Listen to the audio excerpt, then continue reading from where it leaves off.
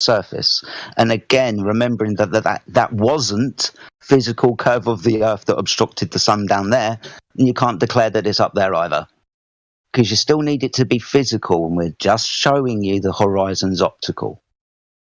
So I want to show you something. Look in live stream voice text. This is a clip from a video that's supposed to be a ship over the horizon. Yeah. Now, remember what you said about it's Mirage at the bottom? Is this image Mirage at the bottom? This boat. That's not a sea painted on the boat, buddy. That is where the anchor is. And that underneath the anchor is a reflection of the anchor. I'm not exactly sure where I'm looking in the live stream. Yeah, no, I'm looking at the white part of the ship in the front of the ship. Okay. Yeah. Okay. Yeah. So this is mirrored. And if you look at almost, I would say, any so-called ships over the horizon, you will see the same mirrored effect. You will. What you call the mirage. Okay. It's not Earth curve, dude. Just like the image I showed you with the RC boat, that's not Earth curve. But then the boat keeps going and continues to disappear. So imagine this little marine layer, right, that's reflecting everything that you can't see past. See, you're not seeing, like, underneath this dividing line, where the reflective line is, you're not seeing any of the boat. You're seeing a reflection of the top of the boat, right? You don't actually see the boat underneath this. There's no boat underneath this dividing line. Okay. Yeah. Okay? Now imagine if this was a brick wall instead of this dividing line. And it sailed away. Would it appear to sink down into the brick wall? So you're saying where it would get smaller in angular size, right? But you'd still see the reflected top. And it would appear to sink, because it would converge, right, into the center of the reflection. See, yes, I agree it would converge to the center, which we don't see boats do. We don't see the top converging with the bottom. No, because the surface. So what are you talking about? From what I'm saying, you're saying like almost the bottom melts into the horizon line and the top and the bottom converge. I've watched lots of videos of ships over the horizon. Lots of them. Okay. First of all, it's a rare occurrence to even observe it in the first place. Okay? Should happen every time a boat goes out to sea. Why won't they pay attention to my shit? It's just so stupid. It's so stupid. Blah, blah, blah, sorry. What? The point is that this is not Earth curve. It's not caused by Earth curve. The RC boat's not caused by Earth curve. So your claim that the reason we can't see the bottom of things is Earth curve is just wrong. It's factually wrong. Okay. Well, Indio, it's so wrong. It's fourth grade wrong. And we have adults running around who are 30, 40, 50, 60-year-olds telling us what fourth graders would argue with. And it's really, really insulting to us because we know what they're doing. They're debating at a fourth grade level. And I personally don't want to debate with a 10-year-old. Now, Rocket Man, if you had a 10-foot pole, right, and there was a light on the top on the ground and a light on the ground, right, it's attached to the pole, but it's at ground. The light is attached to the pole at ground level. There's a light on the top, and the pole is say 100 feet high, and you got the pole attached to some pulley, right, and just you turn the lights on and you pull the pole away from you, right. So it's going off to the distance. It's a mile away, 2 miles away, 3 miles away, 4 miles away. What does it look like with those lights, right? They appear to converge together, right? So if I had... like headlights, right? Like headlights far away, they look like one light, and as they get closer, they separate. Right? Yeah. And you see two headlights. So when the headlights are far away, what happened to the 6 feet in between those lights?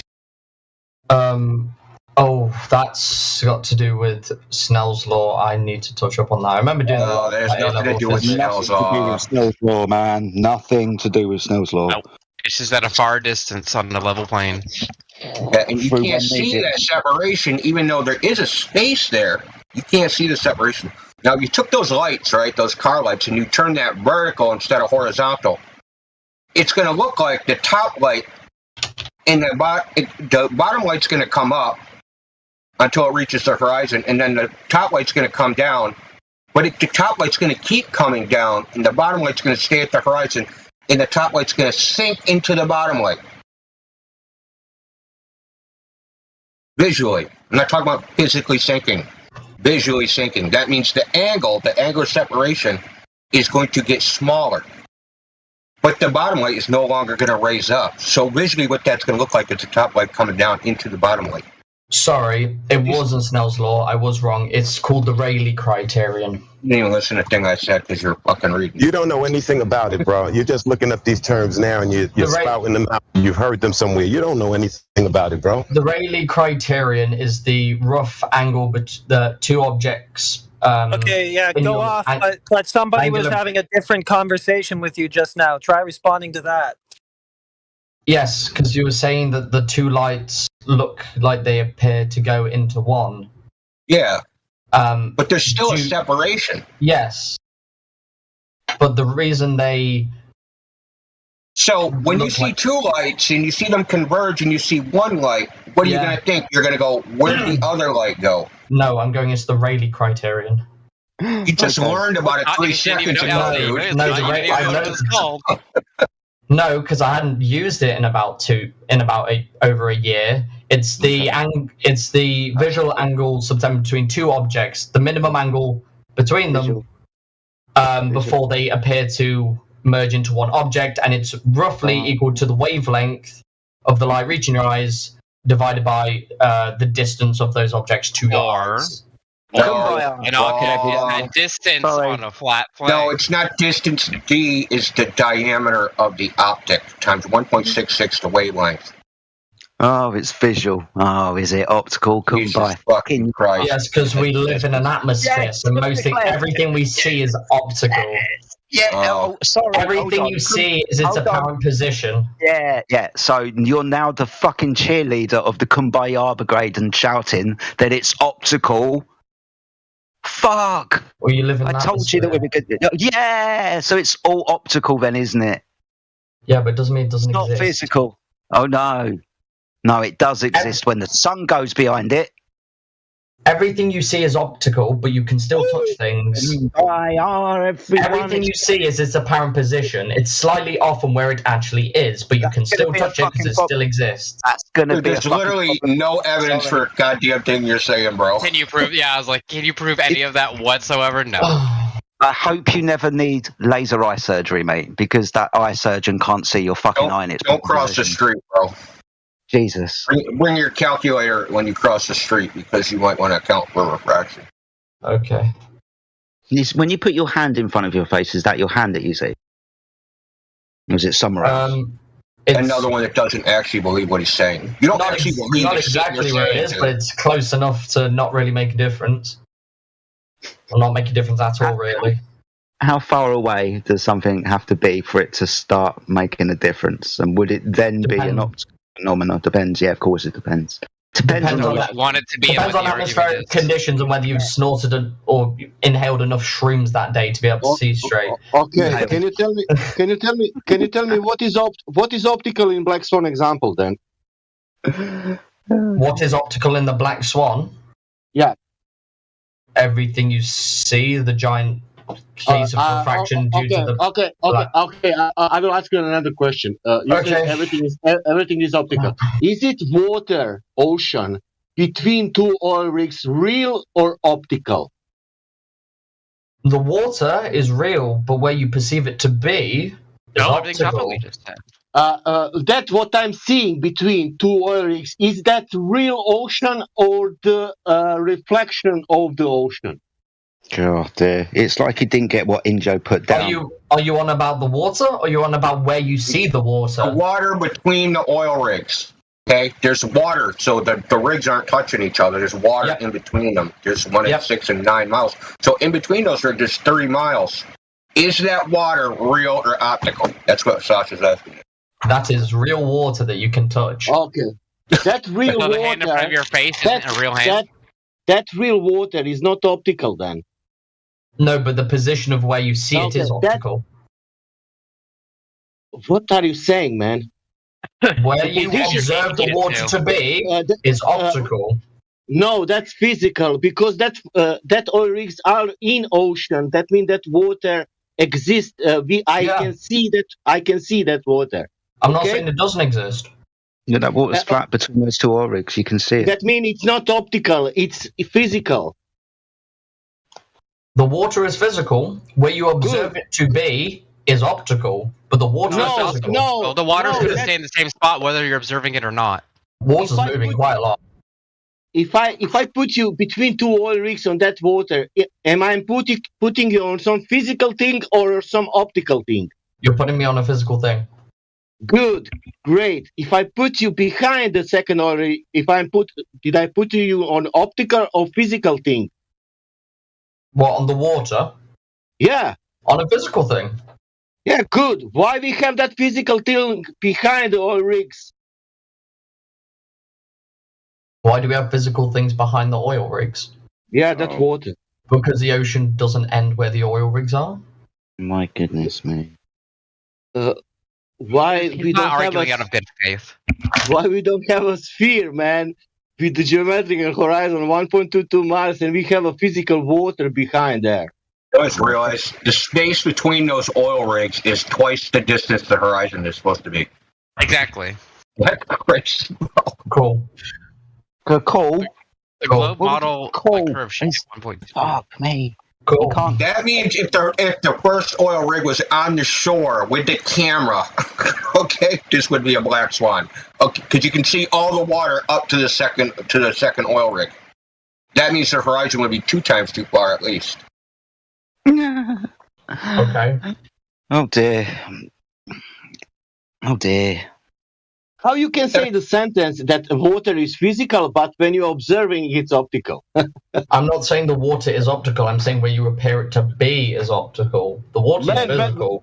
It's an illusion. It's an illusion, mate. That water that you see isn't where it physically is it? It's all an illusion to these people. By what he's saying, every single object on this, Earth realm, whatever, would have to be fake then, and not in its correct position. By what he's saying. Yeah, well, exactly. Define correct position. Well, weren't you just? Well, let me ask. I want to ask you a question. Weren't you just saying the sun is the same angular size all the time? Pretty much within probably. Isn't that just optical then? Throughout the year. Isn't that just optical then? It's not physical. Because we're looking through the atmosphere. I wouldn't say it's purely optical, but you see the sun. Oh my god! The position you see the sun is optical, but the reason the sun stays the same angular size is geometrical. Which it doesn't. That you just kind of half claimed just a second ago. It kind of eased out of your mouth. Yeah, but in a bit it does. Yeah, it does change an angular size. The reason you see it has got atmospheric magnification. This is a demonstrable effect that you can't remove. He's got this barrier. He's got this barrier with himself. It's not good. I'll admit the sun does have atmospheric magnification, but during the day, it stays the same. Or during the same atmospheric conditions, it stays the same angular size. During the day, huh? When do we see the sun that's not during the day? Physical. The nighttime sun. When did we see that? Depends how high up you went. Jesus Christ, bro. You need to understand. You said this. The position of the physical water is not there. Not quite. It's very close, but not exact. Okay, that you said. The position of the physical water, what is physical, it's not there. That's not right position of the physical water. If everything is optical and does not have a true geometric position, how was the globe model constructed in the first place? How's the water obstructed? How is the globe model constructed in the first place if we're not seeing anything in its true position? Yeah. So remember when we said that you ain't seen the curvature of the Earth? That's what we're talking about. Because you keep saying refraction and the atmosphere, and so that's not possible. Then is it? That's the conclusion that you are literally going to have to concede to because it's coming out of your mouth. You can't see it, so how can you measure it? You can see it. It's just apparent. Can you measure? Hold on. Yeah. So what's its true position? And if it doesn't appear to you visually in its true position, then you can't see it in its true position because the atmosphere is in the way. That's what you said 20 minutes ago. We'd have to take the atmosphere out. I said, yeah. We all got to that conclusion because we don't see it in its true position. So how can you make a declaration to where its true position is?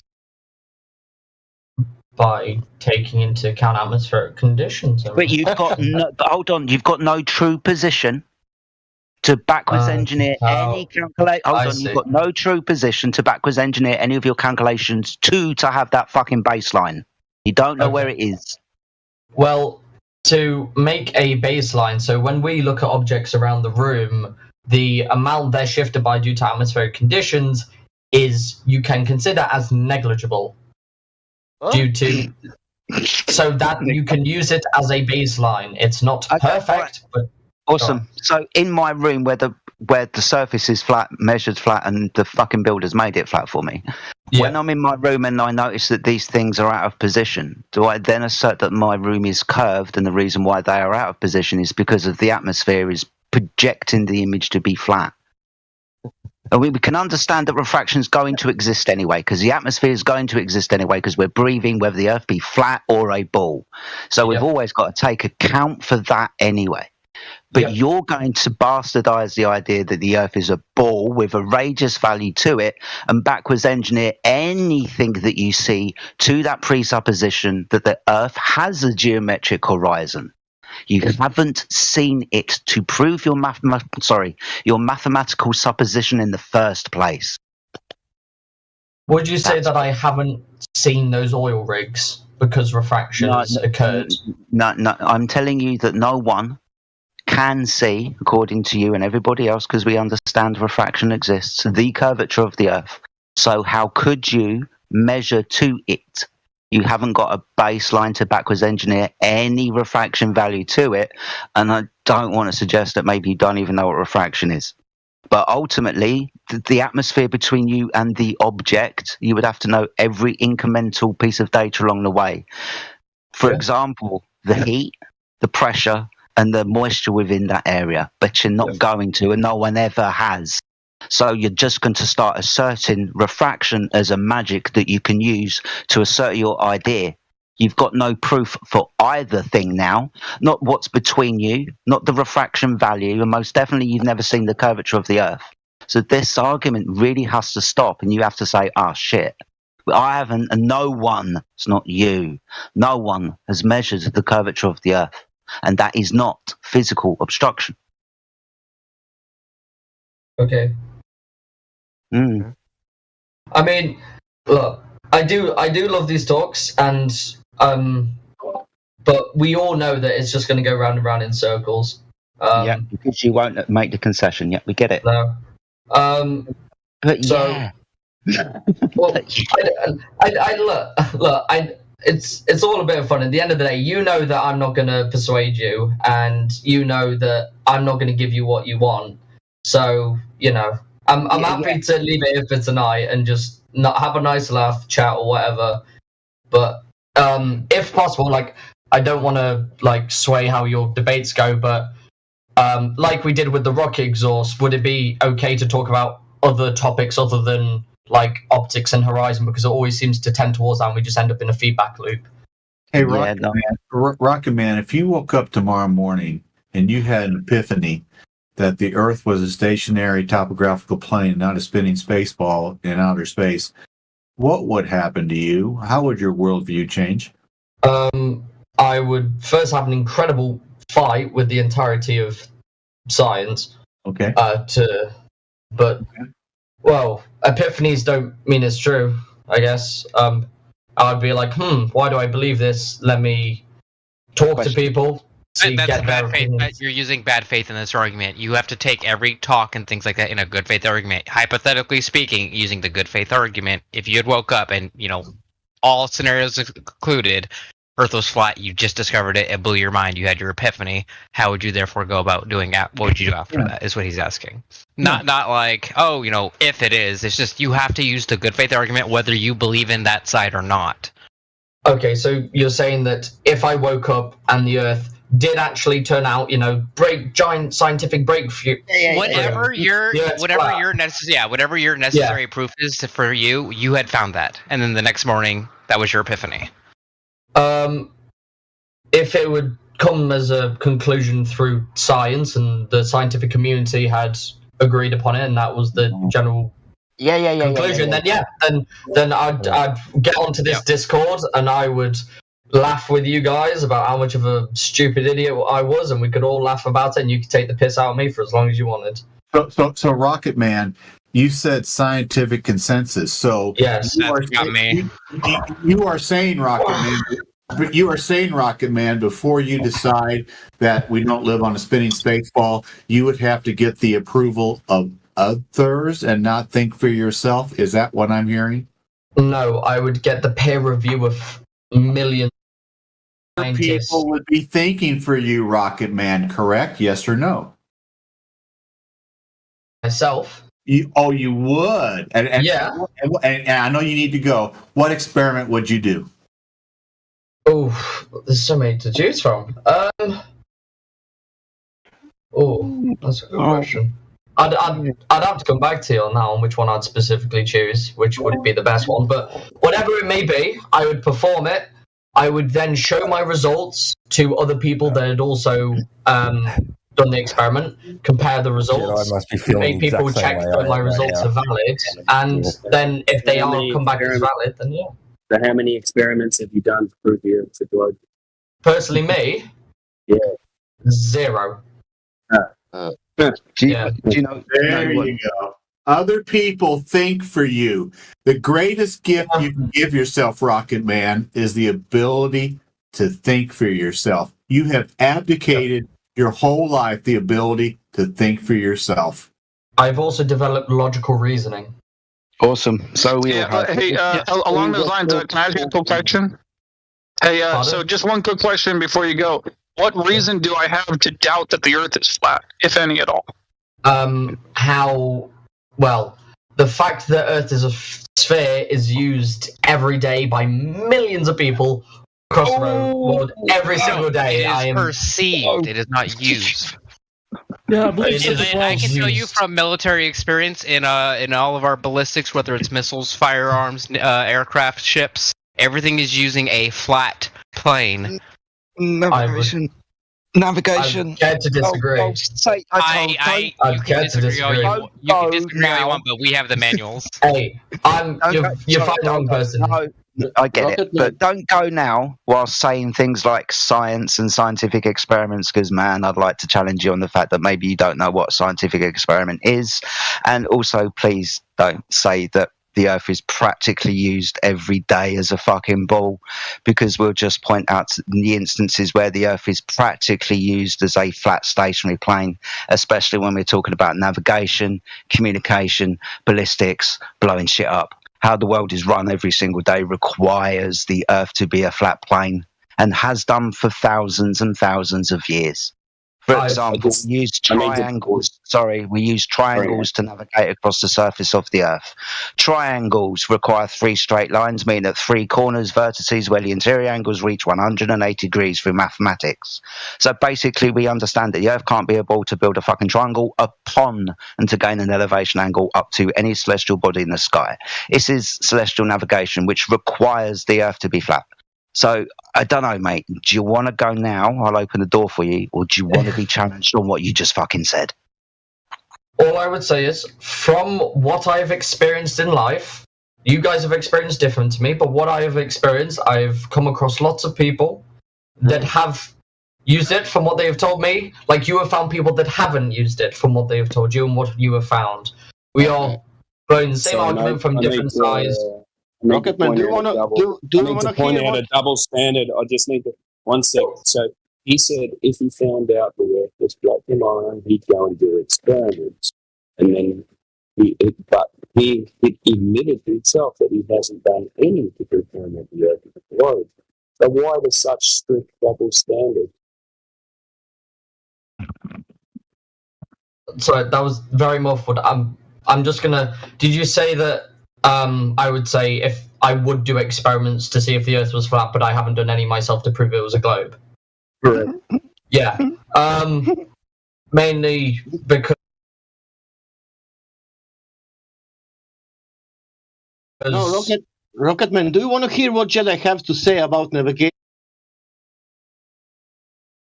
and using navigation from the ancient time? But hold on 1 second, sir. Let him address what Timbo just asked. Okay. Yeah. I want to hear this explanation. I'm intrigued. I would say because I've seen the reason I haven't done any experiments to verify for myself that the Earth is globe is because I've seen the methods that people have done. I've used my logic of reasoning to establish that that was a very valid experiment that was performed, and therefore the conclusion they came to was also valid.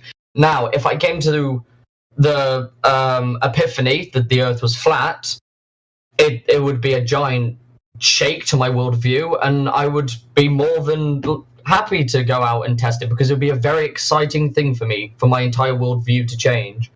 That is the reason why I haven't done it yet, but I would if I had the epiphany the Earth was flat.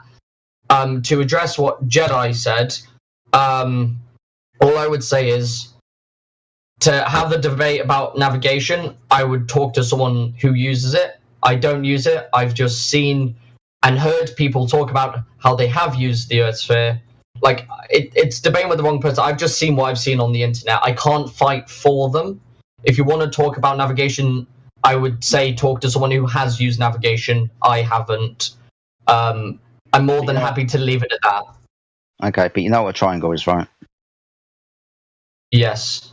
Good. Awesome stuff. So we'll talk about triangles another time. You don't have to be a genius as an appeal to some kind of credentials to understand basic shit, like a triangle. So, we can leave it with that one, but we're definitely going to have a conversation about the scientific experiments you do that think can prove the shape of objects and the category error within that statement I've just made. And don't worry, I'll make sure to leave out straight lines because I know that's a sensitive topic for Heretic. Sorry, what's that? Or just fun. I was just talking about the straight line debate that we've had a few times. Just a bit of banter. Oh, that wasn't a debate. That was just you being a retard as usual. Okay. Yeah, an arc isn't a straight line. Google yeah. Go Google it. I'll take your word for it, mate. We appreciate you being around, and you have been a really, really good sport, man. So we do appreciate it. And you are welcome again, for sure. Yeah, for sure. I'd like to say thank you. It's been a lovely discussion again. It's been a lot better than what I've had in the past before, and it's made me a lot more enthusiastic to come back again and have these talks. So I appreciate having your time, gentlemen and lady. Well, we appreciate the fact that you want to come back. Good night, my friend. We'll speak to you again soon. Tags! What is your profession?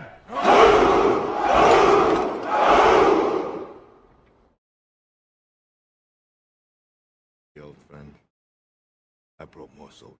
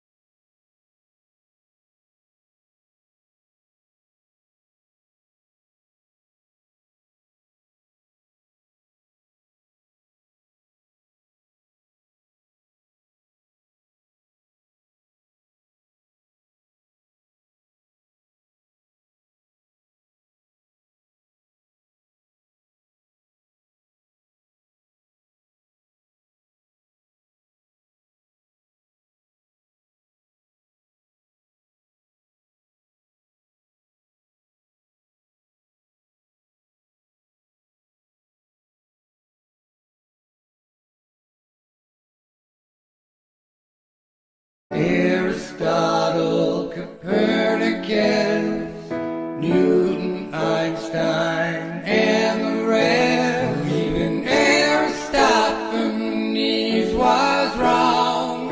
Now you'll hear this amazing song. They don't have a shred of proof, cause the earth is still and just don't move. Horizons at eye level and flat. Stars show no stellar parallax. Michelson, Morley, Sagdad, and Gale. The famous series experiment failed. The Earth is the center of the universe. Bury the truth and the things get worse. NASA nearly takes the lead.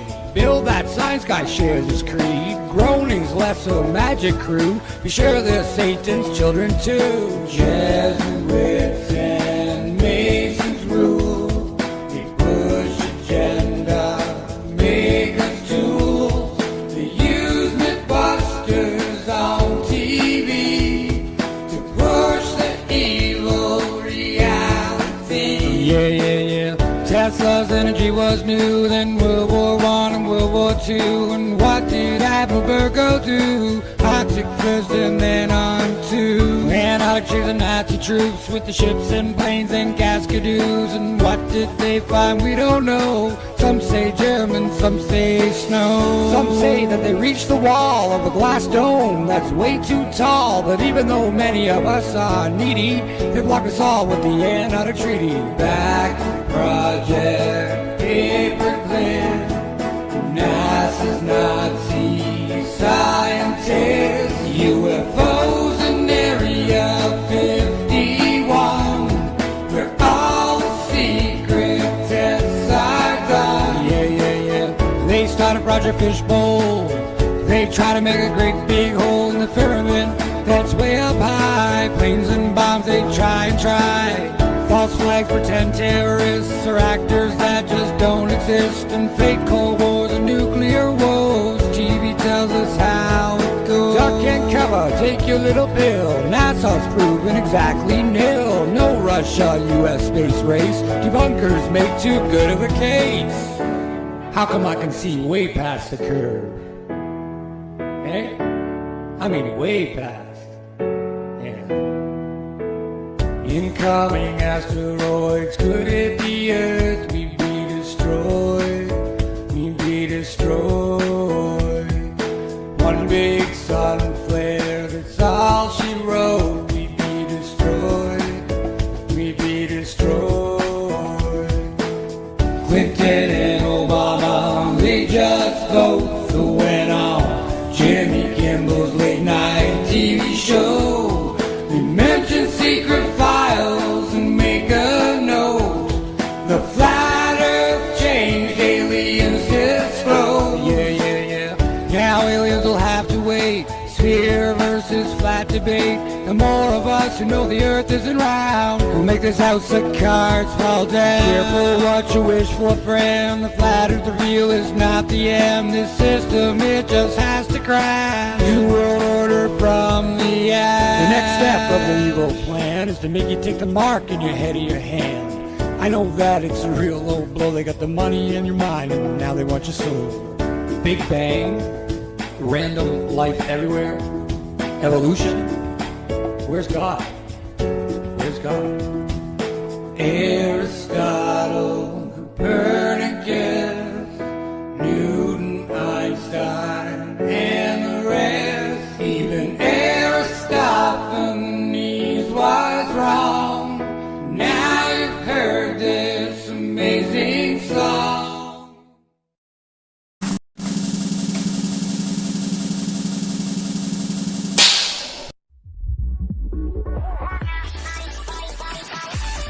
https://discord.gg/flat-earth.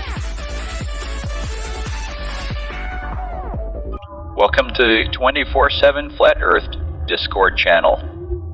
Be sure to go to VC Check and 1 to get your VC verification tags to get involved in the conversation about our Earth. Be sure to bring your verifiable Earth curvature evidence, though. 24/7 God Globe Evidence Fishing Part 1.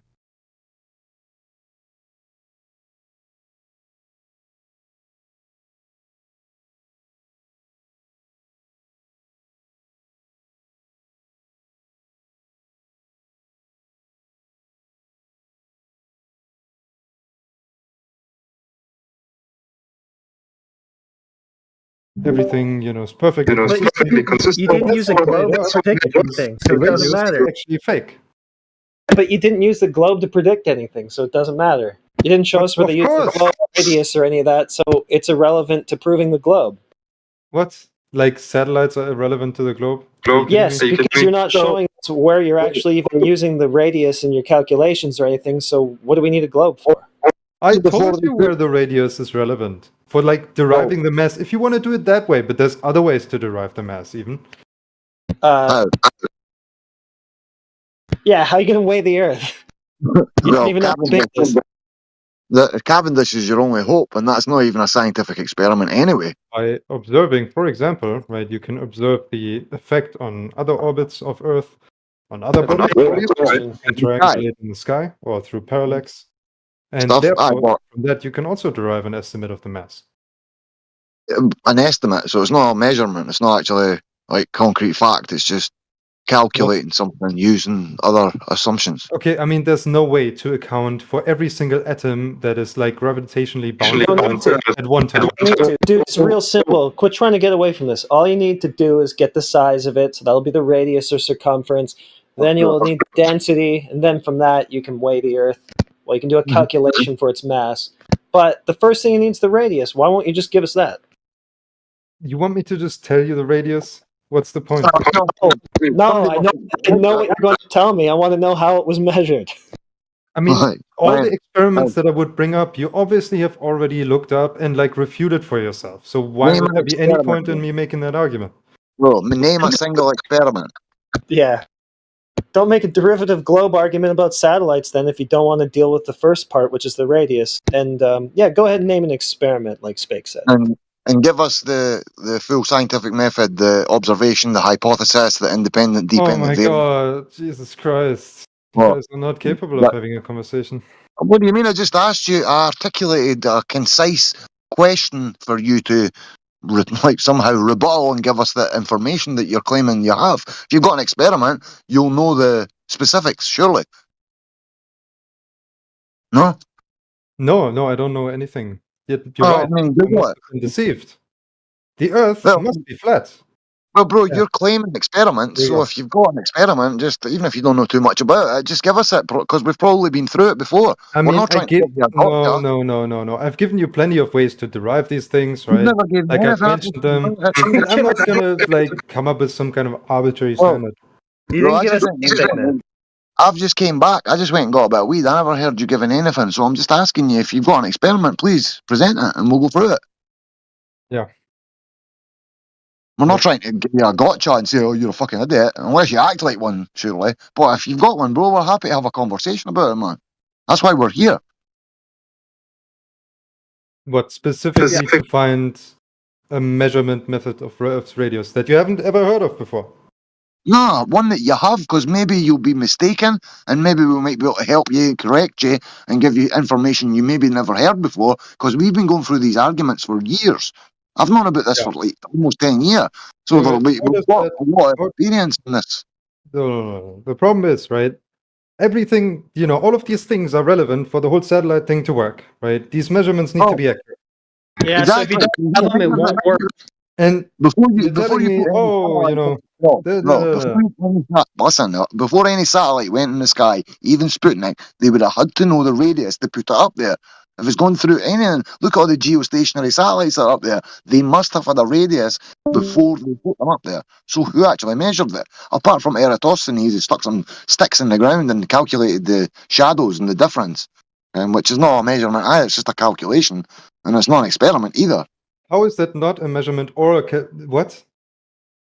It's just a calculation. It's not like a measurement of the drop that's supposedly here over however much distance. It is though.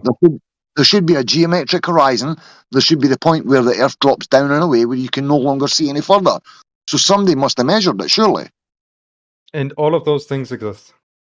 What does? There exists a horizon. There exists like actual measurements and experiments, like the sticks in the ground, right? You measure the angle and the distance between them. If you know both, you can derive the radius of the Earth. You're scattergun. Go back to the horizon. Go back. What is the horizon? Just before you started all that statement you made there, can you define the horizon? Why are we going deeper? Like, I thought you guys wanted to know the radius. And I'm asking you, what's your definition of the horizon? No. Let's stop moving the goalposts, right? Let's stick to that experiment then. No, You said it's not an experiment or a measurement, right? It's a calculation. I don't What's have the to meet you difference? if you're going to keep talking over the top of me, man. You said horizon, mean- right? Listen, man, stop talking over me. I don't talk over you, bro. So I'm just asking you, what's your definition of the horizon? You gave a definition. I told you it exists. What are you asking me for? I'll give you the definition. It's a point where the sky and the floor appear to meet. It's not. They don't actually meet, and it fluctuates depending on whatever your height, your elevation is, your optics you're using, whatever's in the atmosphere, particles, moisture. So it fluctuates constantly. So there's never been anyone ever be able to measure drop over distance and have that 100% guarantee that's what it is, because the horizon moves constantly. But do you think you can't account for that? Like, the formula that you could come up with could include a variable for the height at which you're looking at it? But you can work it out. That's what we're saying. You can work out how far you can see depending on your elevation, optics, atmospheric conditions, blah, blah, blah. Indeed. So there's curve calculators out there. Sorry, I stuttered that there. But there's curve calculators out there. The Mick West one, he's a staunch anti-flat earther. You can use that. And we could go through an image called the Black Swan if you want. Right. I don't know if you've heard of that. But it's basically oil. There's two oil rigs platforms, and the horizon is beyond the second one, where according to the globe math, it should be in front of the first one. And then there's a picture from a different day at the same spot, and the horizon is like the sea. Can we go with the simple experiment? You guys know the lake experiment? That'll not be an experiment. It's what? That won't be an experiment. You can be an observation. Hey, Spake, real quick. Quetz and Warden are both muted right now for some reason. I can't mute people. I can locally mute them. I can kick them from the room supposedly, but I've not muted anyone. No, it's a bug. I think if they're new to the server or something, I'm not quite sure. Yeah, see, just like mute them and then unmute them again. Then they're getting unmuted. No, they but can't join the user created channels otherwise. I've not got mod mutes. I've not got that high up. I'm only able to local, so I can locally mute you, but everyone was still here. Exactly. No, not locally. No, you can server mute them for your channel. Like you're like the king of this channel. It doesn't say that when I go into it. I mean, if you right click on them, there isn't a red button like sound server mute. On the phone. I'm on an Android. It should be the same. And when I drag the screen to the right, I've got the bot command room, but I've been hunting to try and find out how to work the bot. And just long press on one of those users, and then you get the menu. I'm not able. I already tried. As soon as he said he was muted, I checked, but it's no, I can't unmute anyone. You can't unmute them, but you can server mute them and then de-server mute them, and that's going to remove the regular mute as well. Bro, I've only got one mute and it's local. That's all I can do. I've already looked at it. As soon as they said it, I looked. And it's only got a local mute. I can't fucking server mute them. I can't. You need fucking permissions from politics to be doing that shit. Interesting. Which hopefully will give me back, because I used to have perms in here, man, and we had a room. But this is a perfect little place. Get back to the earth. Get back to the earth, bro. Can you see if you drag up the text channel? Can you see a text channel for this room? Because on Android, I just drag the screen to the right, and there's a text channel, but not everyone can see it. So I don't know if you can see it, and we could post images in there of the Black Swan, and we can go through it. Yes, no. I'm talking to myself here, boys. I've not even got the button. You got a handy heretic? I've not got it in this phone. They won't let me post anything there. Fuck. I'll go back and get it from the server, man. No, in fact, I have got it. Fuck, it's away down here, man. But I don't know. Can you see this room, bro? I don't know. What's his name? What's the guy's name? I think he left. Oh, for fuck's sake, man. Oh, well. Another one back to dust. We need to fix the text room. Bro, we need to fix the text room. And I need to be able to find out how you ban these motherfuckers. He's in AI can reason room. Oh, well, another one will come by soon. Oh, fucking right. See, as long as there's a few of us sitting here like that. Bing. Hey, Parsival. Hello, my friend. What are you guys Welcome. talking about here? Pardon? I never heard you, sorry.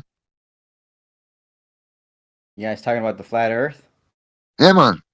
What do you think of the shape and motion of the Earth? Do you believe you're on a ball barreling through space in different directions at millions of miles per hour? Yeah? What makes you think that, bro? Isn't it interesting the way like everything in the sky is like Right. is like revolving around the Earth in the exact same way, right? It's almost as if the Earth is spinning.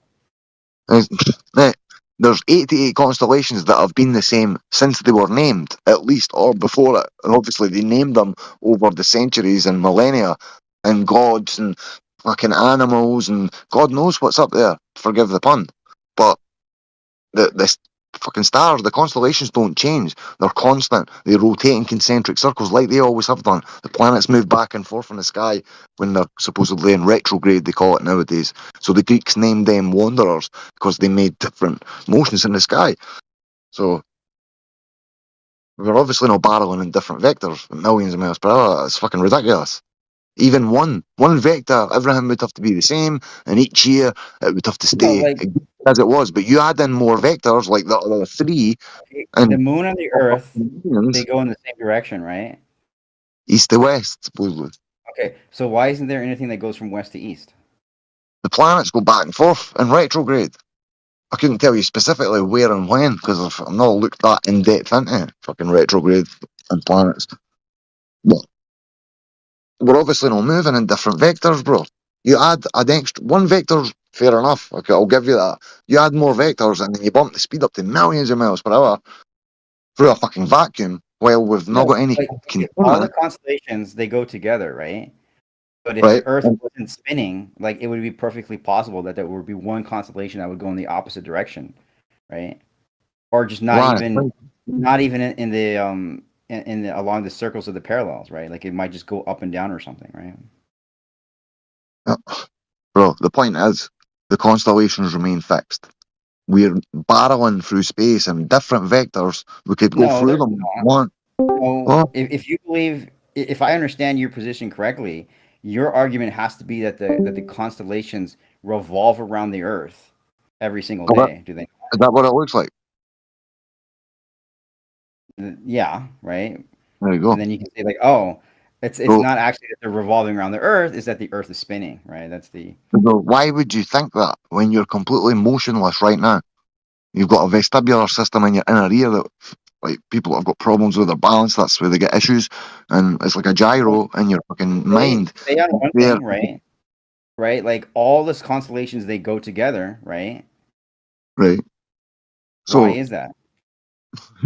But you're asking why. We're trying to establish. I have the answer. Why? The answer is because the Earth is spinning, right? Right, but you what have makes to you that? You have to construct an alternate explanation for that, right? What do we don't have to construct anything, my friend. Sorry, man, but we don't. We've got reality. Listen, you could just be like, "Oh, it's too complicated for me." But then, like, why are you here telling me that the Earth is flat, right? Bro? If you're gonna tell me that the Earth is flat, please explain to me how that works. We don't have to, bro. We don't have to give you a story. You don't know what you're talking about. You can over me, bro. Yeah, you said something, Matt, like, and then I couldn't get into you. And then as soon as I start speaking again, you start talking. How are you going to realise what we're talking about? Listen, we don't feel motion. Do you accept that you feel no motion right now? Do you accept that? You experience a motionless Earth. He bounced.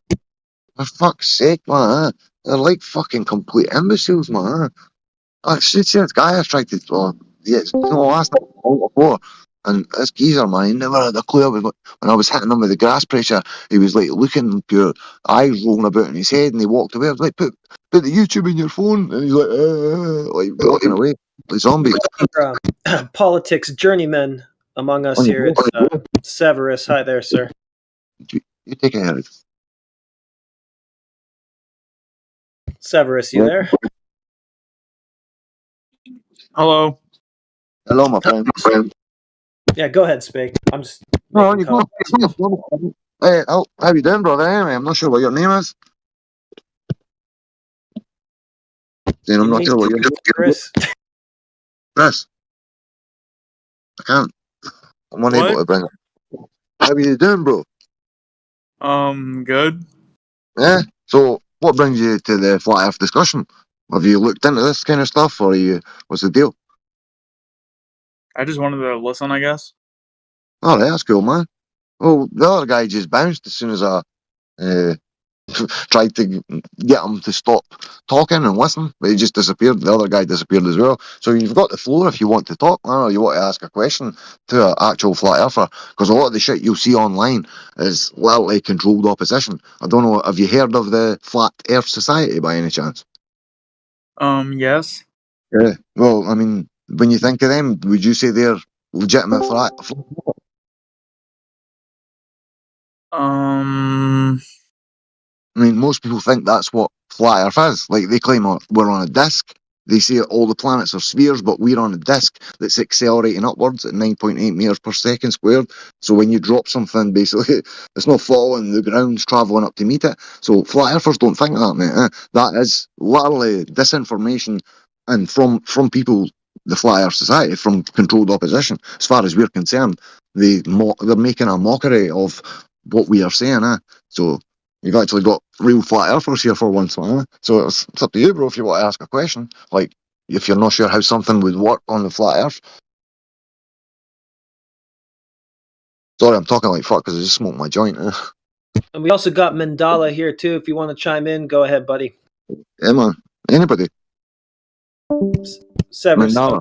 versus gone. Oh, mate, see, when I reset the screen there and went back, I can server mute people. I never even saw that before. Ah, good. Okay. Yeah, take these dudes off mute, like Quetz, take him off mute, and Morvis, Teos. Oh, is everybody muted when they come in, like? I think this Mandela guy is probably muted. Hey, Mandela. Hey, what's up, guys? Hey, Mandela, you muted there, bro. Were you unable to speak when you came in the room? I just joined the server, so. Oh, right, cool. Sorry, on you go ahead, Dick. Yeah, okay. What brings you to this topic? I joined because the link was in 24/7. Okay, you came from 24/7. Right. Oh, that's no fun. We're looking for. I know.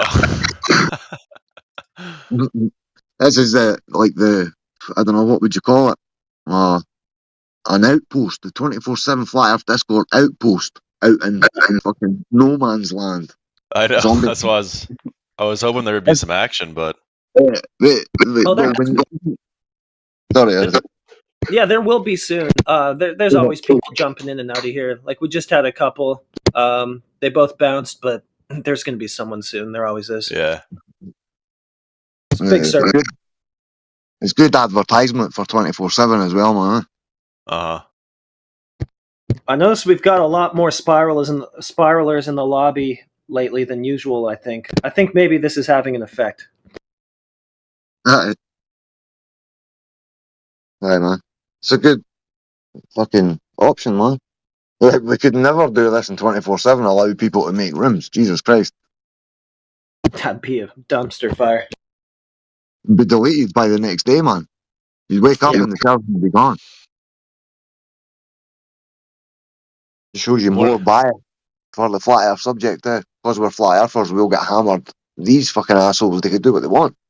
They're talking about Hitler, the Jews. They're all like, they literally come into text channels and say fucking I hate Jews, N-word, fucking this. Like, the guy came in last night and that's what he said. I never even knew I could server mute people. Good. Now you can shut them down. I'll find out how to ban them though. Ola cometh. Hello. Good day, sir. I came here for a flat Earth debate. Hey, you're in the right place. Right. Do you want to debate for flat Earth or against? I want to debate for flat Earth. Oh, right, shit. Yeah. God damn it. Another flat earther. We want a Globy. Flat Okay, Earth. fine.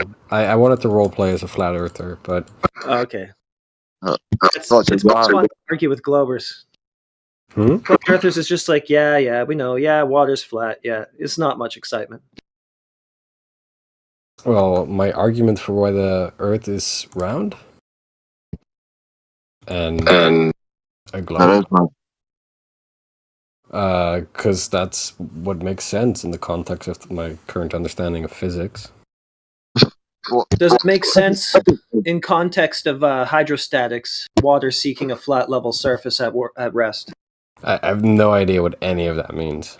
Well, it's simple, right? When water is at rest, right, a body of water, it'll have a flat surface, right? Sure, it spreads its whatever evenly. Water level, sea level, spirit levels. Yes. We've been using water in construction for centuries. Well, so history says, but I believe they probably never had to use water back when they were building all these crazy structures, because they had complete control in matter, I think. They were able to fucking fluctuate it and lift it and fucking cut it into precise. Look at all the pure walls that are everywhere. Look at the Nasdaq lines and shit. Look at all the shit that was made. They weren't. This was a fucking highly advanced race of people before whoever it was took over. The Freemasons, the Rothschilds, all these names have been given to us, but whoever took over before, we were mind-boggling the technology we would have had back then before it all got fucking taken. Yeah.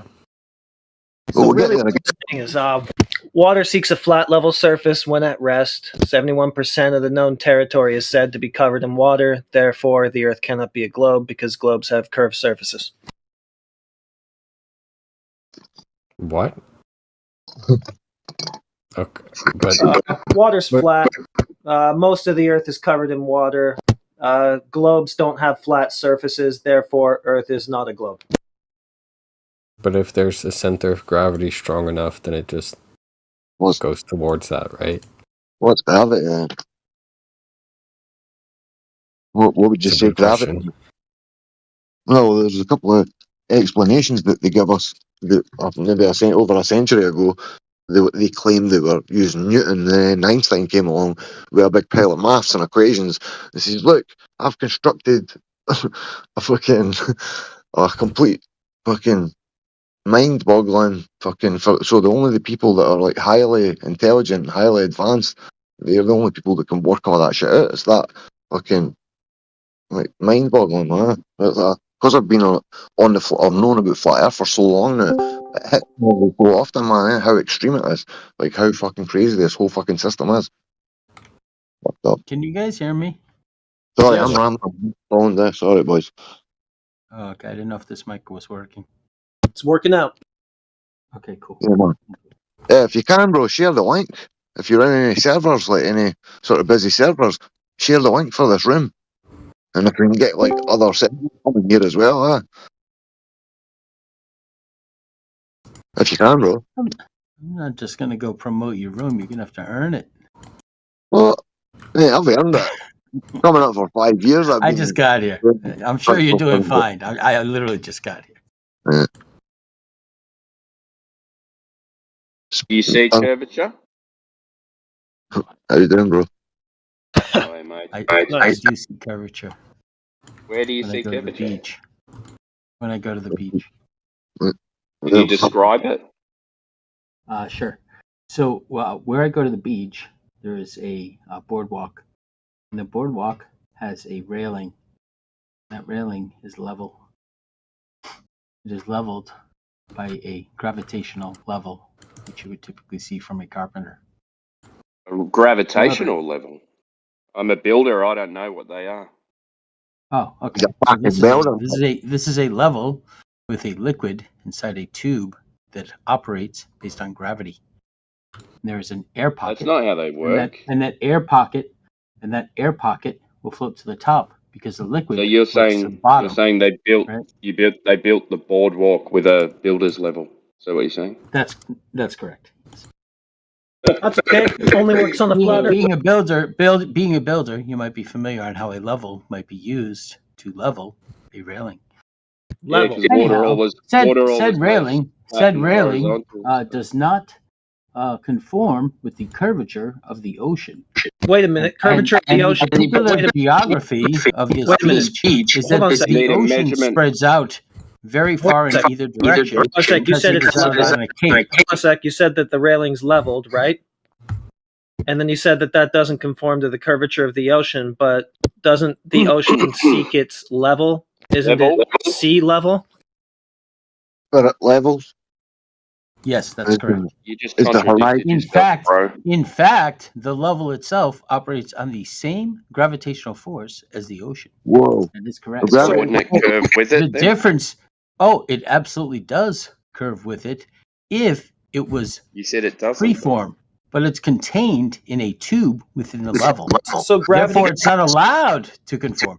Now, if you were to take a microscope and look, well, I can definitely hear my mic working now because somebody's got a little bit of an echo going on. Yeah, Can everybody shut up? Can everybody shut the fuck up, man? Fuck's sake. There's like 4 of you talking at once. It's just a blah, blah, blah, blah, blah, blah, blah. And nobody can hear anything anybody's saying.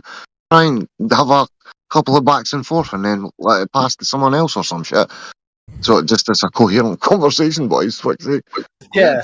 Oh, yeah. I just had a quick question, though. It sounds like you're saying... Hold on. I just want to ask a quick question. What you said. Sounds like you're saying that gravity causes... I thought you wanted an answer.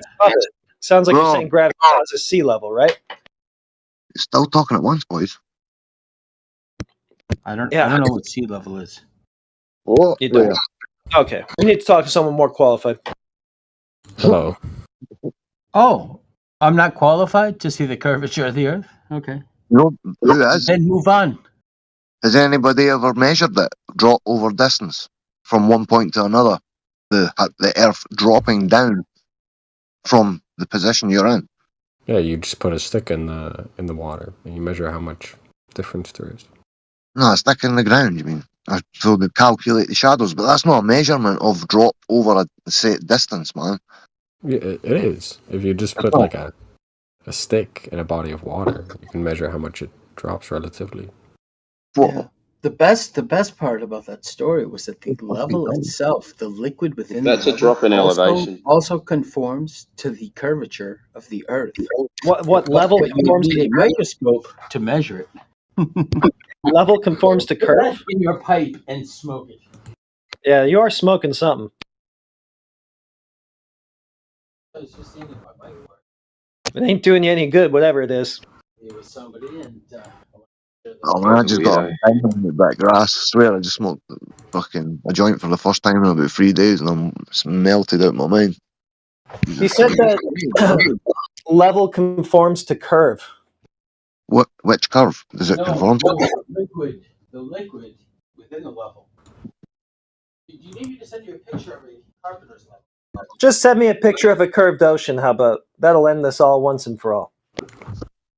Oh, I'll take one next time I have. Okay, thank you. Do you believe NASA's fake? Well, they show a cartoon picture of the Earth with curving oceans all over it, but if you actually go to an ocean, you'll see that it doesn't curve, so yeah, their pictures are fake. Well, that's not my experience at all. But what do you mean, go like physically in person? Yeah, if you go to the ocean and try to check for curvature, the same curvature that they're purporting to show. It's, I mean, you need a wide breadth of ocean to look at so that you can see the curvature. Well, we only need, 10 miles is plenty. 10 miles is plenty of ocean to be looking at for curvature drop because there should be a geometric horizon if you're standing 6 feet above sea level at 3 miles out. So if you got a camera, a telephoto lens, something, zoom in that far, and you're seeing a horizon beyond 3 miles, there's no curvature drop there. Yeah. Yeah. Okay.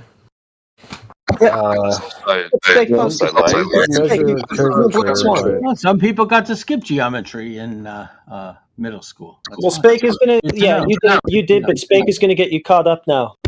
Check the chat. I scored a perfect score on the math SAT because. Okay, well, yeah, thanks for playing. We're gonna take you up another notch here. Check the chat. Okay. But you can. I can't check could the you chat. wait? Could you check curvature by having somebody be in a boat and somebody else just go out, right? And then just at some point you won't be able to make visual contact with them anymore. We're going to do all this right now. Check the chat. It was done. What's the guy's name down at the canals in England? What's his name? Robotham. Samuel Robotham. Robotham, that's a man. He did it. You could just Google it. You can get the PDF, the whole thing. Just Google it. Yeah, there's also laser tests done by the military and universities. There's also FE Corps, Field Engineer Corps. So they got up to about 40 kilometres over an ice lake. And no curvature detected. So there you go. That's 25 miles, is it, man? And it was 90 meters of missing curvature. Why would there be a global conspiracy around this?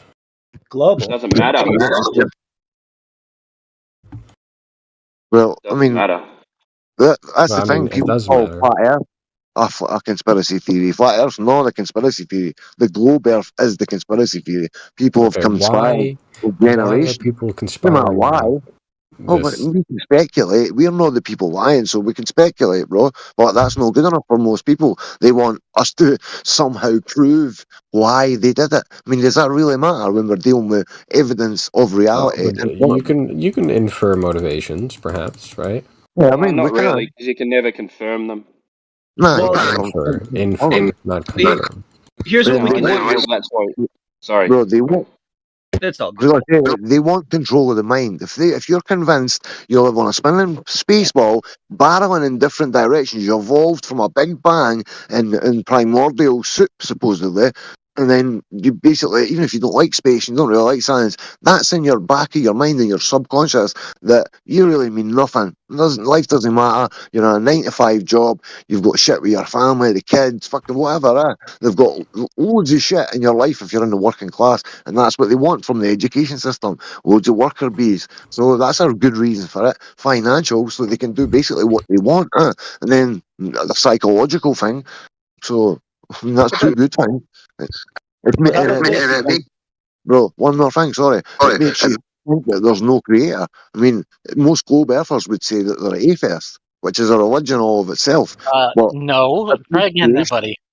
it The proves overwhelming majority of people who accept reality are Christians or are religious. If Islam's the biggest fucking religion, that statement you made is not true, surely. Unless I misheard you. Yes, most people who are Muslims accept the globe Earth. Real quick though. Just really quick before you guys go further. Also accept the fact that the Earth is a sphere. Okay, before you go further though, just real quick about the last conversation. You don't need to know why somebody lied to prove that they lied, right? If somebody says, "I got a Ferrari," and then you go and falsify that claim, they have no Ferrari. They've never been seen with a Ferrari. They got no paper trail to prove they have a Ferrari. You falsified the claim. You don't need to know why he lied about it in order to prove that it's not true. So all you have to do is take their globe claim, test it out. If it fails, it doesn't matter why they did it. The claim is just false. Anyway, go ahead. There's a difference between the truth of what the Earth is like, right? And like the way people portray it. I mean, every culture's had a cosmology. Yeah, most of them have been flat. Just go back to what I was trying to say back then when you mentioned the Muslims and Christians. That all comes from the same book, the Torah or the Tanakh. That's where it all comes from. So the Old Testament is just a diluted version of what's in the Torah. So and it says in the Torah that it's immovable. And God, it says it multiple times. As far as I know, it's 2 times at least. But it says in the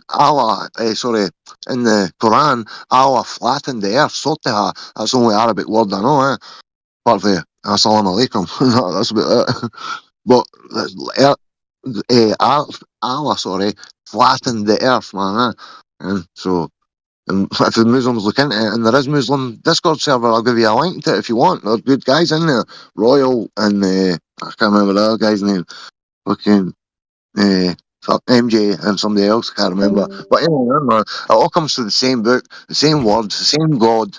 And they don't like to admit it. If you speak to a Christian or a Muslim, they don't like to admit it's the same God. They'll argue with you. I mean, Jesus supposedly spoke Aramaic, and the word for God in Aramaic is Allah. So, and they don't like that as well when you tell them that shit. Sorry, I went on for a bit there. Stone, sorry. Your hot mic. Did you ever unmute Jesus Candy? That's another guy who's been in here for a bit and he hasn't been able to talk, I don't think. Which one? The one with the bird? Yeah. There you go. Well, he's a politics leader. He should have mic perms. I don't know. Yeah. Hey, you're unmuted, bro. Sorry, I'm not used to having to unmute in this room. I never thought that it was a thing. So you can speak now, bro, if you want to. Jesus Candy, you've got control of your mic, my friend. Nobody's gonna, like, bite your head off. It's a chill conversation in here, man. No? Well, you're unmuted, man. If you want to chime in, that's up to you. Well, anyway. I've got a question for Kamath. If we can have just a civil conversation without you interrupting, would you like to answer a question? Me interrupting? Yeah, sure. Just he wasn't the interrupter. Maybe it's the wrong. It was that other Dante guy who's gone. But go ahead, Timbo. Oh, he's gone. Okay, no, sorry then. That's all right. Well, I'll ask you then. Ever in your life have you ever experienced curvature and rotation of the Earth? I don't know what that would look like experiencing the curvature. I guess not. I mean, I've been in a plane and boats. Did you see the curvature from the plane? I wouldn't really say I saw the curvature. I just saw a change in scale. Yeah. And what about the boat? What did you see in the boat? Well, just water. Just plain horizon level water. Yeah, but did you see curvature in the boat? Because I said, have you ever experienced curvature or rotation? And you said, well, I've been in a plane and a boat. So I was just wondering if maybe you experienced curvature in a plane or a boat. I mean, the plane flies through a trajectory that, like, counteracts curvature by flying... I don't know what the fucking ratio is again. So I've been in a curvature. You've been in a curvature? Well, not necessarily in it, but I've traveled over the globe, right? So I've had to deal with it, but I didn't personally experience the question of it being a globe by saying I've flown from live on a sphere. It's not really evidence of a sphere, is it? Because they say you're flying over a sphere. In your mind, you think you're flying over a sphere, but in reality, you've never seen this sphere and never had to do anything to counteract that you live on a sphere. I haven't run any, like, physics experiments where, like, I checked. No. Oh, there aren't any. Yeah, you save your time, man. Well, you haven't seen the pendulum? You haven't seen the pendulum? Foucault's pendulum? Do you want to? You're back. Do you want to What's talk it about called? the pendulum? Then? Oh yeah, no, that'd be great. It's called Foucault's pendulum. Yeah. So, can you explain Foucault's pendulum then? No, I'm asking. I was asking. No, you brought it up. You seem to know the name of it. No, explain it. what I asked was, you haven't seen the pendulum? Right. Yeah. So, can you explain? Now it seems that you have in fact seen the pendulum. I would like you to explain it to me. No, it's your argument. Well, who's making an argument, sir? I just asked if you've seen the pendulum. But you seem to know. You seem to know all about this pendulum. So I would love to hear what you have to say about it, sir. You don't start the fuck up, man. You're just going to keep talking over us. I'm just going to meet you. I don't want to have to do that. Fuck's sake, let us speak and you'll speak, and then you'll actually fucking learn what we're talking about instead of assuming shit. So the Foucault pendulum. Bro, do you think the Foucault pendulum is evidence? 6 o'clock in the morning, you fucking loser. Movement? Not here, you fucking loser. Bro, do you think Foucault's pendulum is evidence for the globe? Are you going to answer me? There's no comment. Who is it speaking? Do you think that it's evidence for? Are you a round earther, dude? Bro, I was going to ask you that. Do you brought it up? Do you think it's evidence? But no, it's not evidence of anything. Right, but if you hang a heavy enough pendulum on a free enough swing, it just starts swinging. I don't know why it doesn't. No, I asked if you had seen it. I had asked if you saw it. You need to start the pendulum, bro. You need to swing the pendulum. They say that. And they use magnets. They use magnets as well, bro. Magnets, and they have to put energy into the system. They need. It won't keep going itself. If it was proof of Earth motion, surely it would go all the time. You'd get perpetual energy from it. But they have to start it. They have to keep it going, and they use magnets as well. So why doesn't the guy tell us what swinging a pendulum proves? Yeah, why doesn't he? Have you guys ever like watched a boat in the water till it like was directed at all you, the bro. way? We're not done with the pendulum. Yeah, the guy who brought up the pendulum. You swing the pendulum, and the pendulum swings. What does that tell you about the Earth?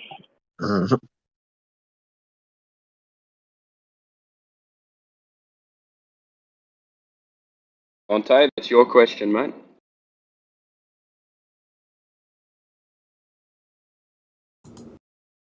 See, this is how it goes. The globe proofs are so shit. The globers don't even understand them. Can you make a map of the Earth? That's because we're not fucking ponies. The globers, yeah, but you guys don't even know what your tricks are supposed to be. You don't even know your tricks. You guys also It's defer all because the we don't way. sit around with a bunch of Australians pretending we're fucking smart in a room talking about one goddamn topic all fucking day and then asking people to advertise for the stupid fucking room. You bring up a pendulum, then we say, okay, what about the pendulum? And look at you guys, 4 guys in a fucking tizzy. What about the pendulum? What about it? Oh, fuck off the pendulum. Yeah, Oh, what about it? Pendulum, It's magnets, dude. You don't seem to know why you brought it up to begin with. Of course I brought it, dude. I brought it up like I bring anything to flat earthers. I talked about the beach.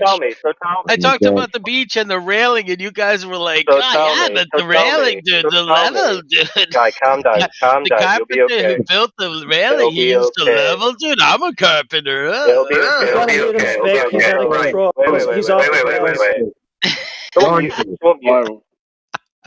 So you brought up a pendulum. You swing a pendulum. What does that tell you? You swing a pendulum. What does that tell you? Why can't you tell us? Dante, you're muted until you calm yourself down. Take a breath. I'm going to unmute you, man. Please just chill. Yeah, tell us what the pendulum shows you. You swing a pendulum. Now what? Nothing. Great. I've unmuted you, brother. You're able to speak again, man. Just please I'm chill. sorry. I didn't know I was voiced. Oh, okay. Hey. Mate, we're not trying to have I'm sorry I went off. That was not fair of me. I should be kinder to yeah, you should be less of a pussy. People. So you bring up a pussy, you bring up a pendulum, and you swing it. Now what? What does that tell you? I'm gonna respect your right to privacy, and I'll let you guys go on in peace. You haven't say or night. So you don't know what the pendulum does. We know what the pendulum does. Come on, help us out, dude. I have no idea what the pendulum does. I've just seen it at the Museum of Science. Like that's it. So I have no fucking idea what it proves, doesn't prove, don't even care. But you guys were like all about it. I never even I didn't know the name. I just saw the pendulum and I was like, oh, that's cool. Because what they do is they put a pile of sand and it's like it draws lines in the sands and like over the time of the year like it changes. But I don't know what that means. What I do know is this is like I used to live on the beach. Well, not on the beach. I used to live on. I'm sorry, you were asking a question. Shut the fuck up. I'll let you go on in peace then. Yeah, that's fine. See a pendulum swing and you go, I don't know what that means, but Earth's a globe. Dirt. What? That was not the conclusion that I drew. I just asked, have you guys seen the pendulum? Just like he asked, have you seen the curvature of the Earth? And I said, yes, I have. So why bring it up if it doesn't prove a globe? What? Yeah, we're looking for proof of a globe. So if the pendulum's not proof of a globe, why'd you bring it up? Wait, by globe, do you mean round Earth? Round can be like a coin. So no, I mean like a globe, a sphere. Oh, a sphere. Oh, okay. No, because like certainly a globe is a map of the Earth. We're the ones we all know the Earth is flat. Maps are it's flat. a projection of the Earth onto a sphere. You're right. You're actually right. He's exactly right. It is flat. The globe is a projection of flat Earth. See that? It's just like a Mercator projection. Oh, look at that. I dropped the name. Holy smokes. What does that prove? Holy smokes. All right, I got to go. You guys have fun. Yeah, fuck with. Yeah, but you can. Yeah, go and calm You your have the nerves down. point that when you, I remember as a kid seeing a ship go off into the horizon and it like fades away and it goes down, right? Does it go down? Yeah, it gets smaller. Yeah. You should. At what distance? But it doesn't. You don't see it going down. I mean, think about it. The size they claim the Earth is, you're not going to see a boat doing that just a handful of miles away from you. So we've got hundreds and hundreds of people taking images of boats well beyond the supposed curvature of the Earth. Just the Black Swan alone, a handful of miles, and the radius is the one. But I don't think we can use the text channel room. That's the only thing. Don't know how to get into it. It's time to Black Swan them. Yeah, for you to know that. I mean, stars for are you to real. know that boats. For you to know that boats go over the horizon, you'd need to know the actual geometry of the Earth, supposed Earth, and then what they say is if you're 1 foot off the surface of the water, you should only be able to see. Oh, sorry, the horizon starts. Physical horizon starts at 1.225 miles. So things should start disappearing bottom up from 1.225 miles if you're 1 foot off the ocean. Now, that's pretty close, isn't it? So it would be, for the first mile, it'll be 8 inches, and then it gets exponentially bigger. So you got to square the mile after that, so you get a curved surface. Now, at 10 miles, it would be 66 feet missing. Oh, come on. Can you see the text channel I just pinged you in? Let me see. Yes. Where would you say the horizon is in that image?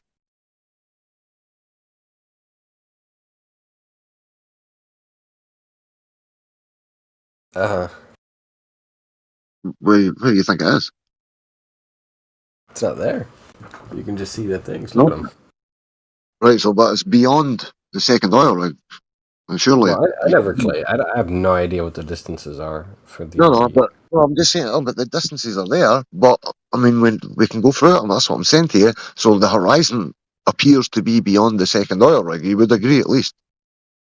So it could be 10, 15, 20. It could be fucking 50 miles. I don't know. So it's supposed to be in front of the first one, bro. Okay. If you take, I've got another image for you as well. What do you guys think stars are? Just real quick, just take hey Spade, could you take Warden off mute? It couldn't be. What, as it came in, went out, come back in. Yeah, he's server muted. Just ping me, Warden, man. If you can see that text channel still. That's better.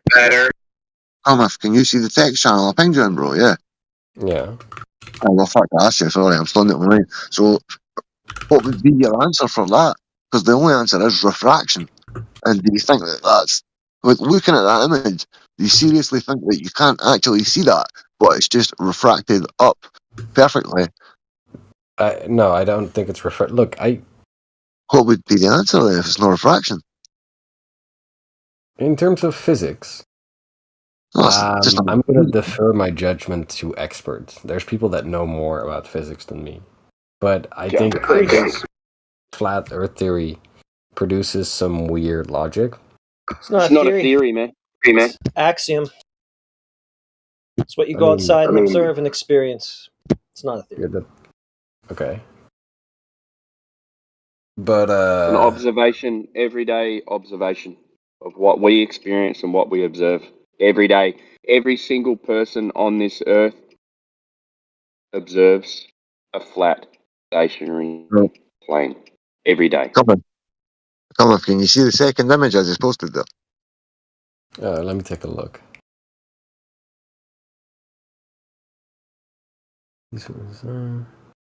Remember the numbers I said before about the 10 miles? So it should be 66 feet a drop at 10 miles. Yeah. And seeing that second, the world is flat? No, but seeing the second image, the one on the right, if you saw that, that would like without seeing the first one, that would appear to be evidence for the globe Earth. I would think if I was a globe Earther, I would think that. But that obviously shows you that the horizon continually fluctuates depending on multiple different variables. So how could anyone ever have measured the Earth's curvature or the drop if that's how much it fluctuates from the same spot, which is quite outrageous when I saw that.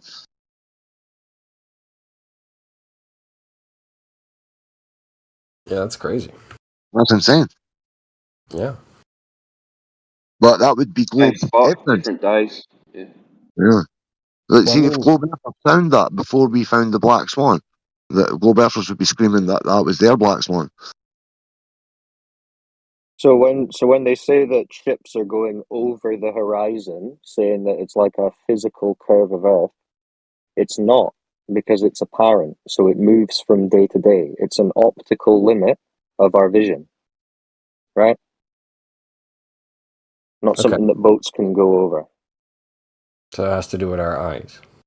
Yeah, it has to do with angular resolution, the limit of our vision, right? So when something Atmospheric gets far away magnification. from us, when something gets far away from us on a flat surface, like if you went into a gym hall and lay down on the floor, put your head to the ground, and had someone walk to the other side of the gym hall, you would start to see their feet disappear and then their knees up to their hips, right? That's how perspective works on a flat surface. So that's what's happening with the boats as well. It's a matter of scale, but yeah, I guess. Yeah, you can scale it up, and you can do this on like a kitchen table with a coin or something. Just drag it away from eye level with your eye down to the table, and you'll see the bottom of the coin start to disappear before the top. It's not actually going over a curve. It's just the effect of the object getting far away from us. If you take a look at that gif I just posted, But like the Earth is really big compared to us, right? Like how big is it? Yeah, it's big, but I mean No, that's like still the really, really same. big. The same principle occurs on a flat surface, right? So you do it in a gym hall or a hotel hallway, and it's a long flat surface. And on the Earth, it's a long surface. So when an object gets far enough away, it will start to disappear bottom up. That's how it works. All right. And we gave you, before I told you the distance to the horizon. So it's actually when you say, oh, it's really big, it's actually not that big until it starts curving. Like it's not what you think it is. So it's, like I said, at 10 miles, 66 feet of drop. That's huge. Can you see 10 miles? If you went to the ocean, you could see 10 miles there. I don't know how Depending many on the day. kilometers is that. With a good camera. 16 Ks. Oh shit, he's bailed. That just bailed. Thomas, take a look in the chat and take a look at that boat. That the guy spot that they done that. He says that it's roughly under 10 miles. That boat would be. So even if it was like a low amount, then there would still be a slight bit of obstruction on that. Looking at that boat, like there should be some of that boat covered, and there's nothing at all. Yeah. I guess. It'd be 66 feet, supposedly, on 10 miles. Well, if that's 7, 8, it might have been 10. He says, I think it was 15 miles to the land at the other side. Because he had a map here, I had the picture with the map and the estimated distance and whatever, man, but fuck knows, that was years ago. Okay, well, that's some good evidence, I guess. Do you have any other evidence? There's lots of it. Remember we said laser tests? By the way, can you unmute Mr. Femboy? I tried to and then he bailed, did he not? He's back. I never heard any ping, man. 1 second. Maybe Mr. laser Femboy is the test. one with the proof that the 10-mile horizon is at 1 mile. Yo, Femboy, you're unmuted, mate. Hello? How you doing, brother? Yeah, what's up? Hold on, I'm just pulling up my notepad real quick. Well, you guys like talking about like flat Earth? Yeah. Yes. I can't type in what is happening to the server. Or is it because I'm like new or whatever? I can't type in the side chat and stuff. Maybe, bro. That's why. I don't know, like Like, is it so? So I guess like somebody, I guess, has an argument for why the Earth is flat. I guess. No, Water is flat. we're talking about horizons. Do you have an argument why the Earth is a globe? Well, I mean, I'm probably way less well read of flat Earth arguments than you, but I'd assume you had a positive argument. I mean, No, but do you have an argument that there's a globe? I'm pretty sure. Hold on. I already just gave you an answer to that. So I'm asking you, do you have an argument that's flat? Yes, water is flat. Water is flat. 71% of the known territory is said to be covered in water. One at a time. Let's just do one at a time. I'm just like writing it down. You're saying water is flat, therefore the Earth is flat? Yes, because if water seeks a flat level surface and 71% of the Earth's surface, as claimed, is covered in water, then it's impossible for it to be a globe because globes don't have flat surfaces, they have curved surfaces. Hold up. I would just like an argument for why water is flat. That sounds weird. It is. Just look at it. Water. Wait a second. I understand you believe it's flat, right? But I'm asking you why. It doesn't matter why. It just is. It's observed that way. Always. No. Wait. Hold up. If you don't have a justification, why is the case that water is flat? Then it doesn't matter. Hold on a second. It doesn't matter why it does it. Hold on a second. It doesn't matter why it does it. It's just the observed natural behavior of water. It does it every single time. It always seeks a flat, level, horizontal surface when at rest. Why doesn't really matter. We can just see again and again and again that it does that. And if it's doing that, that precludes any possibility of the Earth being a globe because 71% of its surface is said to be covered in water. Okay, you keep establishing your own belief over and over again. You keep saying, I think the water's flat, I think water's flat, I think water's flat. That's fine. I understand you believe that. That's cool, right? I'm asking, do you have a justification for why water is flat? It doesn't matter.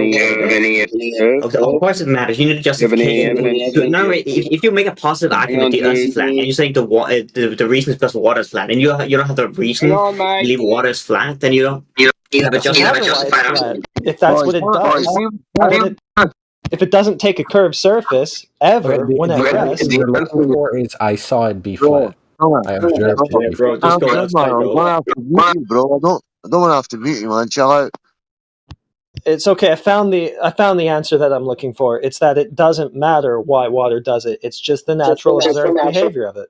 That's it. So your justification for your argument doesn't matter, is what you're saying. I think that's not the justification for the argument. That's not anybody else in this VC have a justification why? Yeah, the justification is that that's what water does when it's at rest. It seeks a flat, level, horizontal surface. Everybody knows that. It's called hydrostatics. Go look it up. Water is never seen to be curving when at rest. It doesn't do that. It doesn't behave that way. Everybody knows that. That is the justification for the Earth not being a sphere. Can't possibly be if 71% of its surface is seeking a flat level. Bro, I just unmuted you and you started instantly talking over Heretic again, man. You need to chill the fuck out or you're going to stay server muted, man, right? So I'm going to unmute you. Please just chill.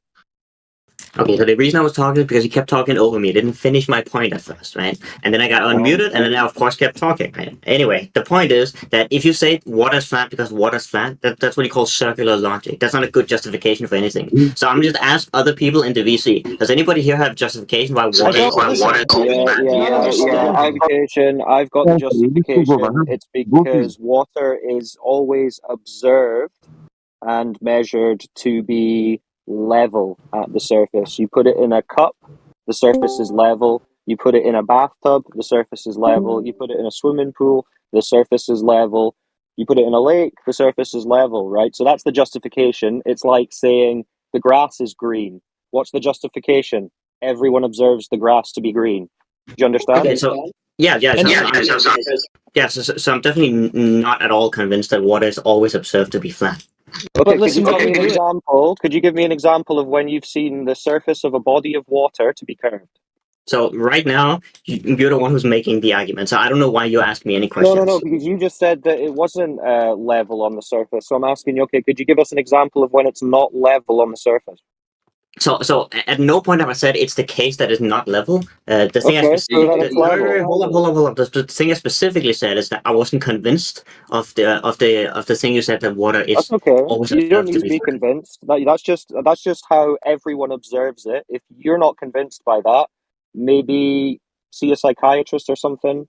But Can you give me everyone else observes it to be that way. If you want to distrust your own observation, that's fine, but we can't really help you there. But that is what it is. So can you give me any sort of like paper or just any research ever saying that Yeah. observed in any measurement ever that water, no matter what, is So always flat? go to your bathroom. Go to your bathroom and fill up your sink. My bathroom is not all measurements. Sorry, that doesn't count. No. Fill up your sink or get a glass My of sink is water. not all measurements. Water and look at the surface of it. It's level, yeah. Yeah, my sink is not all measurements. Okay, you're saying it's the case that water under all measurements is always measured to be flat. When you fill the sink with water, the surface is level, isn't it? My sink is not all measurements. Oh, that doesn't. What you're saying doesn't even make sense. Okay, so we all know. Anyone listening, you fill up your sink, the surface is level. Confirmed. There's a crazy guy here who, for some reason, is trying to deny that, but that doesn't matter because that's what everyone experiences. Yeah, so at no point have I said the sink water isn't flat. What you said specifically. Okay, so the sink water is flat. Hold on, let me finish. What you said specifically was in all cases, no matter what, it's always measured the water is flat, and I've never heard any of that. Do you have any evidence of that? When's it measured curved? No one measured it to be curved. What? Yeah, no one's ever measured a body of water's surface to be curved. Okay, I understand you believe that. I'm asking you why. Do you have any evidence of that? The non-existence of a measurement of a curved body of water is the evidence for it. If you don't believe that, then you are free to go and find us the measurement that shows a curved surface of water. And if not, then my statement stands. Okay, so first of all, I'm not about to do your... Fem, I've been trying to get in for ages. Don't believe us about you're asking us for measurements and you want us to do shit. Do it yourself, mate. Observe water yourself. Go to the fucking ocean and look at it before you even get tools to measure it. It's blindingly fucking flat. Okay, so first of all, I don't need to do your research. Is that not what you experience, bro? What I just said to you, is that what you when you see the ocean? Do you see any kind of curvature over the horizon? Can I talk? Okay, so first of all, I've been asking you the same question for like the past 45 seconds. And I'm saying, do you see any convexity when you look at the horizon at the ocean? Okay, this is not relevant. Okay, so can I respond to Cyclone? Okay. Answer the question. Can I respond to Cyclone? I don't want to have to mute you, Femboy. You want to answer the question? Okay, can I respond to what Cyclone said? I've been asking for ages. I've been trying to get in for at least a minute or two, man. And everybody else has been talking, and I've just thought, I'll let you go for a bit, and then I'll jump in. This is what I've done. So I'm just asking you a question. When you observe the ocean, do you see any kind of convexity over the horizon? It's a simple question, man. Fuck, I forgot to unmute. Okay, so I'll answer any question you have, but I don't want to move off the topic. So I guess write it down. Ask me afterwards. No, it's a simple. I'm not about to move off the topic. Bro, Fem, do you see curves when you look over the ocean surface, bro? That's what. It was a simple question. You've made it like go for like a minute rather than answering it. Yes? No? Do you see any kind of curve when you look at the ocean? This is not relevant. It's a question I'm asking you. Yeah, kind of is, because you're trying to disagree with me when I said that the surface of water is level. So for you to disagree with that, you would have to show evidence to the contrary, which obviously you can't do, which is why you're doing whatever it is. My point is, if you're going to answer for you're muted. Fem, you're muted just now. I'm just asking, it's just a yes or no. When you look at the ocean surface, well, it's not our evidence you're having to believe. I'm asking what you observe. Do you see any kind of convexity over the horizon when you're at the ocean? Okay, I'll answer any question you have once we finish this. What's a track with that? He's fucking off his nut. This ball's not going to get it. He doesn't have a measurement of convexity of a body of water. That much is clear. Femboy, you failed to make any sort of case for the globe. Is anybody else able to do any better? Is anybody else? I just asked, Cometh sounded reasonable. Cometh, why is Femboy refusing to acknowledge observable reality? Well, because it's not relevant to. I mean, naive realism is a thing, right? You know what that is. Man, here we go. Well, no. We're just talking about the observation of the natural physics of water, aren't we? Okay. And I said, and everyone else said, we observe bodies of water from a puddle to a lake, to an ocean, to be observably level. We don't see curvature to them. That's agreed upon on the globe side. No one's debating that. But you've got these mad globe heads who are like, can't even answer. Oh, I'm not even going to admit that I see a flat ocean. Like, what is that? Well, I mean, he was trying for you to make a positive argument, right? Where you provided that. Yeah, because he can't stand the fact that he actually has the positive argument, the positive claim inherently by saying the water can curve, or by believing the water can curve against what we observe. So that requires evidence. But Have you ever seen a drop? Have you ever seen a drop of water, a wave? We're not talking about drops. We're not talking about waves. Water can curve. You put water in a bottle, it curves. Water always takes the shape as a container. It goes through the force that's being applied upon it.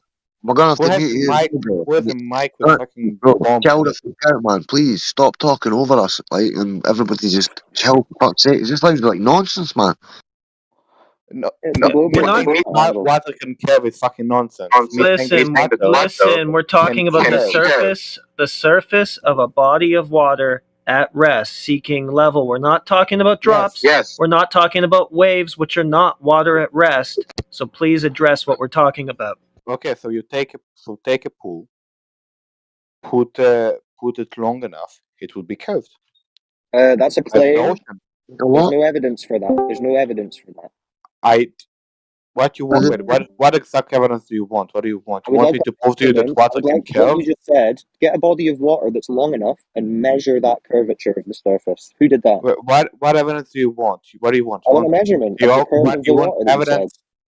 Second one. Let me ask the question. You want evidence for water that is able to curve?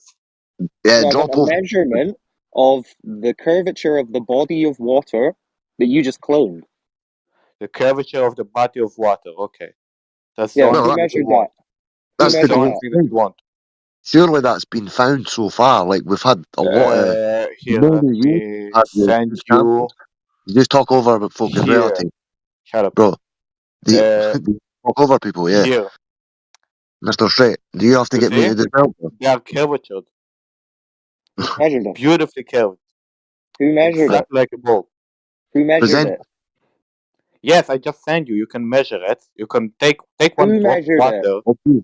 That's a droplet of water, you fool. Yes. I'm asking. You said a body of water. You said a swimming pool long enough. Get a lake. A drop of water is a body of water. It's a small body of water. A body of water, you moron. What about the lake? You moron.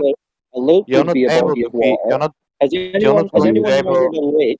Has anyone measured a lake to have curvature? You're not going to be able to see the curvature on a lake. It's not big enough. Has anyone measured it? From space. Anywhere. Yes, from space. No one's measured a curved lake. Of course they did, from space. Look at how far you don't measure. You can see. Bro, I see you're asking questions of if somebody. Mr. Straight, you're muted, man. You're thinking you're not listening to any of us, bro. Chill out as well. We're gonna have to mute loads of people, and they'll start moaning, Right, Mr. Straight, you're unmuted, man. Oh, my friend, I'm not Chill, able to understand your accent. Sorry, can you repeat? Right, we're asking for a drop over distance, a measurement. That's what we're asking you for. Wait. You said, Mr. Straight. Let me just ask. Let me just ask you quickly. What? So you said a lake doesn't have curvature. Is that right? No, I did not say it. I said it's not noticeable by the eye. So a lake does have curvature. I said it's not noticeable by the eye. That's what I said. Okay, but it does have curvature. You said it has. Depends exactly on the lake, right? Let's say a 10-mile lake. You want the entire answer? Or do you want part of the answer? No. I'm asking you questions, and you can respond quickly with succinct answers. I would respond quickly. 10 seconds. It's not a long time. Truly. 10 miles. You're interrupting right now, Mr. Straight. Just listen to his question. Questions. Okay, 10. A lake that's 10 miles long. Does that have curvature? It should have, yeah. You should have. Okay, who's measured 10 that? miles, you should. If it's 10 miles, you can put a boat, right? And you can make the boat drive from one side to the other, and you would be able to see how. If it's 10 miles, you would be able to see how. I don't know exactly the measurement of miles.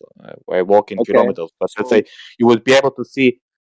Let's say after 5 kilometers, you would be able to see that you cannot see the entire ship, but you're only able to see the upper part of the ship, proving curvature. Okay, so who's taken and it was done by the ancient Greeks 2,000 years ago. That's how we essentially realized the Earth was round. Yes, it was. It was done by the ancient Greeks 2,000 years ago.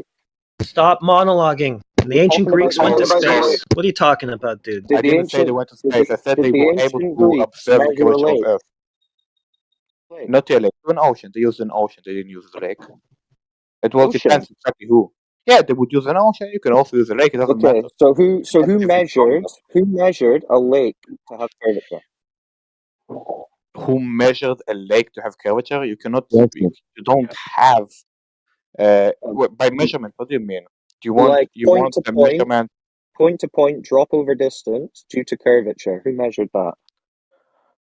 You can see that you can see that if the surface level is the same, so and the Earth is round, then it obviously has curvature. So no one measured it. Is this what I said? Yeah, because I asked who measured it, and you didn't say a name. You're not able to take how is it called? Not a measurement. How is it called? You said the surface level is the same. That sounds level. The surface level is the distance between the core of Earth and the surface. That's obviously going to be the same. You're not able to take a ruler. You're not able to take a ruler. Prove it. And measure it from 4 kilometers. You don't have a ruler. Fine. You can't take a ruler. So no one measured curvature of a lake. You can use the location of the sun, for example, in multiple points on Earth, right? No, I'm talking about the lake. Well, I guess that maybe if you are extremely stupid and your brain is not able to understand trigonometry, then obviously you're not going to accept any measurement of this.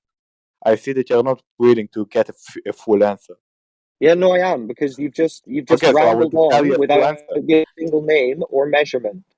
Yeah, I will give you a measurement. If you take the sun, right?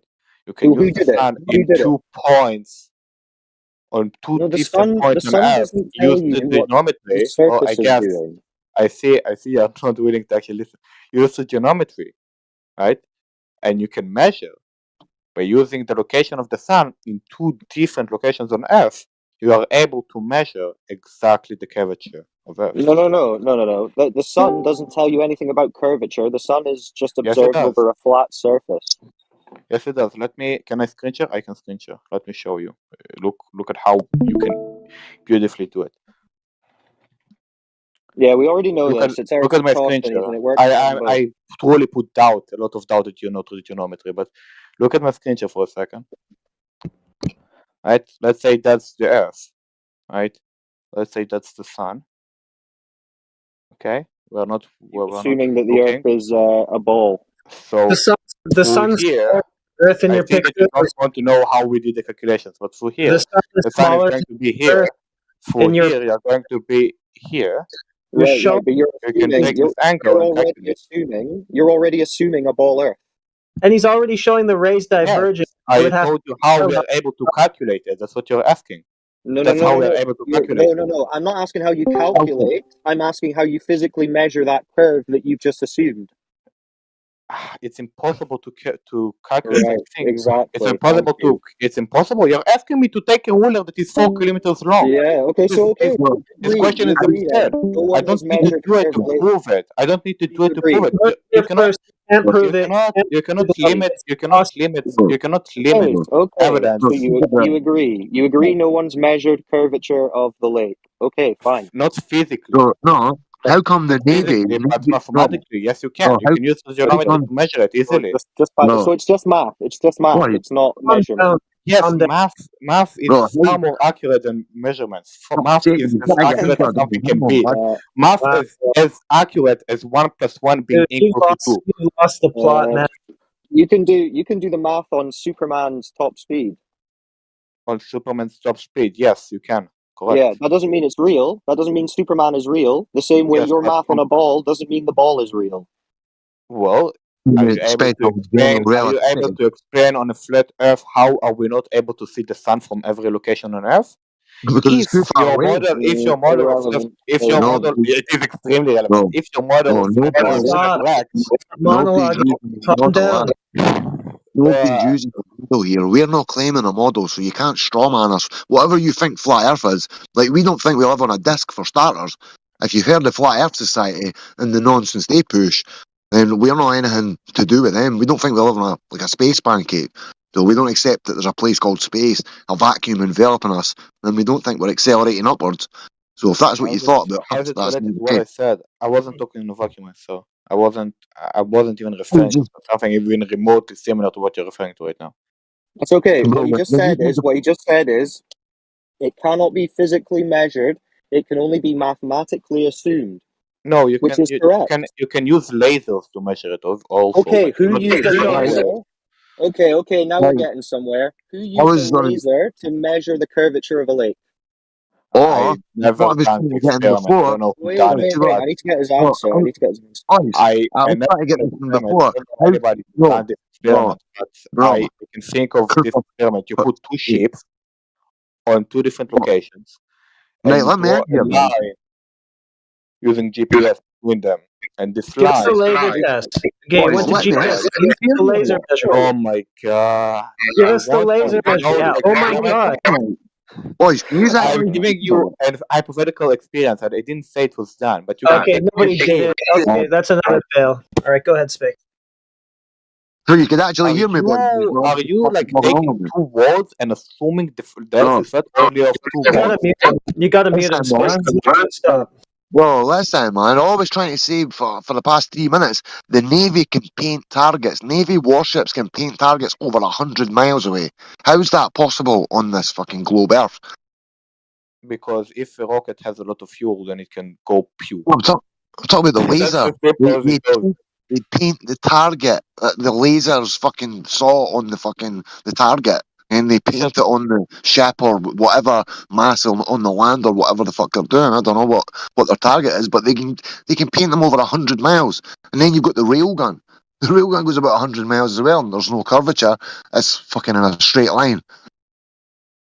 About the first one, it depends on which kind of rocket you're referring to, because there is rockets who use mainly soldiers. You want to answer? I never mentioned rockets. It depends. You mentioned rockets. You were mentioning rockets. How the Navy is able to use rockets. They paint target, but I'm talking about the laser. Fuck's sake. Yes, I understand it. And I'm explaining to you. So I'm not talking about rockets. The rocket and the laser, they go together now.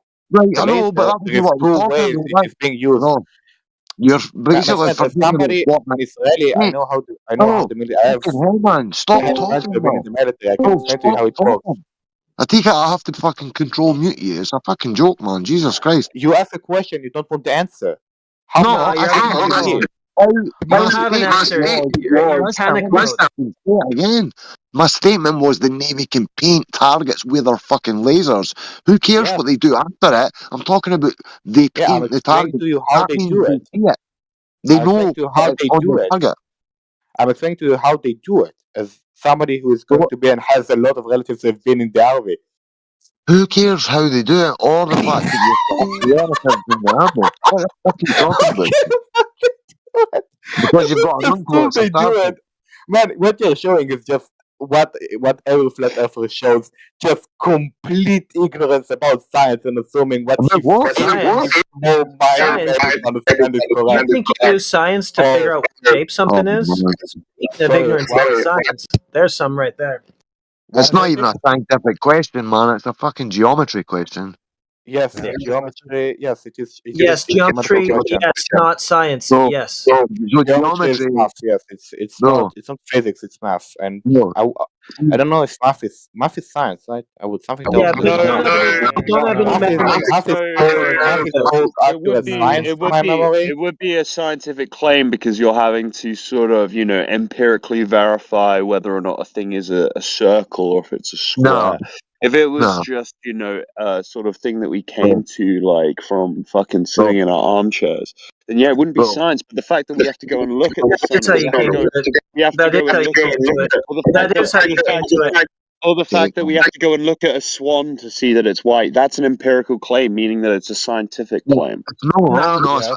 What we're talking about, bro, we're talking about establishing cause and effect relationships, the scientific method. That's what we're talking about. Okay, so that's not science. Establishing cause and effect is not science. That's more of a metaphysical claim. No, that's science. It's literally the scientific method. You don't know what you're talking about. God. I'm sorry, you don't know what you're talking about.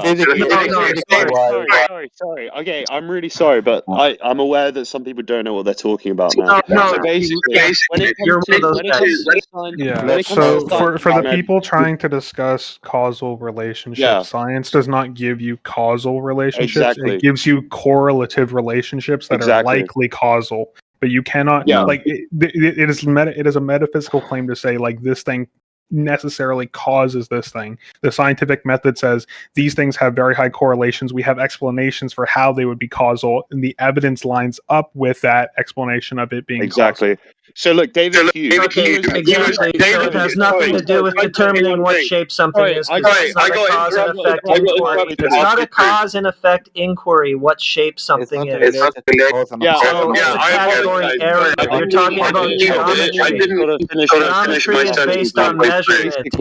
When it comes to whether or not, you know, something is causally affected, David Hume, who was a scientific sort of mind during the scientific revolution of the 1800s, he basically created this problem of induction. Basically, when we see the correlation between a state of affairs and a future state of affairs, we are unable to substantiate that there is actually a cause and effect going off there, purely based on our observation. The scientific method is still designed for cause and effect inquiry, so you're in a category error. We're having to use category error that are in alignment with our observation, who's going to try to steamroll do not actually serve as a proof in and of themselves. Spake, you have to mute this guy because he's not going to stop. Dude, you interrupted me. You're interrupting the entire room. You're in a category error. Scientific method is not for determining what shape something is. It's for cause and effect inquiry. You're in a category error. We could have stopped you like 2 minutes if ago. If you'd read David Hume, you wouldn't be saying this retarded shit right now. Okay, all right. Well, speaking of retarded shit, okay, you're the expert of the scientific method. You're interrupting me again. You're interrupting me again. You're interrupting me again.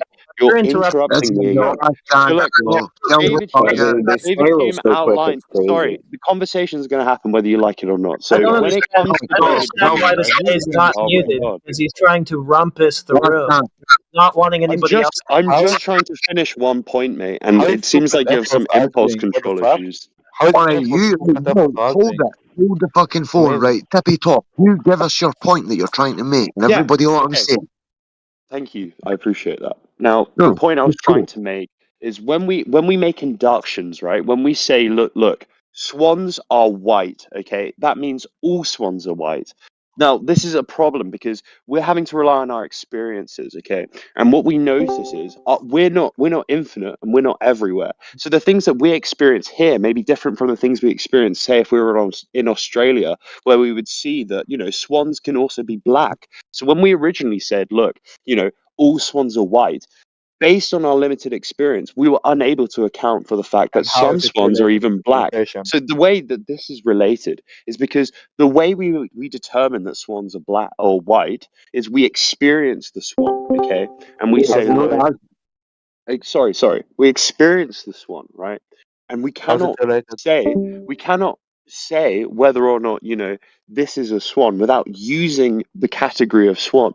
There is no way of suddenly, you know, how's it relate? I'm trying to explain if you wouldn't interrupt. You're not getting anywhere with this. You started out with a category error. You're so far off from where you started. It has absolutely nothing to do with what anybody was talking about, including yourself when you started. I'm not sure why Spake has interrupted. You're interrupting everybody. We were looking for measurements of a curved ocean, Mr. Straight. Almost got there, but then he started calling it science, and then you guys all started going, yeah, geometry, shapes, that's science. You guys don't know what science is. You don't know what geometry is. And all we need is a measurement of a curved ocean. Thank you. So basically, the way this is connected is because we acknowledge that we can only have experiences from our human perception, and we notice that cause and effect is something we see through our human perception. We cannot be making scientific claims such as cause and effect exists, the universe is uniform and constant. We cannot be making these claims because we cannot demonstrate these claims. This is mindless waffle. This is mindless waffle. And that would be unethical. Sorry, I'm gonna finish my sentence. I'm gonna finish my sentence. I mute this fucking guy, please. 5 minutes. If you guys had impulse control, you would be able to listen, okay? So the reason we can't have cause and effect is because we're unable to demonstrate it, and the basis of science is demonstration. If we're unable to demonstrate, I'm gonna mute him on my side, guys. We are unable to use it in a scientific experiment. How can you prove the curvature of ocean? Here, look at the picture that I just. Nothing you've said is related to science at all. Seeing a swan is not science, right? Saying I can't trust my senses is not science. Don't interrupt me. Don't interrupt me. I'm speaking. I'm speaking. Nothing this guy spoke about was science. Scientific method is very clearly defined. I posted numerous citations in the chat, which tells you that they are testing a hypothesis via an independent variable and watching the effect on the dependent variable. That's exactly what the scientific method is. Rambling about nonsense isn't getting you anywhere. The actual point was, Mr. whatever his name was, says, oh, we could actually measure curvature with a laser. Okay, who did that? I've given it as an hypothetical, but here is a way that you can simply, simply with shut up. It's a way that you can simply measure. I don't want a hypothetical. I asked who did it. Can you shut up and listen to You're going to get muted in a second, bro. If you don't shut up. This is the way you can look and observe the curvature of the ocean. Now, what you have here is a ship that has went away in two different locations, right? He's taking the picture on the ocean, and he's taking a picture of another ship on the ocean. Now you can see that those two different pictures are of different locations of the ship in the ocean, and you can see that in the first one you can see the entirety of the body, and you cannot see the little bit of the below. For a and in the second, I see you don't control yourself, but I would I'm asking for a measurement, not a hypothetical. And in the second one, you're able to see that a big part of the ship, right, is completely covered by the ocean. Now this is showing that the ocean is curved. Perspective. No, that doesn't show curve. No, perspective doesn't make objects disappear. You cannot say something that's stupid. What's the distance? Listen to an argument. What's the distance? The only way to explain it is that the ocean is physically See, this is a technique so that nobody can challenge them on the idiocy that they're spewing. So what's Mr. Can I just bring it back to causation just for 1 second? I provided sources. I provided sources in the side chat. What was the I provided sources in the side chat for the causation stuff. You can see that Scottish philosophers throughout history who are scientific and empirical do not actually find any evidence for causation. Thank you. We're in the middle of a conversation. So, Mr. Straight, what was the observer height and what was the ship's distance? The ship distance, he didn't measure the ship meters. Okay, so it's not a measurement then. What is that then? So I'm asking for a measurement. It's not, only because you don't have every single part of the equation. Distance. No, you don't. You do need the. No, you don't. You would need the distance to know. What are you measuring if you don't even know the distance between the two ships? Again, no self-control. You would need the distance to understand. Impulse controls. You would need a distance to, if you would, to calculate. Okay, you don't have the distance. You don't have self-control, my friend. To calculate the curvature of you don't Earth, have an argument. You would need to know the distance and exactly the size of the ship, and through this you would be able to calculate the curvature of Earth. But okay, but you just said you don't have that. No self-control again. But the argument is not that this experiment proves the curvature and gives me the exact number, but that it only proves the curvature. To calculate the exact number, I gave you the example. Again, no self-control. You're it's amazing how zero self-control you can have. Control doesn't mean you win an argument. Yeah, it doesn't mean I made an argument. It means the You other haven't side is said extremely anything. pathetic. You're rambling excuses. You said I'm this is a explaining to measurement you of this how it ship to proves this the ship, and curvature I of said, Earth, which is what is exactly the what you asked distance for. between the two ships? And you I said, don't I need to don't know. know. I don't need to know the distance to know the Okay, so ocean then is you don't know curved. what you're looking at. You don't know what you're looking at. I know what I'm looking at. I'm looking at two ships. Because you don't know the distance. No, only because I don't know the distance doesn't mean I can see an So ocean and I can see a you ship. don't know how far you're measuring. You don't know how much curvature there's supposed to be. I don't know exactly how far I'm measuring, correct? Yeah, so that's not a measurement. Who measured it? That's why I asked. Who measured it was a guy taking a photo. He didn't measure it exactly. Who? Oh, But so no one what has measured it, what he like you measured said. was the following. What he measured, Okay. what he said is No one's measured one it. from the lower deck of the ship, left image. The other So that's one not a from measurement, our like you just highest said. observation platform, above 60 meters higher picture on the right. So Okay, so no one's measured it. observed that the lower part is being blocked by the ocean, something like So 60 no one's meters on measured the it. right. So no one's measured it. No one measured the distance between them, yes, but you don't Okay, need to so measure no one's measured the curvature. But your entire tactic is just over talking me. That's okay. Only because they didn't measure the distance doesn't mean that the picture doesn't one's prove measured the the curvature of. curvature then. No, it still proves the curvature. No, it doesn't. It doesn't prove. It doesn't tell me exactly how doesn't much prove the curvature curvature. you have over. Yeah, he's just going to let's say, talk for through you example, so that nobody can challenge his idiocy.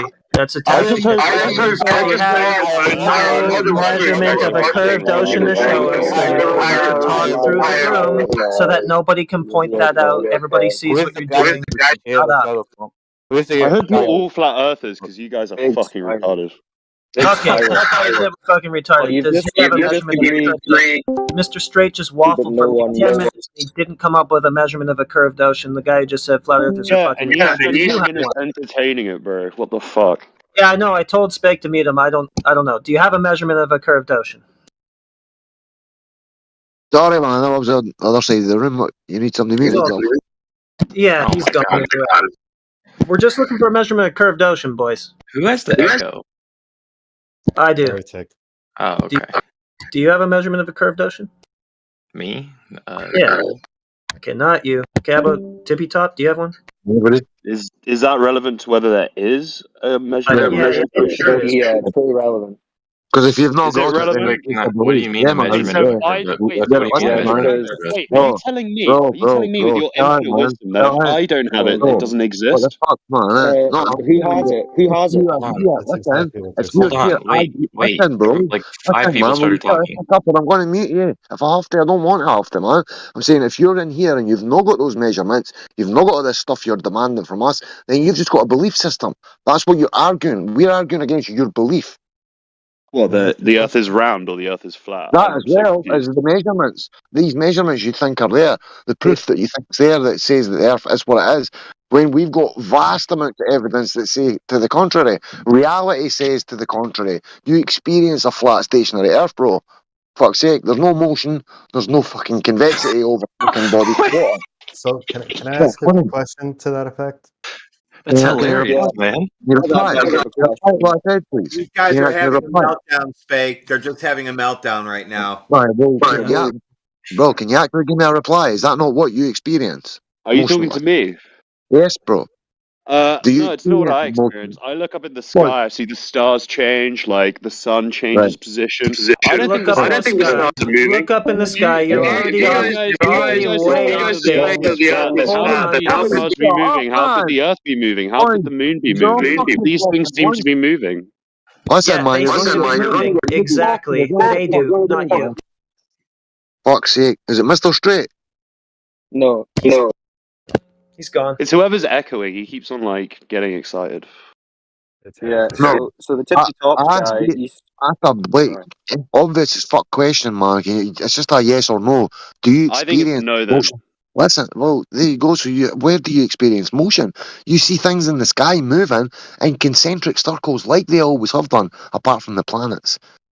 And there's retrograde supposedly on them. But everything else comes the way it was the year before that, and all the years ahead.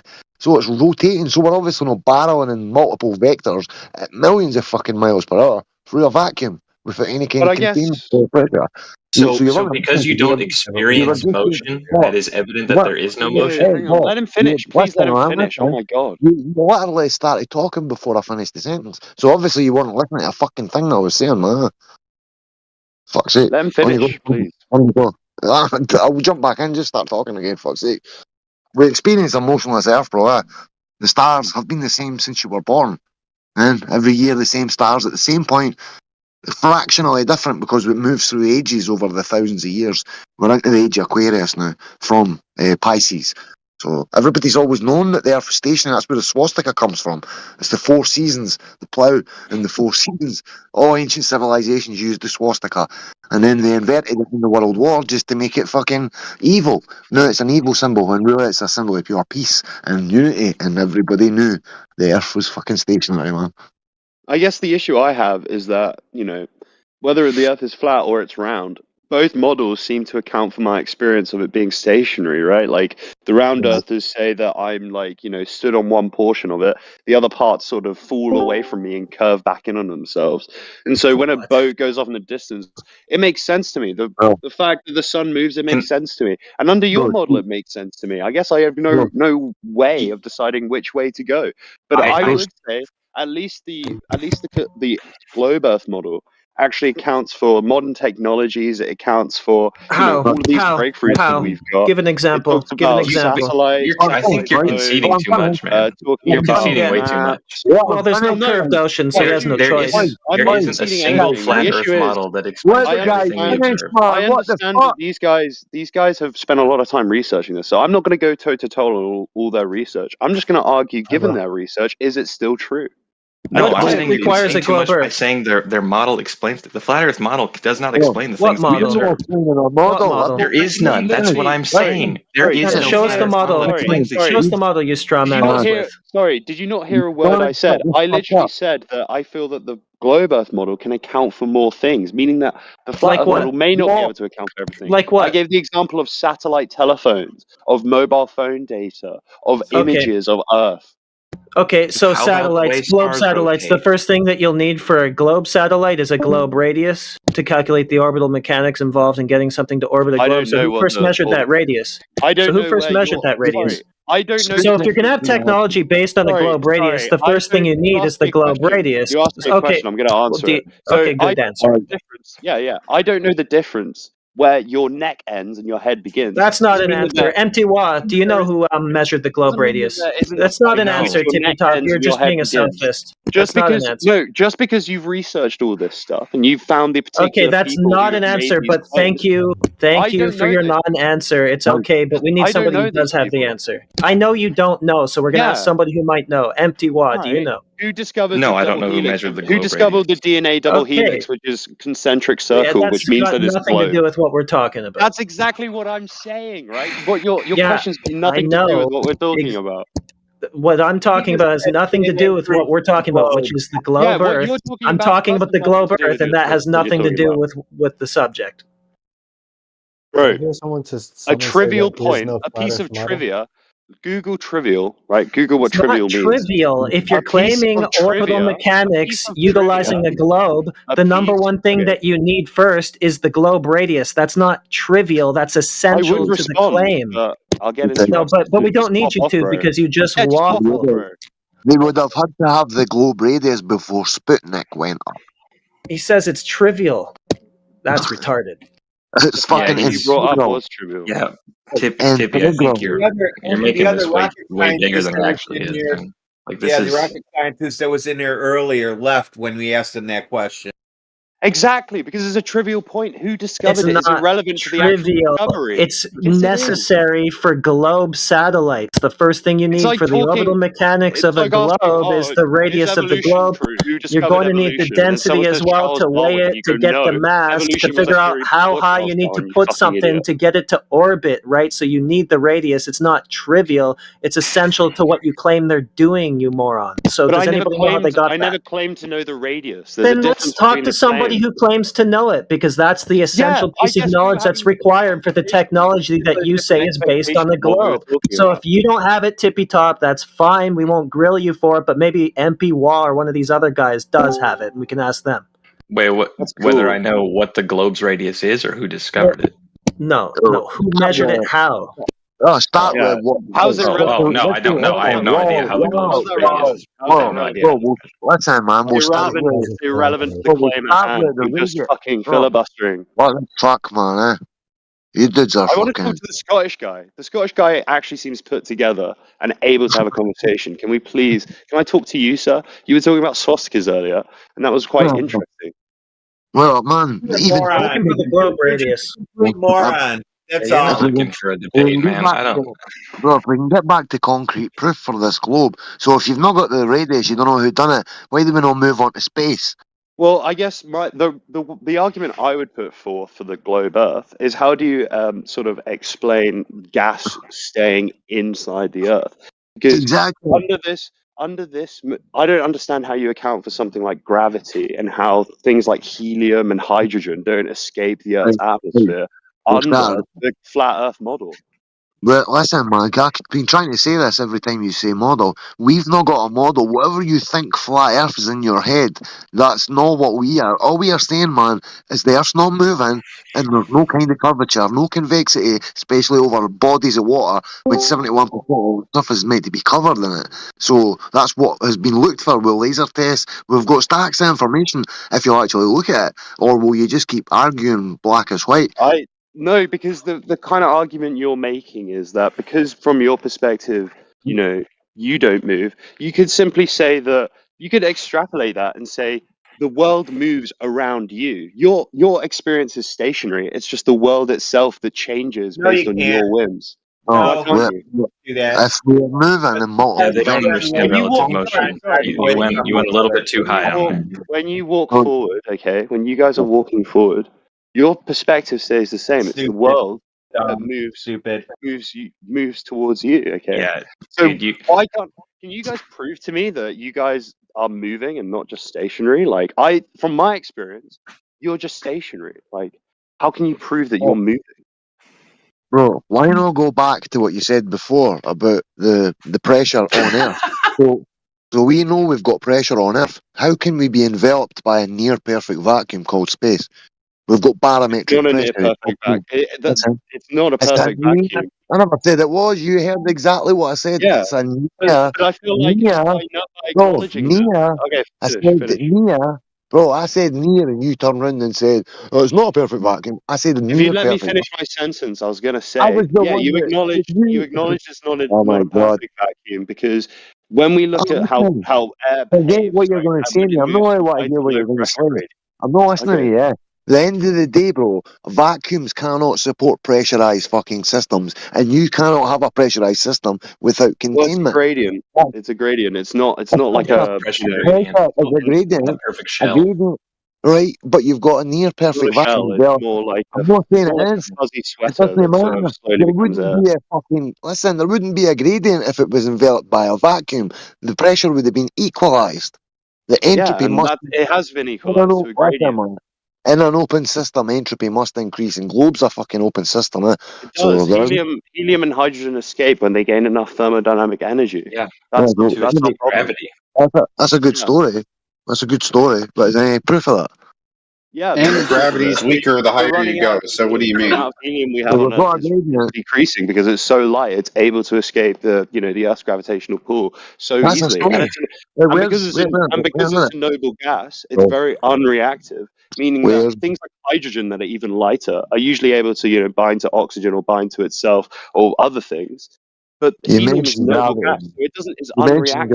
So it just floats out. Bro, you mentioned gravity. So what kind of gravity do you believe in? What kind of gravity? Is there like red gravity or blue gravity? You're asking about gravity A, gravity B. Listen, man. Do you believe in Newtonian gravity? Mass attracts mass. Not a single scientific experiment backing it. Or do you believe in Einsteinian gravity, where space and time? Listen, man. Two concepts are married with maths and equations. That's Einstein's gravity, so there's no scientific experiment for that either. So you claiming gravity does stuff and allows gases to escape and holds the rest of it, that's just a claim, and it's not backed scientifically. I mean, we have models for gravity. I mean, whether you talk about the Einsteinian conception of gravity changing like space-time or something, Versus, I mean, it doesn't matter. At the end of the day, like, what is it? G M1 M2 divided by R squared is the attractive force for like. Where do I get some space time to experiment with? There's no science involved in mass attracts mass or Einstein's. So if you can cite an experiment for either of them, that would be what we've been searching. I don't know what you mean. There is no experiment to demonstrate the like attractive force of gravity. I mean, we can just put scientific experiment where they establish a cause and effect relationship through a natural observation. There is no cause and there's no cause and effect relationship in all of science ever. It just seems that things are following because like you can't measure cause and effect. You just measure things in time, and then things seem to have a cause and effect, right? Like, how do you name a primary cause? Sorry. We infer a cause. There's no direct evidence of cause or effect in like a time sense. So is can I get a mic check? Is this mic better, boys? We're talking about flat Earth. Yeah. It's better. So Synthro, what you're saying is there isn't an experiment to validate gravity as the cause for anything falling? Yeah, there is no like, and we infer. I mean, it depends on what you're talking about. We infer cause and effect. We don't like demonstrate cause and effect, which is probably what this guy's talking about. But it doesn't matter because that affects like the flat world theory too. I mean, how did we come up with this idea then of gravity being the cause of things going down? Because we infer cause and effect, and then we have models that like based on this inference. Based on based on what experiments? Given the experiments are you getting? Like the Michelson oil drop experiment. Given the gravitational model, right? It makes sense. Let's hear about that. Let's hear about his experiment. Could you please mute Tippy Top? This guy is a derailer. Let's talk to Synthro. Tippy Top, this is your last chance. This is your last chance, bro. I don't want to have to mute you, man. Just take a breath, listen to what's said, get back in, then someone else jump in. That's what I was trying to do. Sorry, I apologize. Everybody's been jumping over everybody, man. I've been shouting. I managed to find my mic, so hopefully I can hear. Sound a bit better. Well, anyway, man, just be chill. Nah, it's all right, man. Fuck's sake, I know this gets a debated, emotional subject, but all you've got is emotions to hold you to the globe. You've been taught it. You got fed it before you had a critical thought in your mind. When you were at school, it's been drilled into your mind. Media, cool story, bro. Cool story. Cool story, did you say? I did say. It's a cool story that you've been bred with the TV and models and maths, all these abstract fucking things. There's no science involved in gravity. Yeah. Neither gravity. Better than being convinced by like a crazy pamphlet, right? I'm just not afraid I'm just not able to respond without getting muted. It's okay. Shame. Conspiracy pamphlets are a little bit more embarrassing than school, I think, but whatever. Okay. That's cool. I have a question. Please stop a question. Y'all were on a train. You guys were on a conversational train. You were about to talk about the oil drop experiment, and then everything got derailed. Yeah, we're trying to get the experiment for gravity that Synthro brought up. What's the hypothesis?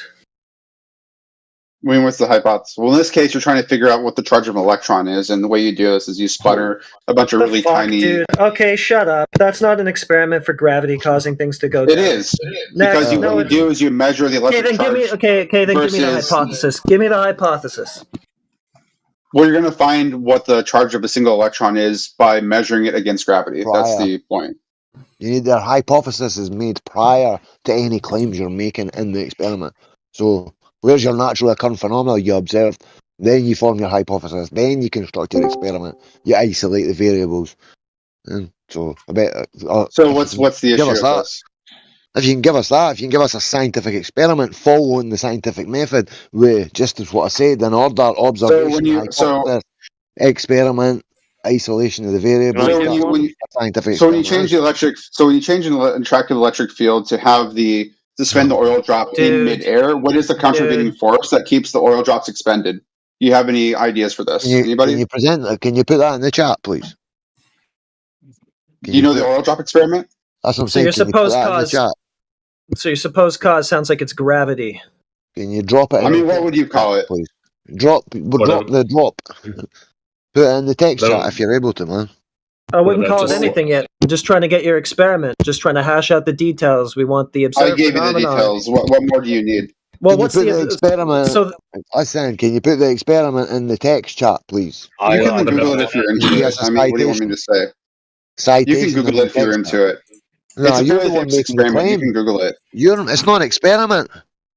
I've already laid out the experiment for you. What more do you need? You haven't even given us the yeah.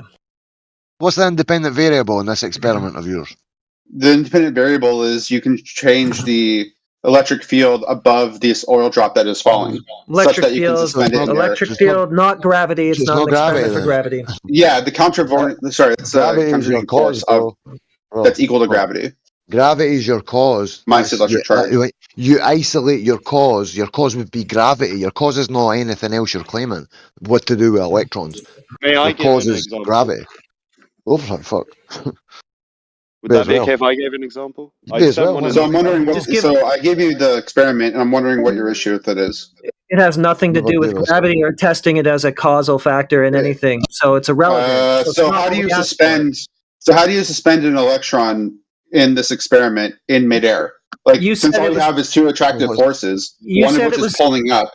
Like, how is it suspended? What's the other force in the equation that suspends it? You already told us it was due to the electric field. That's the independent variable that you manipulated. We needed an experiment to show gravity as the cause for some sort of observed phenomenon. You gave us electric field, so this isn't what we want. Electric field pulls it up, and then what's suspending? So we have an electron, right? Or sorry, you have an oil drop with one free electron, and the one free electron has some, electromagnetism about it, and you have an electric field above the oil drop that's pulling it up. How come the oil drop isn't floating upwards? Instead, it is floating in free space. What is the other force in the equation that is holding it in free space? That's pulling it in the opposite direction of the field. Is it gravity? Yeah. So that would be exactly. So how was that manipulated? How is what manipulated? Well, you told us it's not the IV. That would be your supposed cause, the thing that you want to manipulate to test its effects on the observed phenomenon. So that's what gravity should have been, but you went with electric field, right? Now you ask us a question, well, what's making it go back down when I stop giving it electric charge? Well, I don't know. Manipulate that, because that's what we're trying to get to. And besides, things going down still is non sequitur overall to the point of the Earth being a rotating, wobbling sphere or a plane or whatever you want to say it is. Yeah, so you haven't said anything against this. You're just complaining about it? I don't understand. What's your objection to this? Well, you said it was an experiment for gravity, and then you gave us an experiment for electric fields, right? Okay, so what's the independent? You have to have it's both factors. What do you mean? You can change your electric field, and you're going to find that the oil drop is going to be suspended, which means some unaccounted force that has to act upon the oil drop to suspend it. The unaccounted force is called, drum roll please, it's called gravity. Okay, gravity, unaccounted for force, and you're going to manipulate something that you can't account for. You can manipulate something which is electric field, which you can use to measure gravity. So basically, you're telling me you don't even know what it is that makes it actually go back down. We do know what it is. It's called gravity. How did you manipulate it? It's called gravity. You just defined gravity as unaccounted for force. Yeah, it's the unaccounted for force in the equation that otherwise unlabeled would be called gravity. It is gravity. So you're going to manipulate something you can measure it. Account for. We can't account for it. It's called gravity. It is what it is. And it works across every experiment. What do you want me to say? Listen, boys, I need to say it. Listen, I've been trying to say this. Listen, I've been trying to say this. Old dude, that you're unmuted, bro. If you want to speak, I'm sorry, I forgot all about you. On you go, boys. Is that little g gravity? Little g gravity. It's big G gravity. What do you mean? Is it little g gravity or big G gravity? It's little g gravity. Which little g gravity? Yeah, what is little g gravity? Little g gravity, as in it's just free falling, right? Big G is Newtonian constant. This is all I was trying to get. It's little g gravity. That's just the effect of things going down. Yes, we all know things go down. Okay, so? Yeah, things going down doesn't prove any specific theory of gravity. Yeah, it's just part of this experiment that you have something that's falling and you have to account for that. Yeah, but that happens all around us all the time. We know stuff goes down. So what cares? So I agree. Yeah, so then you shouldn't complain about the experiment so much. If you have another thing it's not an experiment about, because you should talk about something else to complain about. It is an experiment. One second, excuse me, you finish your sentence. I'm saying something and you're interrupting me. Look, you have a problem. You already understood. You were done. Excuse me. You said that you had a problem experiment and I demonstrated the use of gravity. Now that you understand what gravity is, you can now complain and bring up another subject. Okay, but I wasn't Everybody shut up, please. Listen, I'm going to have to mute all you goobers, man, if you're not going to shut the fuck up. All you are talking at once. I wasn't done. Finish what you're saying. No, that's what I'm saying. Finish what you're saying here. Fuck's sake.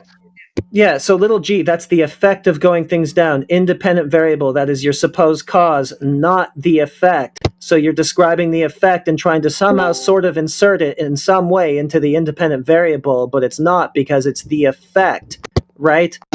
Little g is just things going down. That's the observed phenomenon. What you want to test is why that happens. That would be your independent variable. So you got it all fucked up. This is a mess of an experiment. You're always measuring the effects of things. That's just physics. What do you want? Like, so to clarify, because I think there was to clarify, you don't want an experiment that shows that gravity exists. You want an experiment that shows gravity comes from what we theorize it to, right? Well, the mass. He's flip-flopping between. If mass attracts mass, we expect that your claim of gravity to be isolated with an independent variable in the experiment. But before that, we need a hypothesis based on a natural observation. So something falls, I take it that's what your observation is, you form your hypothesis and then construct your experiment. If you manipulate your independent variable and change the dependent variable, you can back what you've said or falsify, whatever the fuck. But that's what we expect for an experiment. It's rigid, the scientific method. May I give an account? If you've got an experiment, lay it out, hypothesis, go for it. Here's the hypothesis. Here's the hypothesis, right? Based on air resistance, right? Based on the, how big an object is, we will see a difference in its full speed, right? In virtue of its mass, right? And if we if we get rid of air resistance, based on the force, if our theory of gravity is correct, these objects will fall at the same speed because the same force is acting on both of them, and it has nothing to do with the object's buoyancy. So if we take a feather, and a bowling ball, and we drop them in a vacuum, they will fall at the same rate because they are being acted on by the same force of gravity. That is a constant. That doesn't quite prove the theory of gravity because the theory of gravity has other things. Well, but hang on. But you're talking about the mathematical Einsteinian notion. I'm just giving you an experiential basis, right? Yeah, you're flip-flopping though. On one hand, you're calling gravity little g, which would be the effect. I was talking about Newtonian gravity. But these guys are flip-flopping though. They're interchangeably using gravity as a term for cause then effect. First of all, they say it's little g, which is the effect, the observation. You're saying it is the cause, though. Right? Yeah, no, but it's not because little g is the effect. So then if you turn around and say, oh, it's the cause, now you're saying the cause is the effect, is the cause is the effect. It's incoherent, right? So we're not denying that there are effects. In physics, all you do is measure effects. We're just saying that we observe the effect of these objects falling, and we're trying to describe the cause of those, how they fall. Why do they fall at a uniform rate? We're saying that cause is this gravitational constant, okay? And that's...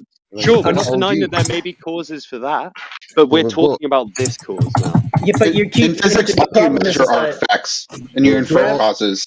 That's how science works. You keep using gravity interchangeably, though, as the effect, then the cause, as the effect, then the cause. You keep flip-flopping. Well, that will be an effect of a prior cause, right? Whether it's a mass of an object like the Earth, right? There's going to be a cause for why that constant is what it is.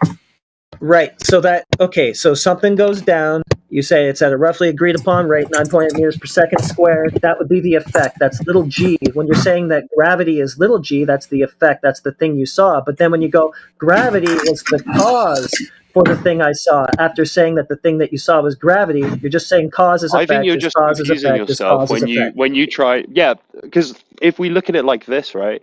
The theological account would be, every effect has a fucking cause, and each cause has a prior cause, right? So that would be like a regress back to the original cause, which is like, God or whatever, created the universe. It could just be like an impersonal, sciencey thing. So little g, that's stuff going down. That's the effect of things going down. That's gravity, right? Yeah. I don't know what causes that? Big G and little g, though. So when you keep on saying big G and little g, I don't know what you're talking about.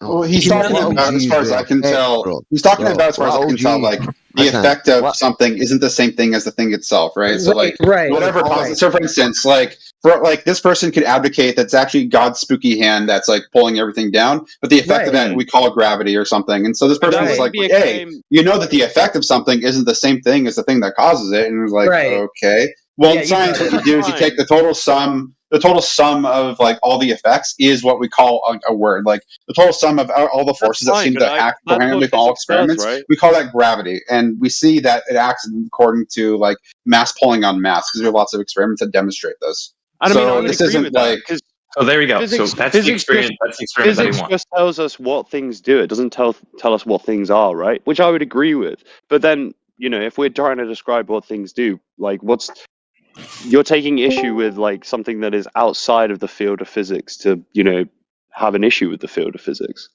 Yeah, he has a metaphysical problem. It's very simple, okay? Newton's law of universal gravitation relies on big G, okay? The oil drop experiment does not use big G, so the oil drop experiment does not verify or rely upon big G.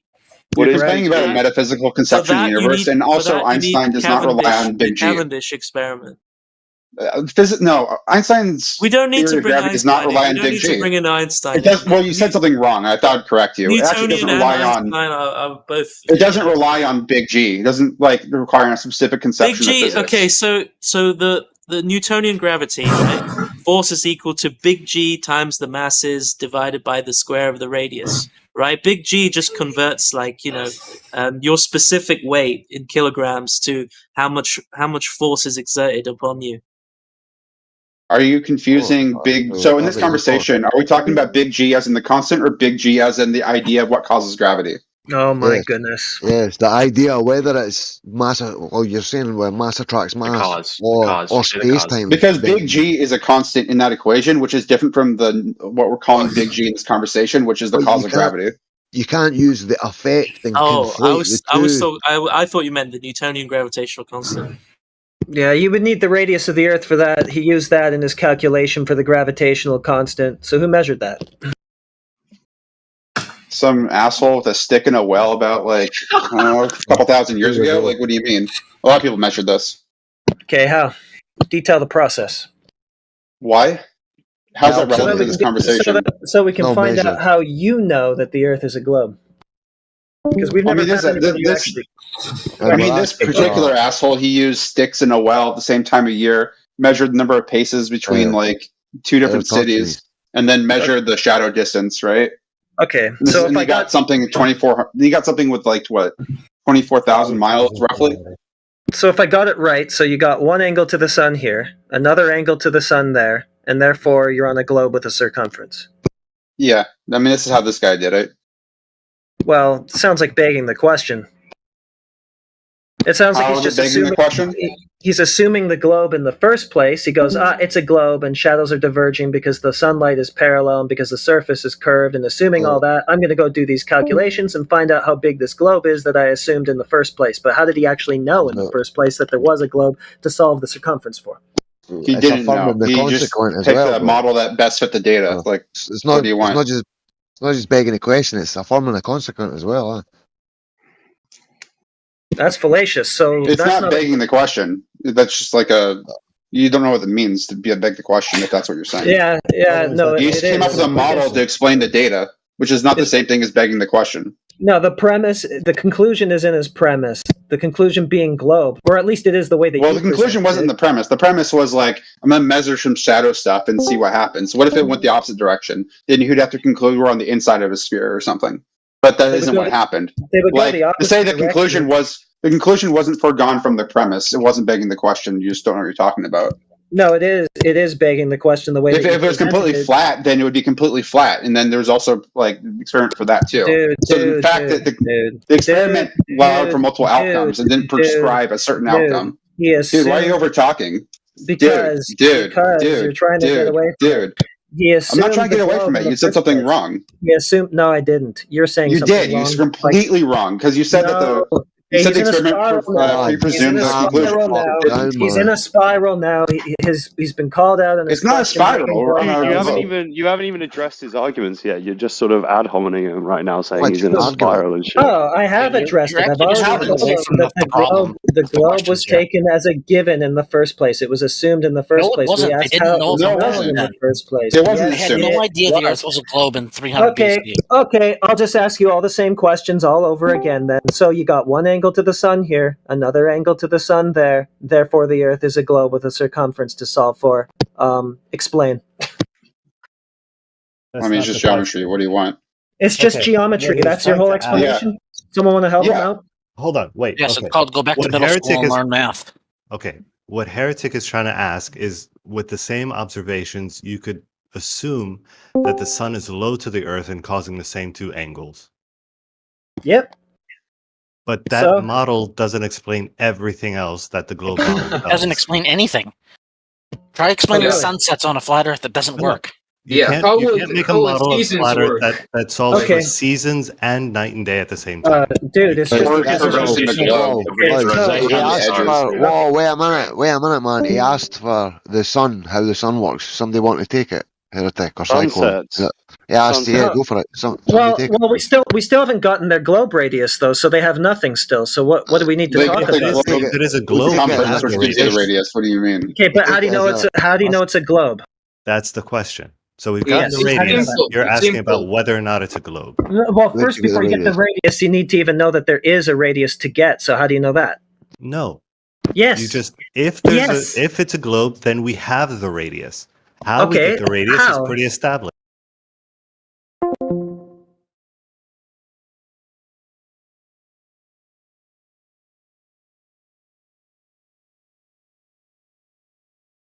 What is your profession?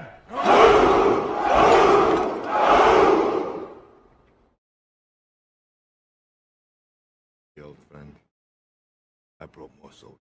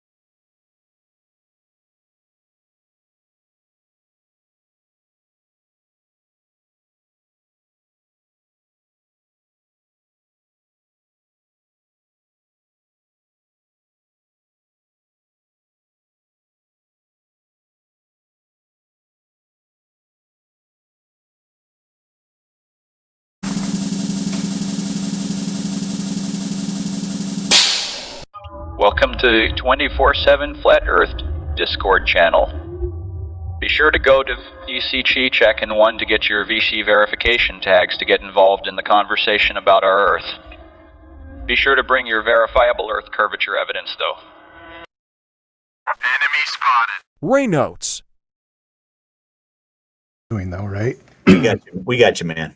That's not the job that Jim, they say that we I'm do. gonna stop fucking around because somebody's gonna start taking me seriously. Oh my goodness. I mean, they say that they do other things with that money. I bet they have a bowling night on Saturday night. What do you think? Think they have a bowling night? There's no doubt about that, but well, according to the news, they are expensing sex workers. Oh, that's what they're doing. Ooh, I like that one. That's cool. That would be the least surprising thing to find out. Well, that's what the news is saying. I mean, they do say that they put rovers on Mars and that they put satellites in space. Did you say rubbers? Rovers, sorry. Oh, I thought you said rubbers. Oh my god! But for $70 million $70 a day, I could say a lot of things. Would make it true. I mean, they do go out of their way to make it look like that's what they're doing. I don't know what they're doing all day. You know, It doesn't even look like that's what they're doing. Well, when they say they're putting a rover, for example, on Mars, this is what they're showing us. Are you in the live stream voice text? I'm not seeing what you guys are looking at if you're showing something. Yeah, just above this. So just above this voice channel, you'll see a channel called Live Stream Voice Tech. Yeah. You see that? Are you showing Rover live? Yes. Oh my goodness. Hey, Paul, you should be watching this instead. So when they say, hey, we're going to Mars, we're landing a rover, we say, amazing. Can we see? Could have sworn I played a video game that looks that way. They say, sure, have a look. And I don't know. Does that convince you? I'm convinced. Not the CGI. Some of the photographs of that they return, they look like they're actual photographs of things, not CGI. What are they photographs of, though? Well, they could be photographs of dirt in my backyard, for all I know. But exactly.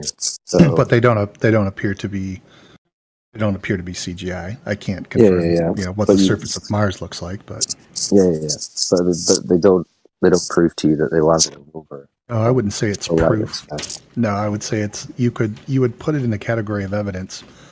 Everyone can have varying degrees of how convincing they think that is, but by no means is it proof.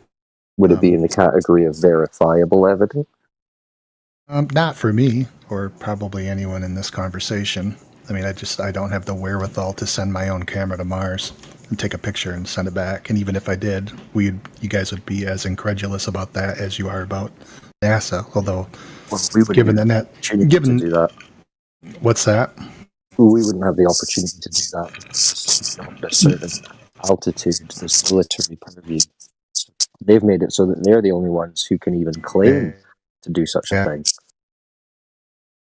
Yeah, well, Elon Musk is going to be making that claim pretty soon.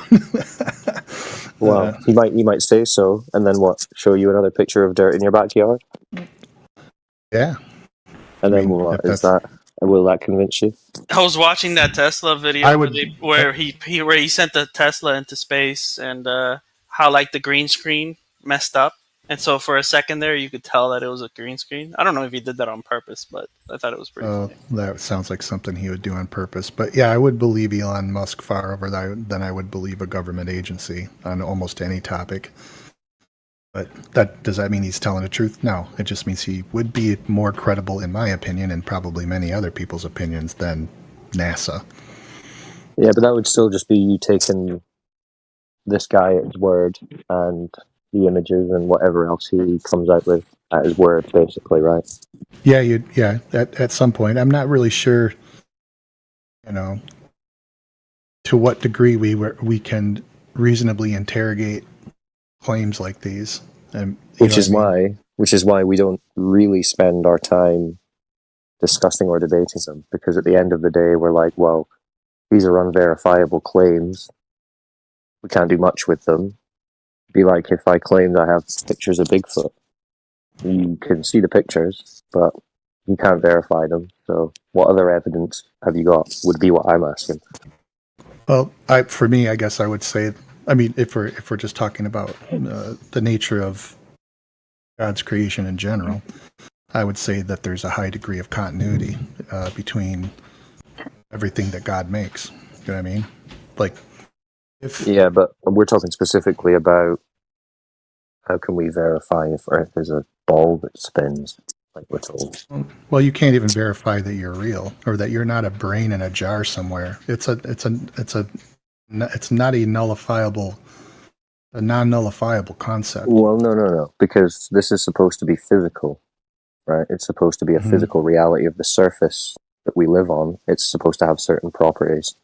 So it's supposed to curve at a certain rate, supposed to spin at a certain rate, supposed to move at a certain rate. So these are things which are within the physical realm that should be testable, detectable, verifiable, falsifiable. So to that end, like I saw, I'm sure you guys are aware of this person. His name is, let's see if I can remember it, Walter Islin, right? He has I don't know if he's got a rather extensive library of stuff and has programmed some pretty fantastic flat Earth models. Although he does it in the service of debunking flat Earth, the models themselves, his computer generated model that you can manipulate and change dates and times and see how things would appear anywhere in the world on a flat Earth. It's pretty amazing.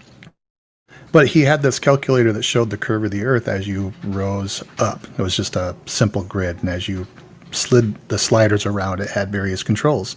And one of them was it showed the curve of the Earth at what I felt was a very low altitude. It was at I forget what it was. So I went out because I thought, well, I fly in planes quite regular, cross country for business, and I thought, well, I take pictures out the window all the time. So I thought, well, I have pictures of the Earth at probably some of these altitudes. And so I know that you travel approximately, his was in meters and I couldn't convert it in my head. So I just did search like, what's 35,000, feet in meters. And it was, whatever, roughly 100,000 feet. So I slid the thing up and sure enough, you could see this faint curve. And I went, I don't remember ever seeing that in a plane. Not that I looked super close, but I do have all these pictures. So I went out to my pictures and Google photo and just searched airplane, and all, photos showed up, and I finally found one where I'm just looking out across the horizon. And so I plopped it into Photoshop, put a grid over it, and ran point to point along the horizon. And sure enough, I could see this curve. And I said, well, understanding photography like I do and where the line was, I would predicted that it would have curved opposite based on the distortion of the lens. But I still have that phone. I don't use it anymore, but I still have the phone. I took a picture of it. So I went, well, how much barrel distortion does this lens have? Because normally it's kind of pin cushiony. In other words, it would arc in around the outer edges, not bulge out. So I took a picture of my house and the siding at a pretty good distance because I didn't want to take a picture of anything close. And it was almost absolutely as straight as an arrow. So I thought, well, I guess I did see curve myself with a photo I took myself. What about, have you considered that the plane window itself is? Yeah, that was why. Yeah, that was why. Although there wasn't any apparent distortion, and the other thing, and I could probably confirm that if I could find other photos where the horizon is at some other location in the window. But I was going to share that with a friend because I have a friend who's flat earther. He's a good friend of mine. And I was going to share that for him, and then that thought occurred to me just before I hit send on the email. Yeah, I know that maybe I can't promise you that window that I was looking through didn't offer some sort of distortion, although it wasn't really apparent. Or and if it was the most perfect distortion a plastic window could have ever rendered optically. And I know that those things aren't made like perfectly. If you've ever looked at them, they're just a piece of plastic. Yeah, they're not very impressive. But moreover than that, we have proponents on the globe side. You heard of Neil deGrasse Tyson, yeah? Yeah, I know him. He's a physicist that pretends that he can dabble in philosophy. Poorly, I would add. Yeah, for sure. But he says that mathematically, according to the globe model, you wouldn't be able to see any curvature from 120,000 feet, because he was speaking about the Felix Baumgartner. Yeah, you wouldn't jump. see. Yeah, you wouldn't from what he's saying, but you would be able to see at a pretty good altitude. You would be able to see a disk. You would only see a very tiny portion of the Earth. Right. So if that's the case, then you wouldn't be able to detect it from an airplane, because it was way higher than an airplane. Yeah, that's yeah, and I haven't verified what he said. This was just something I kind of messed around with today based on Walter Bislin's.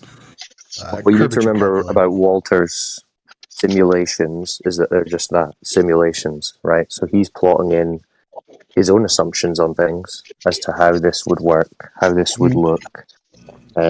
He has refraction on it that you can slide up to scales that have never been recorded, don't exist in reality. So you can essentially make a model, a simulation, do whatever you want it to do. Right? Oh, yeah. So we don't really spend much time debating models or simulations. We look at the empirical evidence, what can be observed, what can be measured in reality. And Which again, is what I tried to do, right? That's why I went to my own photo library. I tried to the flaw in there that you identified. But we agree that those flaws are pretty much inherent. The lenses that you're dealing with would potentially create some distortion. The globe model itself mathematically doesn't predict temperature from that altitude. Doesn't predict it from even ISS altitude. I don't want to come in real quick. Could somebody, a Gold Plus or a mod, come up? This guy sounds okay. He doesn't sound like he's a nutcase. I talked to him for a little bit. I can't do anything more than being a silver. Can somebody come up here and give him permission to come on down here?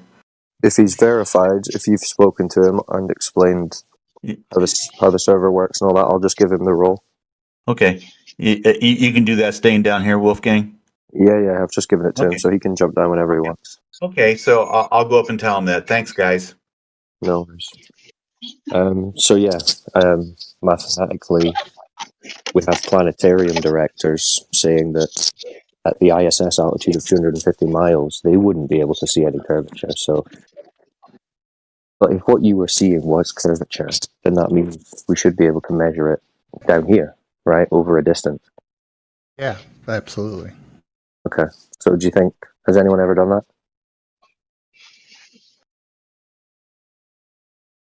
Oh, not me personally. Well, have you ever heard of someone who has? Measured the curve? Yeah. I just bumped into video that was just thrown up from YouTube as a suggestion of someone doing a particular curvature measure, but I didn't actually watch it. I'm not an expert on how you would measure the curve over something that big. Okay.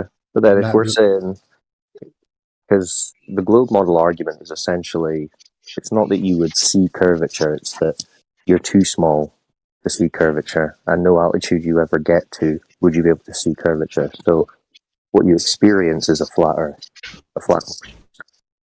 But then they're also saying, but it curves at this specific rate. So if we're saying we can't go to an altitude to observe it, we must be able to verify it on the ground, or else why are we believing that it's curving? Well, I mean, you and I can't get to a distance, but there have been observers who have apparently been far enough away, like the... Right, but again, that's stories, that's unverifiable stories. I'm saying me and you, let's us figure this out. Right, so if we go to a 10-mile lake, a lake that's 10 miles wide, between me and you, from me to you, how much drop do you think the globe model predicts? Is it a centimetre, 2 centimetres, a metre, 20 metres? What do you think? Let's see, what'd you say, 10 miles? 10 miles. What that would be about, wouldn't it be 10, 12 feet? No, more than 12 feet, 13, 14 feet of drop, my guess. That's what we should, that's what I'm guessing. I don't know. I don't have the, I'm not a math person either. Okay. Well, what if I told you it was supposed to be 66.6 feet? I'd want to see the formula that would predict that, I suppose. Okay. Well, you're free to Google a curve calculator Or if you look in the voice text channel, I'm sure someone can post the tables with the calculations. Sure, but for argument's sake, well, we would just assume argument's sake, yeah, let's 66 feet. That. 66 feet. So if I'm on one side of a lake, standing at the shore, and you're on the other side of the lake, standing at the shore, and I take out my binoculars or my telescope, whatever, and I look in your direction, should I see you? Depending on weather conditions, yes, sometimes, and maybe no others. Well, but you're supposed to be 60 foot below this curved water, right? Yeah, but refraction can lift something easily up that high. What do you mean? So as light travels through different density mediums, it will curve. So it's easy to predict that the air closest to the lake would be slightly denser than the air, as the air would thin when you rise up, which means it does make sense that you would predict that light traveling through a medium like that would tend to kind of try to follow that curve based on the fact that Wait, but you're assuming that it would be following a curve. Why are you assuming a curve? I'm saying it's predictable that it's predictable that it could. Right. Okay. So, right. So you're saying that we should be able to see around an obstruction to something that's physically below an obstruction. Yeah, I mean, we do that all the time. I mean, you can see that if you've ever driven down the road on a hot day, you've definitely seen reflections of the car. Yeah, but that's not that. No, what would be equivalent would be like, say I'm 10 miles away behind a wall, or let's say I'm a mile away behind a wall, and you're on the other side of the wall. Are you saying that on certain days, depending on the weather, I could be seen in front of that wall? You wouldn't be seen in front of the wall, but if the wall were placed at the exact midpoint between the both of us, and given the certain weather conditions, you would actually see what appears to be you standing on top of the wall. And we do see that with boats from time to time. You see ocean liners that look like they're, 70, 80 feet in the air, just cruising along through the sky. Yeah, but that's more because of a reflective property. I mean, if we're just standing on one end of a field to another, or however far away from each other, and I'm physically separated from you by a brick wall, I don't know of any phenomena of the weather that would make me appear in front of the wall. Well, I've never seen that. Well, in front of the brick wall, not if you're behind the brick wall. You wouldn't. But that's what we're saying with the lake, right? You're behind the curved water. Yeah, but I said in order for the wall to represent what you describe as the lake, the wall would have to be at a midway point between you and I. You would never appear to be in front of the water, no matter what. Well, either way, I would be 60 foot below the top of this wall. Yes. To your perspective. So how would I appear in front of or on top of the wall if I'm physically 60 feet below where you can see me? Because if the light traveled along, again, refracting along the density of the air that curved along it, it could, in theory, lift the light reflecting off from you such that the angle looks like you are above the wall. Or maybe just your head, or maybe your feet, or maybe you're 20 feet above the wall. I mean, but Mirage do it over 10 miles. I don't know if it could do it over 10 miles. But miraging really only affects what we can actually see, right? We don't see through physical obstructions because of miraging. Like we can't see through a building or or through a hill to the other side and see what's behind it due to miraging. Like that just can affect objects in relation to a horizon in terms of where they appear above it. Well, the mirage doesn't, depending on the type of mirage. I mean, there's different types. Some are just. But there's no mirage that can let you see me in front of something that I'm hidden by. Like if I'm in a house in front, if there's a hill between me and you, and I'm in a house on the other side of the hill, there's no mirage that's going to put my house in front of that hill or above it. Like you're just not going to see the house. Unless you have a demonstration of it's a wall of ice. The wall of ice, it may be 4 kilometers length. I'm not quite sure. Well, I have seen I have seen pictures of Chicago from Southwest Michigan, where the city would reside some 400 or 600 feet below the horizon. On most days, you're not going to see that, but on certain days, you can. Is it possible? Is it possible that you're seeing that because there is no curve? Is that a possibility? No, I don't think so. How is it not a possibility? That's just saying you see what you're seeing because it's there. How's that not a possibility? Well, because on most days, even days that would be much clearer with those weather conditions aren't present, we don't see it. What we do see is you can't see forever depending on the atmo conditions. This is why weather reports give you a general visibility range each day. It changes every day. Right. Changing because of the size of the balls changing. It's changing because of the atmo conditions. So that works perfectly well with a flat surface. You would be able to see further and less depending on the conditions. On a ball, when something's physically below the curve, there's no proven or even suggested until a few years ago refraction that would ever do that. Right? I mean, that's not even. I've seen explanations that do a pretty damn good job of explaining that, but I've seen a demonstration. Well, yeah. I mean, if you see a picture of something that shouldn't be there, I'm not going to assume flat Earth. Well, that's begging the question. That's begging the question to say I'm going to assume bending light rays around the curve. Yeah. I mean, we could resort to rhetorical devices because I'm not a meteorologist, but yeah, that's not a demonstration, though. What's not a demonstration? Can I ask a clarifying? Go ahead. Can I ask a clarifying question? Yeah, go for it, Elijah. Are you talking about things above and below with respect to the geometric horizon? Yeah, I guess that would be fair to say. Yeah, why would we be able to see something on a curved surface that resides below the horizon?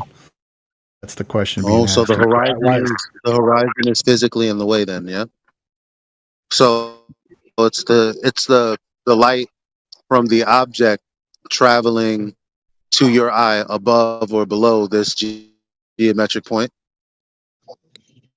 Yeah, in theory, well, and what they would say, at least on a global model, is that you would be able to see something well beyond the mathematical horizon because the light reflected from that object is traveling along a curved refracted path due to the air density, and that it would vary from days. Like you can see the oil rigs, on some days you can see them plain as day, and they're quite visibly above the horizon, where other days they're sunk way below the horizon, or some days you can't see them at all, depending on how uniform the air density is between you, the observer, and those objects. That's the explanation. Where do you get, it sounds like you conflated a couple things. Well, the explanation is when you see the horizon, it is. You didn't hear me speaking? When you close your eyes, okay, there is no horizon. Yeah, now we can. Please, Elijah, say something. So it sounds like you conflated a couple of things. Because you said, yes, it's the horizon that's physically where it is, and there's these things like the oil rigs, I guess, above or below that geometric point. But obviously, in the Black Swan with the oil rigs, that the horizon is actually farther away. So not up or down, but farther away. Now, here's the thing, though. You said something about refraction being a major factor. You do know that Andrew Thomas Young, or people before him, have created a formula for refraction in the atmosphere. Did you know that? Well, yeah, they've had to deal with that Just for yes a or long no? time. I'm Yeah, sorry. I haven't No heard of that disrespect. particular. No, I haven't heard of that particular individual. No disrespect. Just yes or no, because I have a follow up. Sure. Yeah. Right. Sure. Okay. Yeah. So, do you know that it only gives you like another 0.1 or 2 to the distance to the horizon, not 10 times further? No, because I like I said, I'm not familiar with that particular individual's work. No, that's like when people say refraction, no one really knows, but that is the. I mean, when they say you have to account for refraction because of the atmosphere, well, yeah, I'm telling you, there's a formula for that, and it only gives you but 0.2 extra distance, not orders of magnitude difference of distance. So there's no justification for saying, well, the horizon is way back there, but that's due to refraction, because there's no mathematical formula or anything else that can actually answer for that. There's an error there. There's an error there. You're having an error of degree, or maybe an error in kind, because you say you use the term orders of magnitude. In reality, you wouldn't. In order for you to see orders of magnitude further, you would only have to adjust your angle very, very slightly. Okay, but you're not adjusting your angle, though. So what are you saying? That the angle of the light? No, that is exactly what refraction would do. Refraction would optically raise your vantage point potentially hundreds of feet. Oh, you know what I mean? But at the distances that we're talking about, that's like what, 1 degree, 2 degrees? That's not very high. But on a sphere, I suppose, that has a diameter of 25,000 miles. No, sorry, 3,600 miles or whatever. Like that would throw that horizon out to a very far degree. So that's not what the that's not what the information says, or the math teachers say, though. They just say, well, the distance to the horizon, given this formula, would be, about 3 miles. But if you add in the refraction, it's like 3 point something miles. Now, obviously, when you're looking at the oil rigs, it's beyond 10 miles. So there's a discrepancy with what you're saying and, what we're hearing and what we're seeing with the math that they're using. Well, I can't vouch for what other people say, how the math is supposed to work. I can only just kind of use my logical brain because I'm not a math teacher. Well, it's not logic because you're begging the question in the first place, and that's actually logical fallacy. How am I begging the question? Refraction itself, because there's a geometric horizon you don't see. So you're like, well, there's curved atmosphere. Therefore, there's some level of curve that the light has to bend around the surface of the Earth that's also curved. That's begging the question. No, I get you. I get what you're saying. Yeah, that would be begging the question. I would be positing this explanation in assuming that the Earth is a sphere. Therefore, you're wishful thinking. That's not I wouldn't consider it. Well, it's not wishful thinking. I mean, yeah, you could. Okay, you guys could. Illogic, then. No, it's not illogical. Why would it be logical to assume that we live? So you're telling me everything you see in the distance is an optical illusion? No, not at all. I'm saying that that's what you just got done telling us. Well, it's not an illusion if an optical illusion. It's under the curve, yet if we speak in dulcet tones, and I see what you're saying. Light does do these things. It creates something that we can see that's not actually there. That's an optical illusion, sir. No, that's not an optical illusion. Without my glasses, I can't see.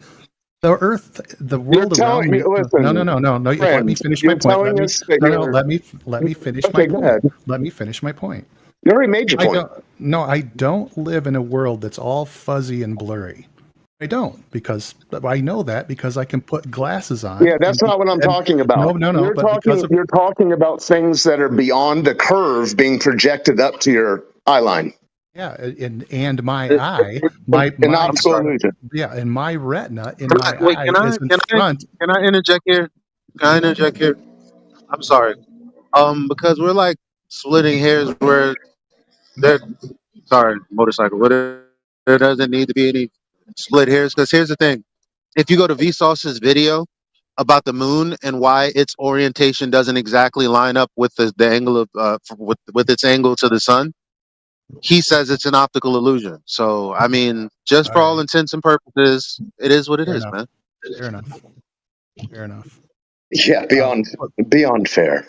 Well, refraction is a thing because that's how lenses work. Okay, but is the thing sure. that you say is refracted a thing?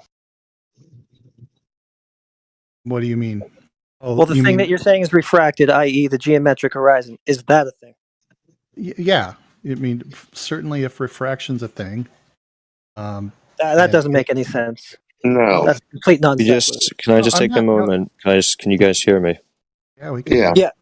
Can I just take a moment to appreciate the fact that Ray did just concede to Elijah there that it was a logical fallacy begging the question to assume that the light is traveling in a curve over a curve. So really, you've agreed, Ray, that this rebuttal, the fact that we're seeing too far and the horizon's in the wrong place, the rebuttal on the globe side is a begging the question fallacy. Yeah, I would say that. Well, I wouldn't say the rebuttal in so much as, let me parse that out for just a second. Refraction does exist. It certainly would, knowing what we understand about the property of light, refraction would occur traveling across the atmosphere. And if making more questions.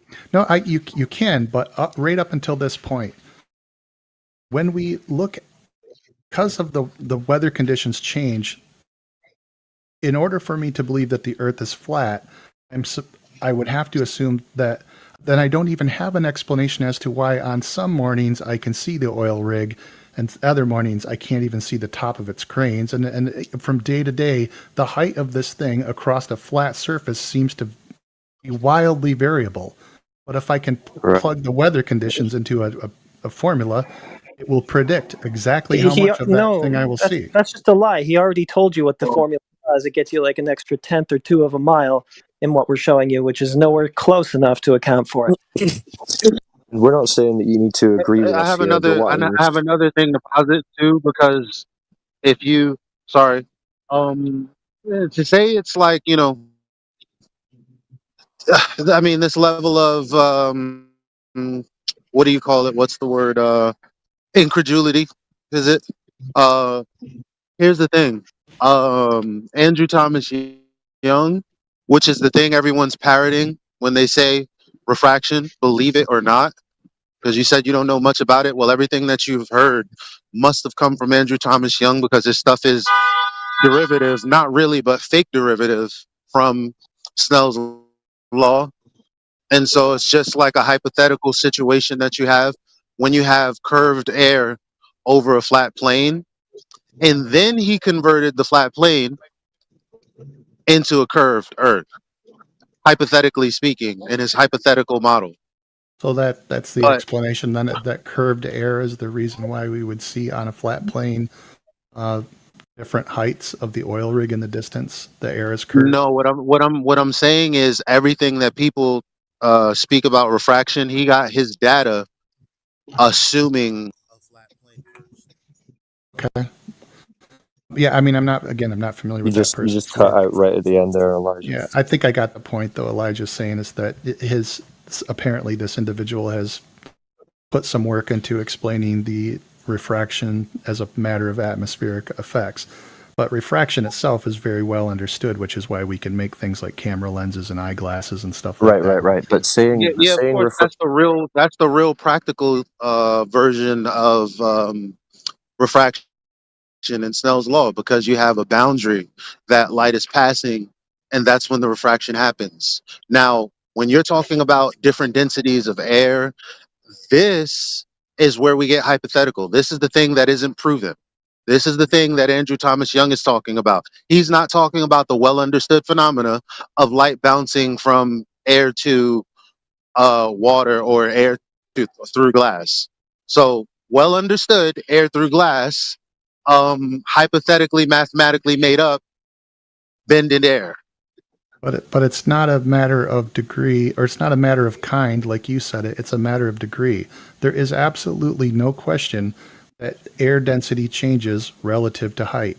It's just not No, even questionable.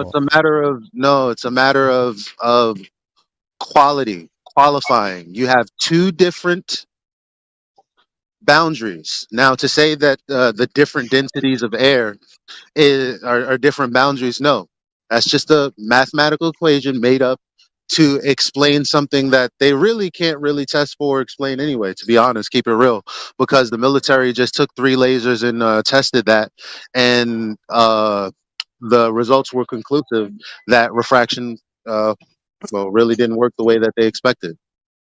Yeah, so there's a difference, right, Ray? Just because we're not saying that refraction in general, as it's understood and applied in optics, tested in labs, we're not disputing that. But atmospheric terrestrial refraction, where you're claiming light bending around a curve in the air to meet the observer's eye, just to perfectly make things look level, that's what's in dispute. And I'm more interested as well, because earlier I said, if you're seeing something that's too far away, beyond, quote unquote, beyond the curve, then surely you have 2 options in your mind anyway. You're saying either the light is bending up around this curve, or we're just seeing it because it's there and there is no curve. Surely both of those are possibilities.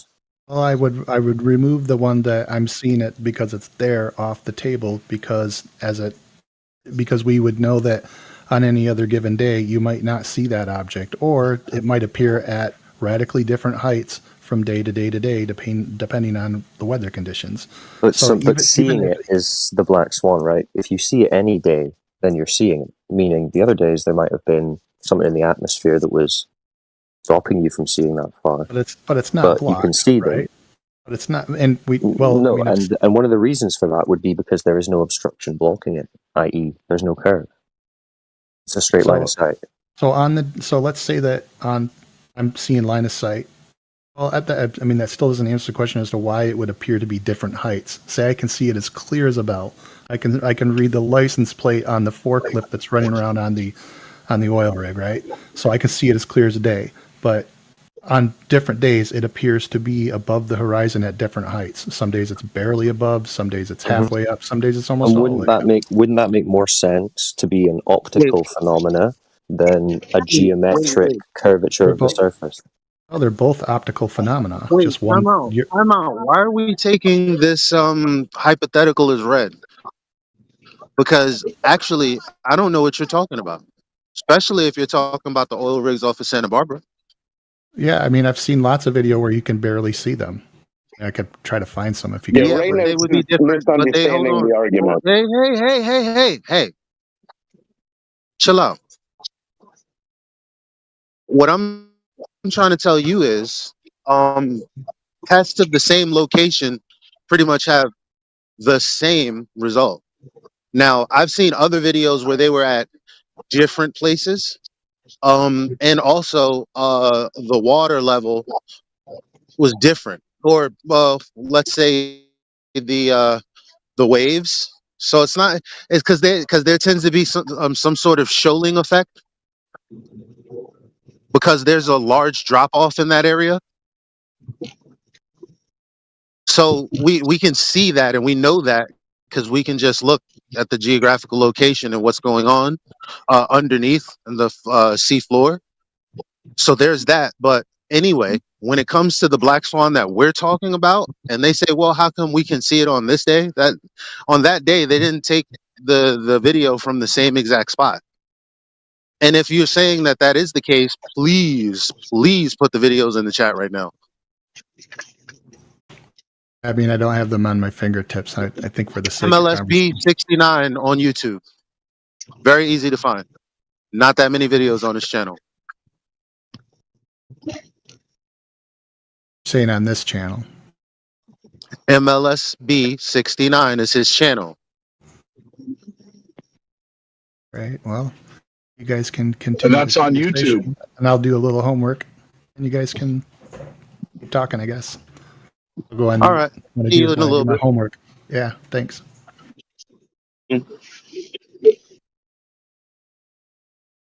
Wow. A concession to a logical fallacy and an agreement to do some homework. Elijah, you're on fire.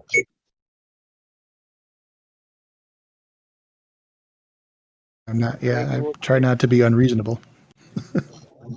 No, he doesn't. He doesn't sound unreasonable. He's just going. It sounds like he's going off the best of what he knows. And I like to give people more information. That's all. Yeah, no, he sounds like a respectable guy. Thanks for joining us, Ray. We appreciate your time. You guys kind of let me in the channel. It was probably about 3-4 weeks ago. I just haven't had a chance to check back in, and I got about 20 more minutes to converse. So I'm going to do this. I'm going to do a little bit of homework here and see how quickly I can come up with something. Yeah, good stuff. Enjoy. I'll even help you. I'll even help you further along. The video that they get the screenshots from is called magnification, or in the thumbnail is called magnification, so you can find it very easily. What was that channel name again? MLSB69. MLSB69. Thanks. Let me post the video of the original, which has the channel in it, in the live stream for you. Ooh, I might have forgot his name because it's not coming up. Yeah, it's MLSB? BMLSB69. So there's a B at the start. BMLSB. Yeah. 69. Nice.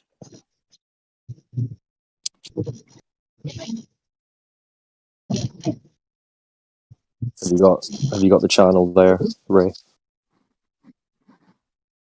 Yeah, I found a bunch of security cams. Yeah, see if you go into the live stream voice text channel. Right,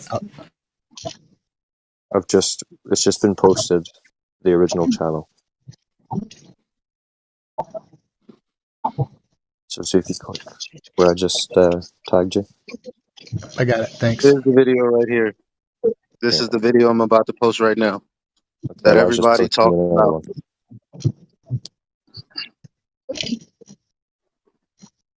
There you go, Ray. Homework's half done. All right, I got it. Don't say we're not good to you.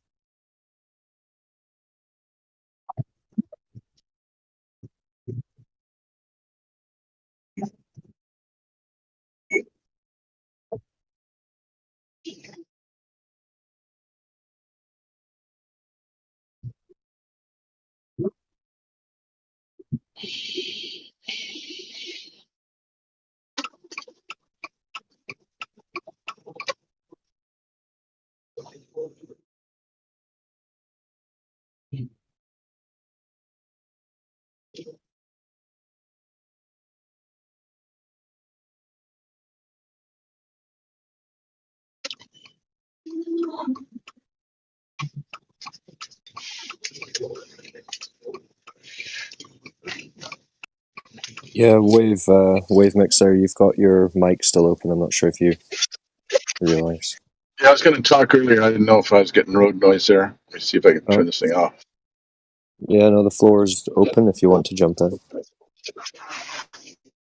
Well, there's been a whole bunch of stuff talked about, and I don't even know where to start right now.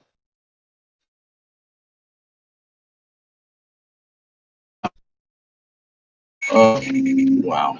Okay, I'm in heavy traffic, so now's not a good time to get into this stuff. So I'm moving about 5 miles an hour. Am I picking up road noise? Am I hot micing and disturbing the channel? No, it's okay. We can hear your indicator, but that's about it. Quite Turn relaxing. signal, he means. I'm just looking forward to any geometric horizon you might find in any of those videos. Yeah, to make it clear, Ray, we're looking for some evidence of curvature in those videos. We can't seem to find it. Oh yeah, I don't know about. I thought we were talking about where the distance at which the horizon appears to be. Yeah, because that's according to the globe model. That's curvature that the boats and things are going over. We're not supposed to be able to see beyond a certain point due to the curve, whereas the curve is predicted to be in front of the rigs, so the horizon's supposed to be in front of the rigs, but we see it way beyond the rigs, 10 miles. So it's like the curve has just flattened out. So I guess when I'm looking at one of these videos from this BLMSB69, shows two photos that look like they're taken from the same angle. One is with the habitat platform residing halfway below the horizon, and one with it's almost all the way above. But even with, sorry, Elijah, you want to pick this up? He's showing a photo of it. He's showing a photo of it. I'll snag it here in a second and drop it in the chat. Yeah, I know the photo he shows, but you got to see where he is. Well, yeah, I can't verify 100%. I'm looking at the geometry of the platform, so I can tell that he's at the same angle. But what I can't confirm is what distance, because technically, because I'm not there, photographically, he could have approached the objects, to a fair degree, and then taken a similar picture, but then zoomed one in and then made the geometry look pretty similar. Although that still doesn't necessarily explain why they would reside at different heights. And I'll grab one of these real quick and just share it with you, just so you can see what I'm saying. Grab that. Copy. Do you think that a reflection of light off water can also be refracted from beyond a geometric horizon? So I just posted that. Well, hold on. Let me answer that question. I just posted the photo. So basically, what he's showing here is he's got two pictures overlaid one another. I'm assuming taken at different times. I didn't have the audio on because I was listening to you guys. One of them shows the far platform, which I assume is the habitat platform. At one time, it appeared higher above the horizon, and then another part is almost half submerged below the horizon. I guess that my question would be, assuming that, the geometry of those stations look like the two photos were taken from the same location. So if that were true, what would explain the rise and fall of that further platform, and why would there be any horizon between us and it in the first place on a flat surface? There should be nothing. If he's standing on the ground and not dug in a hole somewhere, we should be able to see the very bottom of where the legs, the stanchions that are supporting that platform meet the water. But in the lower one, the water is risen well above halfway through. So I guess I would ask, what explains that kind of concept? What's the timestamp? That here, let me share the video too. Just because we might not be looking at the same one. I just looked at a couple. So I just shared that. This one's called Magnification. I think that's the one that he's originally sent me. Was it not? Okay. So I'm at this appears at 22 seconds in. It's a 47-second video. So, and he just kind of ghosts them in. He does a good job of overlaying the two photos. You say 22 seconds into the video? Oh wait, hold on. I'm reading something. Along a hillside, height. He's changing his height. I think that might be why. Hold on. I didn't listen to the audio. I probably should have done that. That would definitely be a different angle, of course. But that's what. Anyway, let's make sure we're looking at the same thing. So what? 22 seconds after you said? Yeah, 22 seconds into the video.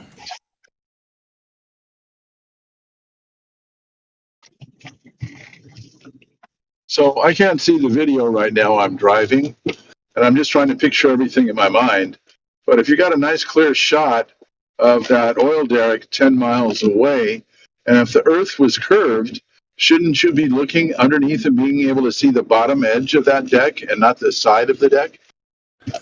Well, for the purposes of this conversation, we're not contending with the size of the Earth. Just the fact that there would be a horizon between us and it suggests that there would be some curvature, whether the Earth is 10 million miles in diameter or 2 miles in diameter. There would be some curvature between us and something at distance. Whether again, this is a question of kind, not degree. Right now, we're just trying to deal with what kind of planet are we living on, not the degree to which we should be able to do this or that or the other. Because that would be begging the question. So we're not trying to do that. We're not trying to figure out what kind of planet we're living on. We're trying to figure out even if we are on a planet.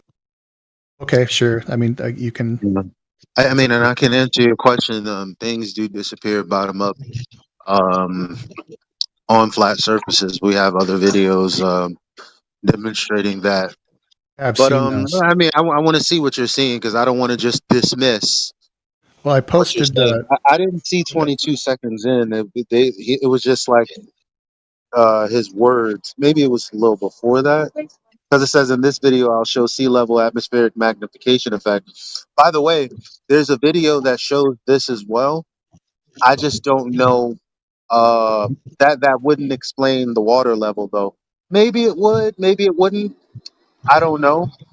But again, I don't want to go too far into speculation without seeing what you're looking at. Because I did tell you to get the video. Yeah, I just posted the screenshot again for you. It's in the chat. If you go to live stream voice text, it's right at 22 seconds. In the right spot? Oh man, it's everyone else is posting stuff in there. Jim just posted something in there. I mean, okay, 7:47.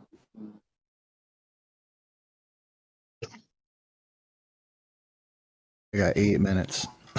So, yeah, I guess I don't. It's for me, on a global Earth, I would say the reason why the water rises up well above the bottom of those platforms is because there's a curve between us and it in these photos. It's your wishful thinking has been noted. Yeah. Well, I mean, if there's a better explanation, then I would worse than wishful thinking, isn't that affirming the consequence? Tell me what the time.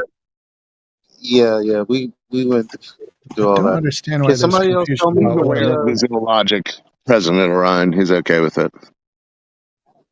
Can somebody else tell me what the timestamp is? Oh, okay. That's not 20. Okay, that's not 22 seconds. I mean, I just posted the thing. Literally, the link I just sent you. It says that, but that's weird because I know the video is not 47 seconds long. This must be a different clip that I'm looking at. It's called magnification, but this must be just a different one that I snagged. It's the same. It's the same creator though. It's BLMSB 69.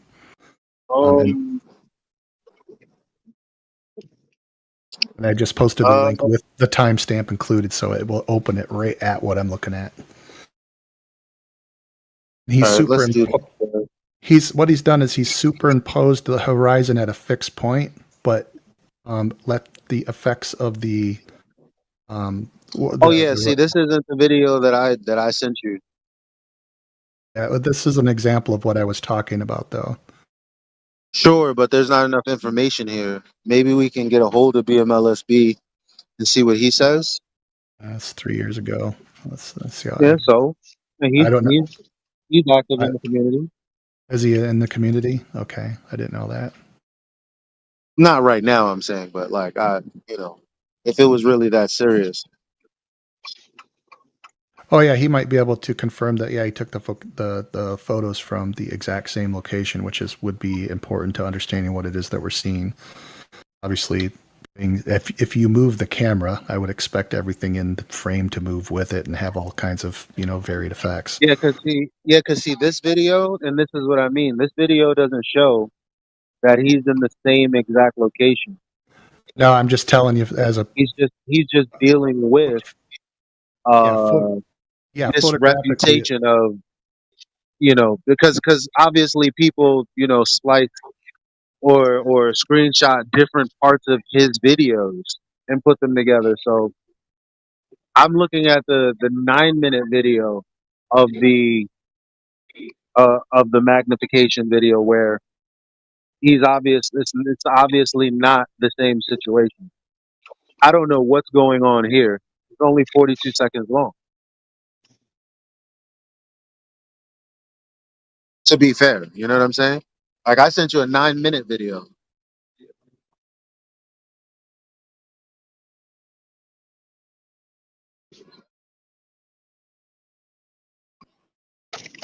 So this may sound like, a justification, but I'm pretty sure I saw like that screenshot and I saw him zoom in and I'm like, he's not at the same location.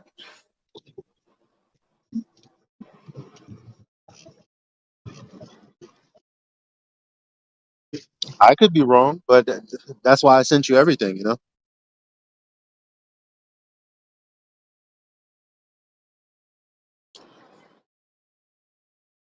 So do you want to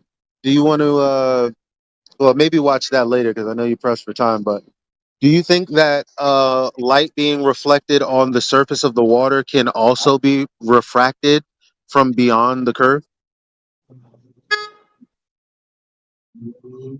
You think that's a possibility?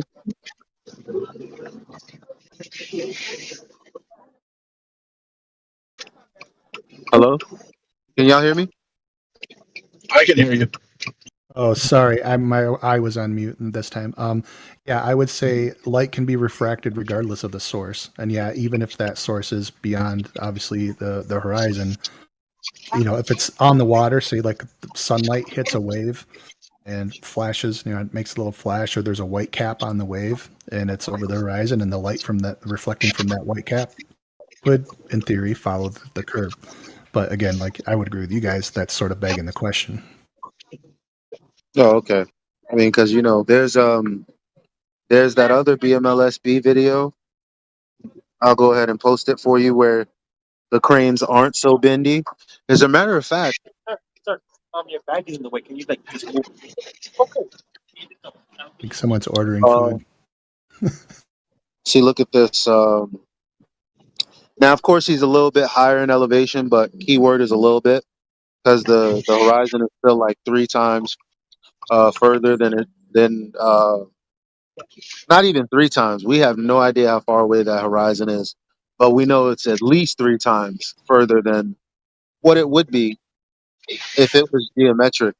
But there's no bending of the cranes going on at all in that video. It just looks like a clear, flat piece of water.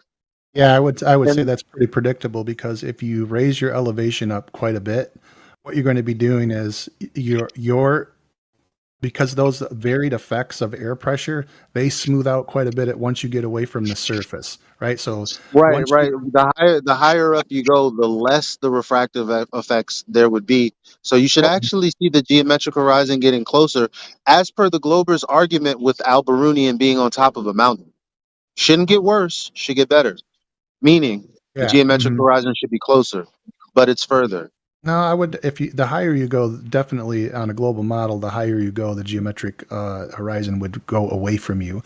But also, No, yeah, the geometric horizon technically would go further. It would be further, but what I'm saying is not the refracted one. So the geometric horizon being further would mean, okay, it was at 1.2 miles. Now that we're higher, it's I get at what you're 3 saying. miles. But I in get what this case, I get the what you're saying. No, refraction, it should be closer. I get what you're saying. You're saying like, okay, if I start rising up in the air, my point of view starts rising up through the air, the effects of refraction should get less and less and less, because the the air density kind of more or less gets more equaled out. And therefore, in theory, as I rise up, what I would expect to see is that the actual horizon barely moves at all. Or if, I don't know that it would necessarily get closer, but possibly it would get closer. But eventually, what would end up happening is because my line of sight to the horizon is so unperturbed by differences in air pressure that at a certain height, the horizon would just continuously go further and further in the distance. Well, you know, the time of day also affects that. So yeah, there's a time of day that would be minimal. You see what time of day that is? It's either dusk or dawn. I think it's dusk, and no, I think it's dawn. And guess what? Yeah, the effects of refraction should be minimal at that dawn. time. I would say the air is probably cooler at dawn, so air is more dense. They're denser objects are going to have a higher refractive index than less dense. Yeah, but we're looking at those oil rigs are 6 miles away. So there's not so much of a curve that we're going to be looking through different densities, because we're talking about a vertical difference of density, not a horizontal difference of density. I mean, that's another thing that I probably should have mentioned in the beginning. But yeah. I mean, these guys are out there. I'm watching this right now. I'm at this was the second one that he just sent me. Like, they are out there, no doubt about it. Say again. The oil rigs are at a very great distance in the second video that you sent. It's 10. Well, he's claiming that it's 10.10 miles, which, based on him zooming out, I would guess is true. It's highly verifiable. I don't think they move those things, as far as I know. Right. Right. So 10 miles is not far at all. No, 10 miles that would be an incredible distance to be able to see 10 miles. Yeah, that's a long way up. Oh, but as far as the ground curving, that's not a lot of curvature, is it? Yeah, I don't know for sure, but I mean, I know for a fact that even if I was 20 feet tall, the difference in density between my feet and my head wouldn't be. I don't think there'd be a difference. See what I'm saying? No, probably not. No, I wouldn't imagine there would be. So that's the corridor of sight that we're talking about. If the Earth was curving. No, if the Earth was flat, then your line of sight 20 feet would be the same as 20 feet. I'm talking about the corridor of density that we have to work with. If the ground was curved, then it'd only be about that much, because there's not that much curve in 10 miles. Well, as it approaches you, sure, but once you get offshore, all kinds of hell and chaos will occur with the atmosphere. Well, you are just making that up, right? You don't know that. Well, I live by one of the Great Lakes. I can tell you that the air is usually pretty chaotic near the lake shore. There's just bodies of water. We're looking at a pretty, constant video of those oil rigs. I mean, we know what turbulence in the air looks like, especially when we're looking at heat off of exhaust pipes in the streets and the cars. Sure. We know what that looks like. Those oil rigs don't look like that. Well, actually, when he's playing the portion that he zoomed in, they're boiling. Like, yeah, they're rolling in all kinds of atmospheric effect. I mean, they look like the cat. He muted, but anyway, yeah. When I'm watching the video that he shared, I'm trying to find one of the sorts. In the video, they look like what I'm saying is the turbulence is not showing you the geometric horizon where it is, and then further and then closer. Nothing is happening to the horizon, and that's the thing that we're talking about. The horizon is constant. That's the one I really want to stick into the ground on this one. Is I do want to find a series of photographs of objects taken at great distance. No, yeah, but that would be kind of a red herring right now. Like, we could get back to that, but bottom line with you saying, well, all types of things can happen. You can see the turbulence as he zooms in here. But the point is that horizon is pretty constant, isn't it? It's not That's like what it's also that's what. turbulent, moving backwards, forwards. No, in this video, yeah, I would agree. I mean, that what you are saying is essentially true. What I'm proposing is that when I have a minute, what I want to find is a series of photographs that show the visible horizon change in respect to fixed objects at a distance. In other words, if refraction. Oh, you'll never find that, bro. Well, if you get me that, bro, I mean, that would fuck my head up for a few days. Okay, well, I don't want to cause anyone distress, but I'm usually pretty good. No, that's what truth causes sometimes. It causes stress. That's why ballers are stressed in here most of the time. But yeah, we like the truth. So we've been asking for.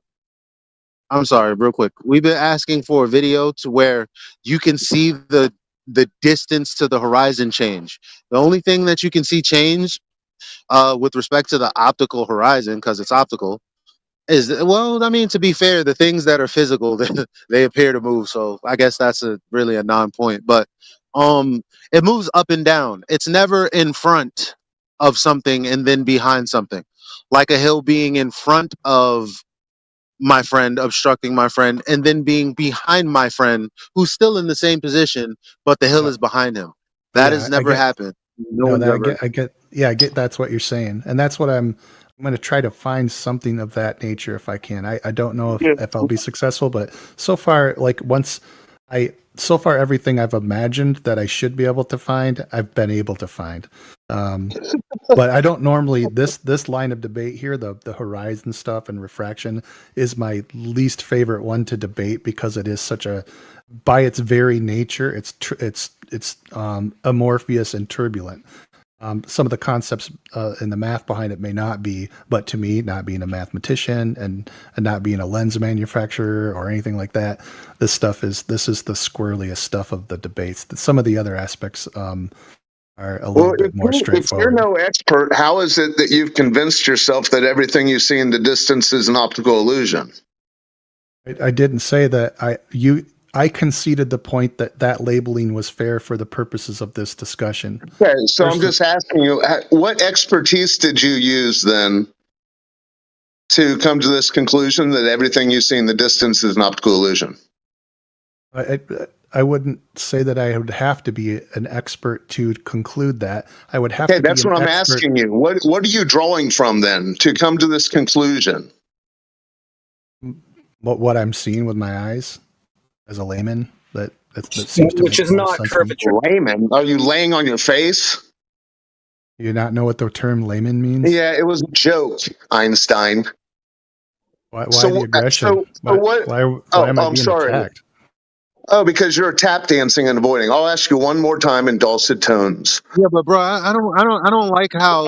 I mean, obviously, this guy's not. I don't care. I don't care because I got somebody coming in later as well from TikTok, and I would not appreciate. Bro, I don't want to have to mute you, fam. I don't want to do that. I just have a question. I'm not screaming at you. I just need you to let me finish what I'm saying since I'm already in the middle of my sentence and I'm addressing you. Maybe he can get back to stuttering over the answer to that question. Wolfgang. Can I get some assistance? Is there another mod? I mean... Yeah, I'm sorry, I'm multitasking at the moment. But yeah, Hoss, just chill for a sec, let Elijah have the conversation. I'm not even saying I want to have the conversation or take over the conversation. Clearly, I've been a little aggressive, right? But I've not been rude to this guy. You can be aggressive and respectful. Hey, you've been gunning at me pretty hard. I don't mind. No, I didn't mean to be rude to him. No, stop doing that because it's not the first time you did it, and I'm getting very, very, very, very short-tempered with you. Maybe it's not. Maybe it's the fact that the question always makes them stumble.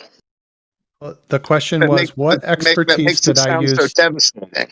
Yeah, but He already said it was begging the question. I mean, the only like you can't Okay, that's allow fine. him to proceed and then get mad. Like Okay, because I'm if not I was mad. gonna get I'm mad, not mad, if I dude. was gonna get frustrated, I would have stopped at I'm the not mad. admittance of begging the question because I'm not that's what mad it or is. frustrated. So then why are you talking to him the way you are? Okay, I'll lean back and I'll ask him one more time. What are you drawing from, Mr. Ray, to come to this conclusion that everything you see in the distance is an optical illusion? Well, like I said, I agreed to the term optical illusion, I guess, for the purposes of this discussion. Personally, I don't view it as an optical illusion. I view it as the effects of optics, which they're not elusive, they just are what they are. I don't consider my lens correction when I wear my glasses to be an illusion. They're just correcting by changing the direction of the light so that it hits my retina as opposed to focusing But that's Uh, behind my non retina. sequitur. I'm just saying, from a It might categorical even be philosophical. equivocation because these are two different. You're talking about terrestrial refraction.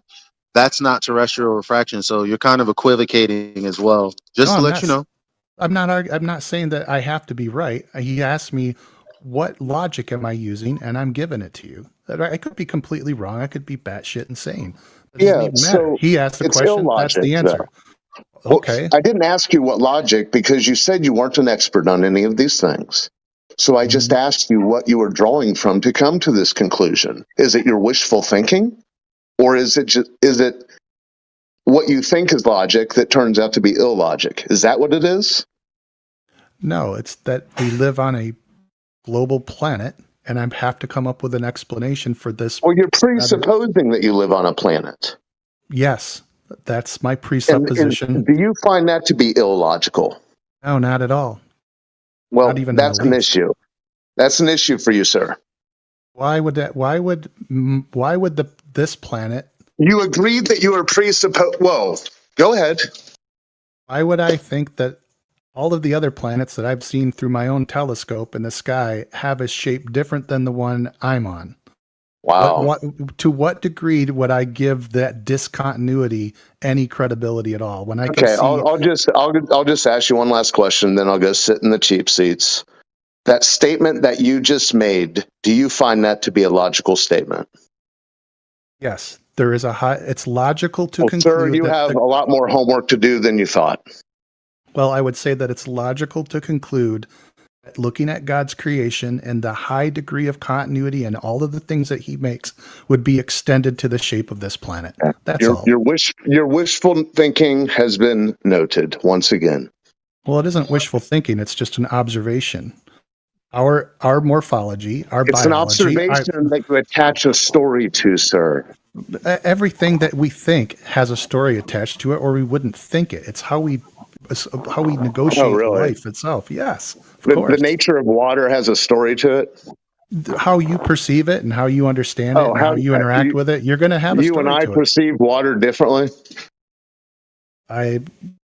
So we probably would, I would imagine, but I mean, there's certain things that we could agree upon that. So if you and I both went to the swimming pool and I said, look, the water, it's level. Would you agree or would you perceive it differently?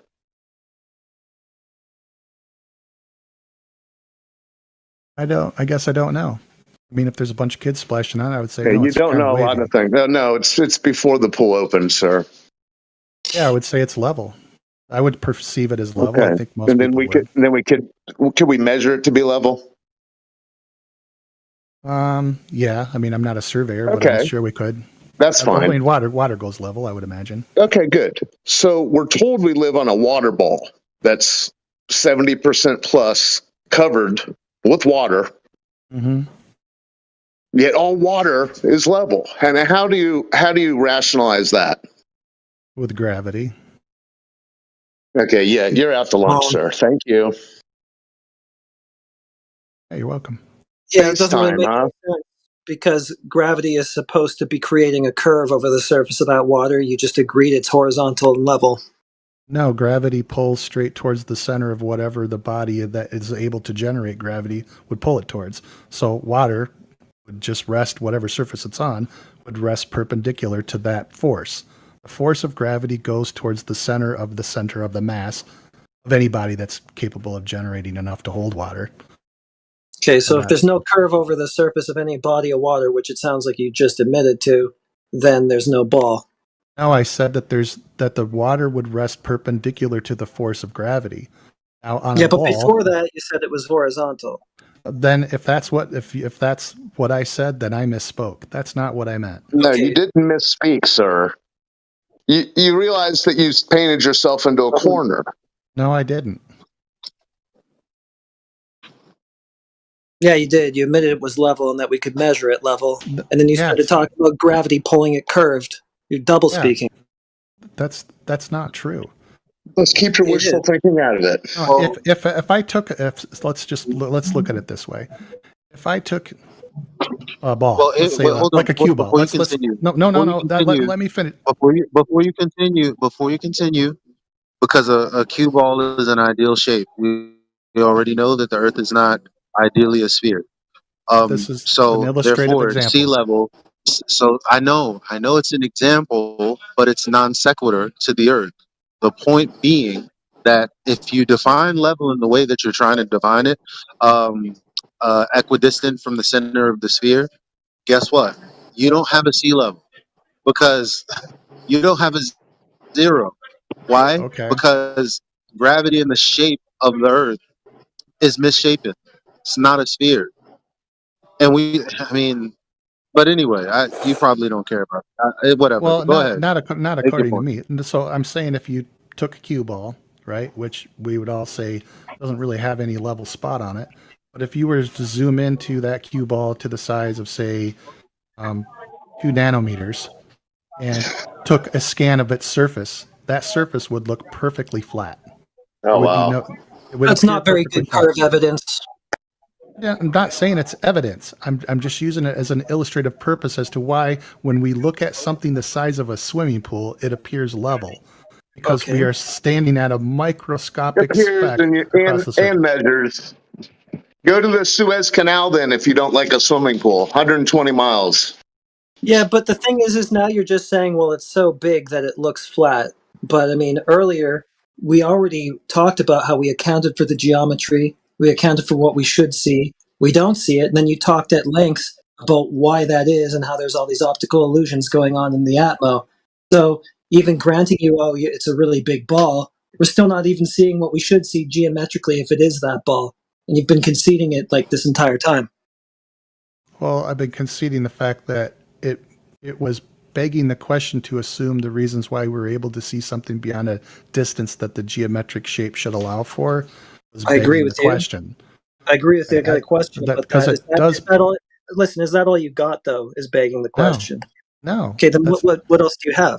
Oh, what I said was there's no good reason for me to assume that Earth's shape would exist in such discontinuity to everything else I can see that is purported to be roughly its same size. Just begging the question again. I asked you if you had anything besides that, and that's what you're doing again. So I'm begging the question by saying that there's continuity in God's creation. You're just presupposing the very thing in question. You're just presupposing that. Guys, can I ask him a question on what he's addressing right now? Did you mind? I'm just saying you are presupposing that those are planets, and then you're saying, well, this is also a planet. So those are two assumptions there. One that up there is planets. Let's say that they are. That doesn't mean that this is a planet, though. Yeah, it doesn't. It doesn't mean that but this is a obviously planet. because we learn about the solar system and all of that, it'd be hard to disconnect your mind from. Well, obviously, if those are planets, why would this be some flat thing in space? Well, first of all, it's not that you have a globe religion. You have a space religion. That's what it is, because you believe in the heliocentric universe. You believe everything that they just started proposing not only 500 years ago, but 100 years ago with Hubble and the expansion of the universe. Vacuums of space, which is also a recent idea.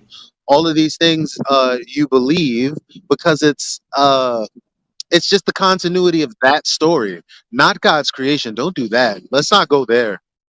Well, Because we that's could where talk about I'm what the at. Roman Catholic I mean, Church really did 500 years ago and well, how we already know. I'm sorry, you were not. interrupting. Did it sound kind of, was that a little harsh? Well, when you're telling me what I think and why I believe what I believe and what my beliefs are, then yeah, No, I'm you're not. mind I was reading. talking about the last 500 years, and I'm talking about what you're espousing is a belief in something that is a story. Yes. So is Okay, yours. that story comes from 500 years ago just like you. up I don't until care now. where the story comes from. You have a story too. And No, you all believe I in said it. was no. I don't have a no. I don't have a story. All I'm saying is don't include God's creation in that because you're trying to say why would I think that the continuity of the universe, God's creation, would be any different for the? It's like, well, first of all, no. You just have a story of man from 500 years ago up until now. Second of all, the people, Edwin Hubble specifically being one of them, but there are many of them who contradict the empirical nature of their discussions. Us thinking, well, obviously we're moving around the earth, and then him saying, well, we actually had no evidence of that. So don't go there, is all I'm saying. So, despite the reasoning that I use to formulate my perspective, you would rather me lie about it and say I've come up with some other thing, or because you don't like why I believe what I believe? Is that what this is about? Just acknowledge it's wishful thinking. I didn't say it wasn't. Yeah. I didn't say I didn't say I didn't like what you believe. I just said there's no evidence of it to say, well, I'm just going to say that those are planets and why would this not be a planet? I'm just saying it. Oh, well, I can get why you think that because it's not about the earth, it's about the universe. That's where the emotion comes from. What you think the entire universe is. Now you're acting like I'm slighting you for saying that. You know said that's don't what go you, I there. mean, do you not? Do you not? Is that not an accurate assessment? I'm not sure I It has found an to be an assessment in accurate what you just assessment said. because you No. just said, "Why am I slighting you?" And not in your words, but in my words, you said, "Why am I slighting you?" If you feel like I'm slighting you for what you believe, that means it was an accurate assessment. No, And I no, I don't care wasn't if you. slighting. No, I don't care if you slight me. If you want to insult me, that's No, all I'm fine not and dandy. slighting you. You just questioned. First, you said that I'm telling you what you believe. And I'm like, After you, because no, you that were. is what you believe. But it Sure. is what you believe because in order for me to be slighting you or for you to feel slighted, I have to be talking about what you believe. Yeah, but you don't need to be telling the truth when you do it. Oh, well, all right. Fair enough. I like that. So the reason why I can't be pushed off from this is because I've thought my way through it since I was a child. I mean, if someone's going to describe to me what I believe and they don't get it right, trust me, I'm going to know that they didn't get it right. So, well, you just pushed yourself off of it when you talked about going to the pool. But so what was not it? my You just opinion. came here. So that's fine. Opinions are like, you know what? But so what did you come here to do? Just share your belief with us? This is the place that I felt my ideas would be put to the test. I'm here. How do you think they did? I would say remember Elijah, your trip to the pool. Well, the trip to the pool, I would think that I would give that a D-. Elijah's begging the question point, I think I would give a B+ or an A. A B+ or an A and begging the question? No, his. Oh, he gets it. Okay, he gets an A. He gets an A for effectively demonstrating why my opinion was begging the question. I thought he did a good job of that, and then he also. Now, would you like to maybe consider that the entirety of your argument is wishful thinking? It depends on what you think wishful thinking is. That's a bit of an wishful thinking. I think there's a hyphen in between the two words. So you're saying begging that the question as well. Begging the question as well, sir. So to clarify, you say that what I believe because I'm trying to fulfill a wish that this is how I hope the what world I'm saying is the fact that you acknowledge that it's a belief, all of your evidence that you provide will be illogical. I don't agree with that. I don't know how you make that Well, jump. if you were able to cross the threshold of belief into I don't agree knowledge, with how then you you would. worded that either. Well, 'Cause you could believe in something that's okay. Let me clarify. Then, if he had crossed over the threshold into knowing that he lived on a globe, then he would have presented some evidence that had some logic in it. We've only talked about one topic. We've talked about refraction. That's about it, and the visible horizon. No, we talked about water. Well, I mean, and then you no, chanted gravity. but that was actually an equivocation because there's a difference between terrestrial refraction, the mathematical version, and actual refraction in Snell's law. Just saying. I mean, we're there. I don't believe that the Earth is a globe because I saw a ship disappear over the horizon. I didn't run away and go, "Oh my God, I figured it all out." Obviously, there's more to what's formulating my opinion than single observation. Yeah, do you find it odd though that if this were backed by fact, that you wouldn't still be teetering in the opinion and belief? Where are But the that's why I facts, said what sir? I said. It's not Earth curve. It's not one particular phenomena. It's the entire universe and the ideas of it that Right. shape how we see the Earth. That's the problem.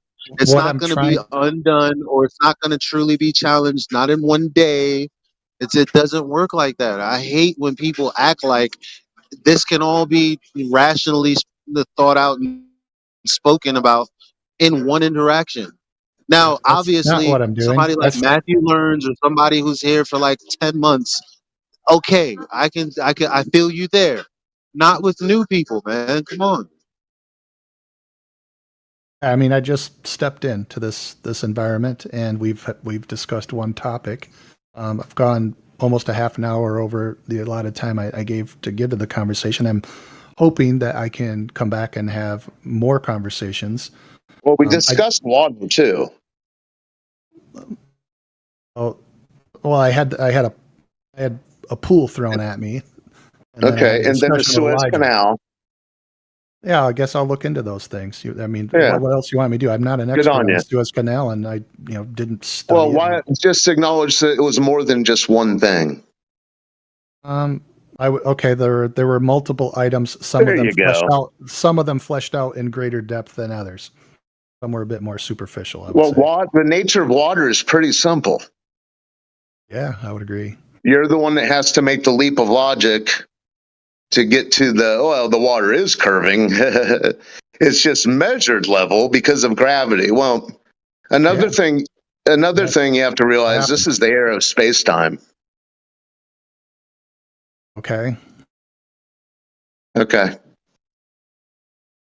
Hey Ray, when you come back, and I hope you come back many times because you're nice to talk with. If you could look up, please, where there's the ball in the Bible, because you invoked God, created this, solar system, this universe. If you could come back with some idea of where the ball is in the Bible, I would love to talk to you about that, Ray. How you know he's not moving?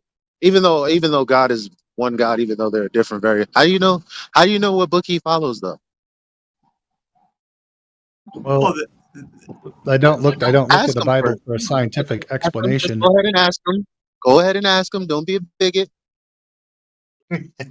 Are you Gotta have high standards here. Ray, are you a Douay Reams person, or are you a King James version? Well, the Bible that I have by my bedside is King James, actually.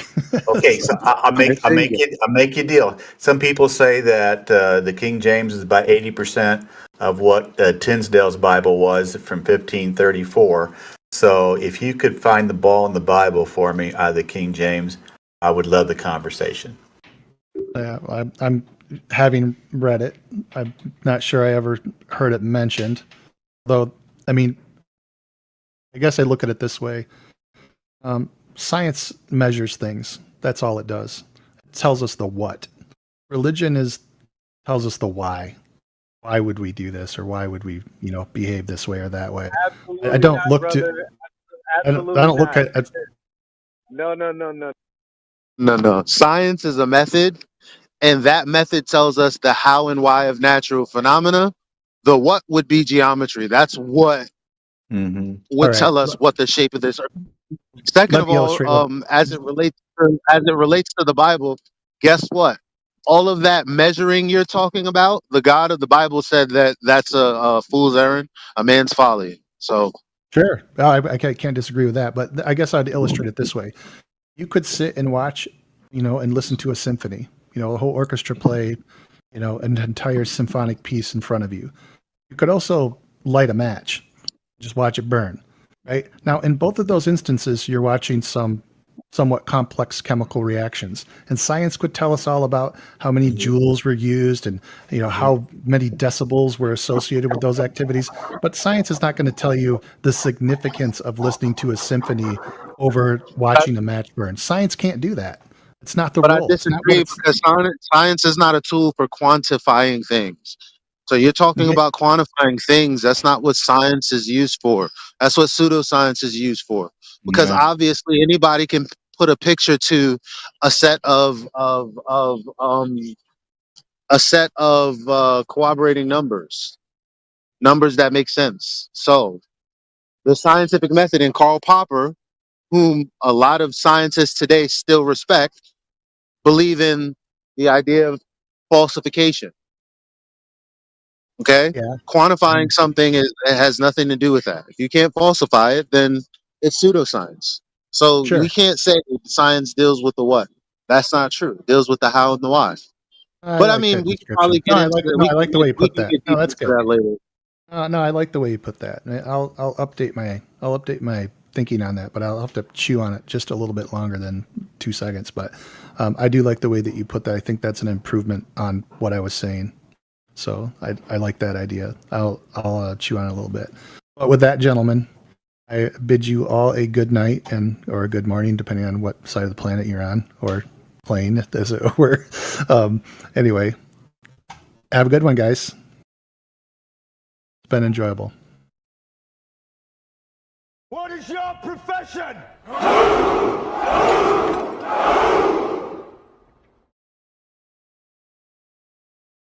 Old friend, I brought more soldiers.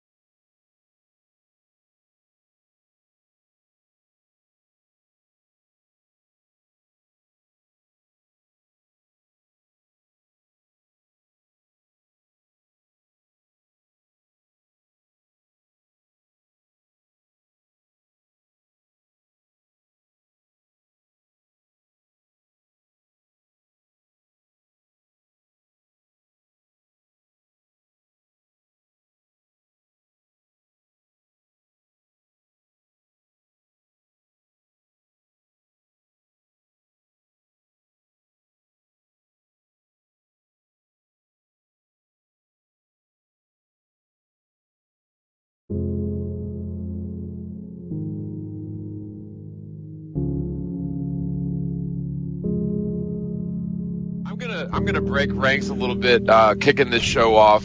First of all, I just want to thank everyone watching and listening live. The Globebusters would be nothing without the real people who tune into our weekly show in order to share ideas, hear and consider opinions, which may or may not always align to our own views. But I also want to thank all of the people who are watching and listening on the archive, even if it's 10 years from today. Flat Earth is the most important revelation of our generation, and probably the most important revelation in the last few hundred years, if not of all time. We should feel extremely lucky to be living in such a time where the truth about our world has the opportunity to catch hold or to catch on. In contrast to the 19th and 20th centuries, where really brilliant people figured out the truth about the flat Earth. For example, Dr. Robotham wrote Zetetic Astronomy, although the ability for such staggering information to ignite and spread was simply not available. I submit, were the internet around in its current form in the 1860s, we'd be over 150 years into flat Earth natural science, and who knows what sort of utopian world we'd be living in. Now, there are immortal, inimical entities who come from the form of, or who come in the form of royal old money bloodlines who are bent on controlling the world through sigil magic, for example, cash, as well as subliminal programming in the form of the mainstream media, cinema, news, political false dichotomies like Republican and Democrat, a fallacious educational system which trains youngsters to become slaves to an oppressive debt-based system. Let's not forget scientism, which has convinced the entire world the most absurd postulation, which involves the world being a spinning sphere in space. We need to burn fossil fuels to have energy, which is a blatant greedy lie motivated by greed at least, as well as preposterous theories like evolution, which has no supporting evidence to speak of, and of course the Big Bang infinite universe theory, which has been solidified as concrete fact in the minds of the entire world practically, ultimately to position us as an insignificant speck of dust in the infinitely expanding universe theory, which is indeed the root cause of atheism, nihilism, and all sorts of psychological problems, with simply being completely absorbed in a fictitious version of reality. Now, in this fictitious version of reality, which is the globe, it allows the so-called illuminated elite controllers of the world to use this fact against us, this fictitious version of reality against us, to an unbelievably profound extent. Flat Earth truth, again, is the most powerful antidote to the corporate fascist world government, which is already in place, sort of in a beta state, complete with their centralized World Bank, modeled after the usury, illegitimate, illegal Federal Reserve scandal of America. Now, when the world becomes completely aware of the lies of scientism and theoretical physics, which one day that will come, there will be a paradigm shift so profound that it would be more disruptive to the status quo than a hypothetical moderate meteor strike or moderate nuclear bomb attack. Of course, neither of those could possibly occur in reality, but when the stationary plane Earth is finally realized and accepted as obvious fact, the social repercussions would be orders of magnitude more powerful than any war, cataclysm, or some other sort of revelation. Now, these so-called elite interests that I've been speaking of do not want the status quo affected, as a small group of people control about 99% of the wealth, real estate, physical assets, and businesses of the world. Because flat Earth truth is such a grave threat to their status quo, we should absolutely expect to see agent provocateurs inserted into the flat Earth community, which it is indeed a community, in order to divide the grassroots movement into opposing factions or opposing camps, which will eventually be used to nullify one another or cancel each other out. Ultimately, you'll see the flat Earth movement self-defeat itself from within if these plans come to fruition. Now, at that point, if the flat Earth movement self-destructs from within, at that point, when the grassroots movement is in shambles, there will be sort of a corporate fascist flat Earth anti-authority setup to commandeer or co-opt the truth movement, claim it's been debunked, and then our grandchildren are learning about how fast they're spinning around, orbiting the sun. Now, they, in quotes, have been controlling populations for many, many generations. Now, of course, it's not the same people who are immortal, but their ideologies, their goals, and methods remain immortal, preserved through their bloodlines in ritualistic secret societies. Some examples would be the Jesuits, the Freemasons, the Illuminati, Talmudic Zionists, the Knights Templar, and zillions of the offshoots like the KKK, the Order of the Dragon, way back from the Crusades. But such groups are innumerable, and they, secretly have 50-year and 100-year plans, which are obviously not carried out by one single person or even one single generation of people. These very entities are responsible for fomenting the French Revolution, the American Revolution, the American Civil War, both world wars, and of course the never-ending state of war that we find ourselves ensnared within today in the post-9/11 century, just as they planned and laid it out in the infamous document Rebuilding America's Defenses by the ultra-conservative policy-making entity PNAC, or Project for a New American Century, a full year prior to the false flag 9/11 attacks. Now, the point is here, while we the people outnumber them about 100,000 to 1 easily, our forebears have allowed these ancient bloodlines to reinsert themselves into positions of power and influence. Now, they certainly have a plan to quash the Flat Earth community and the Flat Earth movement. However, we must not allow ourselves to be divided by psychopathic, manipulative agent provocateurs. Now, just a quick FYI, agent provocateur literally is defined as a noun, a person who induces others to break the law so that they can be convicted. Now, this is sort of an old school, general definition, and I would submit that it could entail people who insert themselves into a grassroots movement, gather a following in order to begin inserting certain ideologies into their narrative. They will appear to be genuine people of the grassroots movement. They will usually appear to be the most prominent figures within that movement. An example in the history past would be Gloria Steinem, who created Miss Magazine during the women's liberation movement, although Miss Steinem is an admitted CIA asset and was operating as such for the duration of Miss Magazine, which was heavily influential on young women during the women's liberation movement. Now, not to get off on the tangent of women's rights, but the government had a 50 or 100-year plan to break up the family unit itself, and this was a long-term, concise plan. In a quick summary, that plan involved doubling the tax revenue. This was achieved by convincing women that they shouldn't be at home taking care of the children and of the house while the man is out there earning money. They were convinced somehow to want to work, which I agree. Everybody should have a choice and a right to work regardless of gender. But what the innocent victims of the co-opted women's liberation movement didn't realize was that they were falling right into the snare of this 100-year plan, which had been in place literally for decades and decades prior to the 60s. Now, by convincing women to demand the right to work, not only did they double the workforce, which naturally means cheaper labor based on the fundamental principle of supply and demand, and simultaneously doubled the number of tax-paying workers for the government's revenue stream. Furthermore, with both parents gone to work in order to pay for a lifestyle which was once achievable with a single income, the children are forced into school at around age 4 or 5. Now, fast forward from the 60s to 2017, and about half of the children in at least the U.S. grow up in broken homes with a single parent, or even two parents working 2 jobs each, so that they barely do so much as eat dinner once or twice a week together.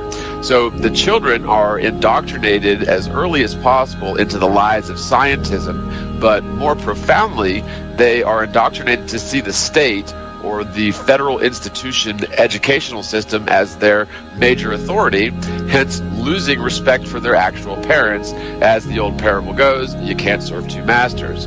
Now, The plans which the Illuminati laid out many decades ago have come to full fruition in terms of breaking up the family, taxing us to death, and forcing our children into indoctrination during the most important formative years of their lives.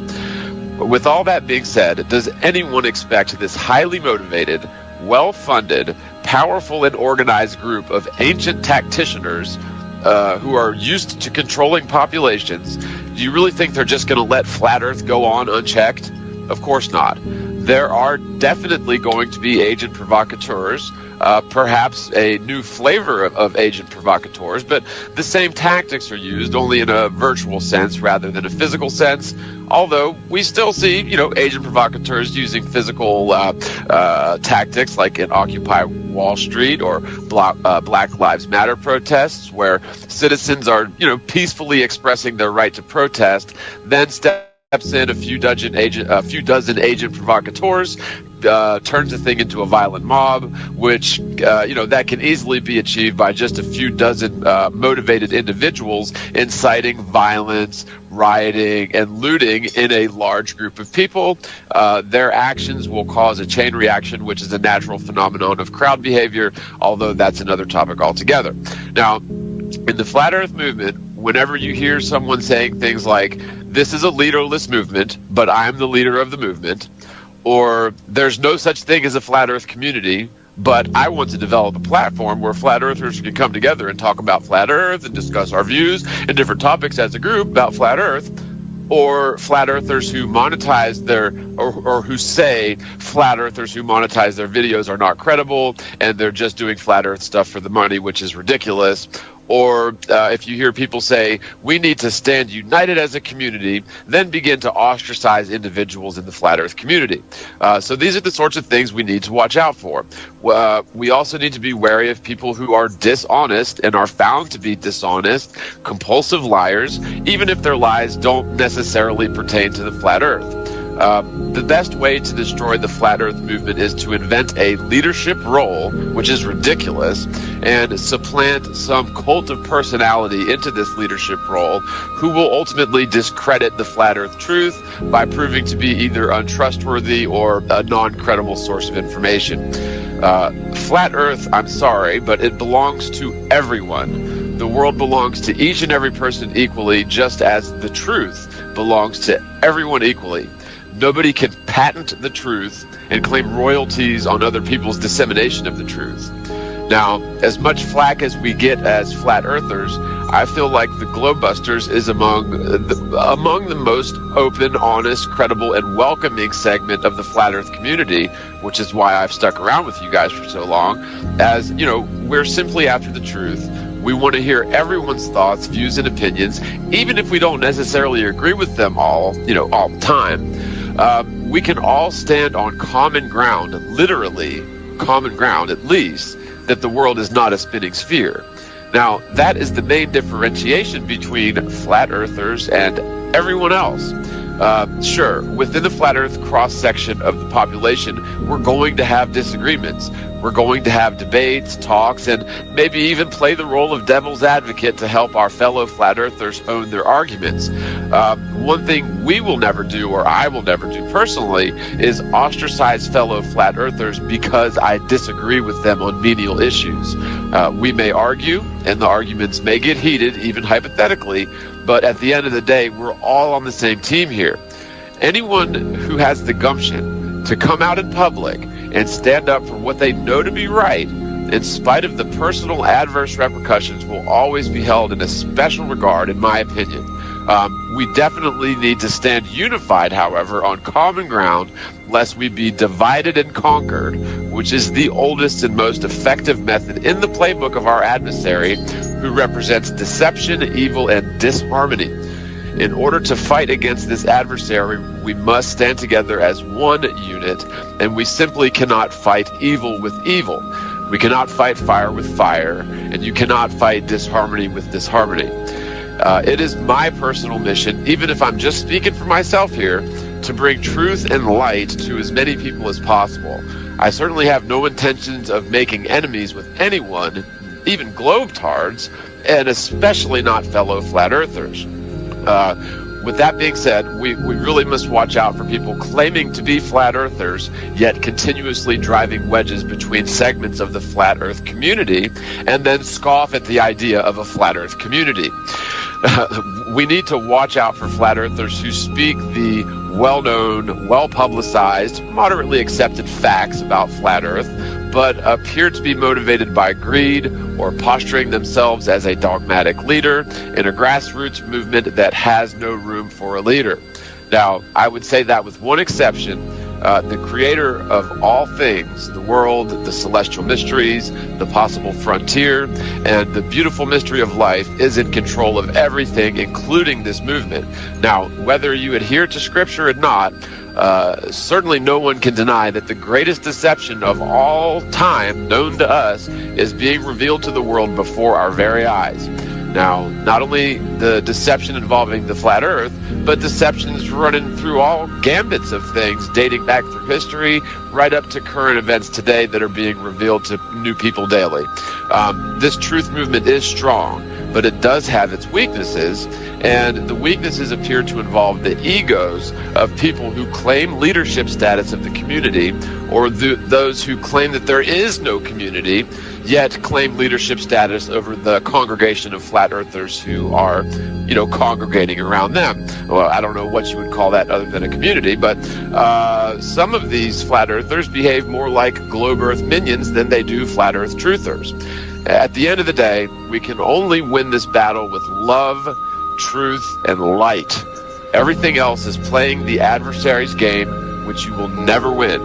The only way to win a game of evil, deception, and disharmony is to not play the game and to use light, harmony, and righteousness. Thank you. Wow. Well said, John. Excellent.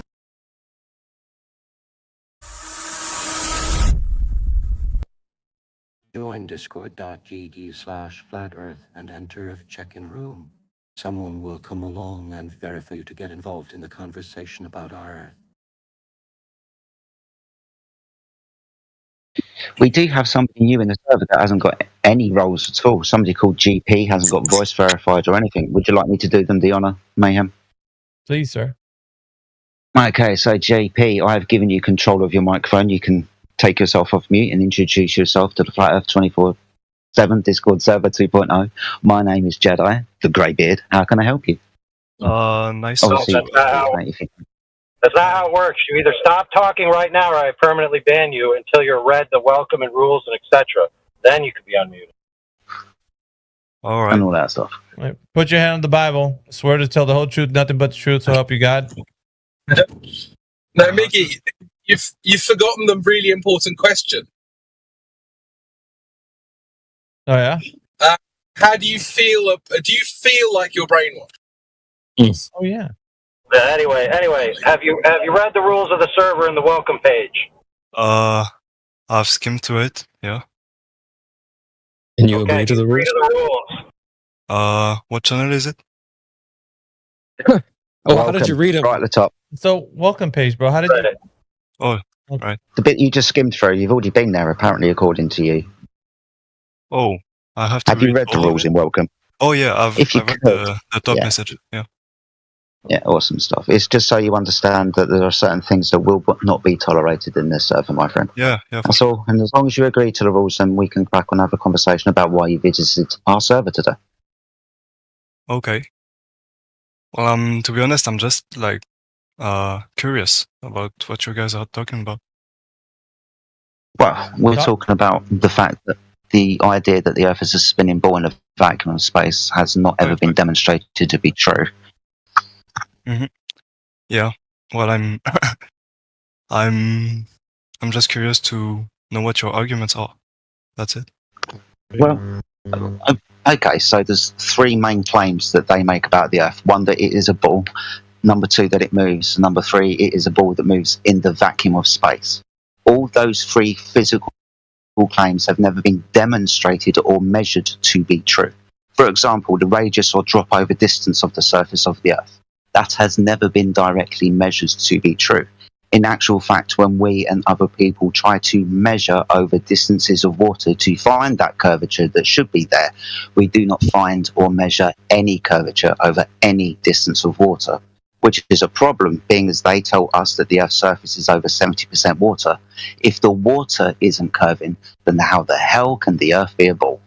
That's the main premise for why we're here. The Earth is flat, measurably so, observably so, and as you'll get to find out, practically used as so. But that's why we're here, my friend. Have you got any other questions on that? Well, why would that be?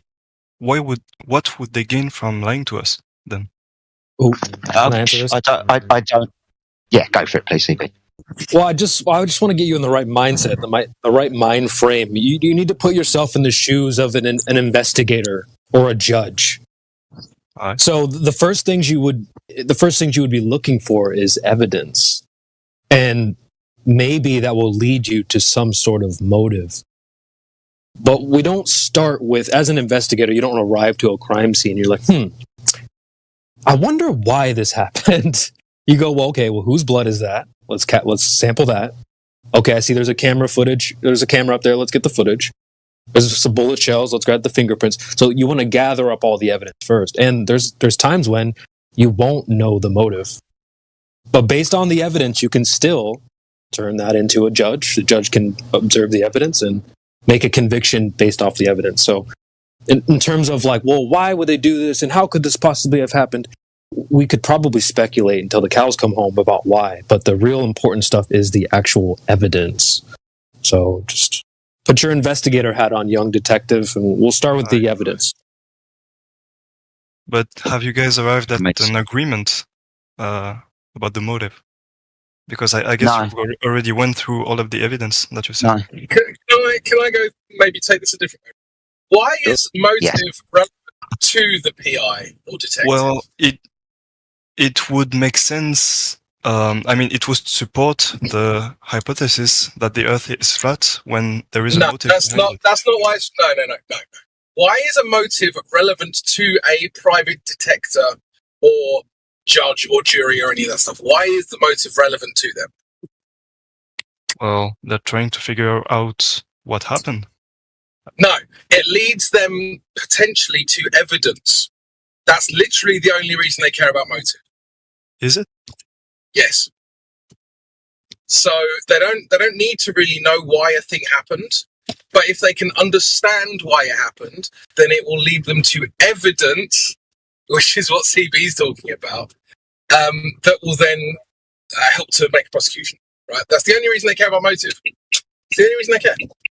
But ultimately, it's the evidence that matters. Here's a quick clip. People like the media asking somebody, an officer, about motive. Just kind of hear his response here. We currently don't truly understand the why. As far as motivation and any type of relationship, we don't know. But the investigators are keeping all options open.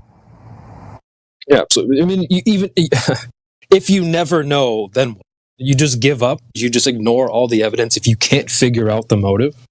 No, the motive is the key part. So I could give you some speculation, but what does that lead us? Can we cash in our speculation to a judge? Like, well, I'm thinking that it could be this.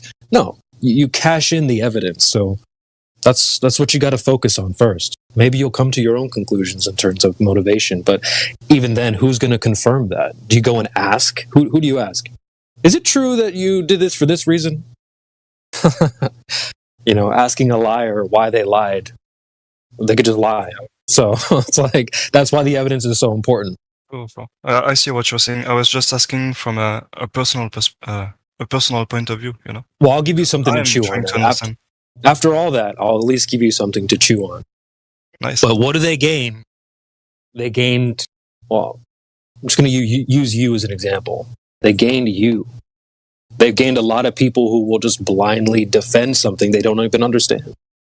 People come here and they're like, yeah, it's a globe. And you're like, okay, well, do you know that? And they're like, yeah. Okay, so how do you know that? Well, hold on, let me Google it. So they're blindly defending something that for someone else that they don't even understand why. So that's something I'd say that's pretty valuable. If you gained a bunch of blind followers. So I don't know. That's Yeah. again, what can you do with that information? What are you going to do? Well, I mean, another way of looking at it is like, if you blindly believe them, then they don't have an incentive to tell the truth. So what they're actually going to do is they're just going to tell you whatever benefits them the most, right? So just think about that. If people just blindly believe them, as 99% of the people do, then why wouldn't you lie? Yeah, but why would they lie about that though? Does it make? Well, I just told you. If people are going to blindly believe them anyway, then they would do whatever benefits them the most. That's what I just told you that, right? So what that benefit is, well, you'd need to know why they're lying in order to know what the benefit is. So Look, bro, we're not mind readers, so we don't know. But we're just pointing out that the question itself it's not actually a valid question in this debate. Okay. Well, let me try to accentuate Crypto's point a little bit. I have a running skit, a little joke about selling people a space junk helmet. So let me just play this quick clip. This is a commercial I heard from an insurance company just recently. Take a listen. They say an asteroid wiped out the dinosaurs. I don't know about that, but I do know if space debris hit my car, it'll be all right. Comprehensive car insurance can cover things that fall from the sky. Hail, trees, golf balls, even meteorites. Okay. So if you can be convinced that things can fall from the sky, potentially crash, maybe hit your car, you might be inclined to maybe purchase some insurance for that. Or maybe you'll purchase one of my space junk helmets. Because every other day it seems like there's something going to be crashing into the earth soon. Prepare. And I mean, we saw the last couple years, people were convinced to wear something on their head to protect themselves from incoming things. So I'm just thinking, well, if people will do that, I bet you they'll wear something like a helmet on their head. So I can't sell this product. No one in this community, no flat earther is going to buy a space junk helmet. Why? Because we know that outer space is a fictional setting. It's not a real place. So nothing's going to be falling from space and hitting you in the head. So nobody here is going to buy that. But these blind believers, the ones that were wearing the diaper, I bet you they'd be willing to wear a helmet. So, yeah, they gained those people as well. I can sell you insurance. I can sell you helmets. No flat earther's going to buy space coverage. Well, I don't think outer space is real. So why would I buy space coverage to cover my car? Go ahead. I'd like to add on to what you're saying too. Most people aren't lying; they were lied to, and they believe what was sold to them. So they're passing on what they perceive to be true information. Yeah, Creation Bear, I've just come up with a really good business idea. We should go into Gamma Panda server and try and sell them alien invasion insurance. ESA goes there to sell them Coriolis insurance. Coriolis insurance, brilliant. Yeah, he's like, just like if you refer friends, you get a discount. He's got like a whole sales pitch for Coriolis insurance. So notice though, for our new friend here, we've given you some speculation on like why and stuff like that. But notice how this isn't proving anything. This doesn't say anything about the Earth. I've told you that outer space isn't real, but we don't have any evidence for that, just based off of my speculation of people would purchase space insurance and stuff like that. So this is all into speculation zone, and we're not really getting anywhere that leads us to the evidence like Crypto was talking about. So we can't cash in speculation, but we can cash in evidence. So that's what we're trying to get new people to start with, the evidence, not the motive, because it doesn't lead anywhere. But he can see if he wants to start from that point. He can say, okay, if they have no motive to lie, that means there is no lie outside. That means the Earth is spherical and everything is okay. He really wants to start from that point. I don't. I believe them.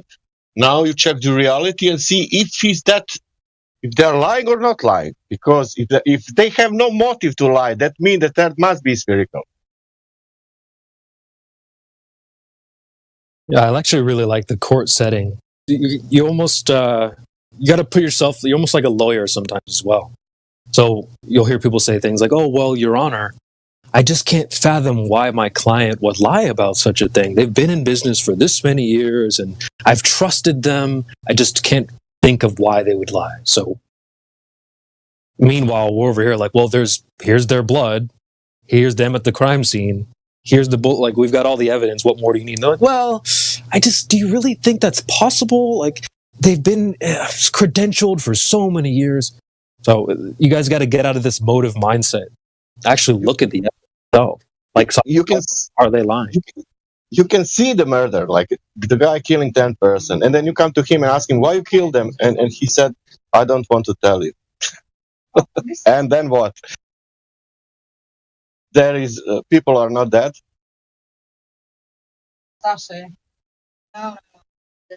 Alright, I see. Well, thanks guys for introducing me to your thing. No problem. Your Come ideas. back anytime. So did I interrupt something or? Oh no. Alright. Well, since I just got here and I don't know too much about what you guys talk about, what are your main arguments supporting the flat Earth theory, apart from the one that you mentioned earlier about the sea curvature? Sure. Well, just a quick correction on the theory. Like, the same way your height isn't a theory, that's something you could go measure, and then you know how tall you are.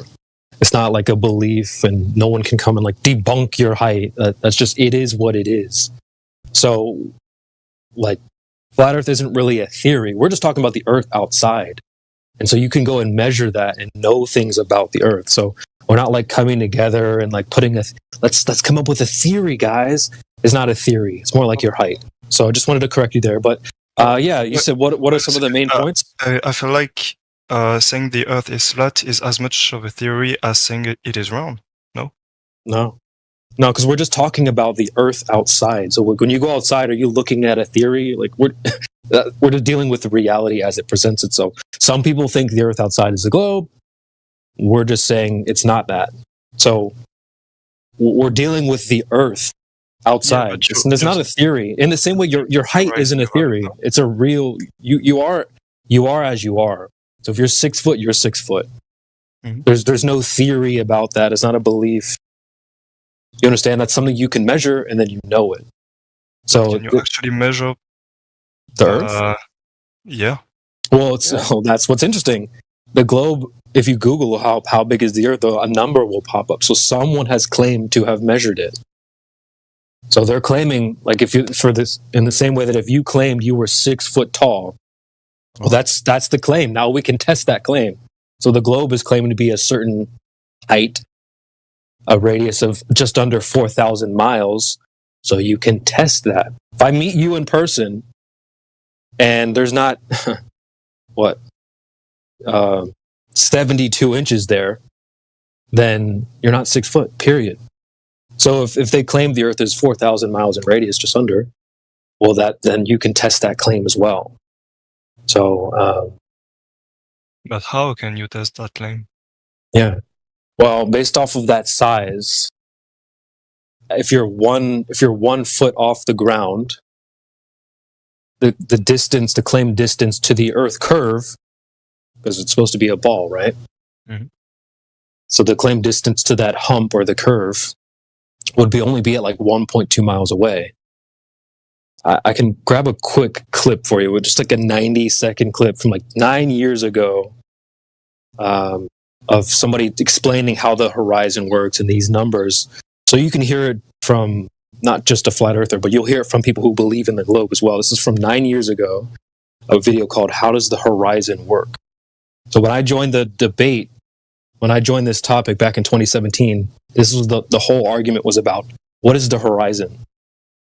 The Team Globe was claiming that the horizon is the curve of the Earth, the thing that boats go over.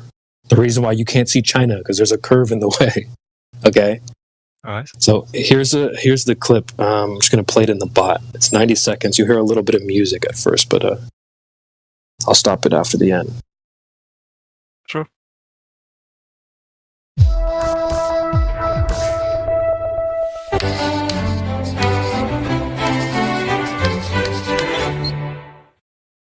Hi, I'm Josh Clark, and this is Brain Stuff, and I'm here to answer a very pressing question. Have you ever been standing at the edge of water, say like an ocean, and looked out on the horizon and said, I wonder exactly how far away that horizon is? You know, where the sky meets the sea, that's the horizon.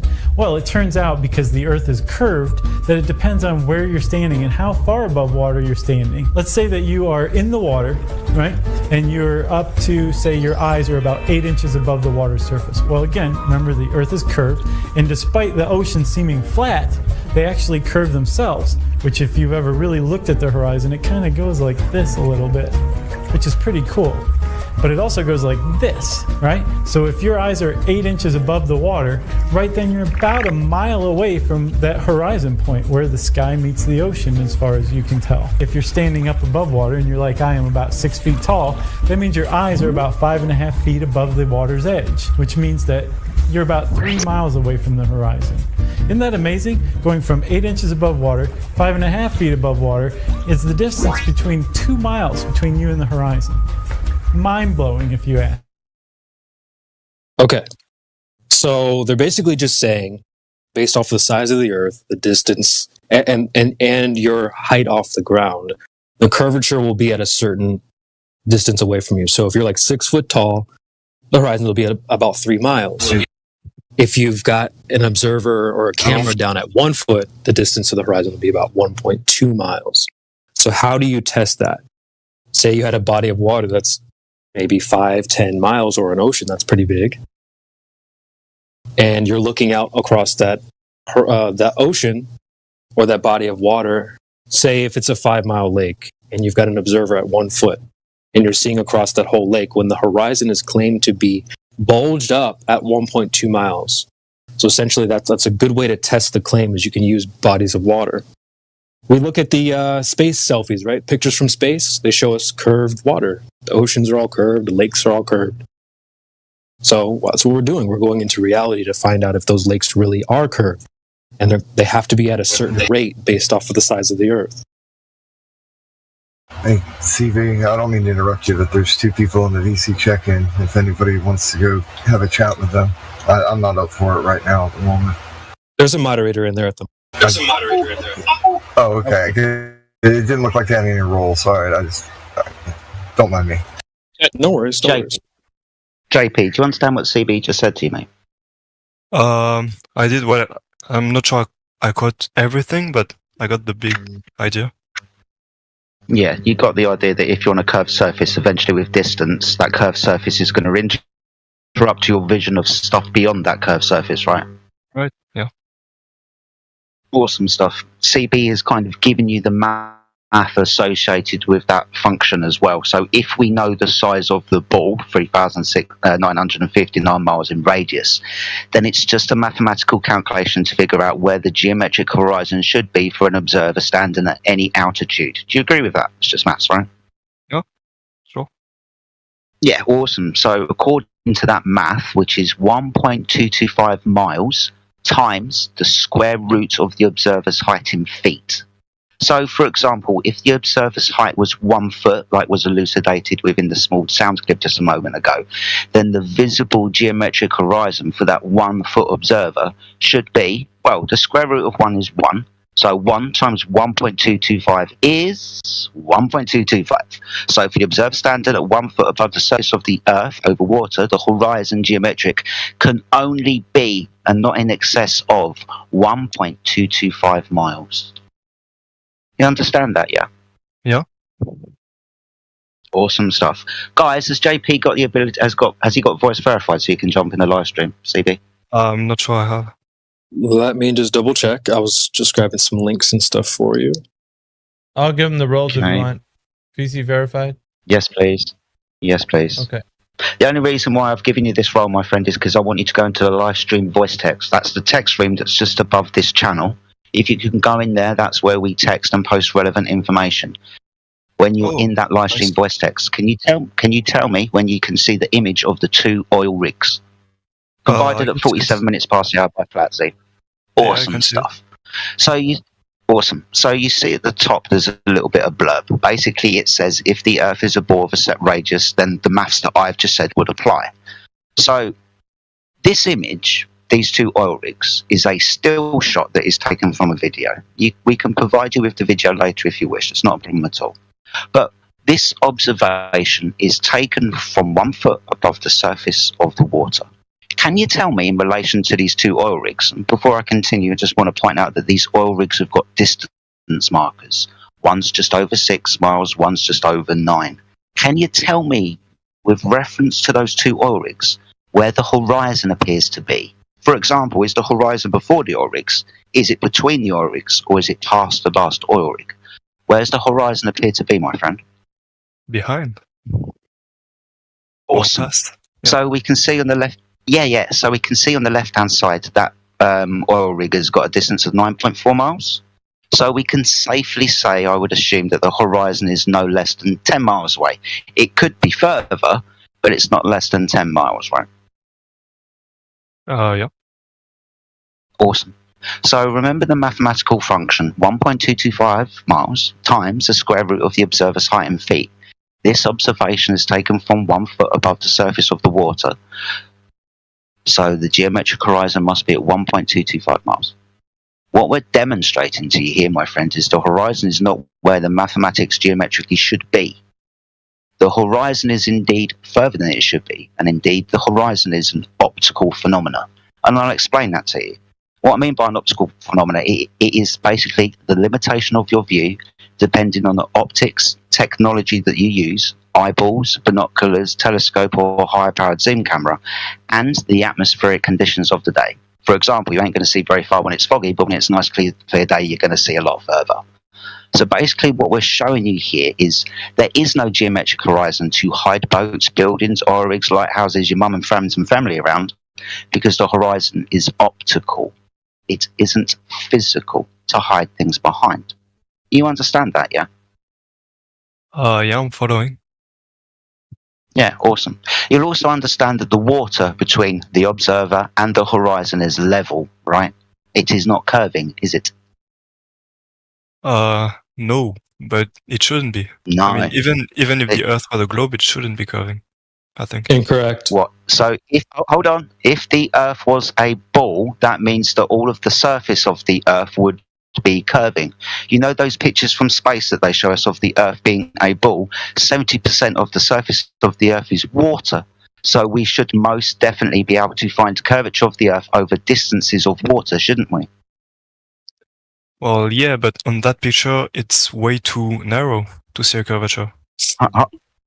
Hold on. I've given you the maths. 1.225 times the square root of the observer's height in feet. So for this 1 foot observer, the geometric horizon, if it was physical, can only be 1.225 miles away. We've done the math. The Earth is not too big. The horizon should be at 1.225 miles away, according to the math. So why is the horizon beyond the Oryx then? I wouldn't know. But it's not curving, is it? Yeah, because it would not be curving, right? Yeah, exactly. So if the waters of the Earth are not curving, how can the Earth, 70% of the surface of the Earth being water, be a ball? Because the waters are level, right? Yeah. Yeah. So the waters are level. Therefore, the Earth is level. Right? Just want to make a quick correction, JP. The water is claimed to be curved. I gave you we listened to that short video where the guy said, when you're standing at the beach, you can see it, he says. Okay, and then not only that, we've got 2 other things to look at. We've got the maths that Jedi just went over with you, the 1.2 horizon. I also posted that in the chat. The water is definitely claimed to be curving. And then the third thing is the selfies from space that show all the bodies of water curved. We had a guy in here yesterday that said every body of water is curved, even like a cup of water. So you said like, oh, that's too small, it's to be curving. Oh, that's not what they're claiming. I'm trying to post a screenshot in the chat right now that says, because they say boats go over the curve. It says here, the surface between you and the ship is not flat. It bulges up. So the claim is definitely that the water is curved. I have a gentleman we've spoken to named Bob, the science guy, very staunch globe earther. And here's what he has to say about this image that we showed you. He's going to ask about the bottom of those oil rigs. Here's the clip.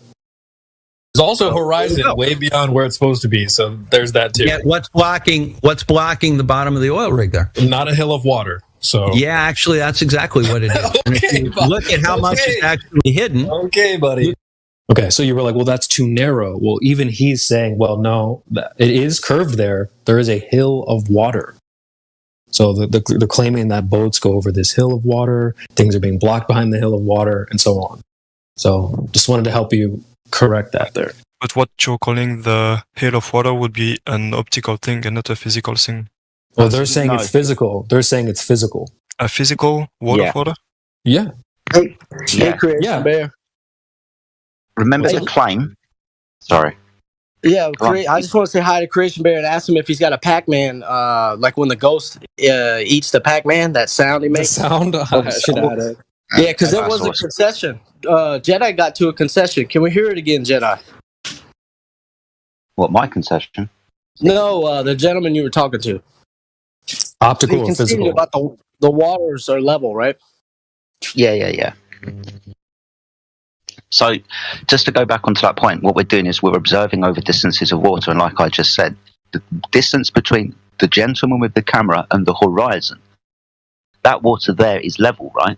It's level water. You understand that, yeah? If the Earth is a ball, there shouldn't be any level water anywhere. It should all be curving at 1.225 times the square root of your observer's height in feet to find the geometric horizon, or 8 inches per mile squared. That is the drop over distance. We're not observing this over any distance of water, are we? JP? Yeah. I'm thinking about what you're saying. That's absolutely fine, my friend. So this is a direct observation and measurement of the surface of the Earth. It's a measurement because we know the distances between the observer and the two oil rigs, for example, and we can measure that the horizon is beyond those two oil rigs. Right? Yeah. This is just water. You understand the dynamics of water when it's contained, like in your coffee in the morning, or when you go and have a bath, or when you go for a swim at your swimming pool, or when you go fishing at your lake, or when you go and observe boats at the seaside. Yeah. That water is level. You'll notice that it also reflects light like a perfectly mirrored surface. For example, a lake, right, reflects the clouds from above like a perfectly mirrored surface. Your bath water will reflect your bathroom light like a perfectly mirrored surface. The oceans, or difference between any of those contained waters, whether it's small or large, that's still reflecting water like a perfectly flat mirrored surface. So observationally and measurably, the Earth doesn't appear to have any curvature over water at all. That's a problem if you're on a ball, because that water should be curving. All of it. Yeah. Where did you derive the formula of the observable distance? That would be an Earth curve calculator. Mathematics associated with a ball of 3,959 miles. This is not my maths. This is not CB's maths. This is just maths. Yeah. Mm-hmm. I can post some stuff in the chat for you just to kind of back, because I know people will be like, oh, this is just flat earth or math. Not really. If you claim to be 6 foot, then there has to be 72 inches there. It's not like, this isn't groundbreaking stuff. It's just basic, arithmetic Geometry. at this point. Yeah. So look in the chat. Yeah, I'll have to look into it later. 57 minutes past the hour there. But yeah, just so you know, this is just a breakdown from the claim that the Earth is a specific size. So based off of that size, boom, you've got, you can break it down from there. Yeah, thanks. Yep. If it was up to us, there is no horizon. So we wouldn't be saying like, oh, well, the horizon should be at this distance. You know what I'm saying? Yeah, so. If that doesn't cut it for you, I can finish the rest of my statement because so far it is incomplete. There are actually 3 points to my statement. First point is the observation. We observe the Earth to be level. The second point is we measure the Earth to be level. The third point that I haven't elucidated to yet is we navigate and practically use the Earth as level. Have you ever heard of celestial navigation or navigating by the stars, my friend JP? I have, yeah. That's Awesome. what they used to do when So- we didn't have maps, I think. Yeah, exactly. So long time ago, 300-400 years ago, we used a device called a sextant, which is a glorified protractor, an angle measuring device, to gain elevation angles to stars at known times of years, so we can find out our location on the Earth. That's celestial navigation, right? Yep. Awesome. Do you know what a triangle is, my friend? 3 straight lines meeting at 3 vertices where you can read 3 interior angles that must read 180 degrees. You know what a triangle is, right? I know about triangles. Also, yeah, exactly. Really simple stuff. Quick question. Can you measure an angle if I curve one of those lines in the triangle? If you put a protractor down on a triangle on one of those lines, let's call it the baseline. If that line is curved, can you measure an angle? Well, the top one, but only that one. Yeah, but you can't measure the one with the curved line on it now, can you? Well, can you? No, you can't measure an angle if one of those lines is curved. Yeah, Do you know what a right. protractor is, don't you? A what? A contractor? A protractor. You find them in stationary sets at school. Protractor? The half semicircle. I'm gonna Google it. It's an angle measuring device. Oh, yeah, I see what it is.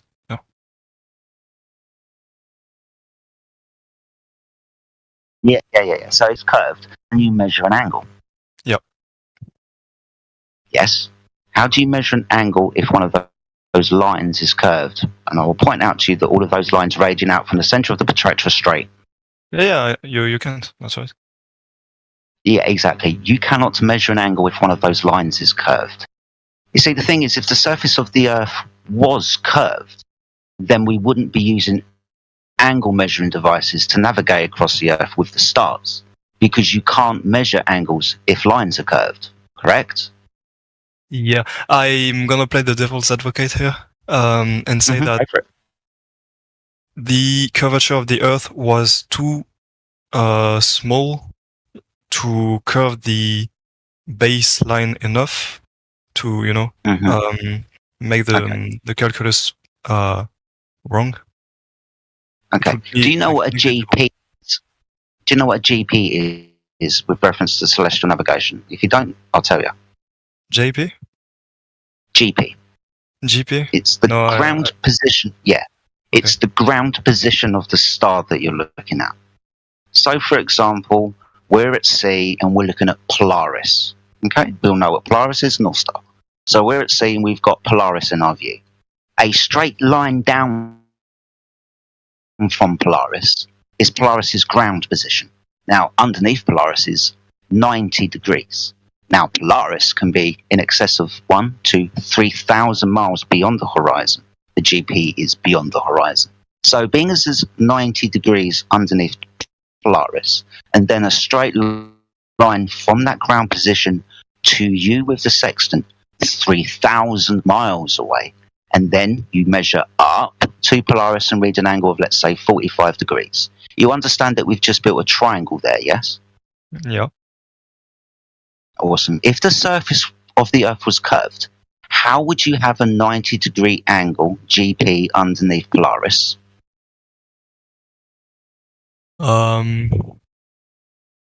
That's a good Can't, can you? You would theorize it, I think.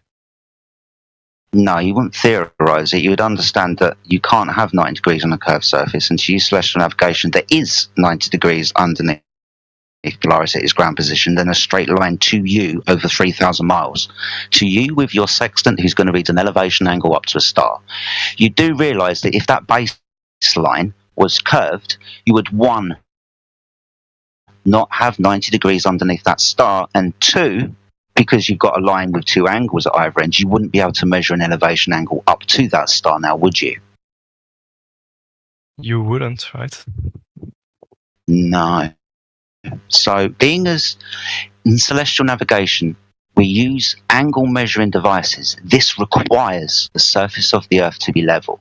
Now, I've just pointed out Polaris. There are thousands of stars in the sky, and every single star has a GP that's 90 degrees to you, the observer on your boat with a sextant. Every single star has a ground position of 90 degrees. Now, it's impossible to get one 90-degree angle on a curved surface, let alone thousands. So, in this instance, and I'm going to finish my statement, the Earth is observed, measured, practically used and navigated across as a flat plane. For us to navigate across the Earth using angle measuring devices, the Earth in no way can be a ball. You understand this, yeah? Yeah. Awesome. So being as we now understand that, you must understand that the Earth is practically used as flat. Well, based on what you said, yeah, but I would have to, Please. think and... Yes. Guys, seriously, don't just listen to a flat earther. Yeah. Listen to what I say and then go and research for yourself. And now I would hope you would come back at some point and say, do you know what, Jedi? That thing that you told me the other day is absolutely true. You cannot measure at any angle on a curved surface, let alone two, if one of those lines is curved. Being as we use angle measuring devices to navigate across the Earth, indeed, Jedi, you are correct. The Earth is practically used and navigated across as a flat stationary plane. But yeah, please go into look into celestial navigation, my friend, please. I will. Good man. Well done. Does anybody else would like to have a conversation with this guy? And JP, have you got any other questions? Didn't you say you had the third point? That was the third point. So I'll elucidate it for you again. The Earth is observed, measured, and practically used in brackets navigated across as a flat stationary plane. Oh, observed, measured, and practically used. Okay. Yeah. No problem, my friend. No worries. Well, thanks for explaining all of that to me. No worries. Now, it's relatively quiet. Would you like me to take space away for you as well? Don't do that. Hey, you sound like you wanted to know the radius of the image. What would be the radius in the Black Swan image of a spherical Earth? 250,000 miles?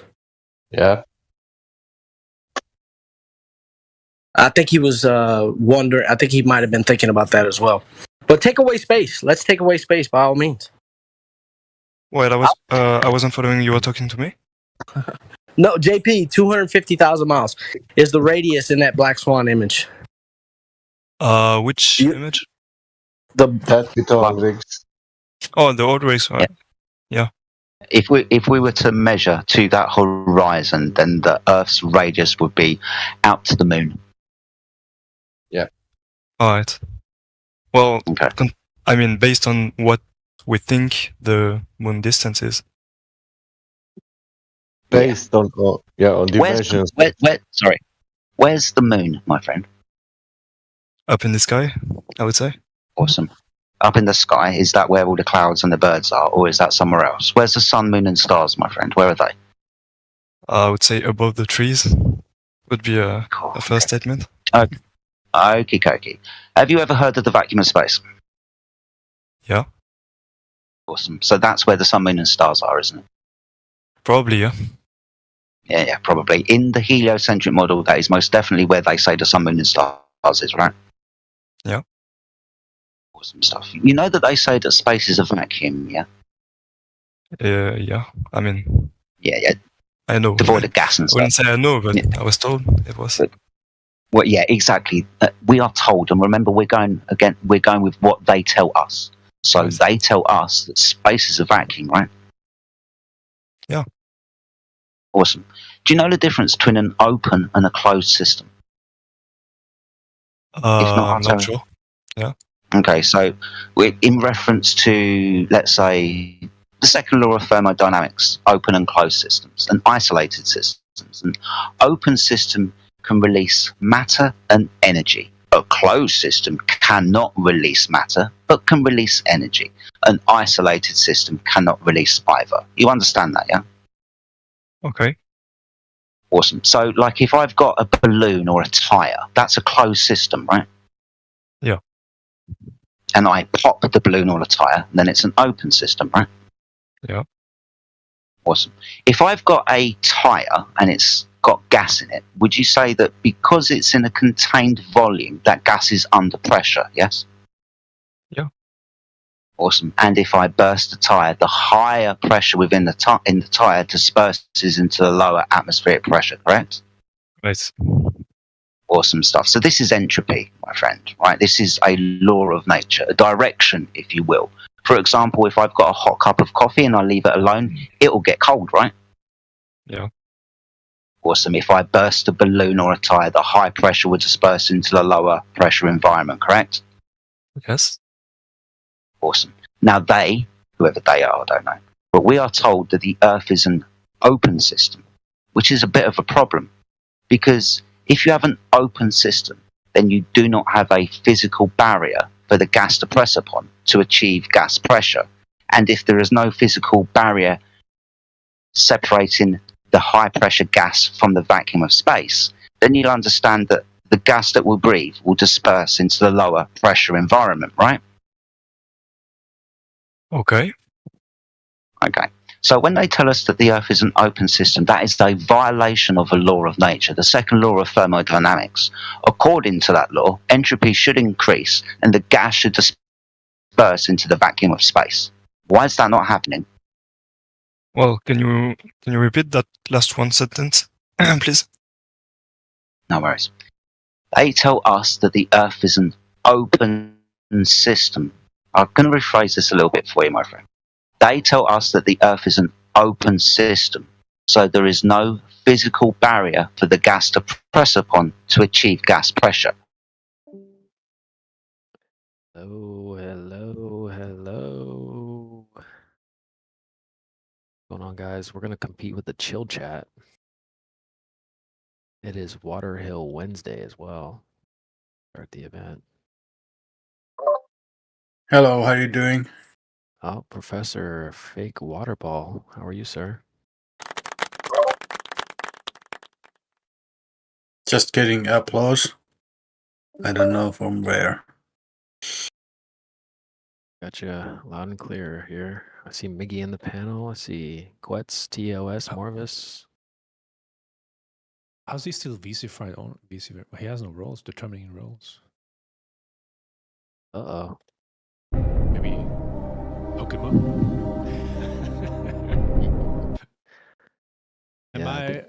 Are we to assume you're not a global believer, fake Professor Waterball? I'm going off by your name.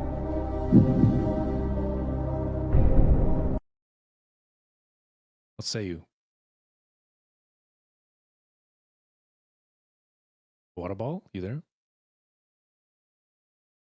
Just a second, I will change into the headset. All right, no worries, man.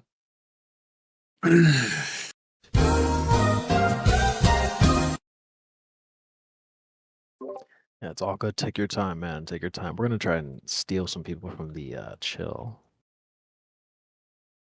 See if they'll join us. They're just down there shooting the breeze. We did just check someone in. Interesting conversation, though, wasn't it, Quetz? He said he went off and he was like, I'm going to leave and do some research. And then he was saying that his research involved, like, what's past Antarctica? It's like, well, I'm not too surprised that, I don't know where he went to do this, quote, research, but, like, mainstream usually represents the idea that, oh, well, they are, like, they want to say that we're talking about everything other than what we talk about, which is the surface of the Earth, right? Like, oh no, ice walls. No, he had the grasp of the whole thing. It's just, as any newcomer to the flat Earth, you usually come across, stuff in the beginning. Then yeah, was very interested in the maps and unknown territory and so forth. So I tried to explain to him that we don't claim stuff here. We don't, back up with. So gotta be careful on both sides when it comes to that. It's true. It's true. That's got to be tough, man. I heard To that get they to be went new. Go ahead. I was just say I hope that they went to go research the Antarctic ice wall, that they literally went there to go research it. Well, that's like I mean, a weird. everybody tells us to do that, so I'm like, yeah, go check it out. Observe and report. You come back and let us know what you saw. Right. It's just this weird misconception that you need to go over there somewhere to get the answers, and it's like, not really. You don't really have to go that far. Like, I just find it strange because not only that, in the last couple years, people could barely like go to the grocery store and buy toilet paper. Now they want to like, oh well, let's go as farthest south we can go. Why don't you guys pump the brakes? Like, these people who say it probably haven't even explored the boundaries of their own town. Yeah. Oh, dude, yeah. Most of them haven't left their own town or state.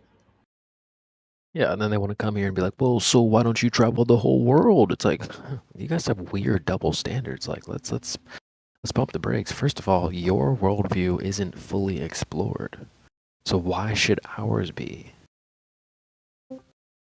You see, like you have to constantly remind them that they'll be like, oh, well, where's your edge? Oh, where's yours? Oh, so it's infinite. Is yours infinite? Oh, well, then how come you haven't explored it all? Have you explored your like? So it's just, I try to highlight those double standards as much as I can. That's a very good point. Well, Which way would you go? Would you go into the north or south? So would you go to the Arctic or Antarctic if you had a choice? That is a good question, and we've asked this before, and the answers, you get mixed answers. I think I would probably rather go outward to the quote south than I would inward, but I think both of them are very interesting. Yeah, because for me, I live quite north. I'm 60 degrees north. My country is Finland, and it's kind of north is so close, so to speak.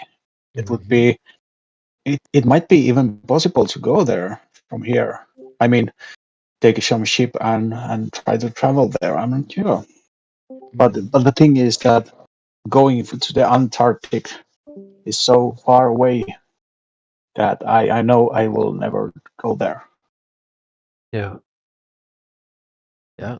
I mean, again, if people are telling you you need to go there first to get answers, I'm skeptical. I really don't think you need to go. Like, those are distractions. Well, why don't you guys fly up in the sky? Well, why would we do that? What's up there? Like, well, how come you guys don't fly to the south? Why would we go there? Like, first of all, how many people are willing to go on a one-way trip somewhere? Are you guys? Like, it's only one-way trip that I took was to San Diego, California.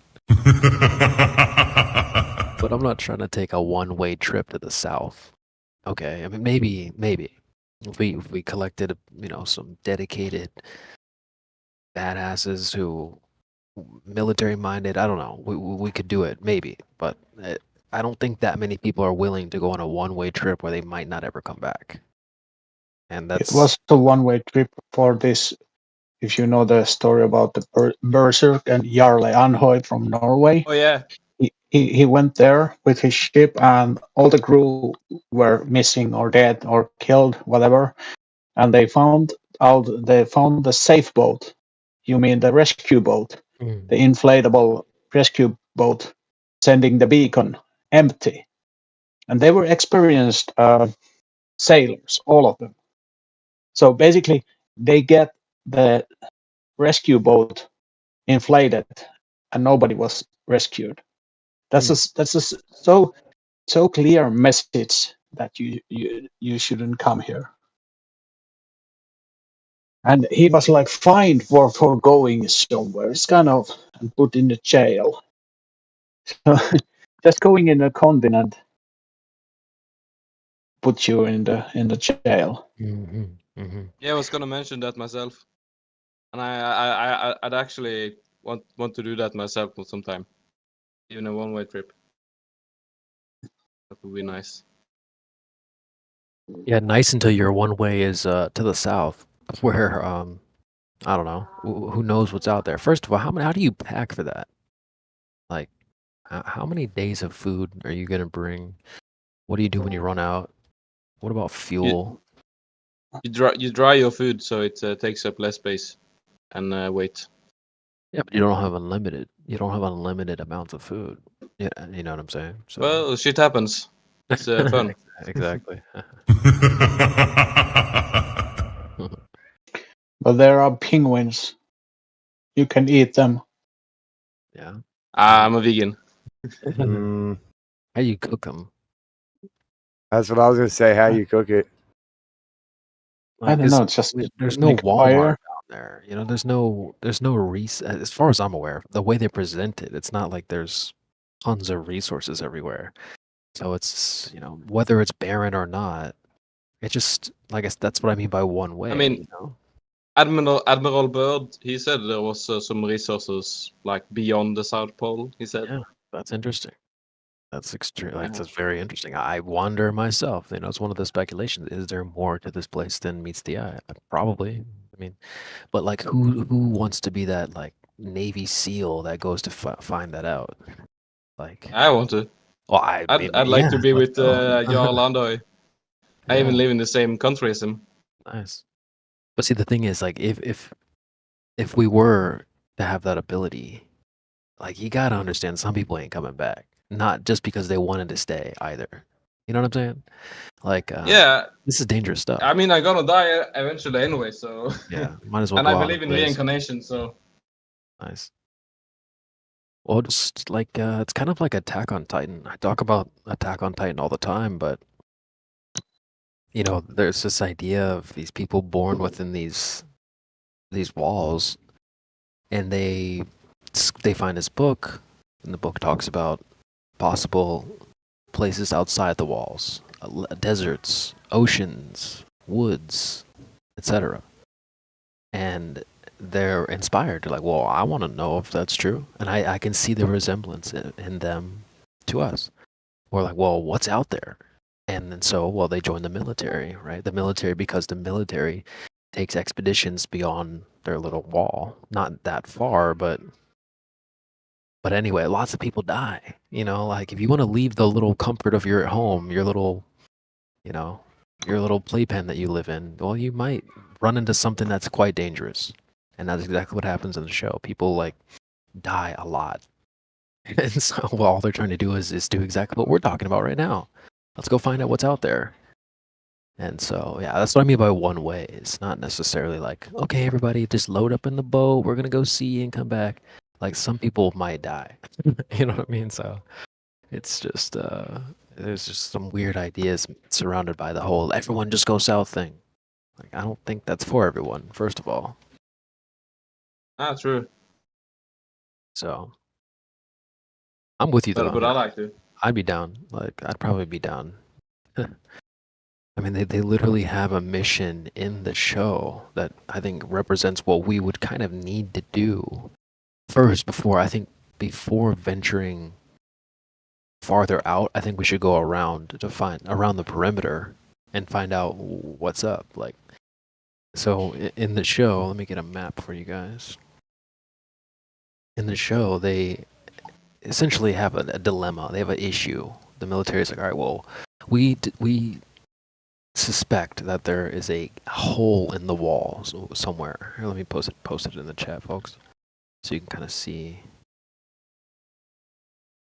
There he is in the chat. So you'll see there's rings, right? There's that center ring, you know, the royal capital. There's the higher class people, the king, all, you know, whatever. They all live there. Then you have the second ring, you know, maybe not as high class, middle class, or whatever, upper class. They live there. And then as you get farther out, there's more.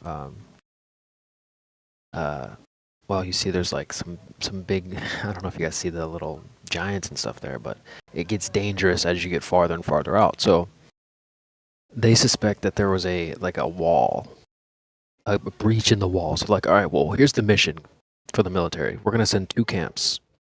One camp's gonna go along the wall this way east, and then another camp's going to go along the wall the other way, say west. And you guys are going to need to meet up somewhere along the perimeter, and let us know if you find any gaps or holes underneath the wall or gaps in the wall, whatever. Well, I won't spoil it, but that's almost like identical to what we would like probably need to do. Okay, so if they're saying Antarctica's around us, not just some island, well, let's actually go around the perimeter and find out, okay, well, are there any gaps? If not, then that's interesting. If there are, that's even more interesting. Now we've got a path through it instead of having to go on it. You know what I'm saying? So I really like to show it. It seems like it touches on some things that, I don't know, are relevant to reality. So I super recommend you guys check it out. Great show. Might do. Might pirate it. Yeah, I might have a link for you guys if you need it. Pull it up somewhere. Oh no, I have a private tracker. All right, cool. Yeah, do your thing, bro. But it's a great show. So, and there's just tons of elements, right? Like this idea of wanting to get out of the little playpen type area. Oh, I have a perfect meme for that actually. That's kind of what the globe is. It's like a playpen. They've set up a little area. They told you that there's really nothing beyond this little area. Don't worry. You don't need to go explore out there. We've explored for you. And I think a lot of us are over here like, stop the cap. We know that's not true. So I think that's why we're talking about possible extra lands and stuff like that. Because it's probably not just this little area that we live in. At least that's what I would suspect.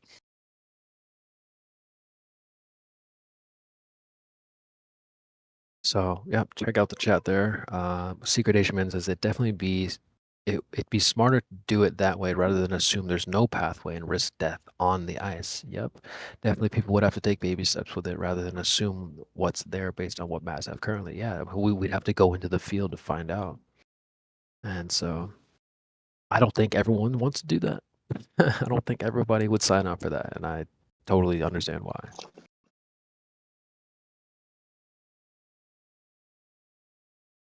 So this guy in memes competition, he shared a video, and in it you could see some balloon footage, and you could see an opening in the ice wall. I just saw it today, coincidentally. I'll repost it right there. From the middle of it, you can see seems to be real balloon footage.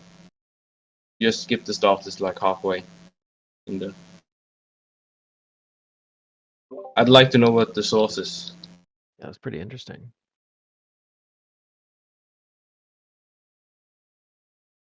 Yeah, I mean, essentially, we would be looking for something. Like, if it was just ice all around, okay, like, well, shit. Guess we're going to have to bring the freezing gear or the cold gear next time. But I don't know. What if we discover something that's completely unrelated to it? Completely unrelated to the Antarctica, as it's called. And we, like, find something else, like I don't know, monsters. I don't know, dude. Like, who knows what this place is all about? But I have another image, actually. Shout out to anime. Anime is always hooking me up with these ideas. But yeah, look. So you talked about, would you rather go inward or outward on the island? I'm just trying to find a screenshot from this show where they basically describe the island has 3 rings. It has the shore, the shore side. It has a kind of a middle ring and then the center. But what's interesting is they called the center south, which was super interesting. Let me weird. Yeah, I know. I'll see if I can get that. I heard. I think it was Owen Benjamin or somebody talked about the meaning of the word south is outer, souther.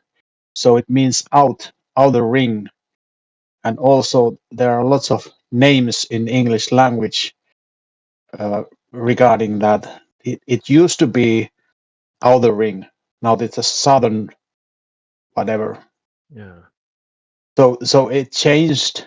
The meaning of the name has originally been right. Now it's wrong. It's not something south down there. It's out there around. As you can hear, the sounding of the south and out is little same. Yeah. It's still remaining, and we can recognize that. But there are lots of things in language that reveal things, like about how they used to believe things. Yeah. Yeah, that's interesting. I never thought about that. I would agree with the language sometimes does reveal things that we don't even think about. Oh, I found a clip.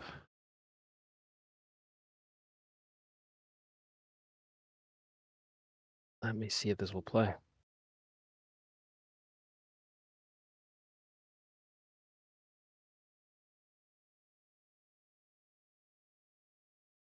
Awkward. Sorry, guys. Wrong clip there. Oh, Jedi. What up, Don?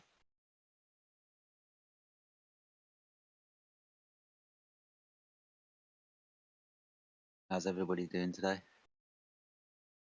Been quiet, bro. We're trying to stir up some chaos in here. I noticed everybody was down in chill chat earlier. That seems to be the new fresh hangout for all the new cool lads. Ooh. Real quick, this is the clip. I'll react to it a little bit after. It's a pretty short one. The fog's so thick I can't see through it. We got to the village by heading south. If what Hoko says is the truth, I should go south to reach Hodai, the center of the island. Yeah, bro. When I was watching the show, a really good show, by the way, I was like perplexed by the fact that they had it set up like that. It's an island. I showed you the screenshot there, 38 minutes past the hour. They're saying that to get to the center, you have to go south. It's like, that's really interesting. It made me think. I had a lot of thoughts about that, but you would normally think that if we're on an island, to go towards the shore would be going south, away from the center point. That would be south. But yeah, just the way they had depicted this island was opposite. So I thought that was really intriguing. So yeah, what's up, Jedi? Glad to have you as well. Good to see you, man. Good to see you. Good to see you. Another interesting place where north, south, east, and west are completely confused is the Bible. North and south are necessarily what we would think they would be on a globe or a flat Earth, to be honest with you. You can go to the north and you can go to the south and go to the east and go to the west, as in their actual physical places. Crazy. But you have to remember that they were like written by humans, weren't they? The book. The same with like the anime. It's also creative ideas and it's art. God inspired humans with the Bible, please. Okay, maybe, I don't know. Yeah, I'm not going to get into that debate with you, but yeah, that's the general idea, isn't it? Well, I have noticed that the directions thing does confuse people. I try to help people out because they'll be like, "Oh, well, just go in a straight line in a circle." It's like, well, first of all, that's not a straight line. I mean, that's a circle. And so I use the example of just like wherever you are, you're if you're in a room right now, try to think of where the center would be. Just drop a nice fireman's pole, stripper pole down the middle. There's your center point. That's north. And then I ask them, okay, so where's west and east? And this is where they get confused. They'll be like, oh, well, this wall's north, that wall's south, this wall's east, that wall's west. It's like, no, bro. No. Well, I have seen one type of map where like from the North Pole, there's like another type of north that goes like north more, but there's also south and west and east directions that are constant. But it's another type of north, south, east, and west, more like coordinates. Like normal coordinates. By that I mean square coordinates.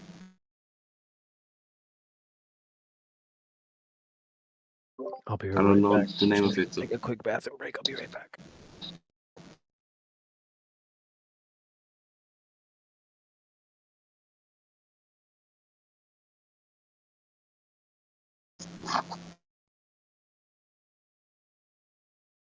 Oh well, live stream's gonna die now.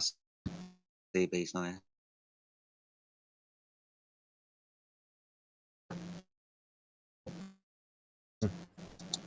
Yeah, it gets quiet in here sometimes. What's up, Ether? How you doing, mate? Doing all right. Hanging in there. I hope all's well with you and yours, man.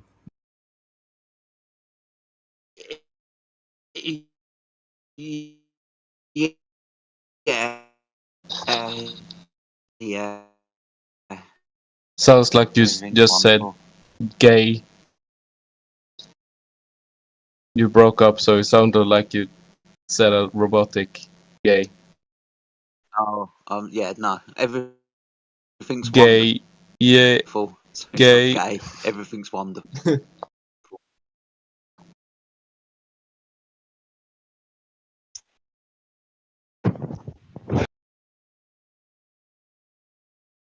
Bruh. Was it just me, or did anyone else hear that?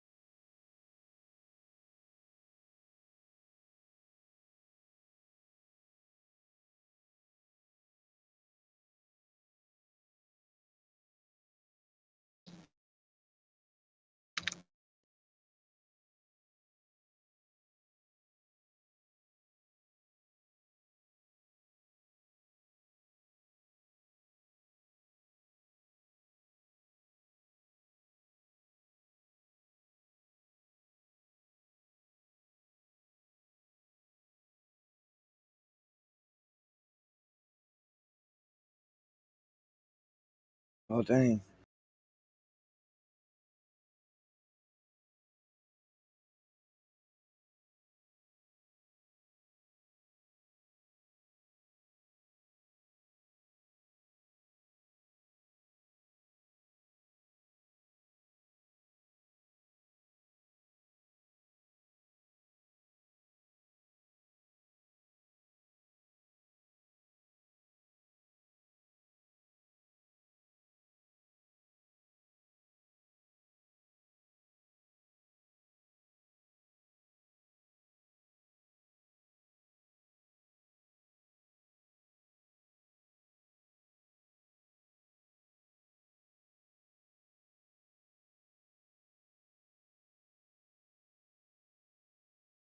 Oh, man.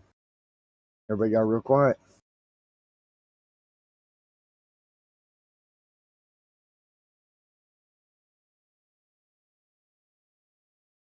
Going to have a flat Earth meeting here in Finland in a couple of weeks. I hope we are going to get a couple of people there. So more and more good, people man. are waking up to this. There was a little echo. Yeah. Yeah, it's good to see that people are finally waking up. Like, I've been watching this like over 5 years, and kind of it's so frustrating to see that so little people are waking up to the flat Earth. Even though they are waking up to the other like conspiracies, or what you want to call them, other lies.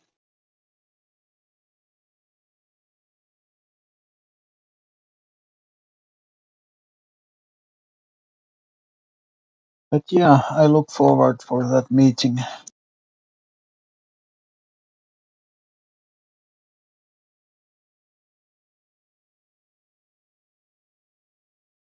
And we are actually having one very popular flat earth musician, Alex Michael, as known as Conspiracy Music Guru, visiting our meeting with the Zoom chat or video call.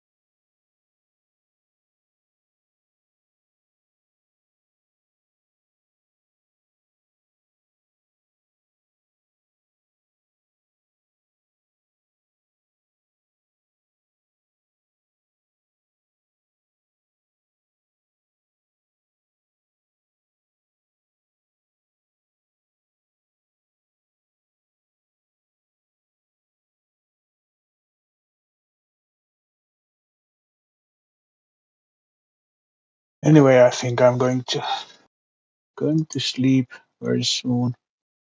So talk to you guys later. Stay blessed, man. Have a good one. Take care.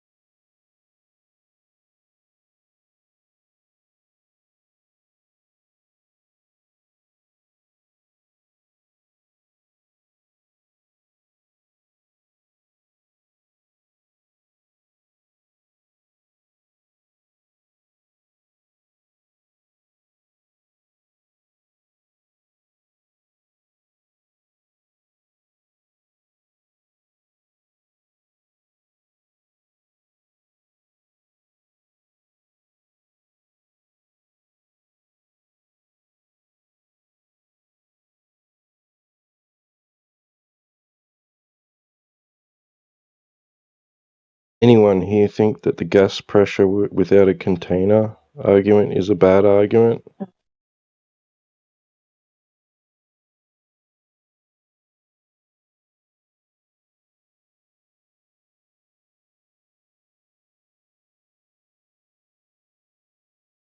Well, then I think you have to prove me otherwise.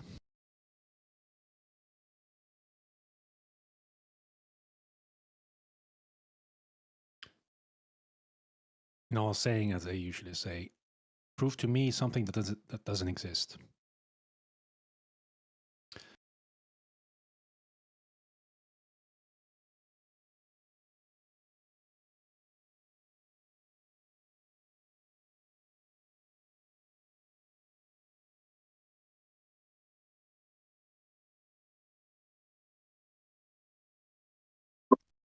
You know, there's a whole group of flat earthers out there. They argue that space is fake, but they don't use the gas pressure needs containment argument.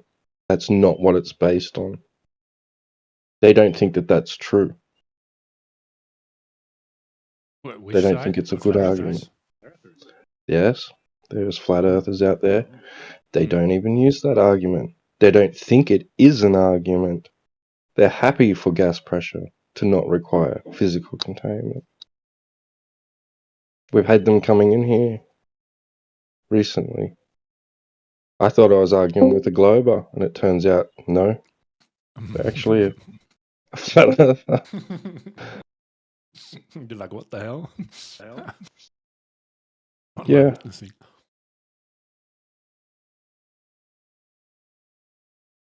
I don't blame them though. The way they're, researching, I guess, or sharing the information amongst them in other places. May I play the devil's advocate? Go ahead. So it could technically not be a good argument if you think that things accelerate towards like a center, like in gravity, and gas molecules, they bounce off each other in like the model of how gas pressure works. And let's say the outermost one bounces into the model gas molecules down below it, and it gets bounced out. Then the acceleration would go towards the center of like the mass in this very hypothetical environment. So it technically maybe could work. Like it would come back and then add more pressure by accelerating back towards the same spot and bouncing again. You understand? Probably a bit complicated. Like the only reason I can see it as a bad or not a perfect argument. So the kinetic energy within a gas particle, which is already it already has, right, is determining its vector and its speed, right? Okay. Well, it's not determining the vector. It's its direction, I guess, is based off at what angle it hits something or whatever. Okay. And the direction it was going before. Okay, so its speed going down, it's already got a motion because of the kinetic energy, right? Is it going faster?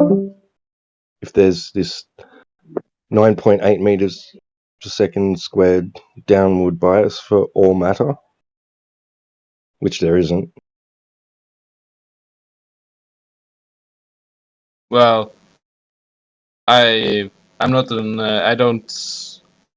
You'd have to ask someone who's more competent in that area. I don't know much. I think it's a very good argument, the gas pressure argument, but I need to look into it more. Sorry.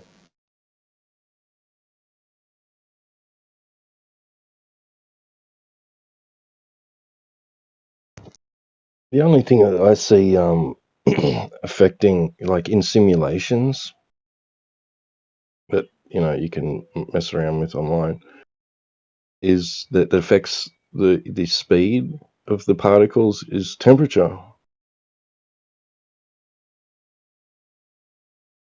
Yeah. Yeah. And they say it would be very cold in the vacuum, so the speed would maybe be slower there. I don't know. I don't know how that would affect pressure in this very hypothetical scenario. I like using the argument that we can see too far because I understand it more. Yeah. No. Well. 1 sec.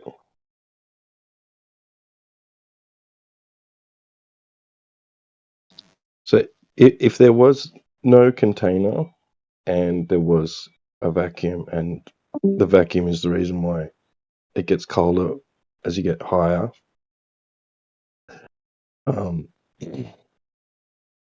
it still wouldn't stop the particles. They'd still continue to move in whatever direction they were moving until they collide with something. So eventually, even if they slowed down to a drastic rate, like they're saying that we've been here how long? Like, okay, so all the gas that we're breathing, it would be gone. It just would not. It would not hang around. It's not getting to an altitude and then saying, this is it for me. I'm turning around. And that would be a reversal of entropic effects, right? Yeah, I do understand it, but I think I will. I think I still would avoid using it personally.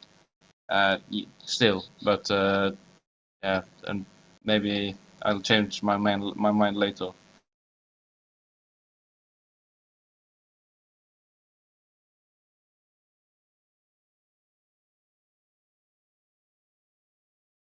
Because I have tried using it before, and I have gotten refutations that I didn't really know how to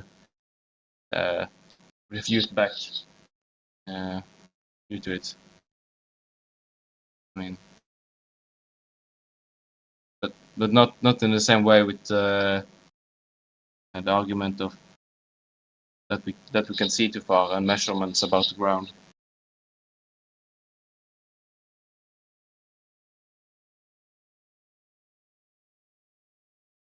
Because that's very definite, like definite.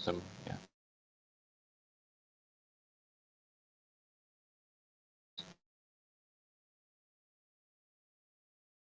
Yeah, I once got hated upon, like not hated upon, because I challenged a well-known flat earther in a comment section on YouTube about their idea that gas does go down and go boom boom, basically, right?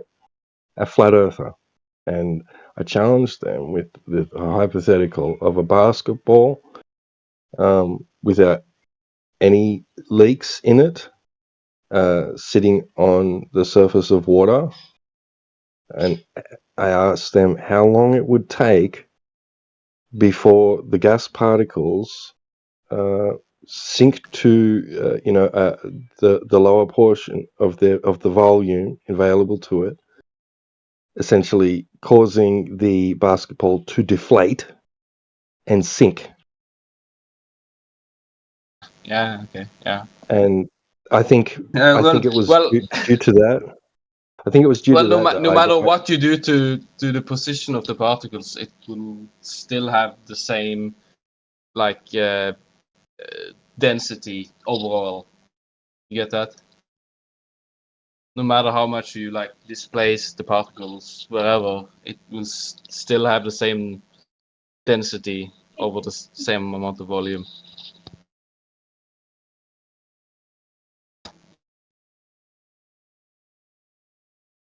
Yeah, it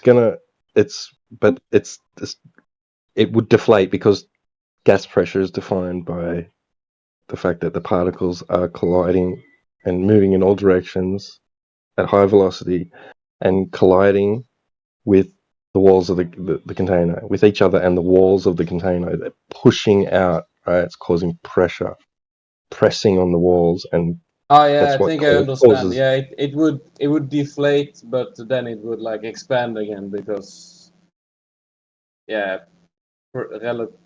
pressure. Yeah, so it wouldn't, of course, it wouldn't think. So if gas particles eventually just like fall down and you know, if they succumb to the effects of whatever somebody wants to call it, gravity or some other sort of force causing all matter to obey this downward bias, right, that they have in their imagination, existing only in their imagination, then they wouldn't just suddenly come back to life. The particles wouldn't regain any kinetic energy and just start bouncing around again, right? They'd succumb, they'd fall, that'd be it. They'd just eventually settle and not move. They'd be just in an equilibrium, not moving, just like a rock sitting on the ground, not doing anything. All right. Probably. And do we see that happen? The best thing to do is to apply. You have echo. The best thing to do is to apply like how gas physics work on a small scale, and then make a big model of the fake globe model and see if the gas particles escape or they don't. They probably escape, but that's the only way to like have your argument solid. From my understanding, maybe it's a good argument even if you don't do it. I don't know, but yeah, that's how I view it. To simulate it. It would essentially be claiming that that this downward vector bias, right, is capable of causing phase change. What is that? Well, because we have three. Three.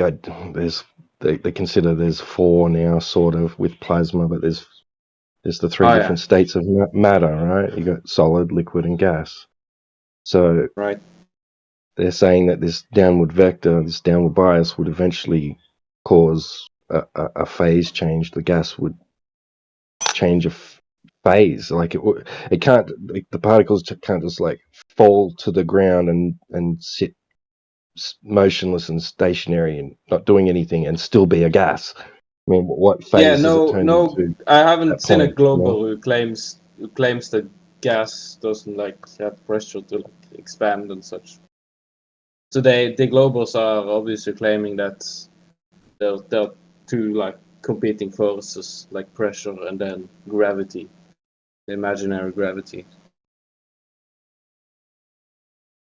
And I say the only way to like test that if it is even possible is to simulate it. This is another interesting thing too, that so they'll say that, oh well, we do actually, well, as far as globes are concerned, we do lose gas, we do lose air. There's even an article which says that there's, I think, in the billions of tons of particles lost of gas, you know. Okay. But I still believe if you want to make it a solid argument, you at least in my view, you have to make a good simulation of it with how gas pressure works and with the globe model that NASA provides or whoever.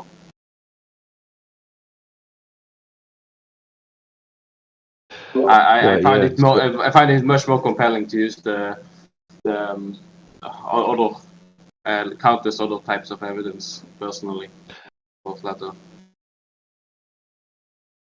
Right. but in respect to space being fake, right? And the sky is not what they're telling us, because that is a big argument. That's a topic, right, within this discussion that comes up, right? Now, because they say that there's now I thought about this a long time ago when first looking into the whole thing, and because they do claim that we lose millions or billions of tons of gas to space, right? A day, I think it was, not just a year or a decade. It's a day, right? Okay, and then I thought about it. I thought, well, hang on, what's replacing that? Like, Yeah, and I also wonder how many tons of air are already on the Earth, like according to like the globe model and such. It might be like a gigantic number. I don't know like the scale of it personally, so that would be great to know. But it sounds ridiculous, yeah. I've heard like a gram of air that's about a bottle of air, maybe a liter, maybe, I don't know, like in volume. I think I saw that somewhere. So it probably doesn't really make sense. We will probably be without air, but to be sure, you have to probably use a simulation or calculate it.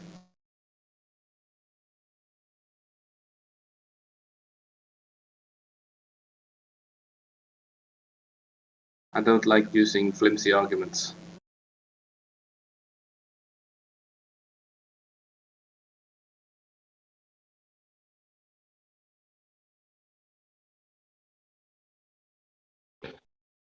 right, yeah. Well, I really was just like bringing it up because I'd be interested in having these flat earthers that don't think that the gas pressure requiring containment is a good argument to come in here and state their case, like present their argument for why that's not a good argument. That would be great, yeah. I think it would be really nice if we investigated how much air there is in weight, and factoring in how much air they claim Earth loses per day, and see how much we should have lost in so and so many years.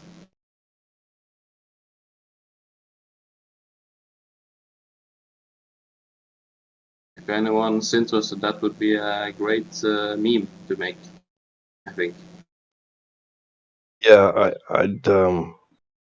I have reservations about gas even really having a weight, a measurable weight. Oh, sure. What's your point about that?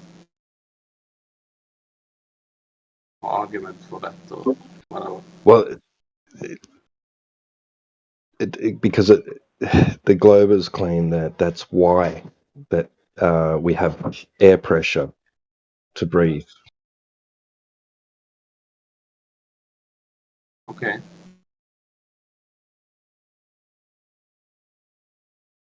They claim that there's basically layers, right? That the air above a certain point is putting pressure on the air below it, causing a higher pressure.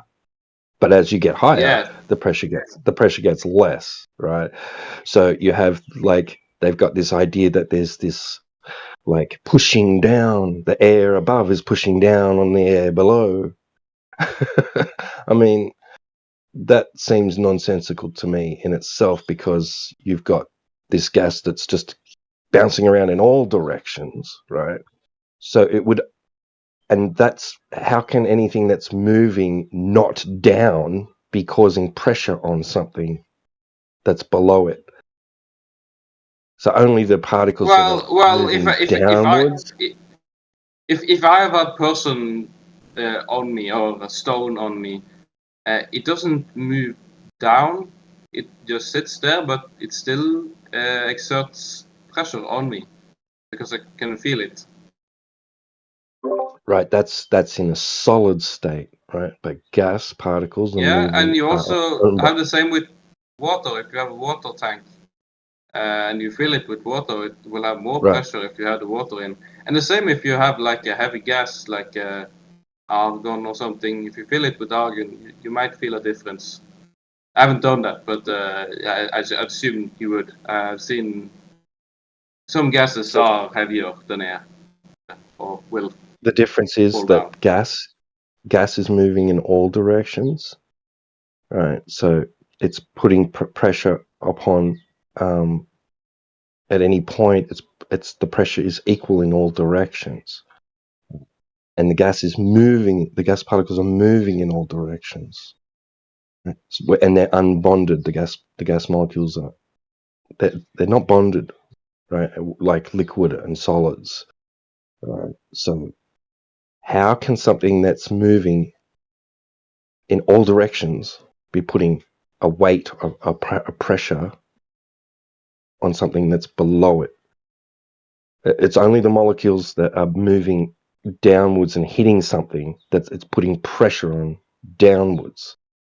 Right? It's not collectively this thing like all joined together that can be trying to crush something, putting pressure down on as a whole entity, because it's not a whole entity. They're all separate and moving in all directions.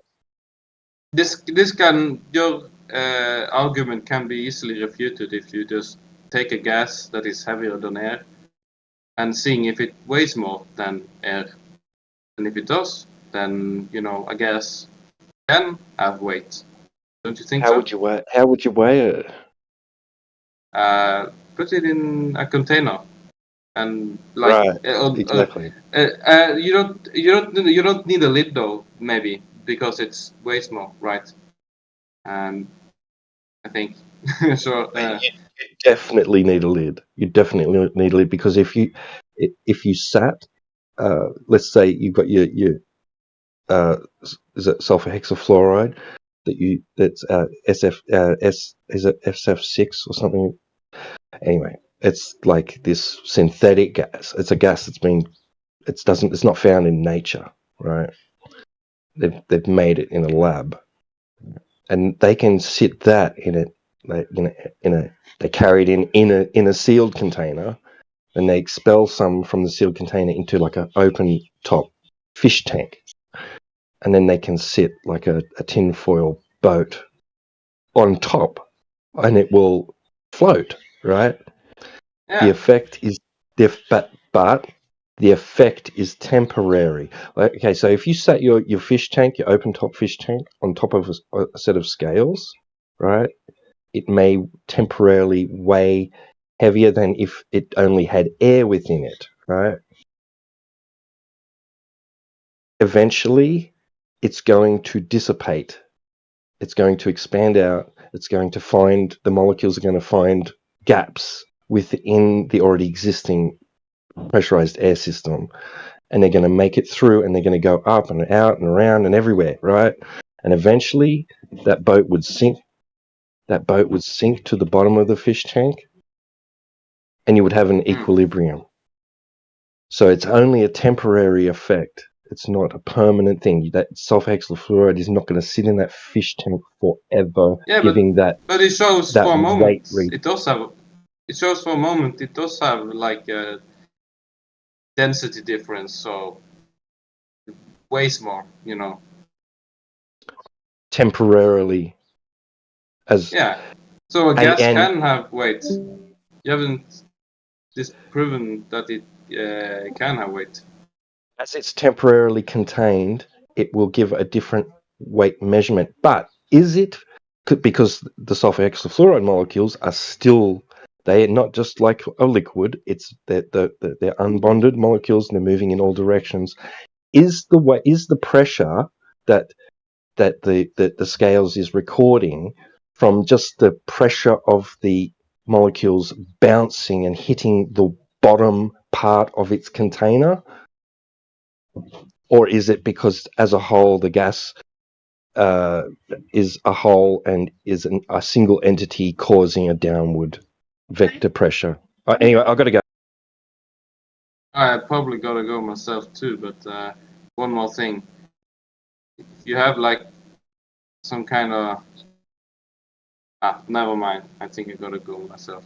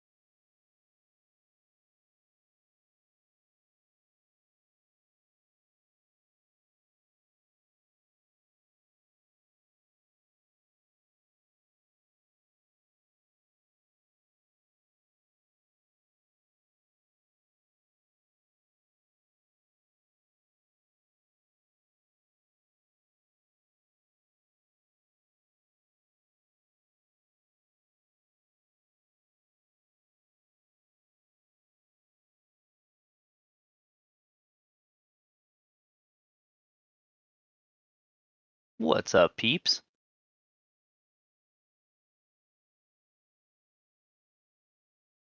How's it going, man?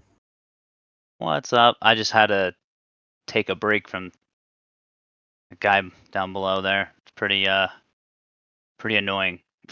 Like even for me, bro. It's fucking... Oh, sorry. Just yeah, it was bad. What are you guys doing up here?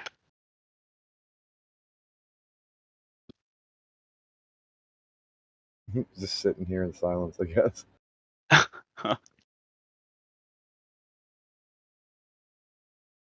We're talking in one of the other chats about the future of chill chat.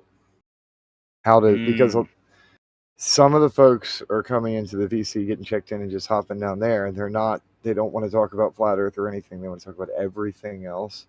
And the flat earth is the purpose of this server. Now, I'm kind of in agreement that somebody they should have like a worldview role at least. Like, let us know if they're Glover on the fence, flat earther before they start chilling with us, because I don't want a random set of ears in there just listening in on whatever, taking shit out of context. And dude, that always gets me on they're edge. just there to mock. Yeah. Yeah. Oh, that guy's down there right now, Ether. I'm tired of this guy, dude. I know. I Like, can get rid of him if you don't want me to. I only left him in there because y'all seem to want to talk to him. No. But he's annoyed me day one. Okay, so to be fair, we'll just like go down and if you feel like you want to get rid of him based on what he's doing, then by all means, bro. But like, I don't even have to check. I'll just like get rid of him, dude. Like he annoyed me day one. I only left him in there so you guys could talk to him. I'm just saying, bro. If he were in this live stream, he would have already been put in cog dis at this point. That's why I'm kind of in agreement with his shit. I don't want to deal with these noobs who don't know anything and they're just there to mock. dude, it's worse than that. Get the foundation. No, the dude is like wackadoodle do. Like, sorry. I try to appeal to him. Like, it's a clown. Yeah, and he went pretty low in some, like, yeah, you try to hurt my feelings kind of shit. Yeah, that's a good point. That's a good point, Secret Asia man. Check it out. I'm gonna make Ether my green light man. So if he starts annoying you, or if you feel like you need to give me the green light, I'll just tear into him. All right. Hey, dude. The way I look at it, you're not a nice guy, but you're kind about what you do. And if you get to the point where your kindness has reached its limit, feel free to put that away. For sure. You Thanks, go bro. no more Mr. Nice Guy on somebody's ass. I'm just saying, because you spend so much time trying to reach people that if they piss you off, I trust that they've actually wasted your time for hours. Yep, Kel, perfect timing. Kel can attest to that. Man, you made me come up here. Jesus, bro, I couldn't handle it down there. I know those two down there. Oh my god, I can't handle Mike or that other guy. What's his name? Reed. Yeah, Tard? Reed, whatever. Yeah, basically, short for retard. Anyway, all right, well, I server muted him. I got a question, and I need some professional, deep into I'm gonna this. state my reason. Okay. I server muted him because if he was that annoying to send it for both of y'all to come up here into the live stream and out of chill chat, then he deserves it. Yeah, I know. You brought Kel to the live stream. That's how you know it's bad. Yeah, that says a lot. Kel, I'm sorry. And I'm not even joking. I'm actually being serious. That says a lot. No, yeah. But Kel was totally on point the whole time, and I've already picked up on the hints. Like, I'm wasting my time, but I got that. I got that compassion bug, and it is a flaw to a certain extent. But since we're on the Flat Earth live stream, I actually have a question. What is the general consensus, or let's just say that general consensus on tectonic plates? Because I'm honestly, I don't know. I really don't know. Isn't it just like theory? I don't even think it's. You know what I mean? I think it's quite obvious that there's some kind of lava tube type junk going on. So there's something liquid, rocky metal that does exist. Like there is pressure with these building plates up and stuff like that. Yeah. A lot of folks it doesn't matter what your worldview is either, or your like background when it comes to belief or tradition. There's a lot of folks who understand that there was a great deluge that happened at some point in history. Our world has been shattered. It's broken. So whether there's these tectonic plates on a globe or just broken land here, that the system's a little bit different than it originally was. Either way, it's quite obvious something happened here. Oh, because they say that tectonic plates are basically what causes earthquakes, but I think actually earthquakes. Conspiracy theory. I think actually earthquakes could be probably man-made. That's it's all speculation. That's all speculation. I'm in the same boat, but I could say that they can be both. Okay. Yeah, they naturally occur. Like a cave-in happens, some kind of like really big thing breaks because it was an empty void for one reason or another. But also, yeah, people can modify what's going on. that they know that the ground's weak in a certain area, waves and like a resonance type thing. Yeah, or they say they're fracking or mining or whatever. People can cause earthquakes. I mean, sinkholes, stuff like that. Yeah, I get that. I'm Have just you seen curious. those fucking sinkholes like in the middle of nowhere where they just pop out in the street? You've seen those? Yeah. It's not just in the middle of nowhere, like blatantly all around Florida. There's tons of them popping up everywhere, just swallowing houses and roads. I have yet to see any in Miami. Oh, thank you. Probably North Florida, but Secret Asian man. Like, and I haven't looked at anything recently. This was just a couple years back. There were so many. I'm like, what the hell is going on in Florida? Because it was like a ton of them that were open. Some were really big, and then some were just small. well, Like what part of Florida though? I'm not sure. I just was looking at it kind of like overall. My thought is this: it has to do with like the hurricanes and flood, like water coming in, erosion underground, and people building things, and like Here, the okay. way So if you cover up the ground and stuff erodes under it, that kind of shit. Like they can realign how things flow underneath. Because over here, They're fucking with stuff. Our ground over here in Miami, for example, right, is basically, I guess it's probably limestone. I'm not entirely sure what stone it is, but it might be limestone, and then there's wells underground, right? There's a lot of wells underground. Yeah. Check it out. Because I have access to a well over here, so there's like 3 different wells on my property, which is fucking crazy. That's pretty crazy, actually. Like 20 feet down. Like, just 20 feet down, too. It's also dope, though. Yo, check out what fucking retard just sent me. Or not just sent me, but I didn't even notice. Is that grounds enough? Stupid.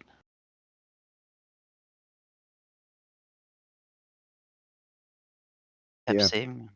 Oh, dude, I caught on to all the smart ass shit he was saying because it's kind of like a little brother picking on his big brother and then telling his parents, "I didn't do anything wrong." Bro, I'm 28. He claims he's 27.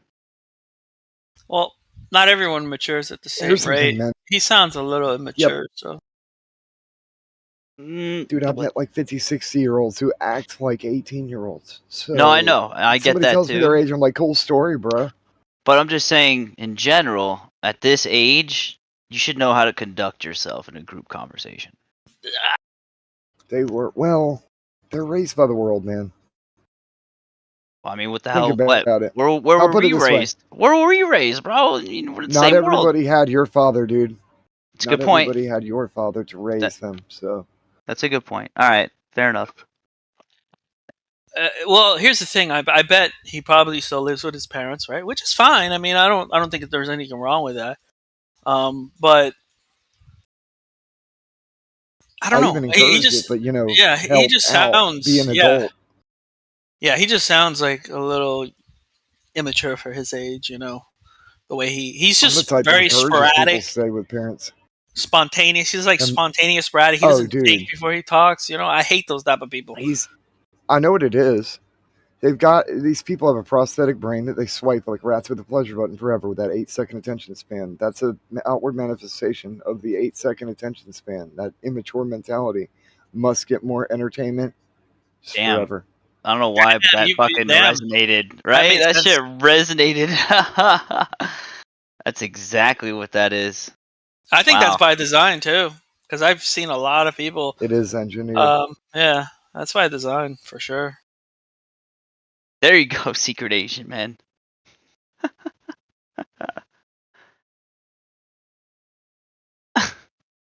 Anyway, screw that guy. Let's get back to earthquakes here. I can't believe he got under your skin, man. That's unbelievable. Well, because I was trying to. Yeah, I'm also surprised, dude. Dude, because I was just fooled. That's all. Oh, dude, this is what happens when you go the 3rd mile. We're only supposed to go the 2nd mile, man. You go the 3rd mile, you'll end up exhausted. Yeah. Oh, look, he's typing. Oh, he's so sad.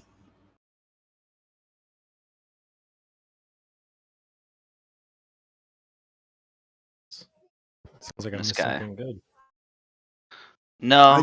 Here's my thing. I listen in No. on what's going on. I give people time to talk and reveal to everyone exactly who and what they are. Mm-hmm. Meanwhile, anybody wants to know who I am, they can actually investigate me because I put it out there. You can just search. You can look at my profile. It's everywhere. I don't really care. But when people come in, they play this game. Like I understand it's Discord.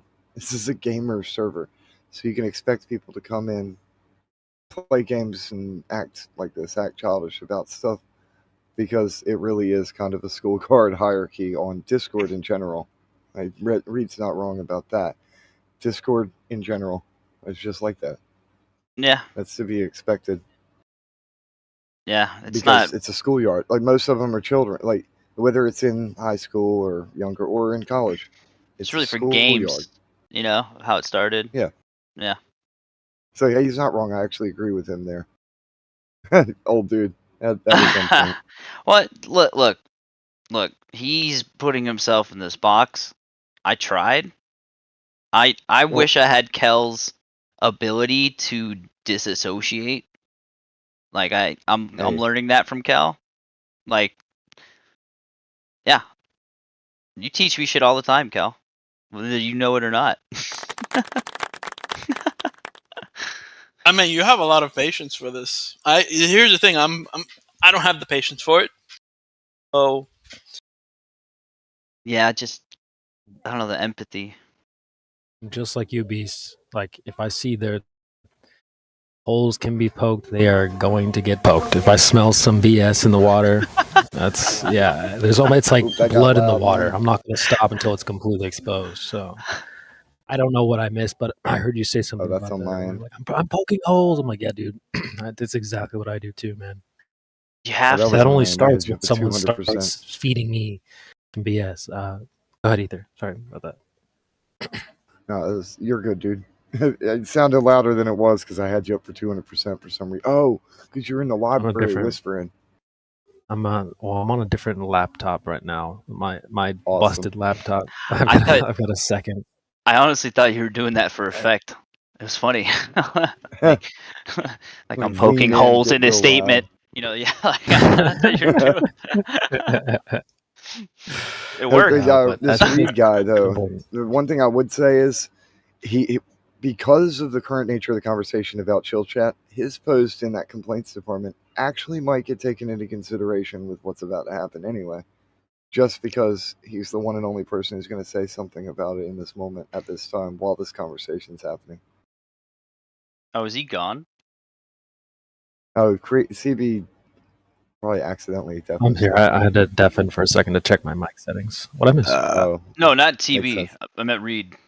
Like, is he gone? No, he's writing something in the complaint department or something, I guess. But my point is because he's somebody who's in the chill chat. So he's one of the newbies that's in the chill chat, but there's a conversation about the future of chill chat. So this dude's post actually might be taken into consideration in that conversation since that both are happening at the same time. You know, I just read his about me. I'm encouraging Reed to make it good. Look at his about me. Make it good, tell man. all the truth, but tell it slant. Success in circuit lies. Too bright for our infirm delight. The truth's superb surprise. Okay, this guy's creepy. As lightning to the children eased with explanation kind. Okay. Anyone else get creepy vibes? I did. Especially what you missed too, Creation Bear, what he was talking about. Oh my god. I don't even want to bring it up in the live stream. Anyway. Creation Bear, what's your take on tectonic plates? Because tectonic plates. Yeah, like I honestly don't know. You know what I mean? Yeah. Hell no. Yeah, that's pretty much my take right there. I mean, I constantly argue that the buildings we live and work in, hang out in, they don't move. So if there's tectonic plates shifting buildings around, then I got a problem. Good point. And it's kind of weird how these big earthquakes happen coincidentally, like, you know, every supposed to be like 100 years because of the the tension between the two plates at the fault lines, and I guess. Yeah, that never made a lot. That never made a lot of sense to me. Like thinking about it when I was younger, but they say the tectonic plates are like 25 miles down. Okay, so I think that's part of the issue as well. If I go to I'm on my property, and I've dug, say, 50 feet down. I'm digging a well or whatever. And then some random person's like, oh, I know what's 2,000 miles down below that hole. How would you know that? This is as far as I've gotten. So you're going to tell me what's below that? So people have dug like 8 miles into the earth, give or take. Something like They're that, claiming, oh, this is at 25 miles, and this is at, there's a core 3,000 miles. I don't think so. So I don't buy these whole stories of like, well, we know what's farther down than anyone's ever been. Right. Okay, sure. If you read the articles, they just say that they ran simulations and it worked and it made sense and blah blah blah. So yeah, I'm good on that. Do you hear Ether's point? Not point, but about something shattered Earth, which kind of makes sense. Oh, with all the the trenches and stuff. Like you can see it. You can see it. You can I guess you can't see it. You're using measurements. Like bathymetric surveying and stuff. Map the ocean floor. That's another thing that's weird to me too. Is the or the transcontinental lines. That's a wild story. You know what I mean? That's pretty wild. I just don't.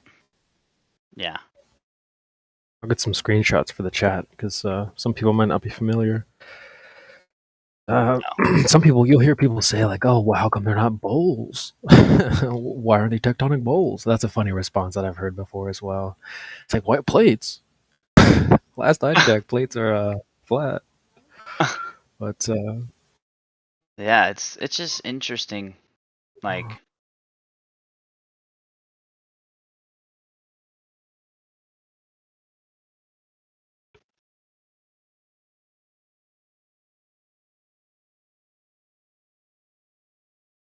yeah, I don't know, but yeah, another thing about the ocean too is like they admit openly that there's a lot about the ocean that they don't know. Oh, it's this much unexplored, and we haven't done this and done that. It's almost like our opponents or whoever, they've completely forgotten about some of the mystery that lies within their world, but they come here seeking every answer. It's like in the chat I've been saying, FE isn't about answers to all of life's mysteries. It's about the surface of the earth. So I just try to remember or help them remember that in their worldview they have mysteries as well. What's the ocean about? Like they say the Amazon rainforest isn't that explored, so they've forgotten that. So I'm here to remind them. right. Yeah, it is. Let me get those screenshots for. Yeah, you're good. It's just interesting in terms of just one of those things, and you just don't once you get to this worldview, and it is a worldview that I know to be true. Like it's flat, it's measurably flat. We're not moving. Everything NASA shows is complete garbage. Like, and it's a tax scam. I get it. And then you left wondering, like, okay, how can we find some real answers, right? And it's like, and you start running into all these like bureaucratic regulated, barriers in a sense, like the Antarctic Treaty and stuff like that. And it's like, I don't know. It's just like the fact that we only got, I think it was 7 kilometers, if I'm not mistaken. It was in Russia where they drilled, right? They only got that far down. I think it was something like they got that far down and like opened up a fire hole or something like that, hit a gas. I don't know what that was, but have you seen that? 7.6 miles. There you go. I knew it was 7 something, but no, yeah. That's the Kola super deep borehole for anyone listening out there. That's your homework for the day. Go research the Kola super deep borehole. That's what Beasticles is talking about at the moment. Man, that sounded dirty, but I'm looking it up. All right. Yeah, it does sound a little dirty, doesn't it? The Oh cola. my. Yeah. my. The cola. What? Yeah, Bora. super deep bore hole. Bore. Oh, there it is. Cola with a K. Haha. Yeah. What are we looking up? Well, just how people say they're gonna come along and tell you what's 25 plus hundreds, thousands of miles below the surface of the Earth, and it's like these Russians are the ones they've dug like what 7-8 miles. So who are you telling me what's under that? I don't think so. Oh my god! Oh, so you're saying that the core of the Earth is not a molten magnet? Is that what you're saying? Hell no! Hold on. You know what's weird? He said, for one, there's water down there. At depths, scientists didn't believe water could be found. Isn't molten magnet like saying married bachelor? Like there's no such thing? Yeah, Mhm. that's Well, basically dude, what it is. Cal, What up, before you continue, Beast, it's Larry? like, yeah, what up, Hank? What's up, Hank, guys? there you go. Welcome to the Hank. chat. Sorry. Dude, they, shoot, I forgot what I was going to say. Cal, My bad. What's up? what did you say to, what was your... It's a married What you said. bachelor. I was going to respond to something you said. Yeah. Oh, yeah. No, I was going to say, they don't even know what... They've redubbed. They've hit up some new DLC for the core. They've got like 5 new stories in the last couple years. They said like, oh, well, it's not a boring blob of iron anymore. It's this. Oh, new discovery. Something else is going on. So they've been changing the whole core thing for the last couple years. If I can find some screenshots, I'll put them in the chat. I would love to somebody make like a compilation of like, because I mean I have no patience for that kind of stuff, but like I would love to see like a compilation of like how the narrative has changed throughout the years. Like that would be insane. You want a supercut. That's what you need. Yeah, it's like I don't know because I know that's what's happening, right? It's just yeah. It's kind of like the whole, how climate change has like evolved. Hate saying that word, but right. but yeah, the best part about that is oh my god. If you represent that stuff back to like Globers, they'll be like, "No, you just made that up." Some of these updates and stuff, Kelly, you're talking about, yeah. Like when you put it back to them, they're like, "No way!" Like they don't even believe this stuff, but it's their worldview. I told my niece the other day. I was like, "You know that climate change is fake, right?" She believes that shit. She's like, "No way, that's not true. Don't you see how hot it is outside?" And I'm like, "Yeah, well." I mean, look at the history of what they've been telling us. Like, and I showed her like, and she's like, "Oh, that's not real." And I was like, "Okay." Okay, so Easy. sorry. That was easy. This just freaked me out right Go here. ahead, bro. No, I'm sorry to interrupt. The sounds from Finish off that, hell. You guys heard that with the borehole? The cola borehole? Bro, I just listened to it. That is wild. That is actually wild. Okay. Are you talking about the noises that were being made from under there? Yeah. I heard that was fake. Could be. I don't know. I'm just saying. I don't know. But here's the thing. I heard it from somebody who could be an anti, flat earther guy that I would think. Possibly. Have you seen that guy who has like he talks about stuff and he has a goldfish next to him? You know what I'm talking about? He makes YouTube videos about science and stuff that's the guy I'm looking at. Yeah, he's got a fucking goldfish, right? Yeah, he's a little sus. Yeah. Yeah, at the end he basically says it's all fake, right? I saw that video. You see, we're like connected, bro. I saw that fucking video, dude. But was he there? Well, of course not, but How do you get these recordings? Sources, links. Just hearing you say it sounds from hell. I was like, yeah, that's cap. But I don't know. My tinfoil hat was wrinkly when you said it. Yeah, his channel's called the Y Files, and I'm just like, why am I wasting my time with this guy? Never mind. Yeah, I don't know. I mean, it could be true. It's just at the end he says that it's all fake, and I'm like, okay, whatever. Wait, what did you just post, Creation Bear? This is that core DLC I was telling you guys about. They've updated the core DLC like a bunch of times. I've got like 2 more screenshots. I may post them. New hidden world discovered in Earth's inner core. Wow, is this like? Wait, what? Is this from This is like a week ago, science? 20 hours ago. Like this is official No, science I mean stuff the right here. screenshots. Okay. Like these will, I'll be like, you know how you open Google on your phone, it'll give you suggestions. They call them Google cards. So that's what these are. I open my phone and it's like, well, I think it knows I'm like a flat earther or something because it's always giving me space stuff. The algo, so, yeah, bro. Scientists detect, the algo, bro. It's like, oh, look at all these things they're saying. New hidden structure. It's no longer a solid or liquid. It's super ionic. Super ironic. Yeah, more like super ironic. Super moronic. New world. Yeah, right. Like this is all different than what we were taught. So we were told, like, what is it? Molten iron core, right? Yeah, but they'll always like come with the Glovers will always come with the excuse of like, well, it's always changing, right? We're always updating as we learn new things, you know. And Stop the cap. Yeah, the cap is those key words. Scientists detect. Study suggests. Like, yeah. Okay. Yeah, it's exactly what the articles say. Well, we ran a simulation and looked good.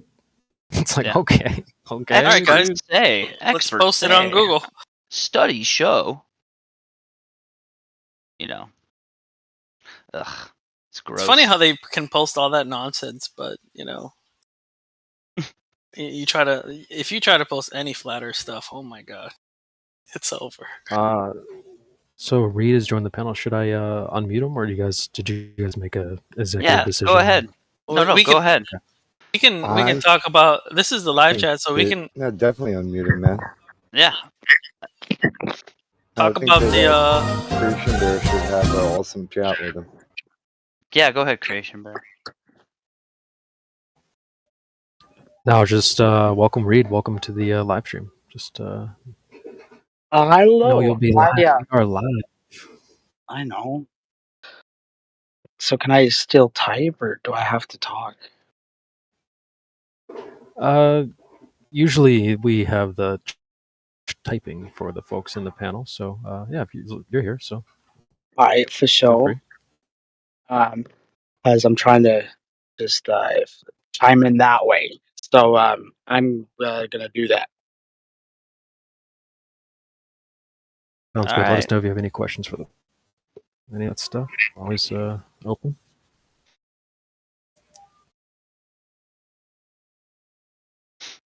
Cool. Take a look in my clips section, see what I got for you guys. But please go ahead. I seen you with the Joey B shades today, looking nice, bro. Joey B. Freaking Joey Burrow got really popular wearing these like Cartier shades. It was like that's what I saw when I saw you. I was like, oh, okay, my transitions, bro. Yeah, I'm blind, bro. Blind. Yeah, I don't know Cardi B. I'm not really into pop culture and stuff. No, you're not missing much. Don't worry. But you're not missing much at all. But I was gonna say, what's up, Root? What's up? I don't want to call you Hank. I know you was Larry, but all right, Hank. What's up, Hank? Call me whatever you like, bro. I don't care. All right, bro. People that are new know me as Larry, and then they're like, not knowing that I'm Hank or whatever. It's just I should just probably put both names down. I mean, whatever you want, bro. He's always Hank to me forever. Okay, I'll call you Big Papa if you want. I don't care. No, I don't want that. Okay. That's wrong. What? He's saying it's wrong because I'm fat. Oh, I don't know. Just sounds wrong. Yeah. He's Uncle Hank, all right? It's Uncle. Uncle Hank. I like it. Where you been, man? I got a few uncles up in here. We got Uncle Meme, Uncle Hank, Uncle AI. Yeah, Hank, how you been, bro? Welcome back, dude. Good, man. You know, gonna go ahead and say it. I'm a fan of Bethesda. I've been playing since Morrowind. Okay, if anybody knows. And Starfield just came out, so for the past few days, I've been How is diving it? deep. It's a role playing game, just like any other, but you know, it's all fantasy, science fiction. Notice I said fiction. After Did you that. see the they them in it? They have a few they thems. No, I haven't seen that. Oh, just wait. You'll get to it. If you're playing the storyline or whatever. I watch some YouTubers that play video games, and they were talking about it. How they didn't like that about it, but it looks cool. It looks like a fun game, space game. Yeah, I played. My favorite game is Dragon Age. I think that's Oh yeah, yeah. that's Dragon oldie Age is but That's goodie. BioWare though. that is BioWare. Yeah, my bad. But You're good. it's kind of like the same thing. Morrowind. Yeah, I played a little bit of Morrowind. Not too much. Well, Skyrim. I played a lot of Skyrim. BioWare is mostly because it's like Mass Effect too. You know what I mean? I played Mass Effect as well. Yeah, it's really good. They're really heavily dialogue based decision games. You know, Yeah. Skyrim and like Fallout, they're somewhat dialogue based, but not really for the overall story. Yeah, Fallout's really good too. You know, I just like the idea of apocalypse stuff. Like I like apocalypse games. I don't know why. Yeah, it's. I mean, dude, I like chivalry. I play chivalry too. That's what I like. Brainless kind of game, you know, swinging swords. My favorite game growing up is I don't know if you guys play Heroes of Might and Magic.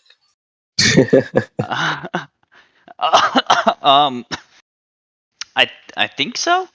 I played Heroes of Might and Magic Dark Messiah. I think it was like a spin-off. No, yeah. Just a big fan of strategy games, like turn-based strategy games. Oh, okay. It's turn-based. I don't think that's the same game then. Yeah, it is. Oh boy, Northern Rebellion's going to have to read. I want to know why Reed's still on the fence with the old flat Earth argument. Yeah, I thought somebody was going to bring it up. Oh my gosh! Wait, guys, this is part of how you convince somebody to not be a global whatever. Like, you gotta give me some time, bro. Well, Is that fair? It does take time. It's not an instant meal. We put it in the Yeah, microwave. we're not trying to make you convert or be kicked out or anything. In fact, we would rather that you didn't convert. We would rather you go outside to the beach and look for I'm yourself. outside of the dog park, bro. I've been outside for like the past hour. Would you like to use the lifeline? Did you see any curvature while you were out there? It's Did in you the see any river buildings valley, so I moving? can't see the river when it curves. The How river about a curves? 50-50? Wait, when does water do that? Yeah, water Wait, yeah, doesn't- I've been outside for like the past hour and a half.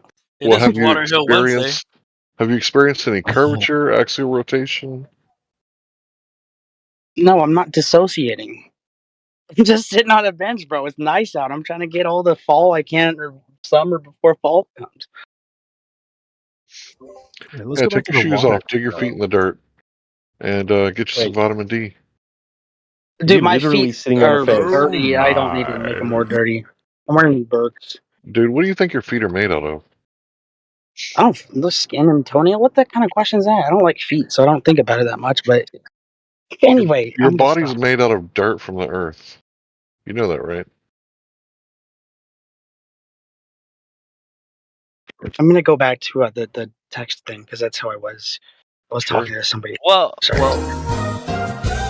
Wait a second. Wait, Root asked you need more time. That's fair.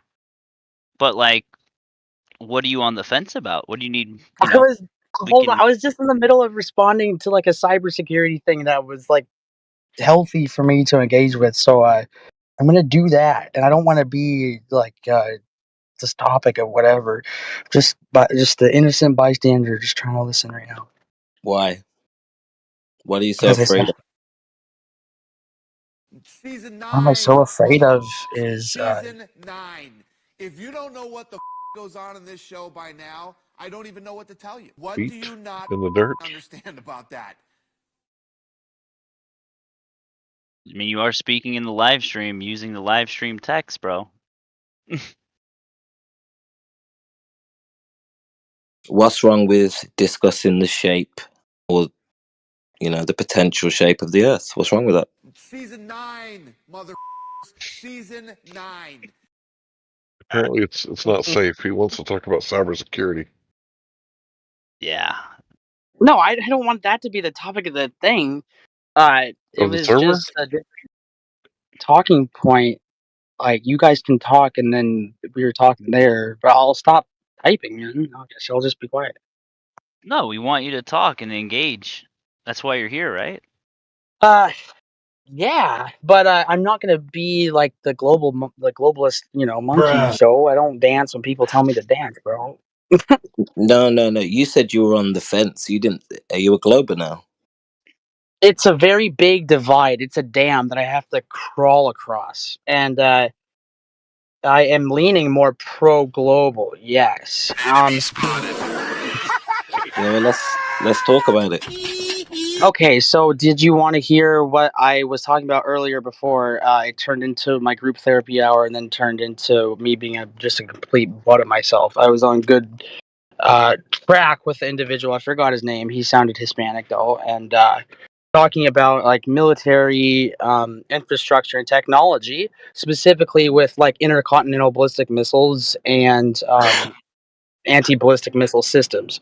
So... Yeah, but that none of that helps us to establish the shape of the Earth, right? Oh, wait. Oh, it totally does because it follows a ballistic trajectory depending upon the type of ballistic missile. So there's multi-levels of it. And they have to go into What? space in order to crash down. And some of them can be launched from submarines. So, like, I thought it was completely relative. Is that not? If it's not, then I'm lost again. I was trying to, like, get somewhere, but... So you're saying that because missiles have a curved arc or whatever, that Yes. proves we live on a globe. Or that's a globe proof. No, y'all keep thinking I'm jumping to conclusions. I'm not sold on it yet. I'm just saying this We're just taking logically what you're makes sense. saying at face value, bro. No, I'm not. I'm not sold based on that the world is a globe because of that. But We're to not telling me, you it would anything either. logically follow because, well, shit. If you have to do the trajectory of like launching a Minutemen missile all the way to China, for instance, Mm-hmm. you're gonna have to go in a ballistic trajectory, correct? That's going to be in a 3D motion. If it were to actually be like a hypersonic missile, it can glide and avoid our missile defense systems, so it can re-enter into the stratosphere, come back out, etc. That doesn't make sense from a flat perspective, like unless there's a biome above this place. Why? Why doesn't that make sense on a flat Earth? Why does there need to? What's this biome? What do you mean? Well, what is in space? What's above us then? No. Like I'm Before sure we go there, you guys can why. Why is this not true? what do you mean? Well, I'm looking to buy this flat Earth, for instance. What have I said thus far is not relative to the world not being a globe? If you look at topographical targeting systems like the Tomahawk missiles use, they study the topography of the globe. There is curves within topography. Why is it beneath me to think that the world would be curved because of that? Maybe. You're losing me a little bit, but like I know. ballistic. Sorry, that's because it's like I'm not a science person. This is the one thing I can for sure point to and say, because of these things, it would lead me more to be inclined the Earth is a globe. Would you guys mind That's if I it. butt in? Is it okay if I talk with him for a second? Yeah, I'll mute myself. Awesome. All right. So, what do you know about the railgun? Do you know anything about that? Because you said you don't like science, but you seem to know a little bit about military tech. Well, the railgun so it was supposed to be on the Zumwalt class destroyers. Essentially, the Navy scrapped it because it was going to be too expensive. But however, I think they're dumb for doing that, and now they're going to start doing it again. Iron Beam is going to be coming out soon. It's a directed kinetic energy weapon. I think it's great. They can shoot out those things at Mach 7 or 8. It's insane. Right. What is the distance that they've, told the population that they can acquire a target line of sight? Oh, it's as much as our current THAAD missile system. It's a long way into space for sure. No. It can be an anti-satellite weapon for actually. No. It's 100 miles ground to ground. I'm talking, right? Because you said it's all. I think you said relative, right? So 100 miles. Yeah. 100 miles. No, more than that. It would be able to go probably. I think the altitude of our SM-6 Aegis system we have on our destroyers, they can go up to 300 miles or so. Ground to vertically. ground. What? Sorry. Ground to ground. Well, no, it's not it's a anti-ballistic missile, so it doesn't go to the ground. It goes up to the air. That wouldn't be. There's different types of missiles, and some are ground to ground, but some are also air to ground, etc. Right. I'm talking about the railgun on the ships. Okay, acquiring targets let me 100 miles away, ground to ground. let me pull up the railgun again because it's been a little bit since I've seen the specifications on it. One sec.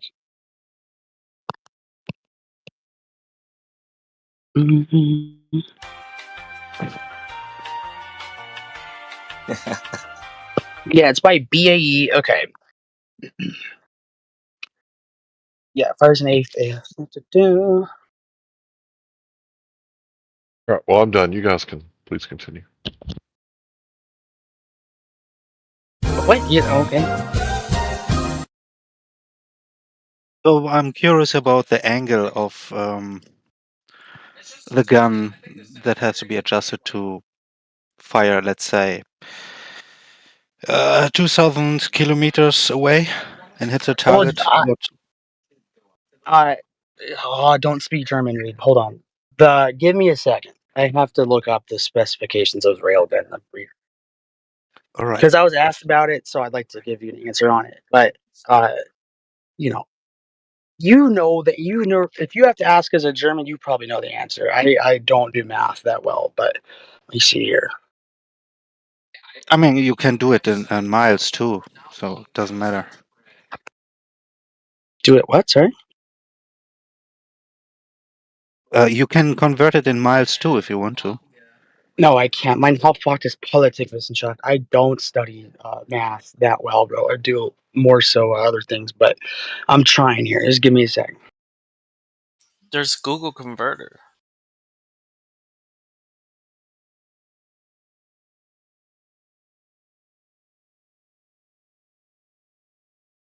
Okay.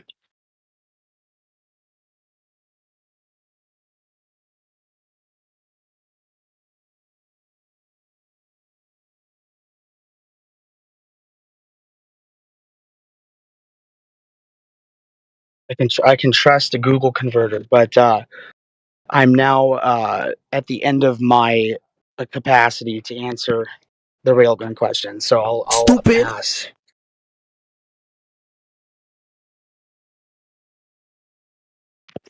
Listen, Reed, I don't know if you know this, but all ballistics and aerodynamics are developed with the assumption of a flat plane, a flat topographical plane.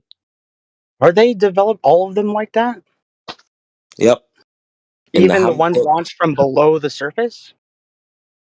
Yeah, dude, there's absolutely no allocation for curvature, Coriolis. They have to assume a flat stationary plane. There is, because re-entry vehicles can actually glide and change in air. That is a thing. It's not beneath them to do that. So if you like look at the interception of Iron Dome, like to rockets, they self-correct. Like it's not just a flat thing. It operates in a 3D environment. Listen, bro, we're sending weather balloons up to like What? 100,000 feet. Okay. Okay, we've been doing that for like 100 years. Yeah, and when we get there and we record it, it's just completely flat.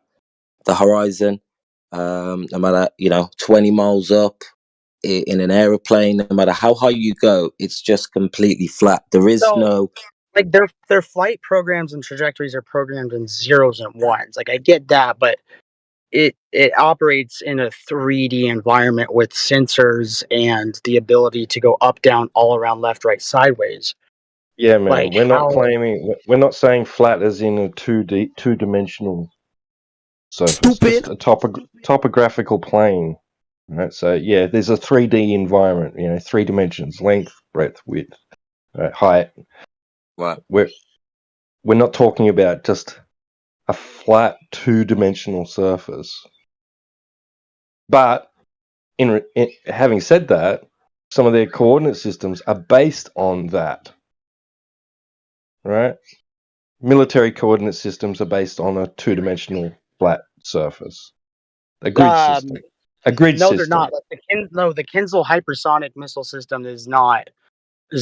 And we're having to rework our missile defenses to be able to intercept them. With that, it's not 2D. No way.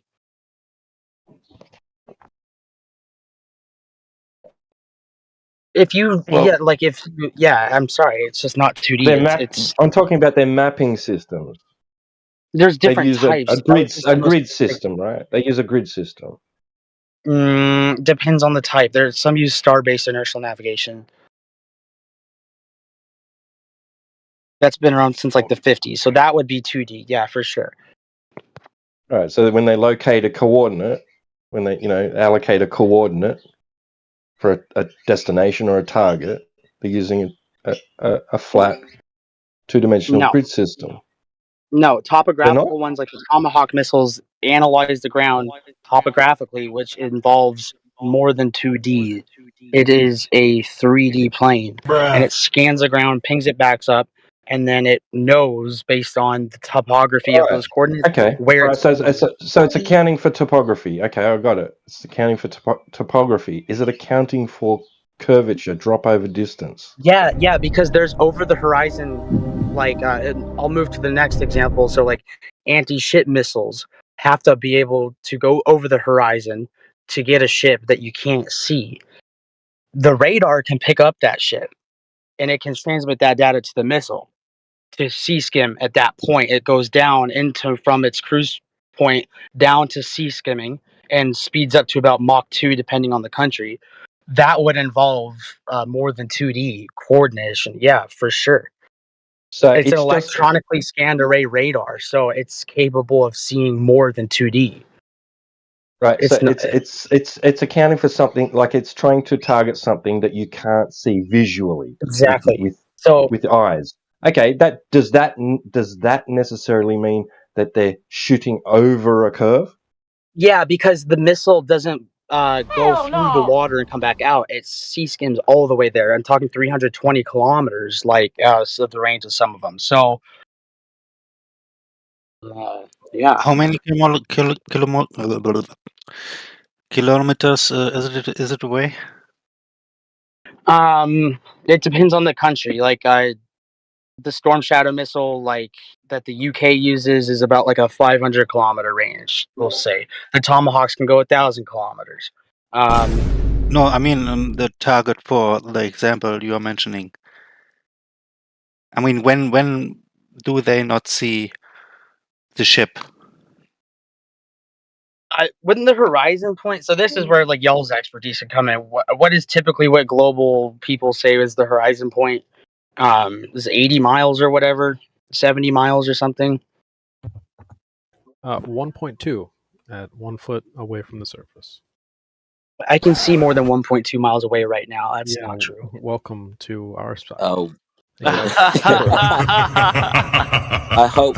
Oh my God, is he only just? So, do you not know where the horizon should be, Reed? Why do you think it should be 80 miles away? Oh, I'm seeing at a ship at sea. To my understanding, you can only see X amount of miles away before not seeing anything, They're right? saying like 3 So, miles for a 6-foot observer. sorry? Exactly. So they're saying about 3 miles. So if you're like 6 foot tall, 3 miles. No, you can see more than 3 miles when you're on the ocean. Duh, that's the whole That's point. correct. So it's about 80 kilometers, I think, is the range of like your visual eyesight for such things. That's not the claim. That's not the Okay. that's not the claim. Well, I'm gonna take a second to mute and then go look up what I mean to clarify, and then hope that you guys are okay You know with what that. you mean. Because Why do you do that? Why? You're Why doing don't great. you just? Yeah, take your No, time. I'm trying to get to a number conclusion really quickly here. Because Think about what you just said. no, I'm gonna look something up. Okay. Sorry. Why don't you just listen for a second, Reed? Well, let me just play the clip. There's like a 90-second clip of Ironically, this is the perfect good discussion idea. for today Actually, yeah. because it's water curve, Water Water- Hill Wednesday. Water Hill Hill Wednesday.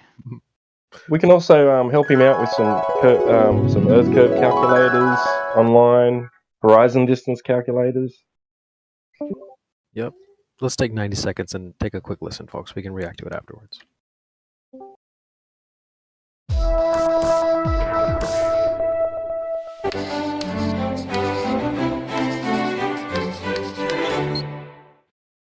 Hi, I'm Josh Clark, and this is Brain Stuff, and I'm here to answer a very pressing question. Have you ever been standing at the edge of water, say like an ocean, and looked out on the horizon and said, I wonder exactly how far away that horizon is? You know, where the sky meets the sea, that's the horizon.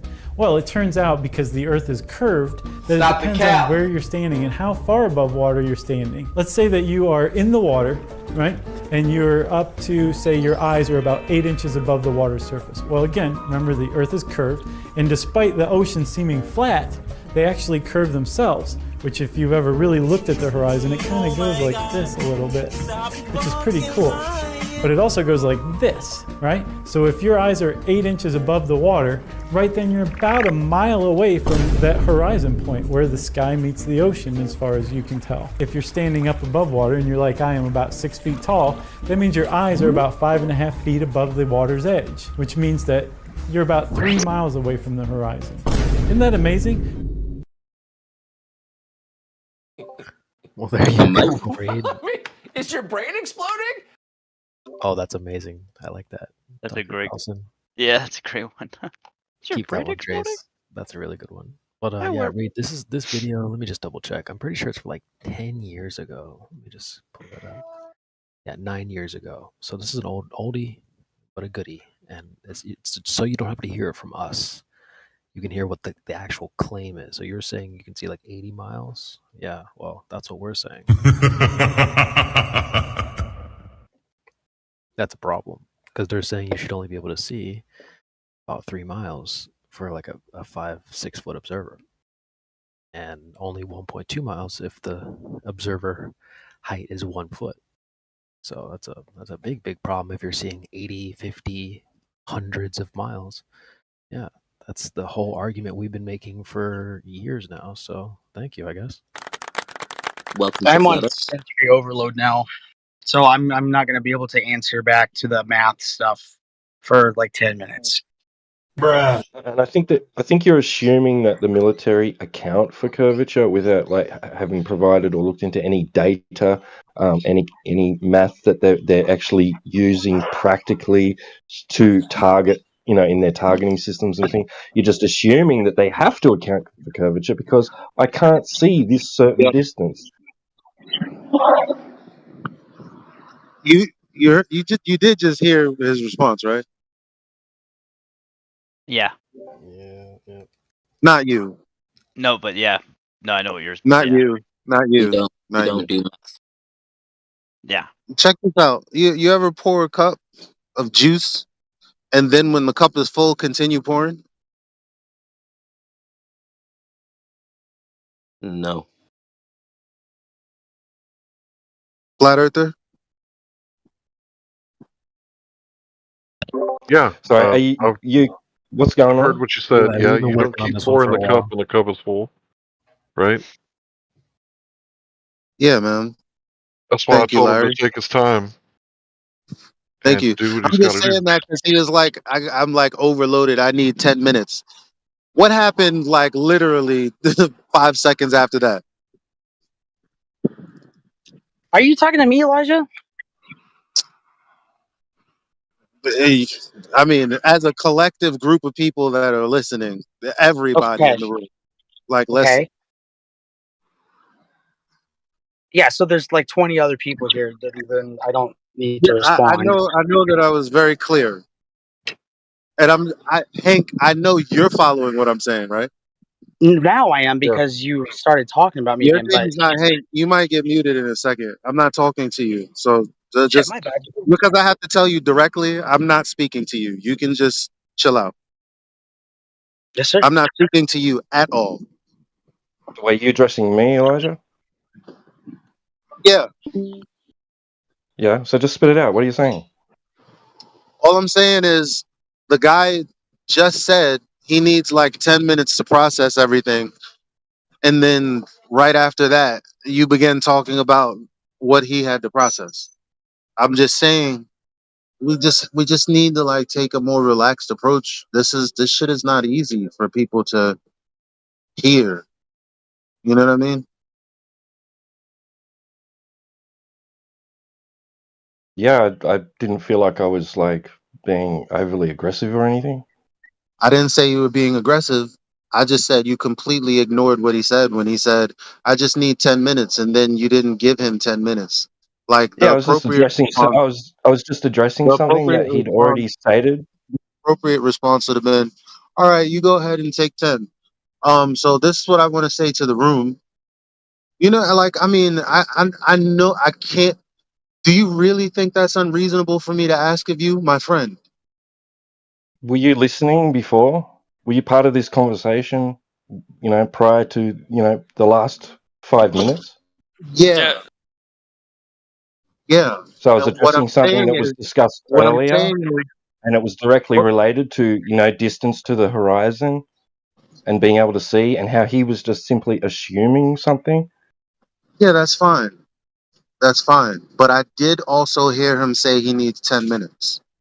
And Yeah, that's you fine. didn't He you didn't can give go him and that. take his 10 minutes. I don't mind. I'm not stopping him. I'm not inhibiting him in any way from I'm sorry. going and taking Is his it 10 not minutes. called you out that you're not listening to what I'm saying? And should I mean, I'm not.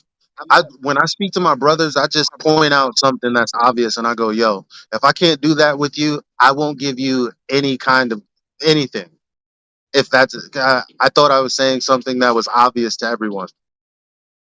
Yeah, I didn't say it wasn't obvious, and I'm not saying I don't think it's obvious. He can take his 10 minutes, and I can still say something in between. All right, you're being very defensive. I'll just chill. Do what you want.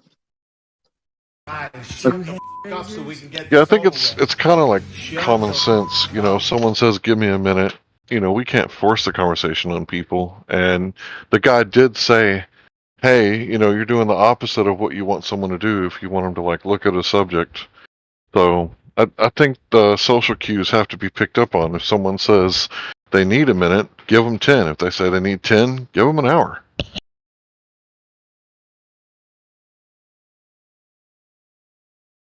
Hey, we got time today, all right? How long have we been talking to this guy in chill chat for? It's been a while. Like Not 4 even hours? Too long. Yeah. Too long. No offense, Reed. I'm glad you're in the live stream though, to actually talk to, people who've been around the block. Like, I've been around the block, Beasticles. I appreciate it, and believe me whenever I say I know I'm on a live streams, and if I need to be quiet, there's a reason. I don't want to get reactive and deal with what you had to earlier from me. So I information apologize. overload. No, I get it. You're good. Yeah. Do whatever you gotta do, bro. Like right when Ripcord started, I wanted to start speaking in German. I was so frustrated. It doesn't happen a whole lot, but I need to chill. Yeah, no problem. Danke. Anyway. How much time you got, buddy? I'm trying to, I've been looking the whole time on railguns and trying to find like when the drop occurs, like after the distance, but it's crazy actually. And I'm looking at it pretty crazy. Like it has the same amount of effective kill power at what is it? What's it say here?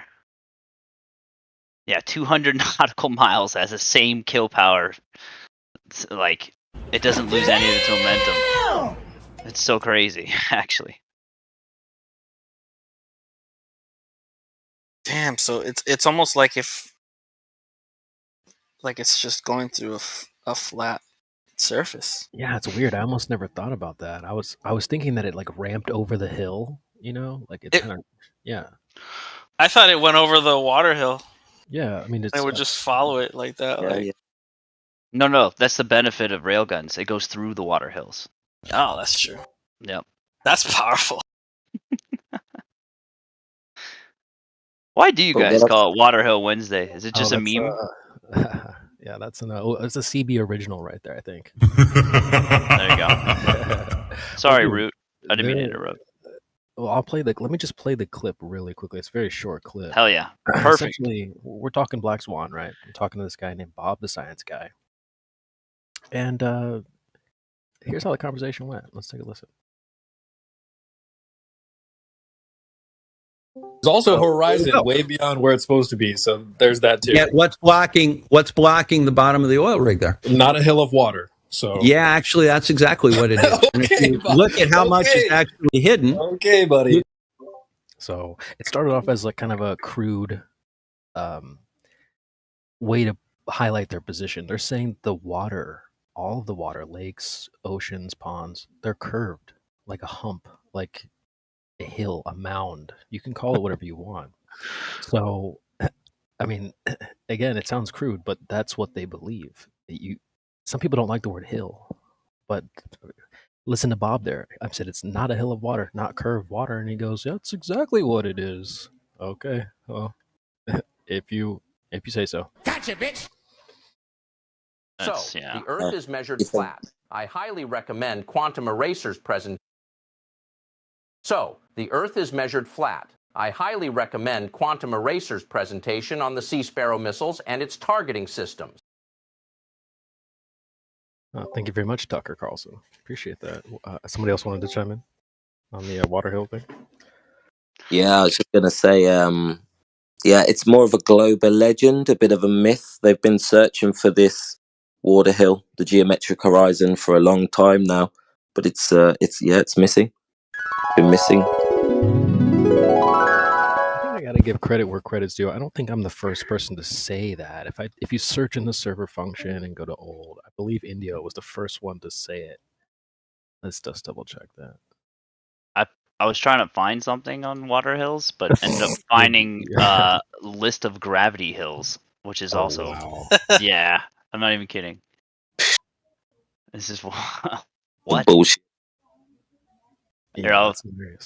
A gravity hill is a place where a slight downhill slope appears to be an uphill slope due to the layout of the surrounding land, creating the optical illusion that water flows uphill, or that a car left out of gear will roll uphill. Many of these sites have no specific name, and are often just called Gravity Hill, Magnetic Hill, Magic Road, or something similar. What kind of shit is that? Exactly, I don't know. There's like a bunch of coordinates in like different places, like, wow, who has time for this?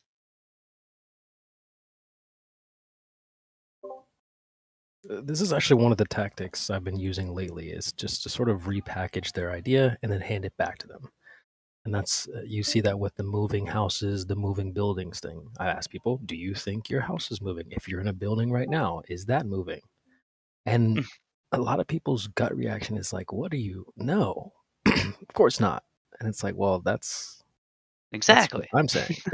Exactly. You're supposed to think it's moving. And that's a good tactic to like, yes, and. That's how you get to somebody's like core of like, what they believe too. That's a good persuasion communication mechanism too. Okay, I sound psycho now. No, I'm glad you you're good. recognize that. But some people recognize the question. They go, okay, well, yeah, everything's moving. And at least they understood the question. But a lot of people, they have weird reactions. I have a whole channel in my server for this. I'll drop a link. But the responses are absolutely hilarious. You guys should take a look. I can post some screenshots, but they are funny. People say, yeah, of course my house moves. Of course buildings move. Really? I'm Okay. looking at your screenshots of water hills right now. They're trying to convince people that we have the crazy position, but it's the other way around. Them.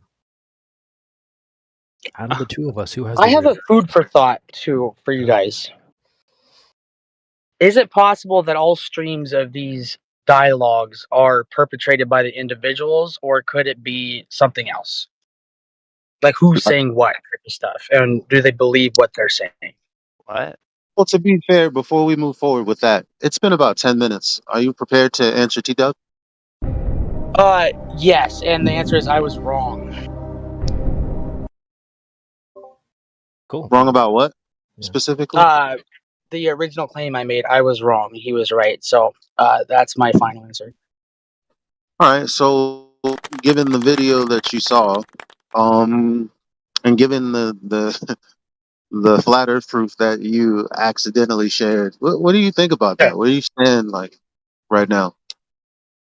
I stand that I'm still not sold all the way, but based shit, I just dropped my lighter.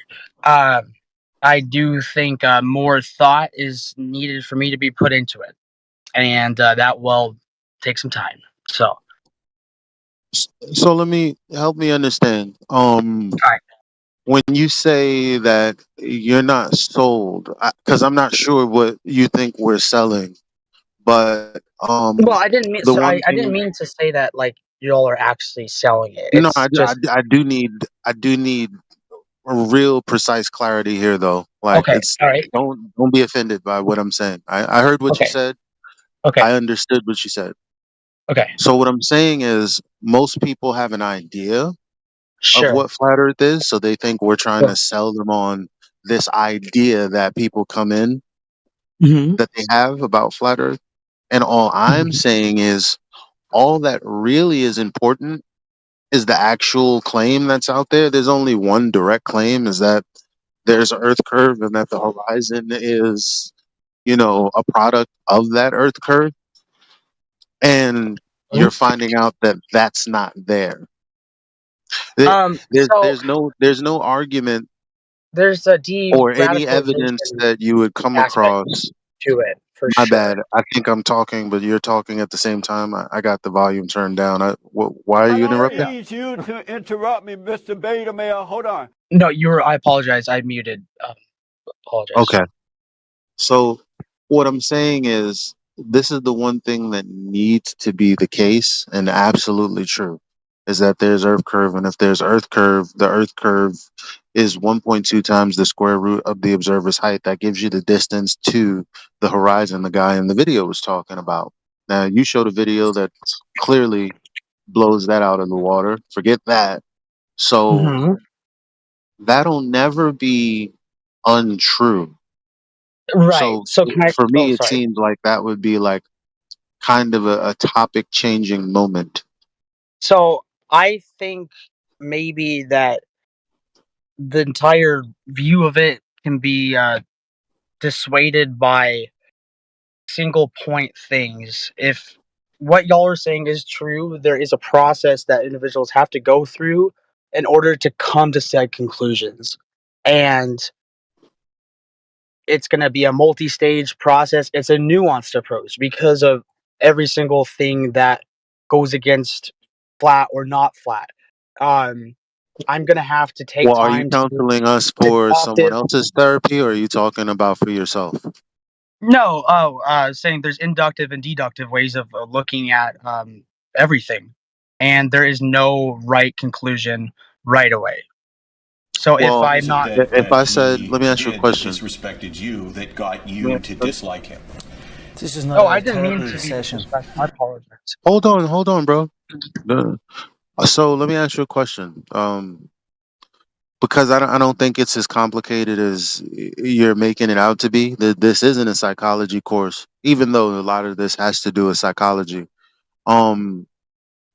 If I told you that I had, I don't know, a Lamborghini Sure. in my garage right Okay. now, Okay. and I just told you that, Okay. and you were like, "Oh, that's cool, man. I'm actually just pulling up right now. Okay. I want to see it." And Okay. then my garage is open, so you're pulling up a moments after I tell you that I have this, and then you Okay. realize there's no Lamborghini in my garage. Well, That that just would means I suck. lied, right?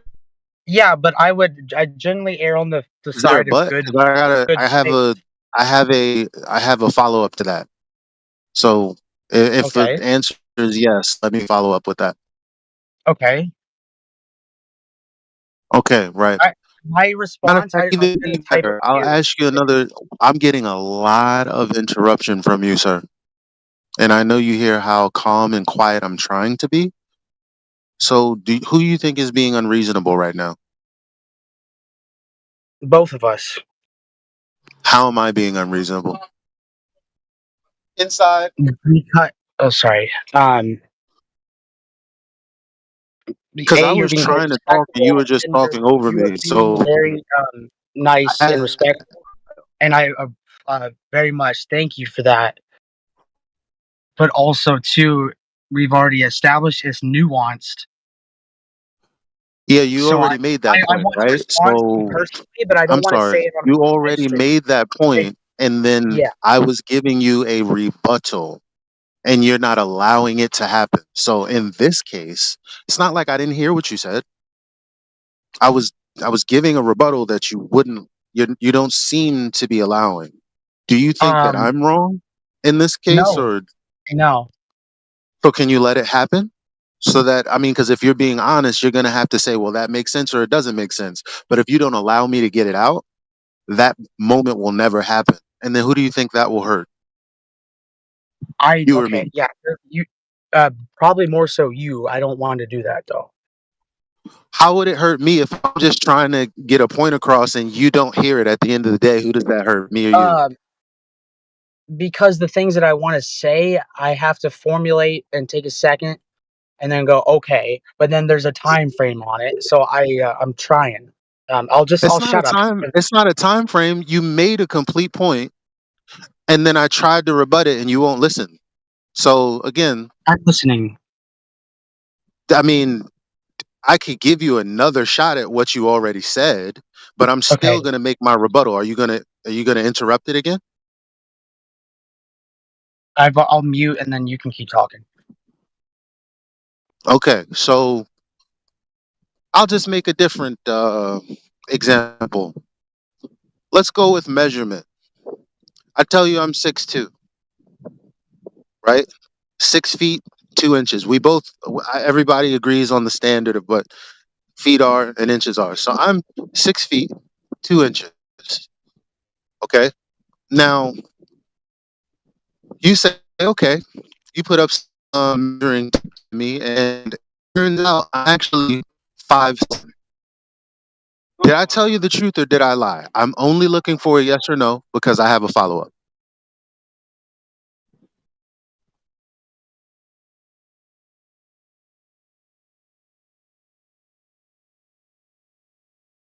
You roboted a lot midway through. Can you repeat the example?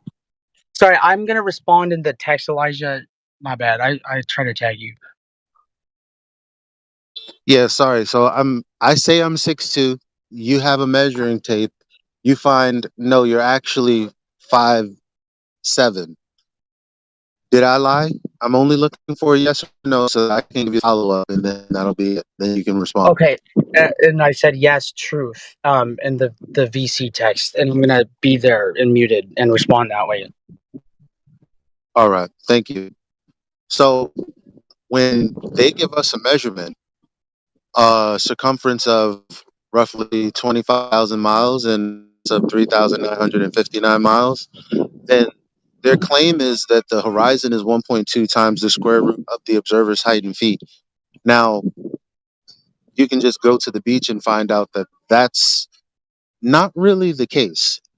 So, if you were to go to the beach, or if you were to take into consideration your video, or if you were to take into consideration some of the videos that we have, and find out that the horizon is not 1.2 times the square root of the observer's height in feet, wouldn't it be a lie to claim that the Earth is a sphere with the size that they've given us?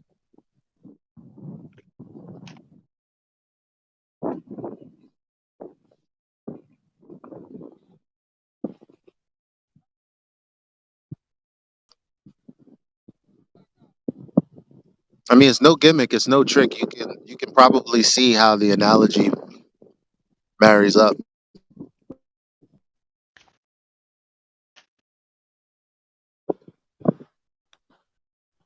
What is he saying? Bro, I'm saying just I'm responding through the VC, the text thing, because You can I go ahead and was speak now. told. Now I'm done. You can speak for like 2 minutes or whatever you want if you like. I already Okay. laid it out. Do you All know right. that you do know there's a live stream, right? This is recorded. Yeah, I'm Someone I'm someone I'm told you that? I'm already Elijah. I'm already hyper aware of that, my friend. All Believe right, me. just making sure. Please go ahead and respond for the audience sake. So the reason that I said look at it from a sort of de-radicalization approach is because there is a nuanced thing going on here from the top down, bottom up in a 2D plane of information as it stands. So, if it's the case that I have spent what 18 years of my life studying at least basic sciences, um, there's going to take a lot of time in order for somebody to reverse those conclusions. And I have cognitive dissonance like any other human, and I don't remember a lot of my education, but I am very upfront about what I don't know. And what I don't know is a lot of basic physics. What I do know is a lot of social science. So definitely, it's like you should understand, if anything, that you cannot change somebody in a day. Um, it takes a long time to do these sorts of things. Um, so yeah, that's what I'll respond with, and I'm well aware it's being recorded. That's no issue with me. That's no issue with me. All right, Y'all should, so yeah. It's just like, I get it. That was a non sequitur, meaning it was like there's no relation between your answer and my question. My question being like that would have been the correct answer if I asked you, could new information change your mind? You probably would have responded with yes, yeah, but as you can see, I've taken a long time in this field and blah blah blah. But that yeah. wasn't my question. Okay, And I'm not saying that to argue with you. I'm just making I'm not another gonna point. argue Like, either. is that like Yeah. that was complete non sequitur? Because clearly, if something is not the dimension that was claimed in a perfect world, someone would just be able to go, yeah, I'm looking at what I'm looking at. You're right. I'm not asking you to be a flat earther today. I'm not asking you to consider anything other than the direct information. But you know what? If that's too much to ask, then so be it. I understand what cognitive dissonance is, so Okay, as I get it. as it stands, I'm able to help prevent things from happening in certain ways socially, not answer direct science questions sometimes like that. So I apologize. You know the Uh, difference between science and geometry? well, geometry is a science. I understand a Yeah, but lot of it's not the social method science. of establishing cause and effect, right? It is Yeah, definitely exactly. So I mean, it's I different, right? strive to make sure things like Jacksonville, Florida, don't happen So again. so so wait, let me get this clear for the audience. There's like differences of social Let me get this sciences. clear for the audience. We understand that math, science, social studies, all of these things are different. So let's not Yeah, let's not there's let's not intersections too. confuse the language by saying these things are different, but they do connect somewhere. There is an intersection between There's this and that. no. Like, Sorry. so all I'm trying to say is this isn't rocket science we're talking about. We're just talking about geometry. We're talking about a measurement. So you're saying that It is rocket science. so you're saying that a measurement No. so you're saying that a measurement is not easy to understand because we're not talking about cause and effect. We're not talking about physics. Because physics Well, deals with the study of the physical and natural world as it relates to phenomena. The horizon isn't a phenomena, meaning something happening in nature. The horizon is supposed to be geometric, which means earth measured. So that's something totally different. And if it's supposed to be earth measured, then all you have to do is kind of figure it to measure to be where they claim it should be. And from what you can gather with the video that you posted, it's not there. And you already said you were wrong as it relates to answering T-Dub. So I guess I just don't understand the resistance. I know Maybe I need because a there's things psychology in this course for world that this. people don't understand, and so we're all equal in our I ignorance. didn't hear you. That's Can you start over? Because you were talking like directly on top of my heels. we are all equal in our ignorance, Okay. No, I including you disagree. and I, It including is, you and I. huh? Oh, there's definitely levels to it. No, there's infinite. We don't know. There's infinite information we both cannot perceive. That's a fact. So if I can't paint a picture to you about something, I don't expect you to be able to do it to me right away. However, I hear what you have to say, and I take it into account. But I'm out of respect for the audience and stuff like that. I'm giving you my utmost communication skills, and yeah. Read, all you've got to do is keep it logical.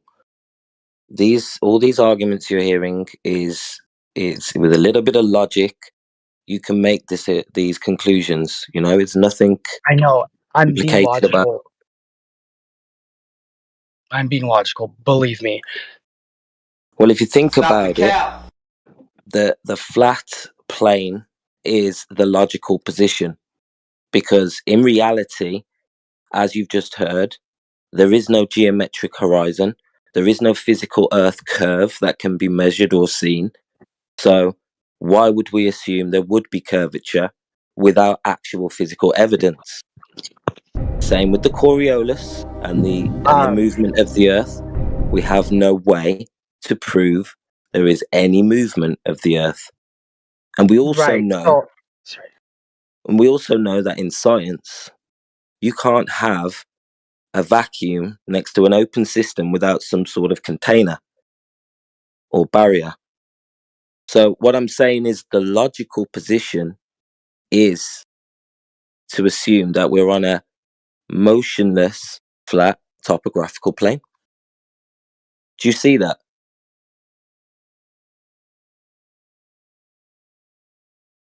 Do you see how that's the logical position without any pre-assumptions? I'm gonna say yes, and that's my answer for now. Why is there no more? Why is it no more? Because I'm in a light atmosphere, and I have respect for individuals here. So that is the learning experience for everybody. But I have read the YouTube TOS, Discord TOS.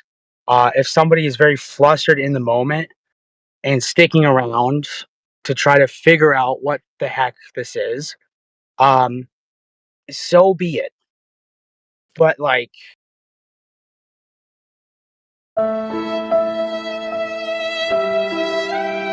yeah. Oh, welcome to Flat Earth, dude. Yeah, bro. Yeah, bro. It's all good, Reed. I mean, you've said some things I agree with. This is not an overnight. Bro, I mean, y'all were, if you were in the chill chat earlier, like, believe me, you don't want me to start, like, really going at it and trying to do stuff. Because that's where my brain will go. That's what people do whenever they're felt pressured to react. And I've been trying to not react. And if anything, it's very, very healthy for the audience to hear, because this is my best healthy communication skills as it stands. You're doing great. My sister wants to also praise you for trying to do that. Thanks. I mean, I thank your sister for that. The other part of that too is like, I mean, I'd say this is like season 9, right? You know, you should know the show rules by now. I played that clip earlier just for fun, but yeah. And another breath, like you should be here to win the show. Was that D-Dubs? I said something earlier to a Russian dude that like I am still kind of like that was messed up, and I'm not gonna do that again. But it was definitely a thing, and I'm like not gonna look past it, but I'm also not gonna dwell on it. I'm just aware. Man, I almost choked on my water right now. That was bad. Like unless we want the FSB or crazy stuff and blah blah blah blah blah. Like, no, dude, just I'm gonna stop Yeah, no, talking. I think the conversation is done. Maybe you can meet up and maybe we can find something to talk about amongst ourselves or find someone else. Unless you have a question. Yeah, I would like to sit and listen for a sec and then ask a question. I haven't been given the opportunity to do that, so I don't want to be the star of the show. This is y'all's place. I'm just So a you don't guest. have a question? I will have a question. That's the whole point of a panel, right? Is that Oh, you don't sit have and one you right now, listen. though, right? Yeah, I mean, Elijah, like, I mean, I do have a question. So, like, why, if you pay attention to the world around you, why don't you believe people whenever they say things? Because people lie. What? Give me an example. People lie, really. Oh no, that wasn't Elijah that answered you. No, that was me. That's not Elijah. Yeah, be specific. You mean like? Okay, so yeah, well, Because you when specifically. Okay, because that's so my actually brother, like Jacksonville, Florida, the dollar I would store. love for this to be a conversation, but you If gotta you don't let want to me talk speak. about it, Do I then have don't to? move on. Do I have to like hold on. moderate by muting you when I'm talking? Because I don't want to talk over you. I just want to talk when it's my turn. That would probably be better if you just muted me. Yeah, 100%. How old are you? I'm fucking 27. Right. So can you just How like old are you? recognize that when you ask a question, you're gonna have to be quiet in order for me to respond? I do understand that. Yeah, All right. I understand that. So All right. So if we're gonna have to be so a daddy doming thing, just mute me. when people tell me things, I do believe them. So I Oh, guess do it you? depends. So Because like, your statement was kind of vague. So can you give me like an example?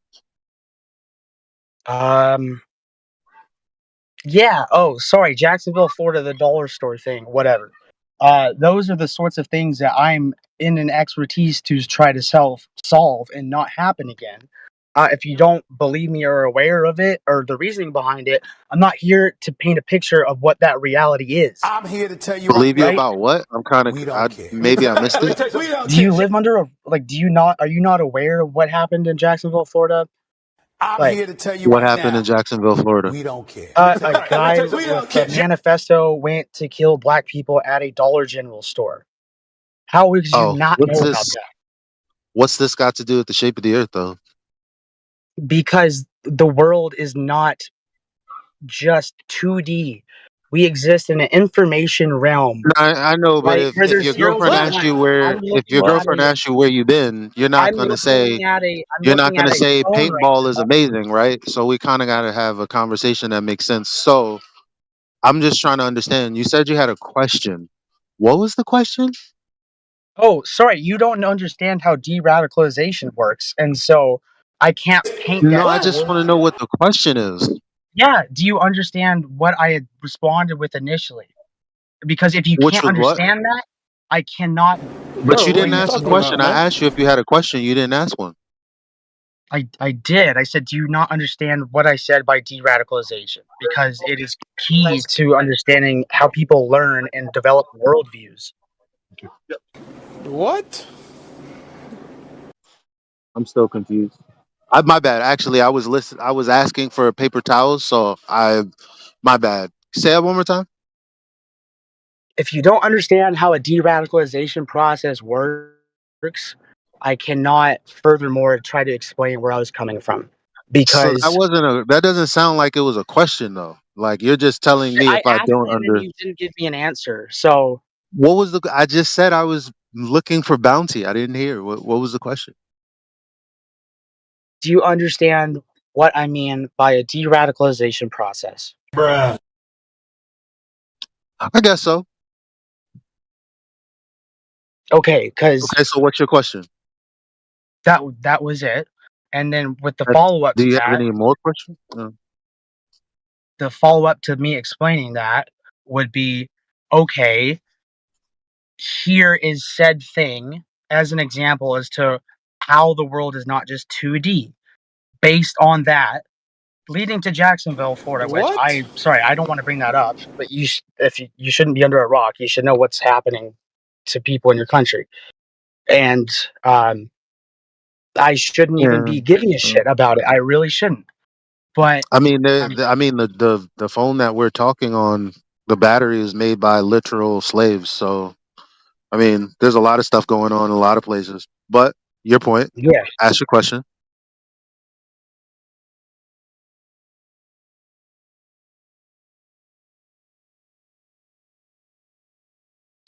Still waiting on a question that I can answer. I don't think he has a question. yeah, I was trying to think of one, and then Bruh. I couldn't. So So I asked you initially if you don't have a question right now. Well, I said, do you have a question right now? And then here we are, like 5 minutes later. So you don't have a question right now. So can you pop yourself okay, on yeah, mute I don't until have a you have question one? right now. That's quite obvious. Holy moly! All right.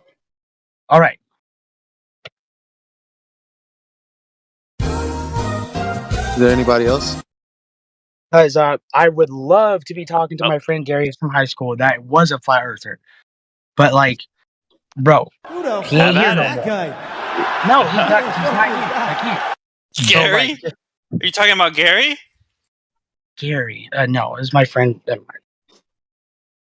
I thought you said you was going on mute. All right.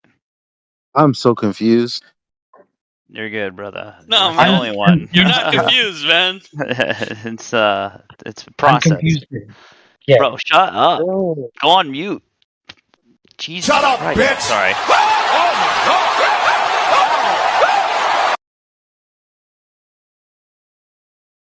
Well, I had an idea I kind of want your guys' opinion on. Hi, Karma. Hi, Karma. Hi. Please save us, Karma. Well, I had a honeypot idea that I wanted to run by you. Oh. I'm liking it already. So because I download an app and I get like 1,000 message requests, I was wondering whether I should just throw them the Discord link and say nothing but like, well, Tracy just said, be like, you want to talk to me? Get through these boys. Something like that. But basically, I was thinking about honeypotting anybody who messaged me that I don't want to talk to just coming to Flat Earth Discord. Beautiful. What an That's amazing beautiful. I say yes. Please do that. With pleasure. I feel like they would do it too. Oh, yeah. If you can prove the ball, you can date my sister. Oh, you know what you should do, Karma? You should say, when they come in, say Karma sent you. Yeah, I'll do that. Trace, because no one's gonna date her. It's been going that way for 30 years, so I mean. Well, I'll accept if you can prove the Earth is flat as well. So, like, she still got a shot. Well, think about the dude that goes through the ringer. You know, that's the one you want. Anyway, the one that goes through all the gauntlet becomes a flat earther and is like, oh, whoa, thank you. Yeah, someone who proves themselves worthy. That sounds nice. It's a great filter. I mean, whenever I get someone I'm talking to and I kind of want to get rid of them, I drop flat Earth on them and see if they pass that test. So Yeah, you can like tell them to come here, and if they can prove the Earth is a globe, then you go on a date with them or something. Dang, all you dads out there, take notes.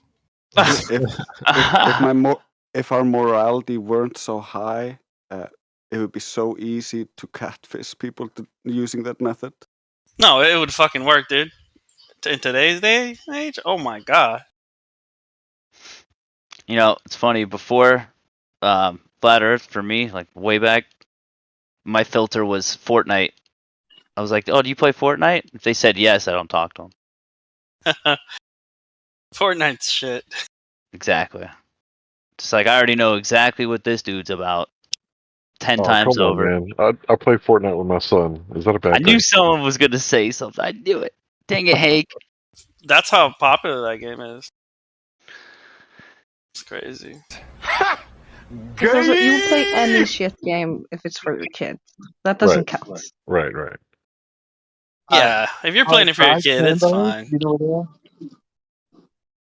Even though I would never let my kids play fucking Fortnite. Well, my son's an adult, so he can do whatever he wants, including Fortnite. Oh, so it's just two adults playing Fortnite, right? Yeah, no big deal. Okay. I'm playing Starfield right now. Judge me. Go ahead. Nah, it's fine. I was watching it the other day. Somebody playing it. It's just doesn't it load in when you go into the planets? Yeah, that's really unfortunate that I have to skip all that boring flight time. No, I mean like render. It's like it loads from from looking at a planet to like a flat Earth. Right, yeah. Basically what happened. Yeah. Any Houdini. What's up, Max? I saw you sneak in here. Can't hide from me. Just kidding.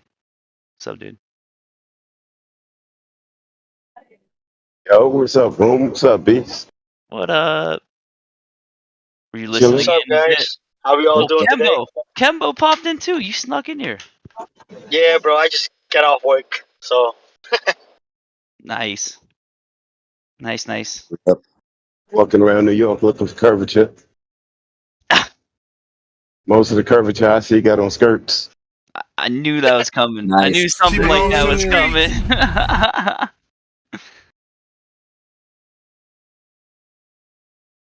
Did you guys happen to hear Karma's great plan?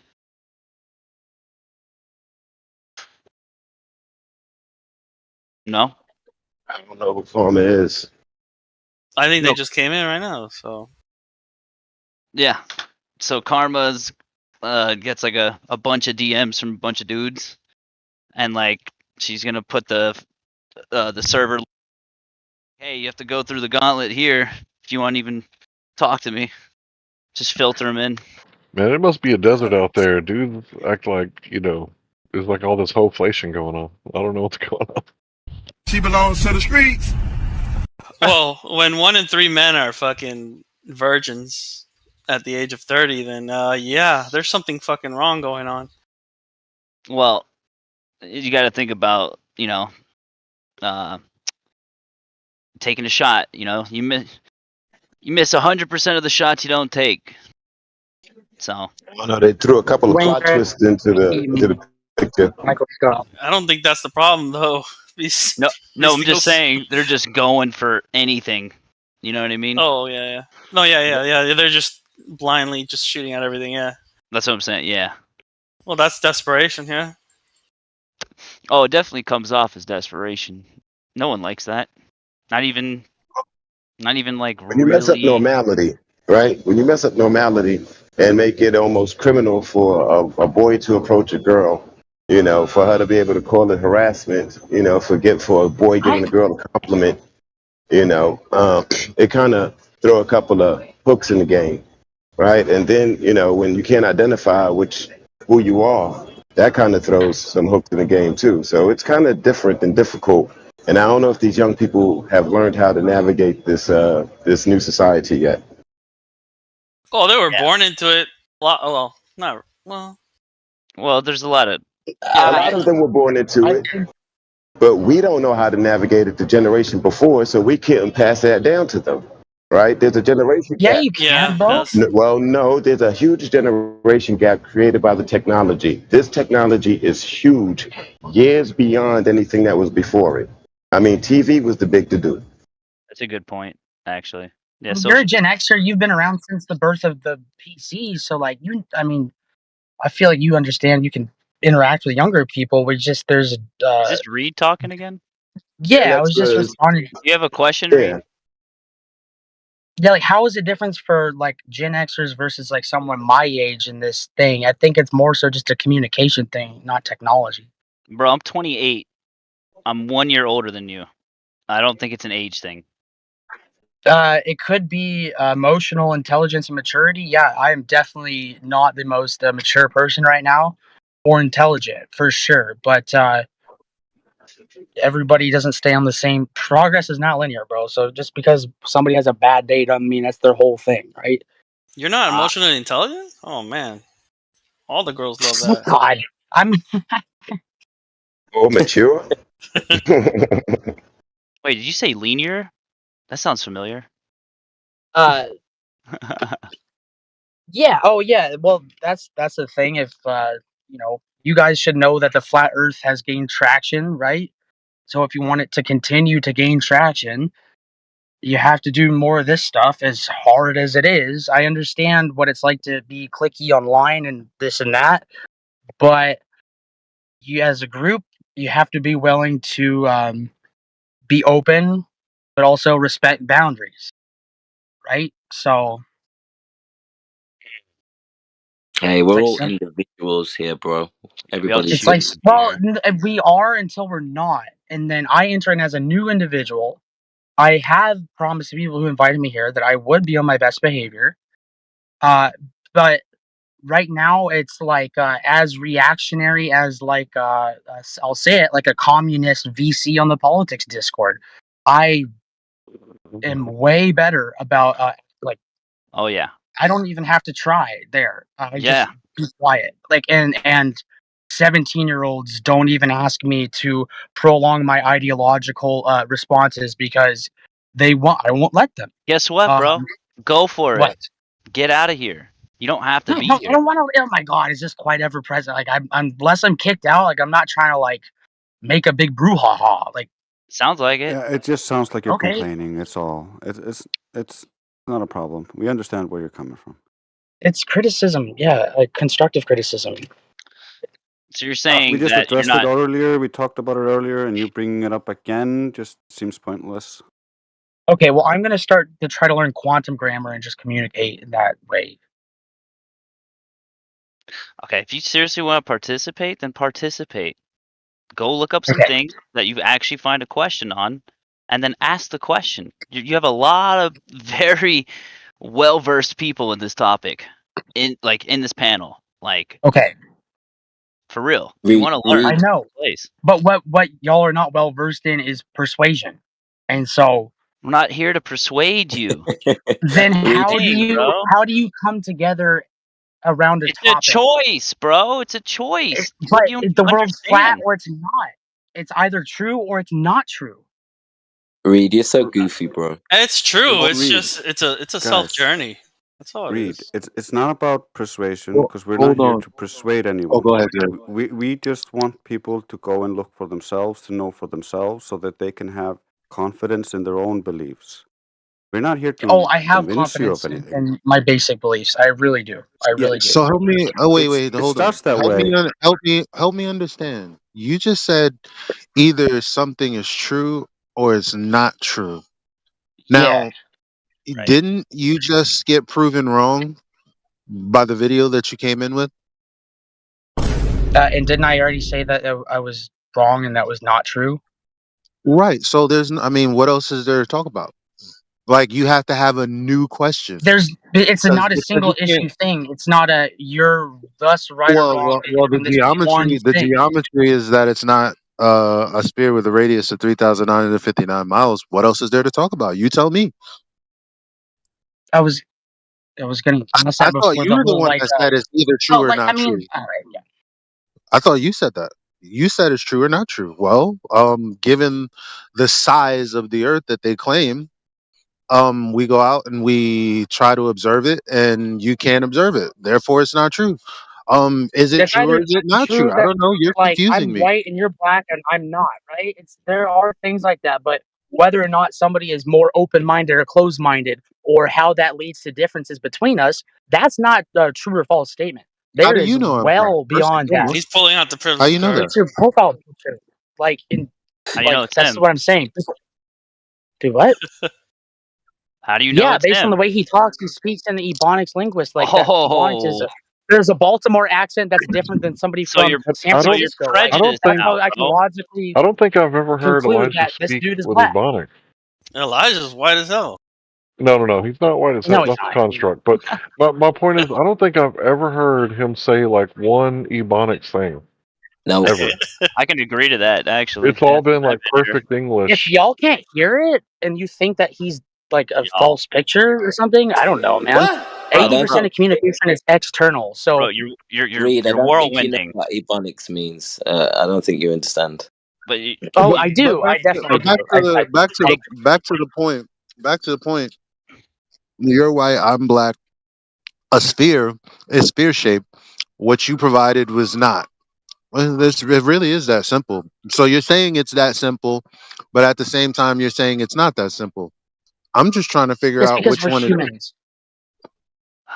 Okay, and a chair is a chair, And is it I'm not? trying and I'm curious by you as an A chair individual is a too. I'm chair, trying is to it not? figure out you as well A chair because is a chair, in is order it for not? me to do that, I'm gonna have to no, mute you in it moderation because we're not gonna have confusion.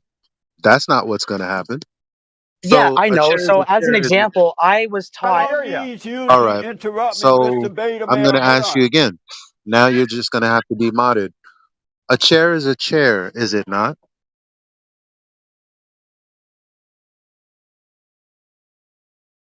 You can respond.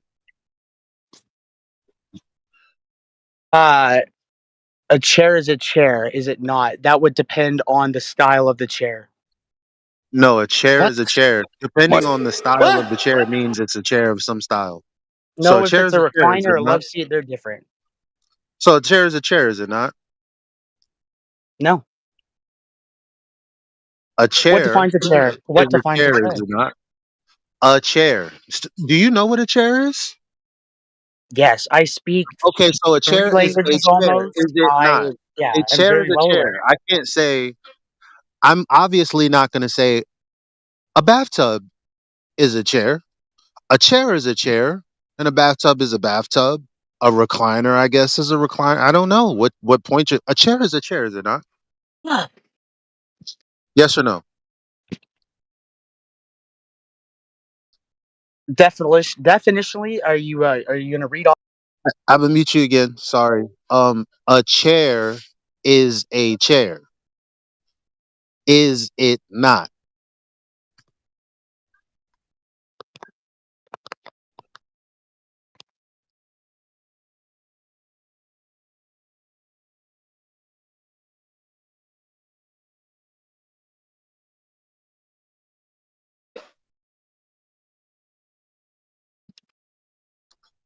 I mean, I don't want you to lose the ability to have fun and ask questions and talk to people in here. So, I Bro, I mean, mean, like, you're in a place full of people that like 50 to 60 years ago. I'm only going to allow you to respond yes or no right now until we get beyond this point.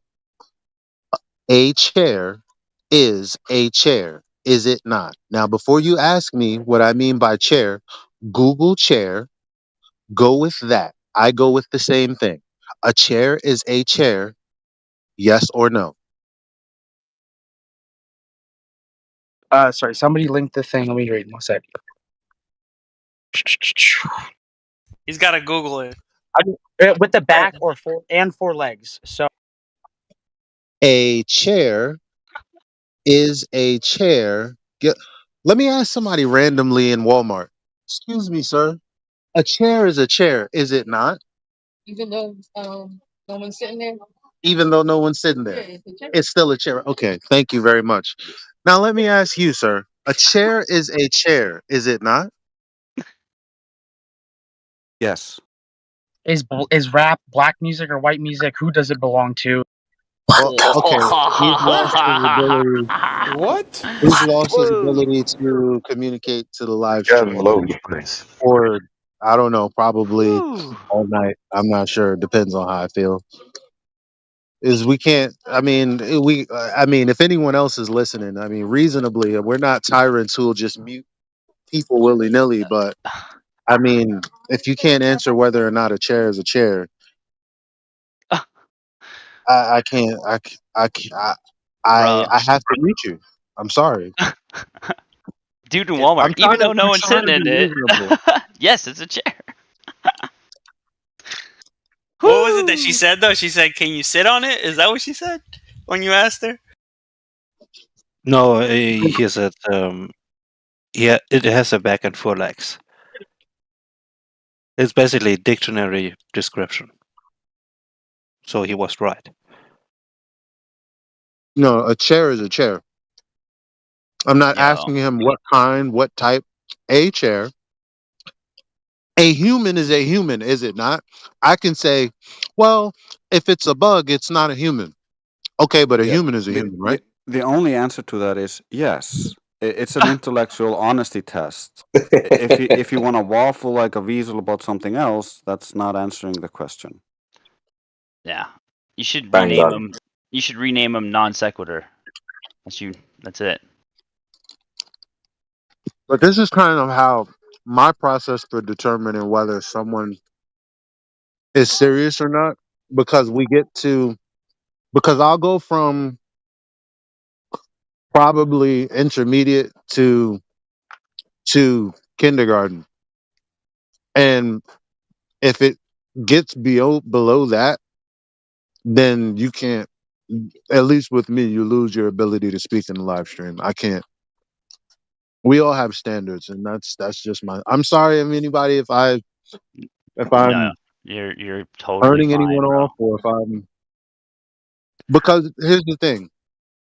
Sorry, I'm eating dried cranberries at my favorite place in the world right now, Walmart. I I know know you've that's been gonna put a munching, lot of bro. speakers in that. So the whole thing is, he's saying either something is true or it's not. But when it comes to the shape of the earth, he's trying to make it this psychology kind of thing where it's ambiguous. It could be this, it could no. As sure as I'm 6'2", the earth is supposed to be roughly 25,000 miles in circumference. If it's not that, then it's not a globe. The only reason I can say then it's not a globe is specifically because the globe's dimensions, so called, are what we get all the subsequent calculated distances and sizes for all of the celestial bodies that we know and love. So it has to be that. Yeah, Oh. and we've addressed this from countless angles, lasers, different wavelengths, optics. For instance, the horizon with a big aperture appears further away. You can zoom and you can see things that you don't see with your naked eye. But with a tiny aperture, you can bring it down to the surface of a lake that's too small to have any curvature to hide anything. But supposedly, you can see tiny little boats disappear bottom up. So there's something with the optics here that they're ignoring, and you can see it really well when you look at the curve calculators. Because in the curve calculators, they don't account for things getting smaller with distance. And instead, the ground is curved. We don't see the ground curved in reality, but we see things getting smaller with distance. So they're comparing apples to oranges. They don't have anything. Yep. Yeah. You said earlier that things go over the curve. Nothing goes over a physical curve. There is no earth curve. There is no drop. And like Drace just said, you get a camera, you can bring back anything that goes over the horizon. Well, it depends on the conditions and the aperture size. Like you're always going to be looking through air, and I've seen boats being brought back with bigger and bigger aperture 3 times after they've gone over the supposed horizon. But then the last time, it was the cruise ship that we were looking at was so faded that it was like a white silhouette on the sky, and so we just watched it fade into the sky. So eventually you're not going to be able to see it, but we're also looking at it from an elevation. Is that what the plain truth calls the ether band?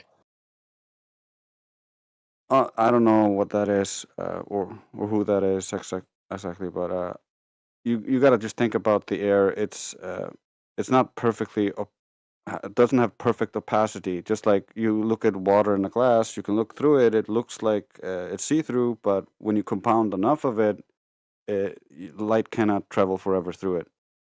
Right. Yeah. It's the thickness of the atmosphere, and as you get into further degrees, and if the weather is not perfect, then it will be affected, of course. Is that called light attenuation? Yeah. Well, that's happening simultaneously. Okay. Yeah, that's one aspect of it. Yeah. Right. I'm learning. I would like to go back to what I asked earlier. I got blown away by this dude. So I asked Creation Bear and Ether about tectonic plates and what is going on there. And I liked Creation Bear's answer about it, where they say it's 25 miles below, right? But we've only been able to drill like 7.9 miles, 7.6 miles, I believe. The Cola I mean, bore officially hole? they say 12 miles. Not 12 miles, 12 12 kilometers. kilometers. Right, Yeah. right.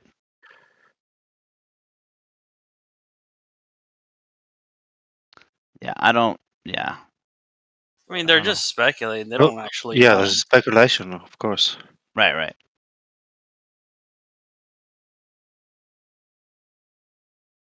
But I think it's man-made mostly. I think most of them are man-made. Earthquakes? Oh yeah, for sure. I mean, they have to make believe, so therefore Well, their imagination has to run through and through and make details in order to make sense of their imagination. So it goes and goes. Are there like history books of like where people in the past they used to they would record like there being earthquakes? Yes. Yes. Yes. Yeah, I mean, yeah, you can Earthquakes rewind it are with not just 5,000 years. man-made. You can have a Taylor Swift concert and it can create an earthquake. Sure, we can have man-made earthquakes. However, when you have volcanoes, when you have underground caverns collapsing and stuff like that, that does create earthquakes. Hell, me and Trace have experienced tens and tens, if not hundreds of thousands earthquakes. In one year, we had almost 100,000 earthquakes because of the eruptions. It's wild. 100,000? Yeah. Yeah. Every day. Yeah. We have hundreds every day. Yeah. Yeah. Hundreds Some every of them went up day. to 5 point something. This is why, just like with the story with the 3 little pigs, we don't build out of straw or wood. We built out of thick cement, iron-bound cement. Hell yeah. My brain can't fucking believe that. Kel, most earthquakes are like 3, 2 magnitude, and they're just little tremors. But we have there's like a ring of fire around. They call it the ring of fire, and it's sort of around from South Africa all the way down to South America, and that's where you get the majority of the earthquakes. You don't tend to get them in like Europe and North America as much. Yeah, that's one of the reasons why they have the whole tectonic plate theory, because they think the Earth is moving apart in one place and it's moving together in another place along these lines. And I live basically on one of those spots where it's supposed to be coming apart. I've gone into the crevice that's supposed to be between those two things, but it didn't. I haven't seen it get any bigger, but supposedly it's supposed to be getting bigger. Well, plates are flat, and if they become curved, then they're bowls. So how many plates do you need to cover a bowl? How does that work? To cover a bowl? Well, the plates would just go on top of it and close the top like a lid. But the under the oceans, it's also a plateau, which is flat. Like it's in there everywhere because that's what it is. They just have a religious belief that it's a ball somewhere outside their perception, somewhere where they cannot see. It's kind of like they look towards the horizon, and if you look towards the horizon, and like they think as you rise up and you can see more because the angles opens up from you to the ground, that means like it's a ball. Dumbasses. Yeah, they think that's drop. Yeah. Yeah, but they also at the same time think that, oh yeah, it just appears locally flat up to the horizon and then it begins to curve. And no matter how high they go, it is always locally flat all the way up to the horizon. The curve always just runs away. Right. No matter how high we go, we get the same flat horizon rising up with your eye level.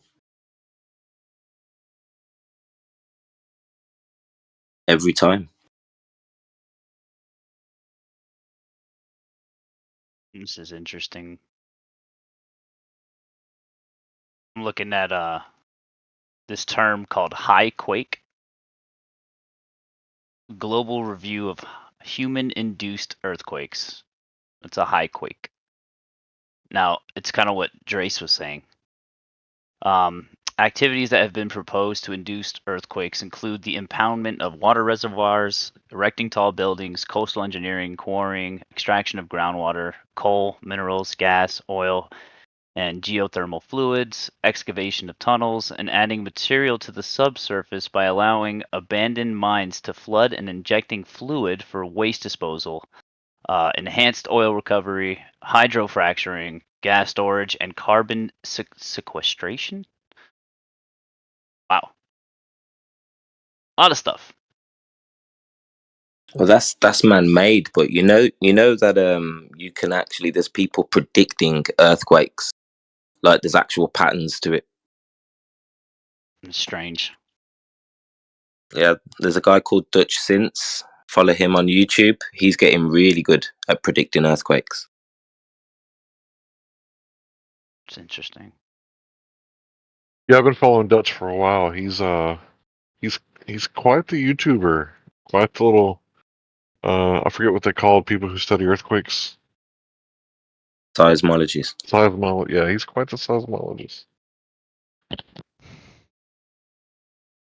Yeah, he's really good. He's like, I don't know, man. He's been at it for years and he's just developed now. He's just like, he's able to predict them. He's following patterns.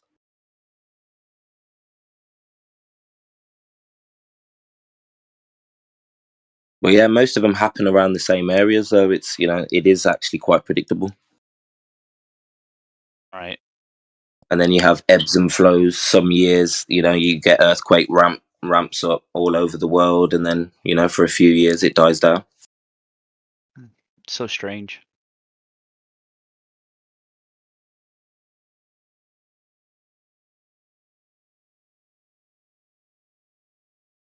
Still no tectonic plates, though. Right. No, it's just the fine line between what's human induced, what's natural.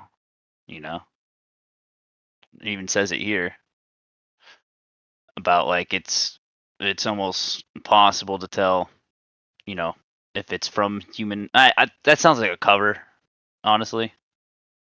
You know what I mean?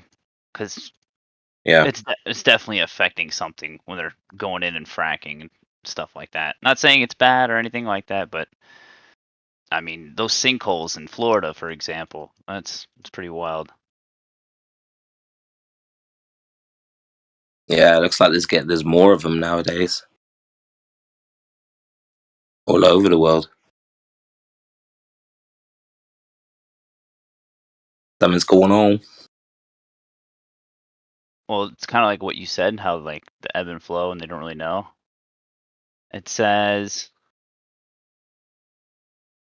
the amount of tectonic strain energy loaded into the crust that is relieved seismically on what timescale, and the amount released aseismically are poorly understood. There you go. Bingo. But they've got well, apparently, allegedly, they've got earthquake machines. They've got machines that can create liquefaction. So how are you supposed to know? Whether an earthquake is not natural. I don't know. There is and does seem to be patterns to it. There are hot spots. So when they're outside of these hot spots and they're really high magnitude, they are worth looking into, I suppose. Well, what you're saying, right?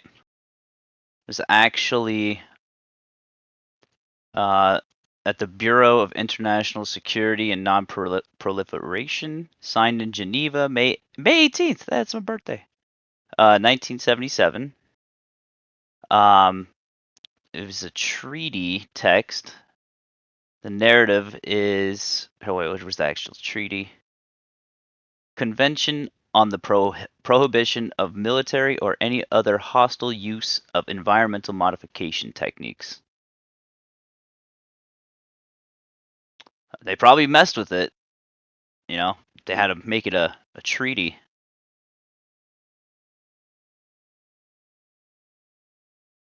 Yeah. Just a few special elite get to play with these toys. Right. Let's see here.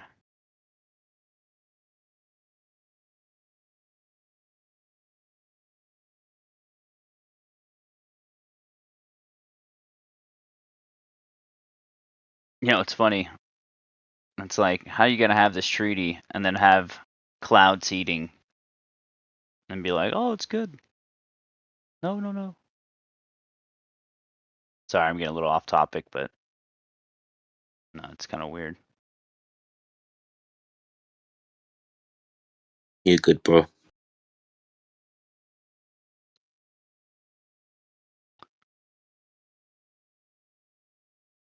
Are you guys actually still talking to Reed in the live stream chat?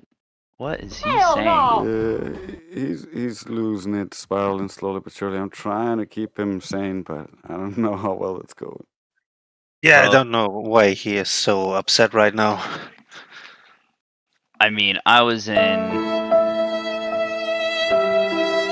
we were in chill chat for so long. I don't think he knows anything, so it's like, it's fine. You guys are wasting time with that guy. That 27-year-old. Jesus. Thanks for having my back, Cal. Rude. Age doesn't age doesn't care about crazy. That's true. But I'm definitely taking a note out of your book, Kel, as well. The patience, or just the. Oh, man, it's hard, man, and I care. And sometimes too much. It's the problem is, it's just there's just so many people in this world, right? And I feel like if I give more than like a certain amount of time, I'll just go crazy too, because I don't know, dealing with someone like that, you just go crazy listening to them. They're crazy, and then you're trying to make out what they're trying to say, and then you're going crazy too, because now you're trying to figure out what's going on in their head. And it's I'd rather not deal with that. Right. Maybe for the first 10 minutes, maybe 20 minutes, but then after that, it's, you're not getting anywhere with someone like that. Yeah, it's just not. I was laughing when we started talking about Elijah being ghetto. That was funny as hell. It's like I can hear it in your voice that. Yeah, he's. I don't even want to say it because it's so ignorant. It really is, and it's not true. And bro, he started talking about ebonics, Yeah. like Elijah's using slang and street words and shit. Like, And he wasn't. I know. Hold up, cuz about to get wrecked. You know what I mean? For Rizzo. What you mean it's round? I've never heard Elijah talk like that. He just I know, it's so assumed not because Elijah is a black man that he's for like shizzle. That's why I said he's actually a white man. Well, it's Let's fuck a it around. social construct. You know what I mean? Like Elijah's not black, right? I'm not white. If you look at me after I get through running, I'm kind of pink, actually. So it's just so weird, and you know what? He probably thinks that he's. Never mind. I'm good. Yeah, I don't even think you can say that sentence. He probably thinks. Yeah, bro, the guy couldn't stay on one point. Every single question he was asked, he would just completely use some false equivalence and then just go on to some crazy other mad topic. Like, I don't know, man. The guy had absolutely no ability to stay on point. I'm just so glad that Elijah was in Walmart at the time. Let me ask this person Walmart. Elijah's good for stuff like that. He'll be like at a pizza joint, like, "Yo, you see the horizon on this?" They'll be like, yeah, it's right here."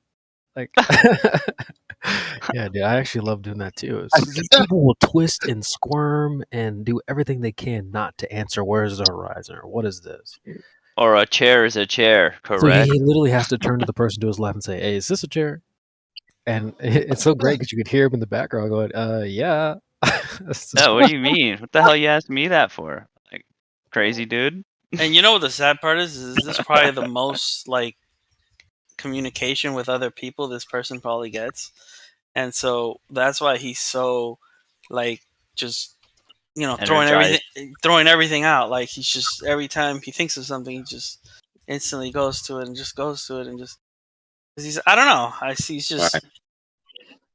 I try to get them to be as like reasonable as possible, like because I'm like, okay, it's recorded. Okay, you said this, and like I to try to get like, because there's a level of absurdity. I assume that like people won't go. So when you get beyond that, it's like, well, if I keep talking to you, I look absurd. So at this point, we got to stop the conversation, right? Yeah, but And they that's always what break that your when expectations, Elijah. You're thinking that they won't go that far, but then they always do. Yeah. yeah, that's my breaking point. When I ask someone, hey, uh, is is this a shirt? Like it's a You should always start with that question. You'd save so much time. If that's your breaking point. Yeah, so true. So true. If they got their shit together in their own head, man, there's no point. The problem is in the beginning, he's gonna be like, you tell him is a chair a chair, he's gonna be like, yeah, what are you talking about? But once they get into cogdice, even something as simple as a chair is just something they cannot answer directly. You think? yeah. I think he kind of felt like you were trying to get him. Like he felt like you were trying to get him with something, which I thought was funny. He was trying to get him to say, like, have one logical fucking thought. Oh, sorry. Excuse my language. But Yeah, Yeah. that's what Jake was saying. Like, There you go. if you begin with like some random, they're gonna go like what when Miggy says, well, I guess Miggy asked them after the fact, but I guarantee you, if you were to say, hey, are you sitting down? Yeah. Are you 100% sure? I was about to say. Yeah. But if you were just talking about the earth and they're like, well, we can't know anything 100%, then you say, well, are you sitting down? Yeah. Can you know that to be 100%?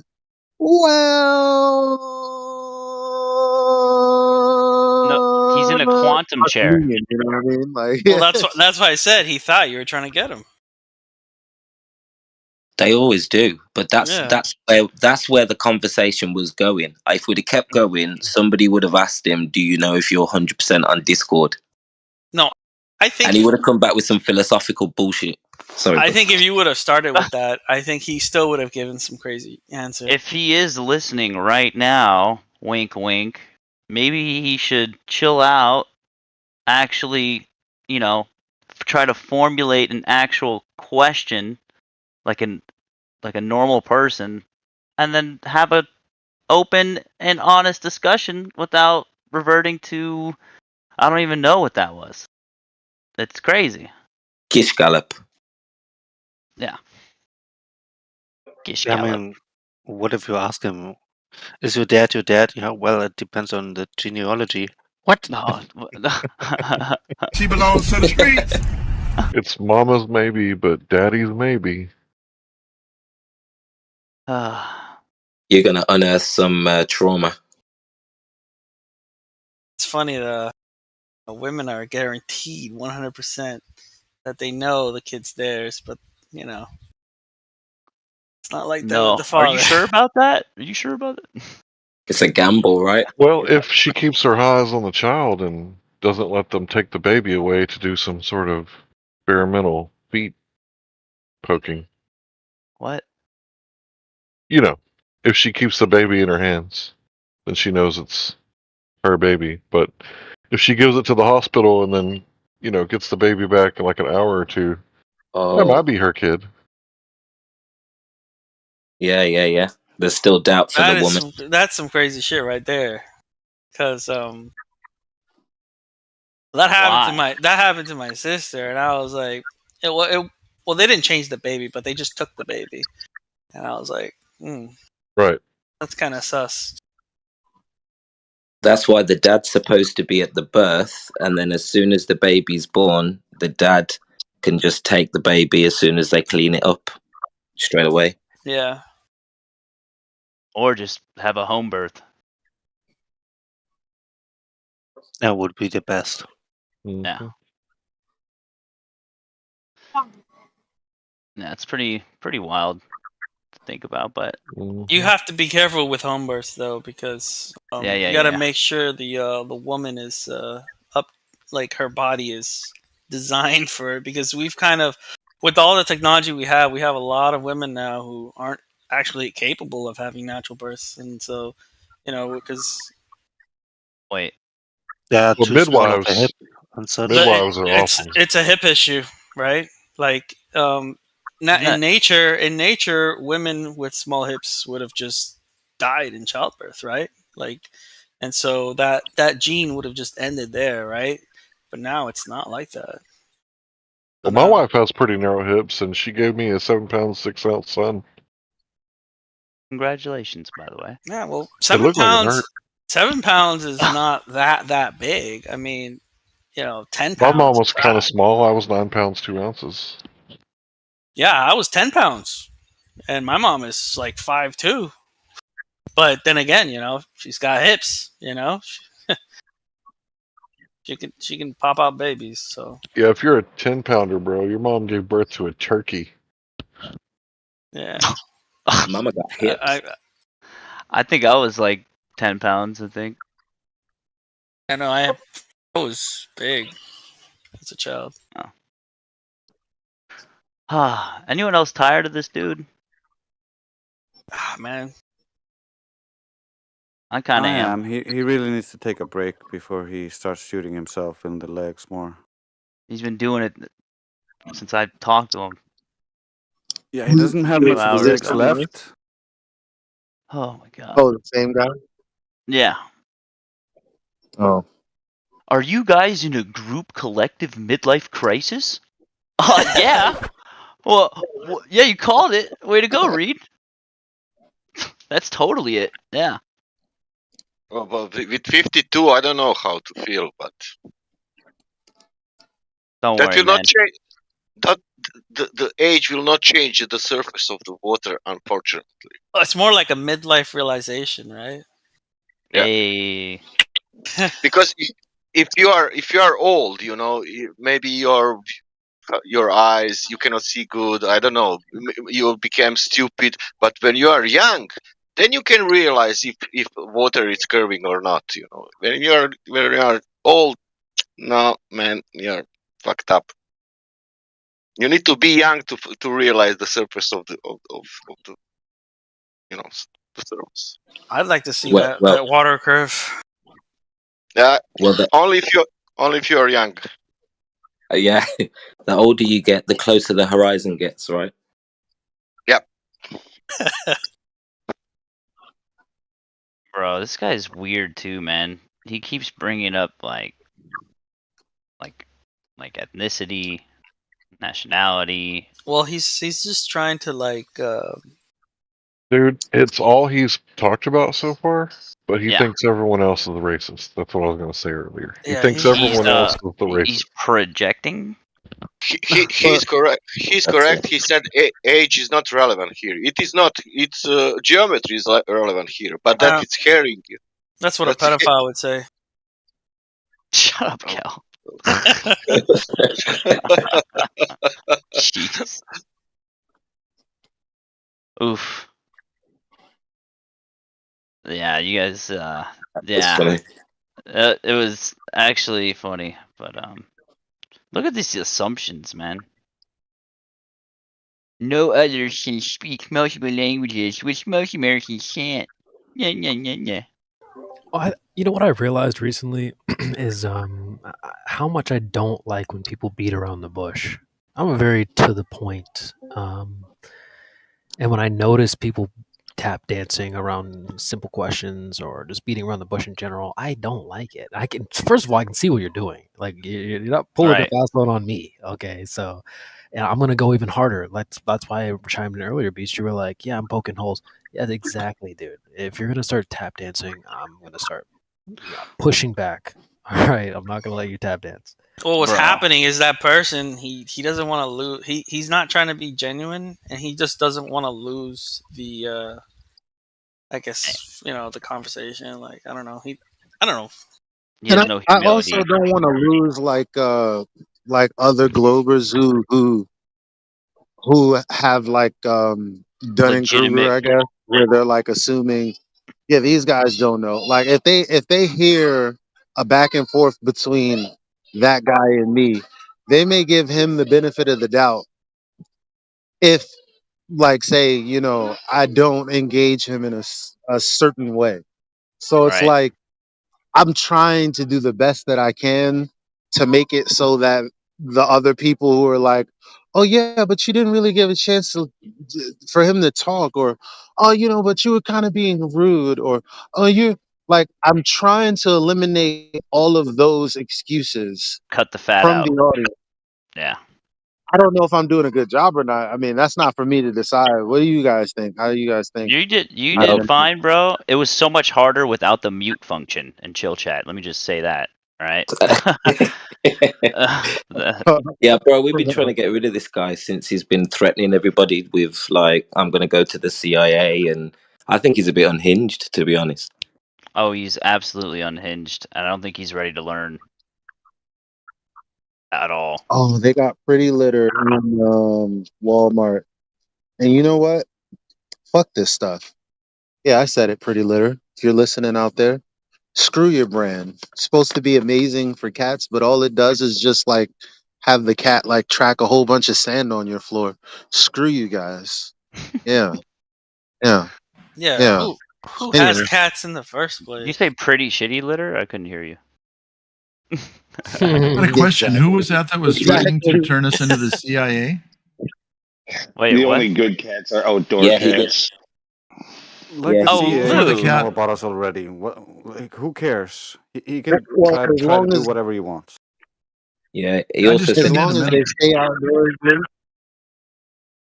just we don't before want the the cats. fleas. Like it's Yeah, no, that's what I'm saying. Well, I mean, okay, yeah, I mean, yeah, you don't want to probably let an only outdoor cat in the house, but that's fine. Like, I don't want to freaking have them pooping and stinking up the house, like having to change a litter box. None of that. That's why dogs are good. You let them outside, they shit out there. freaking, you know, done with it. I mean, I am a dog guy. I'm a dog person more than a cat person. I think cats are little assholes, man. Like, yo, I'm feeding you. Well, here's Stop the thing: it. a I love them. dog, I can't run. a dog will die with you. A cat will eat you. Absolutely. You I know? got a story about that too, but Yeah. pretty morbid. I've heard And some look, crazy don't get stories. me wrong. Don't get me wrong. I actually don't mind other people's cats. I just don't want one. Like, you can change your cat's litter box. I ain't doing that shit. Yeah, that Freaking. saying is also false. It depends completely on the cat and the situation. A dog that's been raised by with a really poor owner who beats him, and then the owner dies, and that dog is starving. The dog will eat the owner. No, okay. So here's the thing: that dogs don't eat their owner until they're starving. So they have to be. It usually takes like a couple of weeks before they'll actually resort to eating their owner. Whereas cats will start eating you immediately. And my sister. Depends on the cat. That's not a definitive study that shows that. Well, my sister witnessed this firsthand. She had Yeah, a. there's also She was reports living of with a boyfriend. there's also reports of cats saving their owners' lives, getting phones for them so that they could call 911 and stuff like that. Shut up. No, cats are so smart. No, Cats are look, really smart. there's a video. There's a video, and as we I speak actually have about an cats, interview of Creation Bear's like head is exploding. But we're gonna get back to it, Creation. But this cat on Facebook, right? It's like this owner had dropped their keys. I don't know if they did this on purpose and taught the cat. I don't know how they look. There's like this very, very small hole that clearly no one else, nothing else but a cat's paw would have been able to get the key out of. Sure enough, like after all of these human attempts with sticks and gum and all types of shit, like the cat just, all right, mama, let me help you out. Goes and gets digs in the hole, gets the fucking key out of the hole. And my thought was, how did the cat know that they wanted the key out of that hole? How did he know that that was the crisis? That's pretty How did wild. he know? Dude, I have an Is even this like better a example TikTok of that in video? real life in my family, where my sister, okay, she's terrified of wasps because she stepped on one barefoot once when she was a kid. And she was alone in an apartment with just the cat she has with her friend. And she notices there's a queen wasp in the window behind her. She goes out into the living room, she wakes up the cat and asks him for help. He doesn't feel like doing it, but he eventually gets up and comes with her. She points at the window and asks him to kill the fly. After begging with the cat for a little bit, he ends up jumping up there and pretending to hunt the fly. It's not until the fly actually starts coming at her that he actually starts helping, and they have this hilarious long struggle with killing this wasp, but I'm not going to go into that whole thing. But I also posted the interview with the old man that got saved by his cat that brought him his cell phone after he was stuck after falling in the shower. His phone was charging, and so was his help button, the I've fallen and I can't get up thing. I don't remember what it's called. And his cat actually got his phone and brought it to him and put it in his hand so he could get assistance, and that saved his life. How? Seriously, like Watch the a cat. interview. What? Get the ring thing, Fluffy! Get the ring thing! And Fluffy did. No, I mean a fucking no cat picking up a cell phone in the freaking mouth and walking across Pushed the it house with it. across. He pushed it off the top of the table, all the way across the floor, and until he pushed it into his hand, where he was lying on the bathroom floor, unable to move. I believe stories of the fucking Bigfoot and the Loch Ness monster more than that. Watch the interview with the old man. You can see the gratefulness in his eyes when he's like tearing up and saying, "I was lying there That old going, get man made the that ring shit thing, up. Fluffy." No, it's because he used to talk to the cat, and whenever the phone would ring, he would say, that's the ring-a-ding, Fluffy, and he taught him that. The same thing I can see with my cat. If I tell him something, he fucking listens to me. When we had a baby bird here, and he loves hunting birds, I believe I in told him, this is our baby, you can't space hunt it, and he aliens. obeyed me.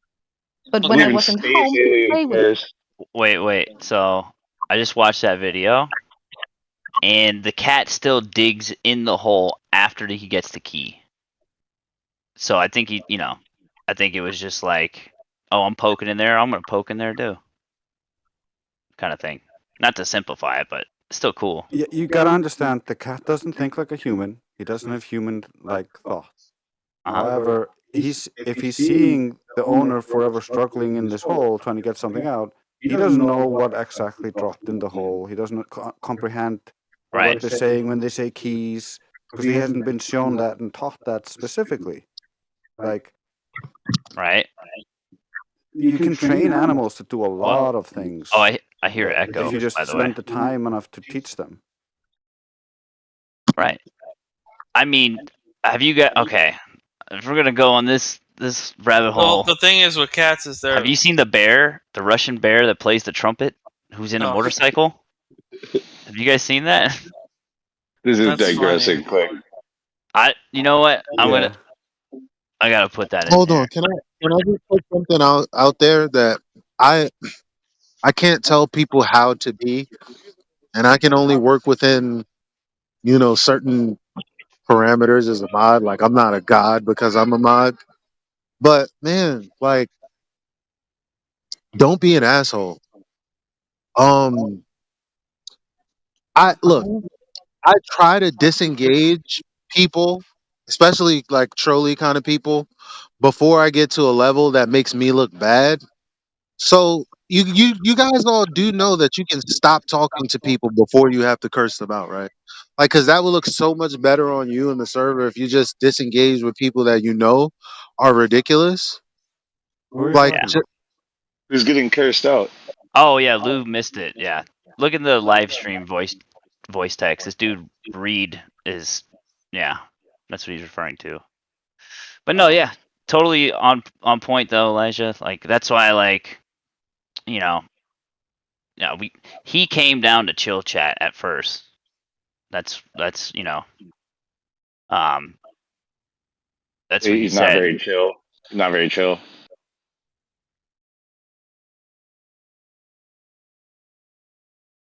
I don't know that he's just wild. Like I think we should just get him out of here. Not that's just. We just don't like him, so we should get rid of him. Oh Lou, bro, I can't even talk about what happened in chill chat on the live stream.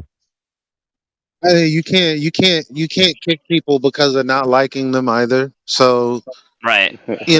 if somebody breaks a rule and you say, hey, look, listen, that's against the rules, and then they break it again, you give them a second warning and they break it again, then you can ban them. But you can't, like, after the fact, someone has broken the rules like 2 hours ago, and then you're like, you know what, I'm tired of your shit. Like, no, we can't. Come on, guys. Like, we can't. Come on. Yeah, you gotta do Like, him. You we gotta do gotta. him like a dirty cop. You gotta entrap them into breaking the rules. Hey, Yeah, bro, if you help already me. gave him a pass for rule breaking before, and you gave him a warning or whatever, you can't use that now. I'm not doing either of those. I can't. I'm not. I'm just saying. Bro, he'll be in We're just prison in talking the about the next few principles hours. thing.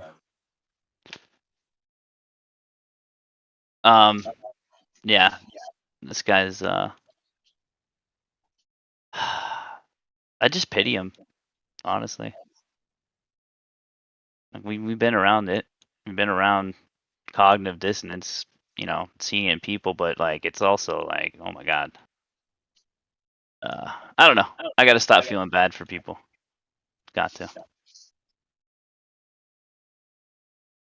Well, empathy is a good thing to have.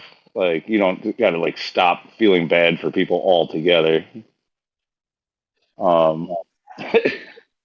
Yeah, be careful with your languaging. You don't want to hypnotically make that a truth for you. No, I know. It's just I definitely have a very like I need to get to the bottom of something, the truth. Like, you know what I mean? I just sometimes I don't know how to quit trying to learn. Cuz it's like, dude, you're a human. I'm a human.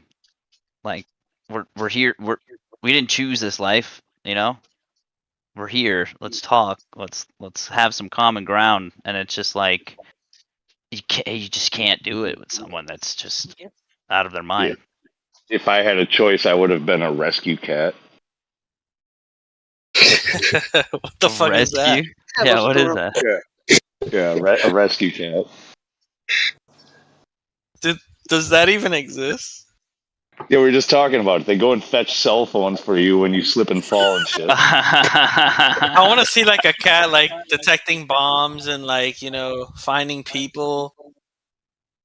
Bomb sniffing cat. Like, I would have been like a bomb like a bomb sniffing cat. I want to see that. Yeah. We got a possible IED in the mall. Bring in the cat. You can see cats that are trained to piss in toilets. I mean, you can do that with a dog too, so that's Bro, not that impressive. we all saw Meet the Parents. Come on. Mine just does it outside. kidding. I never have to clean that stuff. Yeah, a cat is not a dog. A dog is not a cat. The thing with cats is that they're not really domesticated. They're like they can actually survive in the wild. So yeah, they're more independent. Cats are halfway. Sorry, yeah. So what I think about cats, like they're halfway cuddly, and they're halfway killers. They're halfway in the spirit realm. They're halfway in the physical. They're halfway domesticated, and they can be made more that way. And they're halfway, feral, right? Because it's like a dog. If you clutter a dog and you scare the dog at the same time, a perfectly domesticated dog might bite you, but it's highly unlikely. Whereas with a cat, they're way more ferocious and unapologetic about it. They're like, yeah, you're bleeding, so? Right there. Real. Well, that Right. also Oh, sorry. depends on your relationship with the cat. But I kind of see it like cats are more feminine and dogs are more masculine. Right, I agree. Yeah, well, we Dogs go to Jupiter to get more stupider. No. I think dogs are way more submissive and feminine, and cats are more No. She's masculine. right. She's right. The dogs are the masculine ones. Yeah.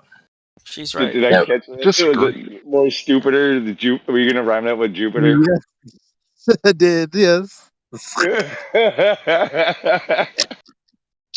Hey, you can train a dog, man. Try training a cat. See what happens.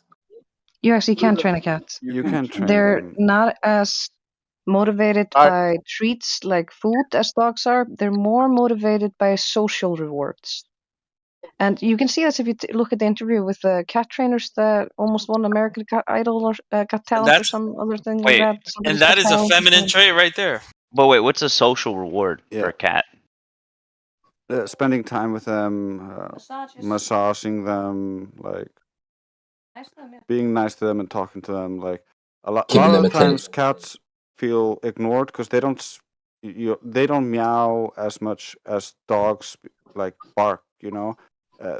Or whine. Would you still have the cat if it weighed 200 pounds? You get a depends on needy the cats. cat.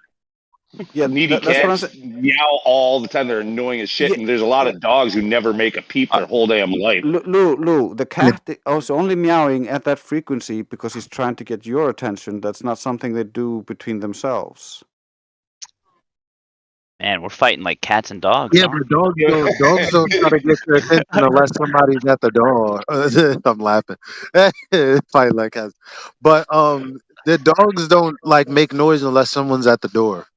Yeah, both dogs and cats use more body language than verbal communications, but dogs use more barks that are more audible to us, whereas cats use meows that are beyond our frequency range, and so they have to like force that they do, and they have to force themselves to use lower frequency range so that we hear.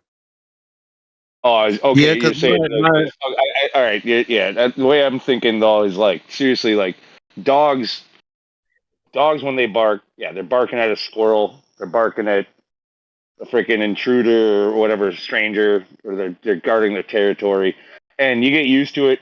They're as long as they're not like one of them shit little dogs that literally shouldn't exist, they may as well be cats. But, shit little that dog. squeaky bark is oh my god. Anyway, those dogs those inbred little toy breeds, freaking that just bark at the wind nonstop. Like Forget them; they don't count. But like actual dogs, you kind of ignore, you kind of like get used to it. It is a lower sound. Cats, however, their meow, their meow is like you cannot ignore a cat's meow. Like it's like what the fuck is wrong with that fucking cat? Yeah, Some of them are pretty good at mimicking. there are a few types of meows. Wait. They do a specific sound when they're in heat, and that's very audible to us.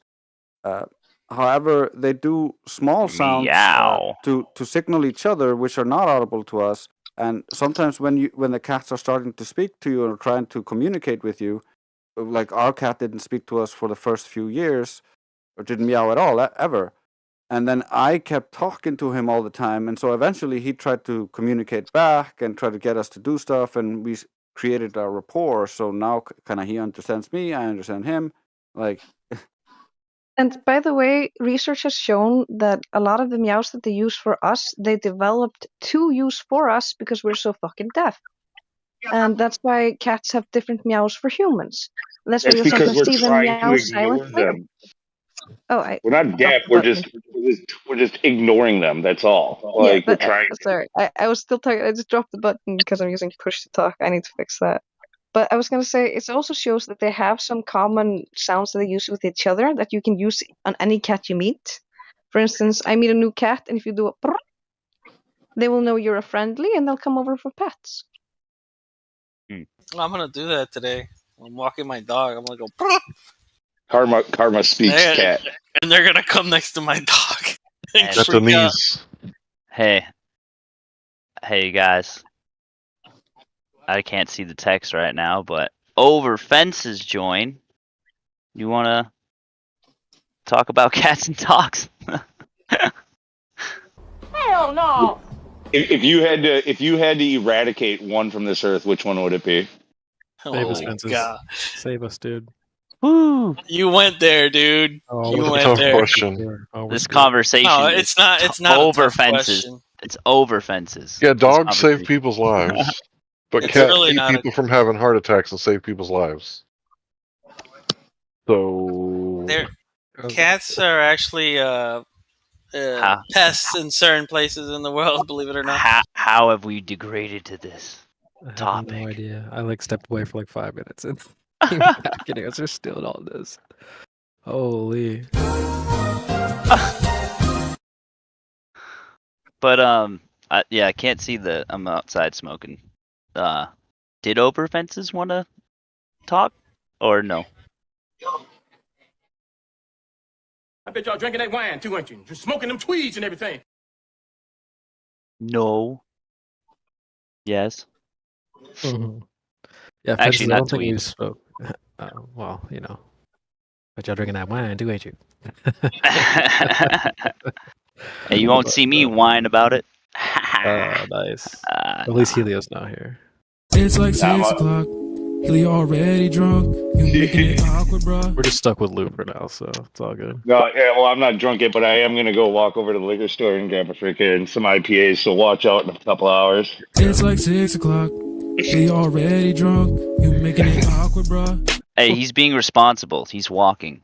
Oh, it's like right next door, dude. That would be irresponsible to drive for sure. Oh my god, dude. Well, you know buildings move, dude. Is your brain exploding? Dude, I love that Tucker Carlson. Me too. clip. Well, dude, just let the building rotate towards you. You know, Glober say buildings move, so just hang out. Let the liquor store come to you. It's so ridiculous. It is so ridiculous. The Coriolis effect, man. That is so. It's just so stupid. Like, oh, snipers have to account for the Coriolis effect because the bullet is independent, you know, from the gun. So okay, well, whatever. How do you say it? Like the way you said it better. Coriolis. Coriolis. Yeah. All these sound dirty, dude. Oh, But wow. anyway, the freaking. Oh my. If that's the case, right? Like, I don't get how people don't put 2 and 2 together. That means planes are independent, right? Traveling. They would have to land on a moving runway because it's spinning with the Coriolis effect. Like I just don't get it. Yeah, but planes are Flat Earth. different. Flat Earth. They're big. Flat Earth. Evo's got the If open you mic. ever know 24/7 Flat Earth Discord, you find it on YouTube 24/7. YouTube. Oh my god, Elijah actually says that to people in the street? Why wouldn't he? There you go. I didn't even know I was like open. Yeah, We Yeah, live here in the were. streets. The streets of New York. Where's That's the how- fresh and fit? Oh my god. What, I need a Don DeMarco or something? No, she's from the streets. Oh, okay, you know. She belongs Yo, to the streets. Didn't something happen to Fresh and Fit recently? Yeah, they got demonetized. demonetized, yeah. Right. But I mean, you know, who the show doesn't? goes on. You know, who doesn't They've get been talking demonetized? about them boys. It's a good point, Yeah. Elijah. Everyone gets demonetized. It's just like, you want to be part of the club, huh? Then do what we say. Well, you know, the show goes on. I'm not fucking leaving. The show goes on. This is my home.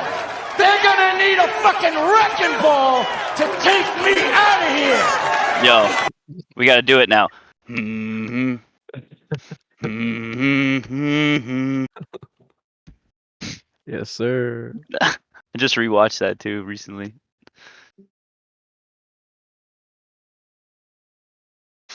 Yeah, they'll be going live here. I actually think they might be live now. Let me just double check that. So, Who live? are they going live soon, Fresh and Fit? Hmm. Yeah, they're not live yet, so I'll hang out with you guys for a bit, all right? Also, I think some dense globers might be coming in soon. They're all asking for my usernames at this point. Perfect. I will dip at that point and look at it from Drace's point of view, and you'll be like, oh, you just missed her, and you get to deal with them. You don't have to send the whole profile, but you should screenshot the bio. I'm curious to see what you said. Or you should hit us with some screenshots from the messages. Like, hey, girl, I've been doing doing something, I'll talk to them again. I'm sure.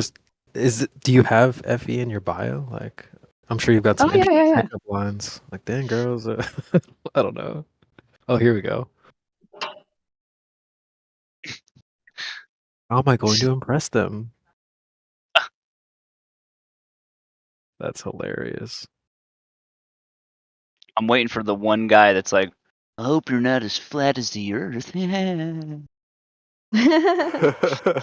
Yes, it's probably gonna come. Yeah, you can. No, wait, they saw the pictures, so that's it's just a stupid globe argument. Though. Like that's I heard that so many times over text, so Well, that's this guy's natural to me. This guy says, yes, we have, the Earth really isn't flat. Okay, bud, that's a nice pickup line. Not Hey, where are you guys looking?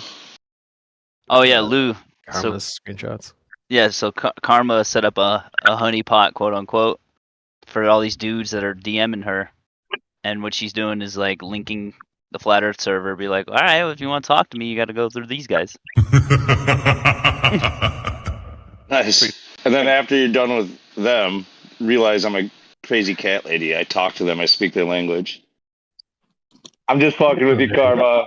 Take that back. The funniest thing is, do you know how many guys have tried to hit on me using my cat as a pickup line? Do you know how many send me messages that are just like, oh, your cat is so beautiful. What kind of breed is he? Or like, oh, blah, blah, blah. Yeah, and I wouldn't call her a crazy cat lady. It's not like she has many cats. She has one cat which decided to live here. It was not her choice or my choice. No, look, you don't have to defend her. I was joking. White knighting for your sister, man. Frickin' relax. Just correcting your errors. It's not an insult in You my only mind. need- That you used only to be need- one of my ideal occupations. I was like, when I grow up, I'm either going to be a crazy cat lady or like one of those nun type ladies. You only need one cat to be a crazy cat lady, right?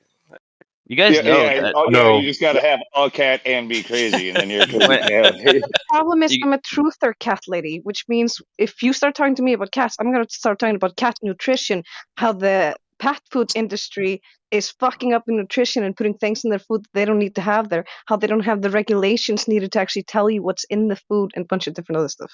That's why you gotta go raw. That my sounds dog, kind of my familiar. dog only, my dog only eats raw food. It doesn't eat any store bought food. We all know you got a Yeah, vegan cat. we also give our cat just every day. fresh fish and all sorts of man food, like real good ingredients. Man food. Yeah, what is man food for a cat? Man. No, Like a something that human? you would eat yourself. Would you eat cat food? Hell Lou, no. would you eat cat food? That meat cereal? Times are tough, bro. I might. You ever seen that movie District 9? Yes, Yeah. I have. But by the way, man food is a direct translation of an Icelandic word, which is mannamatur, which means food fit for humans. So he has a really good point there, just didn't get across perfectly. Man food. Man food. You give- guys know you give about your the cat crazy cat steak? lady, right? Like, you know, that's like there's an actual, like, thing about that with toxic plasmosis, right? That was evolution, District 9. Toxoplasmosis. You got a problem with your O's. Dude, I got a problem with speaking in general. I know. No, I'm honestly. You're talking. Hold on, you're gonna get Gemsy talking about parasites and shit. Just be careful where you go with this. Oh man. Well, crazy cat ladies, right? I had to come from somewhere, and there's The there streets. could be She a belongs to the correlation. streets. Bro, can't believe you can go listen to Fresh and Fit. Yeah, there's this lady around my neighborhood that just drives around in her bike, I'm just throwing kidding. food on the sidewalk for all How the dare you. cats. Wow. What? Wait, what did you just say? Hold on. For all the cats? What you mean? Not like all the rats and all the freaking squirrels and all the freaking I've birds? been telling her not to fucking do it because I walk my dog on the sidewalk and she still keeps fucking doing it. And nobody will tell her anything. Sometimes you gotta do what you gotta do, bro. You know. And the what I mean? authorities won't tell her anything either. So I don't know what the hell to do. So you got to stick a freaking. You got to throw a stick into her spokes. That's about She it. literally just drives around in her bike. And there's certain houses where there's like a lot of cats, and she'll just put food on the sidewalk and just drive on. I don't know. I was trying to see if it's like against Miami regulations, but I guess it's not. You can do it as long as it's on It's a public. littering. It's littering. It's not. I checked. It's fucking What is crazy. it? How is it not littering? Like they can get you littering for like spitting your gum out. How is the fuck is throwing food on the sidewalk not littering? Because like supposedly it's like for the animal, and it's like I don't know what the hell it was that they said. Hey, we got one. Karma got one. Oh, here we go. I think the first question I'm gonna ask is like, so you like cats, huh? No, please don't. I'm just kidding. On a scale of 1 to 10, like how much do you like cats? Hell no. No. I'm gonna shut up. That's one of the things I don't do. I don't date girls who have cats. That's smart.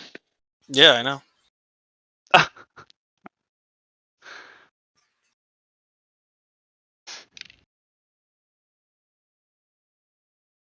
She belongs to the streets. Oh, Spud, you never seen Globers in the live stream? Look, yeah. How when'd you get here? Do you see people walking on the highway? Because you got to be a little ignorant to go walk onto a highway.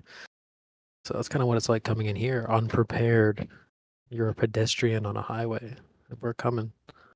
What were those protesters that were just on the highway and just get run over? And then you're like, why would you do that? Move it, get out the way. Get out. So. All right. Did they pop in and left? Is that what happened? They were turned off by our cat talk. Yeah.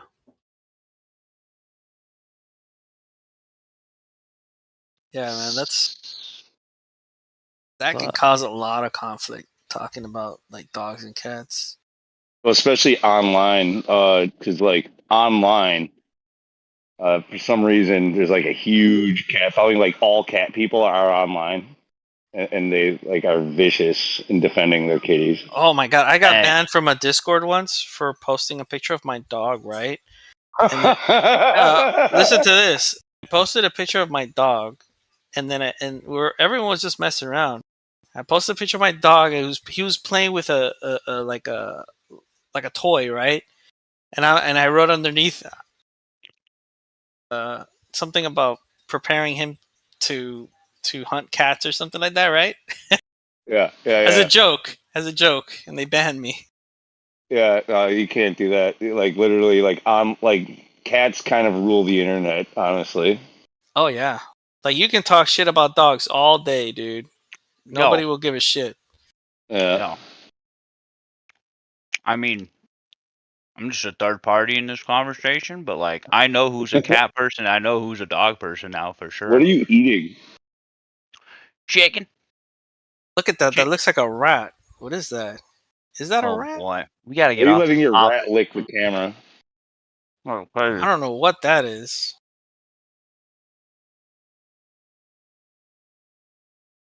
Like the only cats that I like are the are the hairless cats. Yeah, listen to this. I gotta just repeat what the hell Reed just said. Sorry, buddy.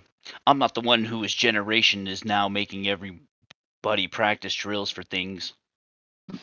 You're still listening to that guy, dude? No, I'm just What looking at does the that chat. mean? I'm waiting for the Glober. Yeah. Reed, you've been a topic of conversation since before I got in here. What is that supposed to fucking mean? Bro, good What luck. kind of shit is that? Like, whose generation? What generation are you referring to? And what drills are we practicing? Are we doing this? Are we actually Yeah, doing Unmute him. He's still muted. He wants to talk. Yeah, All right, unmute him. Lou. I want to know. All right, Lou. I'm gonna shut up. Oh, hello? let Lou get him. Let Lou get him. Go, Lou. Oh wait, am I allowed to talk first or no? Yeah, you're back. All right. So, like, did you hear my question? It was, oh, sorry. Like, I was just actually saying, like, be safe, have your wits around you, that sort of thing. I wasn't actually trying to say this is what will happen. And if it was misconstrued as such, I do apologize. But No. Look. You're starting fresh because I don't know anything about your history until this message that was just read out loud. So you said, "Sorry, buddy. I'm not the one whose generation is now making everybody practice drills for things." Yeah. What generation are you referring to, and what drills? I'm a millennial. I didn't go to school in this time where all the kids are going insane at school with whatever they do, video games, and then targeting their classmates and all this and that. This happens around him and them. And I was just saying, be safe, be aware, like where you are online, because otherwise people go insane. You just have to keep your wits about you. It's literally as simple as that. I agree with that. That sounds reasonable. But I have a feeling if I keep Somebody said, pressing- sorry, somebody was like, you're breaking the rules and like this and that. Like, I was not, what, you have violated our rules countless times? Okay, Yeah, I wasn't trying to you violate said we the were rules. worse than the Unabomber. Who? I never said. Who's worse than the Unabomber? I never said that. And the Unabomber is a '90s thing. I just before. Did you say flat earthers are worse than the Unabomber? Hold on a second. No, I never made a reference to the Unabomber at all. That was not me. Drace, what Freda happened? said, I am not the Unabomber. And you said, nope, y'all are worse than that. Yeah, the Unabomber is some '90s like thing. The kids don't do that nowadays. They write up Wait a minute. manifestos. We know when it was in the 90s. Dumbass, you're implying that we are worse than that. No, You not didn't you. I was imply it, talking to you literally Freakness in regards to stated. they said they were under 18. They said there was 16 on there. Did they not say that? So I said, be safe online. Keep your wits about you. I was not No, but referring to you that's guys okay. But Get him, now we're Lou. going back. Now we're backtracking. Okay, so it's been posted. I've got the screenshot there. I'm not the Unabomber. That's you. Yeah, it Or was no, in regards to like Fritos, their age group, not and this then you guy. read. No, you're worse than that. I said So to him in reference to its age generation, not the flat Earth thing. What?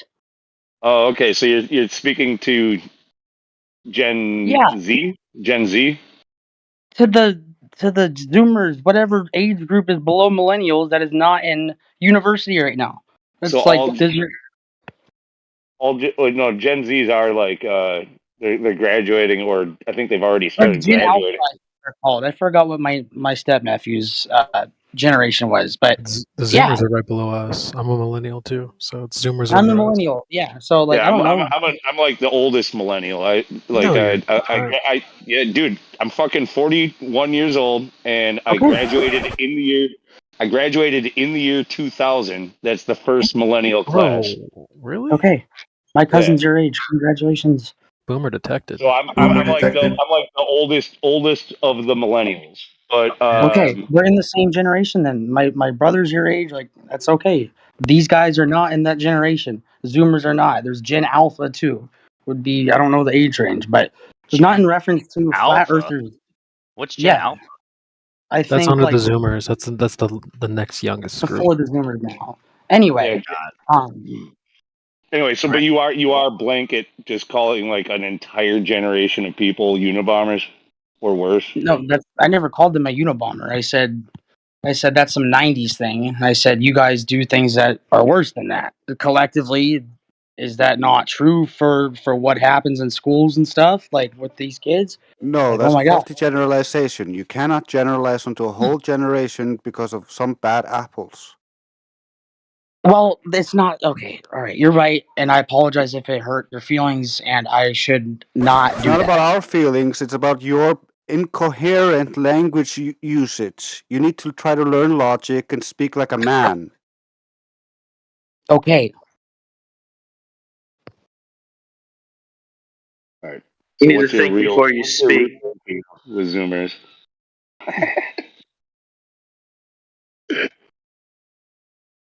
Don't answer that. I didn't hear what you said, so you're good.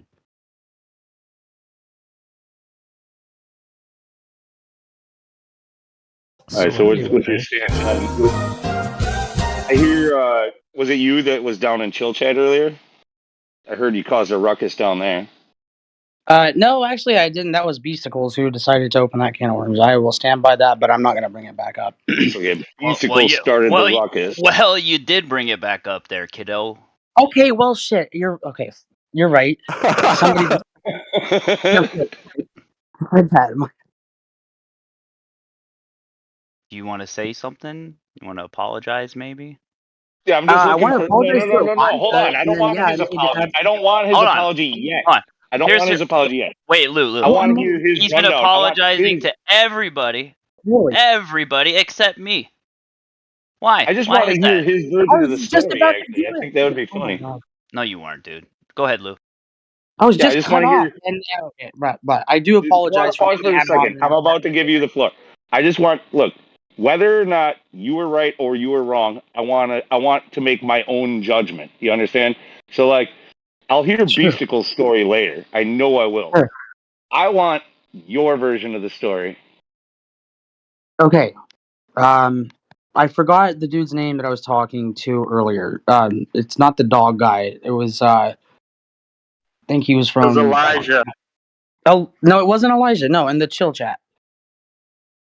We had a conversation. We were having a good conversation. And then Probably it kind Jensen. of turned into like a back and forth with me and Beasticles because there was a misrepresentation of who I thought Michael Brenner was. And then it got to a point where we both got frustrated. I got emotional. I had said multiple times, like, yo, let's move on, change the topic, blah, blah, blah. He is a very good dude with a big heart and was wanting to see if I was good, if I was okay. The answer is not relevant for here. I am, yeah. It got to a point where I was nasty. I did say ad hominem attacks on him. I said it wasn't cool. I do apologize for that for the public record. Without getting into the conversation, like specifics, if it might not be appropriate for up here, can you just tell me what the topic was that this was all heated about? Chaos. About my problems or what I'm apologizing for. Like personal problems? Is that what you guys were into, or like what was the topic that? It did get into trauma dumping on my end that it's really not appropriate for a stream to be repeated. So yeah, like, but I do apologize to him for my remarks to him. Thank you, Reed. I appreciate Yeah, that. no problem. And then Elijah, I do owe him I have already said it a lot in the thing, but I was being like an ass, and I was definitely trying to connect dots and put it towards you as a person because I felt pressured to respond in a way that probably wasn't necessary. And yeah, thanks for being patient and muting me too. Also, that was also cool. I do respect that. So I don't know. I heard somebody earlier say that they thought we should just get rid of you, but you seem like a fun fucking person to argue with. Like we could have Stop the cap. people like this. People like this. We haven't even gotten into it yet, but I like cried earlier. I don't know what kind of sounds troll like cry. fun. So like You were crying earlier? Oh, I did in the chill thing, but like that just I'm not here to troll. I'm just like listening now. Well, and also I guess I am shit stirring a little bit in the No, chat. I should if you were crying, that means like you were being real, like to you, like you might have gotten emotional, and maybe that's not, we do like to try to keep it logical here. We're not going to appeal to your emotions or anything like that. We're not going to appeal to your emotions, but it means that you're passionate about what you're talking about and being real about it, like at least for you anyway. Thank you. Yeah, no, like that's. It also means you're a sensitive one, and we could like I said, that could be kind of fun messing with you. A lot of people are going to see it that way. Yeah, I'll keep my guard. My HP will be up 50 on the reflector shields next time. I'll learn my lesson.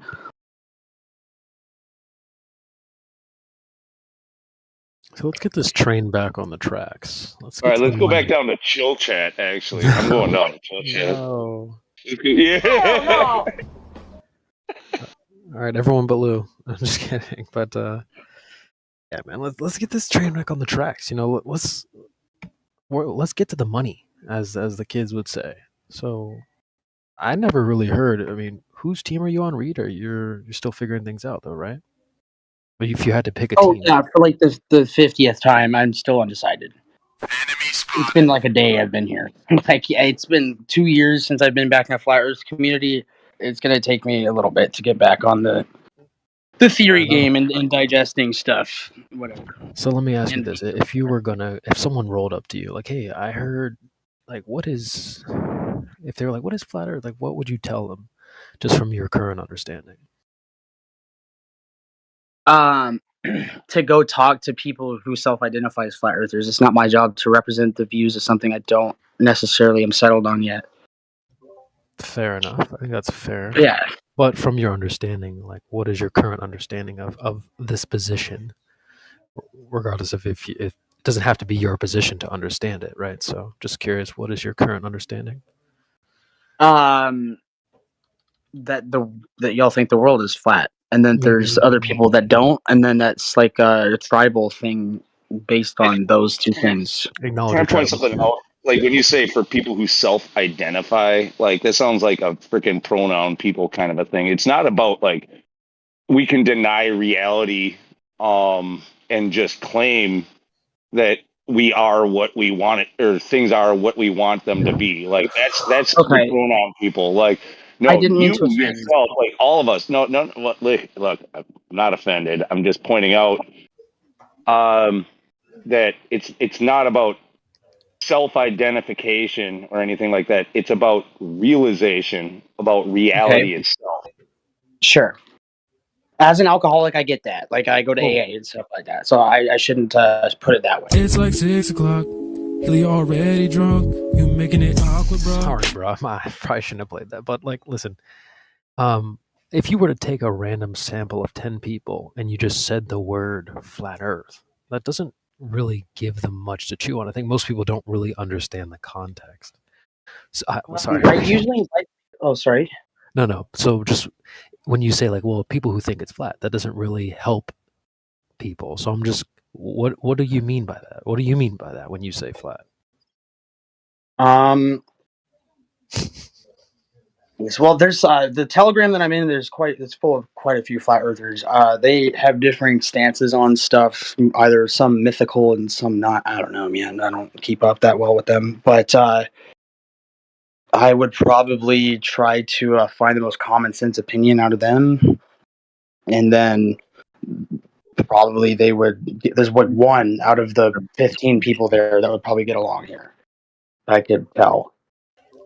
But remember, so like someone has never really heard the term flat Earth before, and they come up to you and they're like, "So, like, what is that?" I'm just wondering what you, if you were just gonna kind of give them in a nutshell. People Something do to chew ask on. me that as well. Like, Yeah. I'm into conspiracy watching, but also too, there's certain communities I will not engage in. I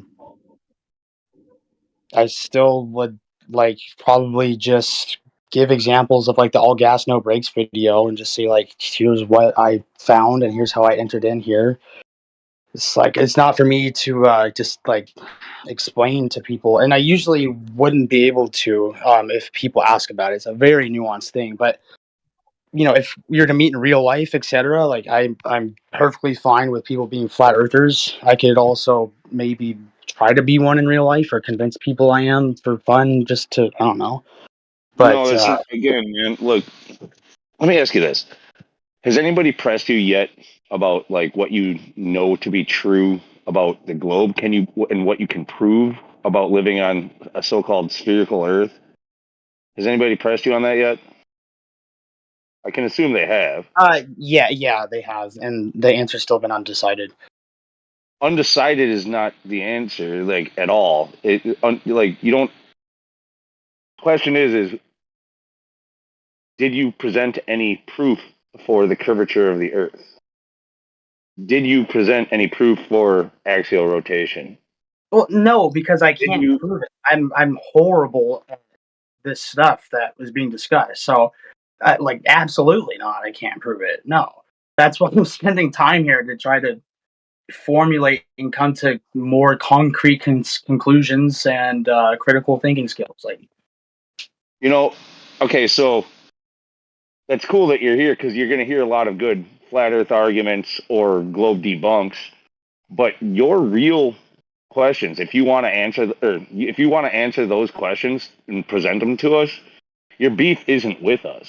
It should be with the Globers, honestly. You should be pressing them like, hey, what proof do we have that I can show them? And well, I can already tell you that's fruitless because we already debate all of them as well. None of them present any. And that lack of evidence most should everybody. be. What's that? Most everybody that I talk to from the debate realm like does not even care if the world is flat or not. It does not come into mind for anybody that I'm friends with. Okay, fine. Talk to people who do care, though. Talk to. Ooh. Go ahead, like write an email to Neil deGrasse Tyson or the frickin' or go into the Globe servers. I don't think going to Globe servers is gonna be good because you're just gonna it's gonna be part of the echo chamber. Anything they give you, we've already. I'm part of a bunch of different conspiracy communities, from chemtrail infighting, etc. Not everybody agrees on the flat Earth thing. There, like, I could go ask them to like explain their opinions on it You're more. Yeah, for sure. misrepresenting it. You're not listening well. You're not listening well. Okay. Repeat it. We're looking for real evidences and proofs, like measurements and actual like things that we can do to test. Essentially, we need to find we need like somebody to show us if you're going to claim that you live on a globe must curve away from you in all directions. Okay. I don't need an explanation for why you live on it but don't see it. What I need is evidence that it is indeed curving. Is there any? To my knowledge, no. And then, so what's the hang up? The hang up is I can't settle on a conclusion on something in one day. Like that. Okay, that's a good answer. That's fair enough. Okay, thank you. But be more receptive. Wait, hold on. I got a question. No, I just want to say this, and then I'll give up the mic. But recognizing that and acknowledging that, so that there is no evidence that you can think of, and it sounds like you're skeptical that it exists. Keep that in mind when you're here, and try to be more receptive to listening to the flat Earth proofs or whatever else, or this whole idea of flat Earth, knowing that you have no evidence or proof of your globe. Don't be defensive for the globe if you have no evidence. Yes, so my question for you is, I can understand, just like how Lou said, the whole, like, oh, I can't make up my mind in one day kind of thought. But my question is, if you're stuck on that, and this isn't the first day of your life that anyone's ever told you the Earth is flat, my question is to you, what's the next step to figuring out whether or not the Earth is flat or not? What's the next step for you? The next step for me? Listening and hearing you guys, taking it into account and not going emotional or insane. I had my McDonald's earlier. I have a full belly. That would be the next step, logically, to me.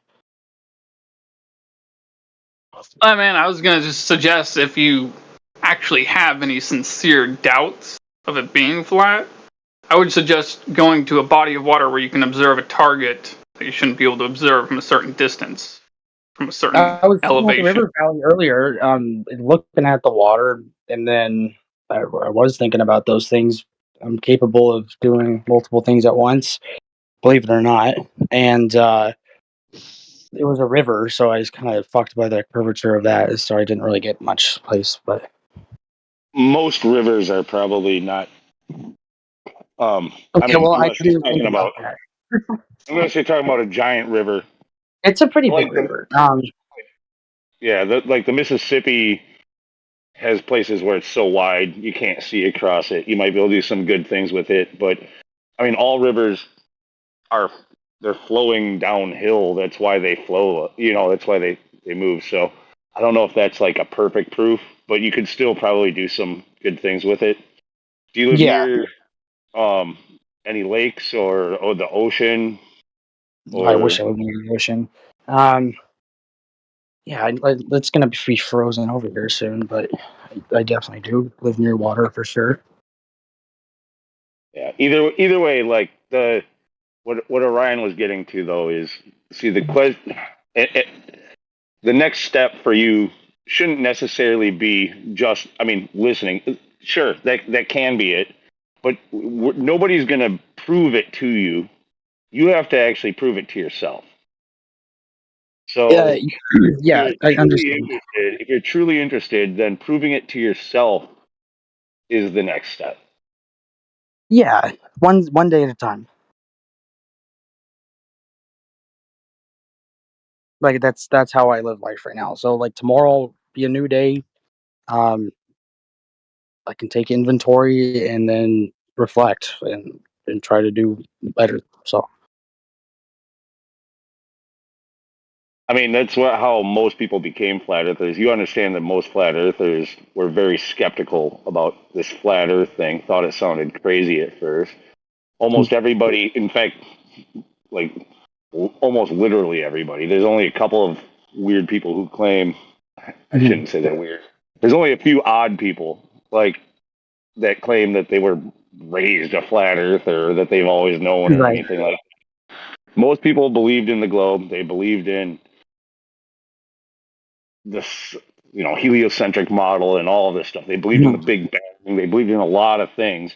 It wasn't until these points were brought to their attention that they tried to go and debunk the flat Earth, and Right. in their inability to do so, became flat earthers. Well, and like chemtrail infighting, people have PhDs in chemistry and all this and that. Like I know people just don't wake up and go, like, "Oh my gosh!" Like it's a thing that people come to conclusions on personally. The thing with it is, I'm not used to interacting with the individual part, so usually I wouldn't talk at all in the old flat Earth discords. I would just fall asleep listening to like them argue, or you, not you, them. This is the old group. I forgot what the Discord was. My old account. So yeah, this is like the first time I've like made. Well, last night was the first time I made an attempt to like be human and engage with it because I was getting tired of the politics thing, and then I also went against my word and got political here. So I apologize for that. Yeah, it's kind of a culture shock, and not a culture shock, but a surprise. Like we're parasocially online, but like we're people. So For how long have you been in the flat Earth circle? Like, roughly like 3 years. so you've probably already spoken about all the things that we're talking about now, right? 3 years ago? It was a period of my life when I was like blacked out from not being sober. So I'm restarting. I don't remember literally the first 6 months of that. Welcome back. Yeah, I mean, you kind of just told me like a few minutes ago that like last night was like your first day. Now you've been here for 3 years. No, so I've been like in and around conspiracy circles in general for like 3 years. The Flat Earth Discord specifically, not this one. When COVID started, and like I said, I would just listen. People wouldn't care if I chimed in or not. So yeah, I was He's in been the following flat Earth for like 3 years at least. On yeah, another but I Discord. don't. I'm kind of getting from it. It's not like he followed it intently or anything. He kind of stumbled across it, probably trolled Yeah, for a little bit. no, I didn't troll. I'm a horrible troll in this sense, bro. Believe me, this is not my trolling. I'm good at trolling when I need to be. This is not it. All right. Are you made of How cheese? can you be horrible at trolling but then be good at trolling wannabe? Hey, serious Well, question for you. I Are did you theater. made of cheese? I'm made of cheese. Some Indian people say we Swiss, smell like cheese in the West. I don't know. Swiss I'm cheese? I like Gouda, like smoked Gouda. You don't like Swiss? I don't know. It's not my favorite, but I do eat a lot of smoked Gouda. Okay, I just want to make This is sure. good. The Can older we get a wise the guy older I here get, the to ask more I him like Swiss. about chairs, please?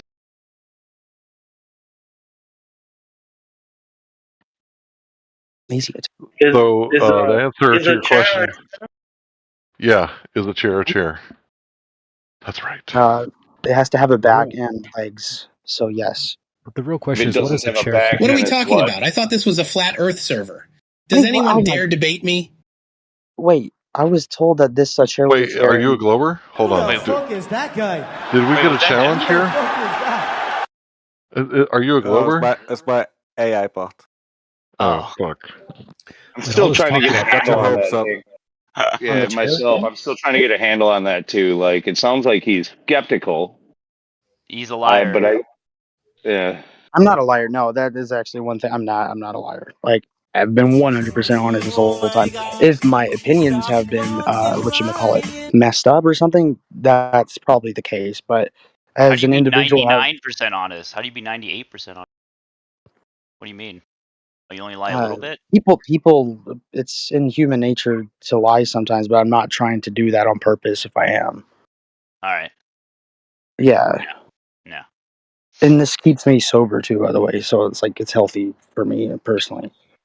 I only listen to people who are 99% honest. Okay, so It's weird how this keeps you sober. This shit like this drives me to drink. Wait, does it really? Oh my gosh, this is such a No, good that's a relief. lie, Lou. Yeah. You walk to the liquor store. Lou, it's because of the perspective. We're listening to them, and they're just using sophistry and fallacies and going in circles, and it's just annoying. Oh, Meanwhile, they're listening in to us, the and it's logical and reasonable, and we're letting them speak. So, of course, it's a different experience. I have 3 nationalities, like technically, actually. So I pivot. Like, if you have to ask me a question in the politics, Wait a they minute. have You to got be 3 specific. nationalities? Are you Yeah, like German, Arabic? Canadian, and American. Oh. Yeah, So that's you're like a citizen of 3 countries? He thinks yes. he's a fucking. Damn, I wish I wasn't even a citizen of 1. How did you fuck that up so bad that you got 3 nationalities? Yeah, good, good He just question. thinks I don't he's want to dox smart. myself. Do I'll you mean to definitely just cover. correct him and say his ethnicity? No, it's I'm ethnically German. That is what I am. I was born in the United I States. know. I live in I think Canada. what he's trying to point out to you is that nationality and ethnicity are not the same thing. I know, but whenever someone asks me a question about voting or something like this, you have to be concise in what you mean, because I can vote in different places, and it's a different response depending on Can that, you right? vote in Germany? Can Yeah, you I vote in can. Germany? Yeah, So you're not just ethnically German, you're also a citizen of Germany. yeah. Like, I speak High German. Well, I don't. My Hochdeutsch is good. What's My Low High German? German is no. It's some Bavarian's Low German, but my grandparents came over. Low And then German is what they speak on the east side. Oh yeah. Right. yeah, like my grandfather flew in the Luftwaffe and stuff like that.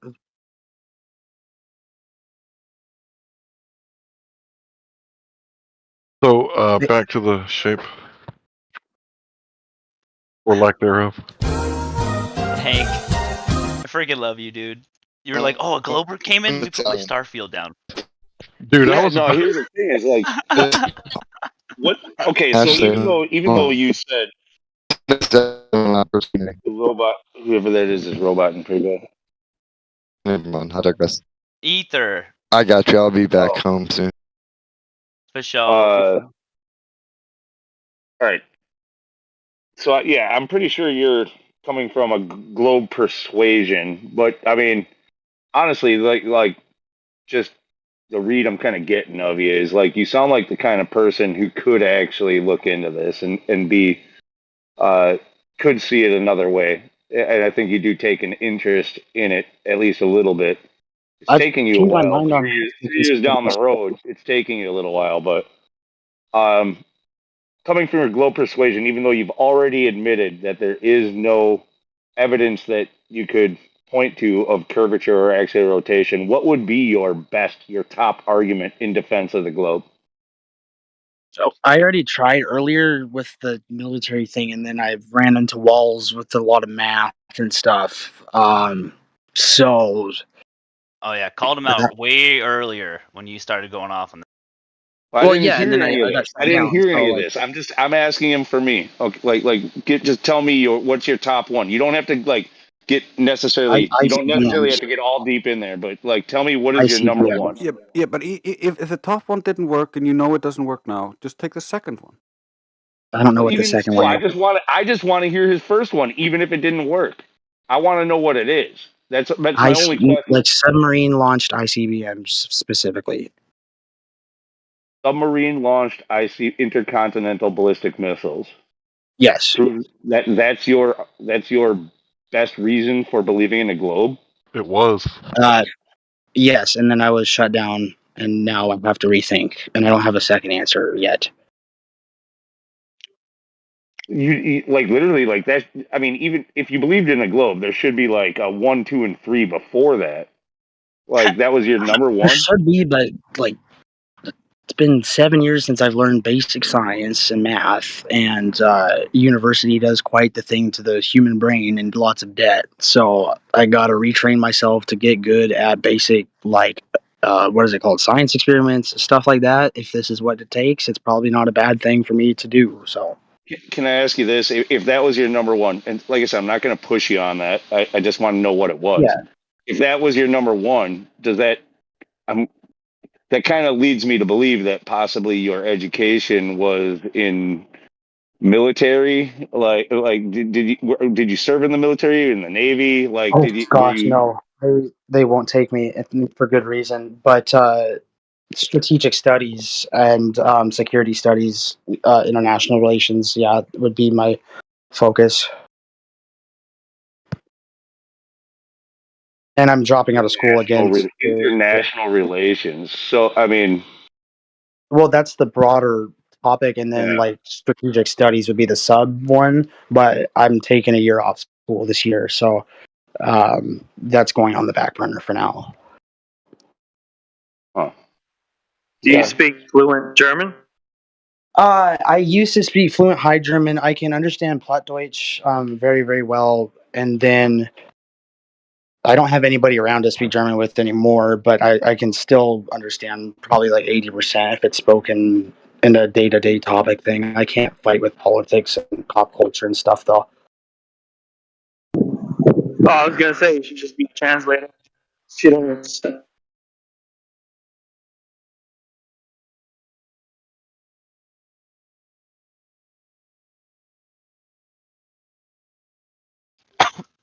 Oh. But can Kinda you wanna channel do. the fury Wait, of the what? Fuhrer and give a speech and like scream and stuff like he did? Oh gosh, no. I don't want to be famous or anything like that, but like I definitely Are you like to be sure? behind the scenes. Yeah. You positive about that one? Well, I don't know. You guys been giving me a lot of attention. I kind of like it, but for the most part, I've Oh, been we know. like We know you like it, bro. a We shame. know. No, I actually like it's been kind of shameful. I'm just kind of riding out the gravy train, and I'm bored too. So You speak. So You speak. I You got a speak question. with I'll get lies and back on the truths. topic. like I'm finally home now. I went for a walk with the dog earlier. I ate, and then yeah, I'm just chilling now. That's This okay. dude's a dog Can person. you hear He's me? alright in my book. I got a corgi, bro. Can you hear me? Oh, If you- nope. Quick question. Mhm. Guy who says he's on the fence or whatever you want to call it. What Okay. reason do I have, if any, to doubt that the Earth is flat? What reason do you have, if any, to doubt that the Earth is flat? Yeah. For you specifically? No, it like anybody. Me or you, anybody. Like just any reason at all for anybody. Yeah, Well, you or can me. look at a Yeah. historical precedence of like There's history of only science being wrong, and then people improving upon that in a good or bad way. But there's thousands of years of it, so like I would err on the side of being skeptical or cautious to anything. so there's a good that's actually an answer we can dig our teeth in. Science like what specifically? Um, because I guess I didn't know I was doing it, but geometry would be one, Pythagorean's theorem. That's not Well, science. geometry. Well, if we're gonna say geometry, It's part of you science. already. No, it's not. Okay, or I guess it's Anyway, not. but there's no argument there because you were defeated on the point of geometry, so we may as well move beyond that, right? Okay, all right, we'll move beyond that. So you have to be more specific. What within science?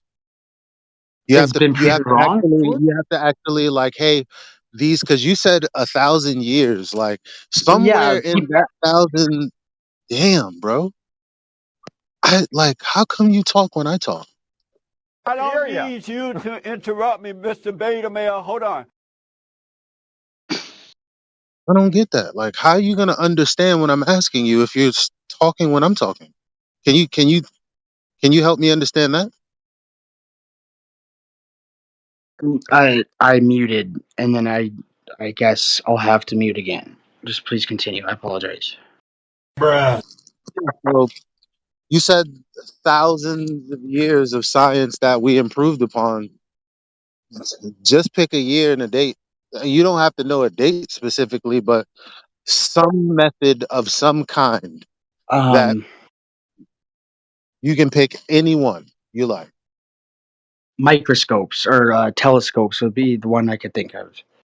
What about them? Which one? Which one? What's name all of them? I don't. No. Which Like telescope? I glasses. mean, which one? Microscopes or telescopes? Oh my gosh. Okay, well, I'm meaning the use of like glass to see things far away or up close. Is that like telemetry? I don't know what the term would be. I'm just trying to think of something that humans have done for a long time. Okay, So that's specifically what with an eyeglass piece? I am not versed in the history of science, as is quite apparent. I Well, just well, check it out. okay. It's only Contact 500. lenses. It's only 500 years old. No, I'm not even gonna. You don't know enough. Okay. Things. The idea that there's a universe and that it's expanding and that there's multiple galaxies and we live in one. That's 100 years old, not thousands. Right. But the So how do we concept know of the that? sun has been around for easily 2,000 years. Well, the sun is not a concept. Everyone who's ever been born can see it. Yeah, Except And for you don't blind use people. for and you actually don't use literally an eyeglass. thousands. You don't use an eyeglass piece to look at the sun, so it's completely Okay, I not such. just thought of one. The Well, no, heliocentric and also theory. no. Hold on, let me get in here. And for thousands of years, if you want to talk about thousands of years, for literally thousands of years, people who watched the sun and worshipped it freaking thought that the freaking Earth was flat. People who Yeah, mapped and out the stars thought the Earth was Mhm. flat. The people who Yeah. figured out the pattern of which eclipses come thought that the Earth was flat. Mhm.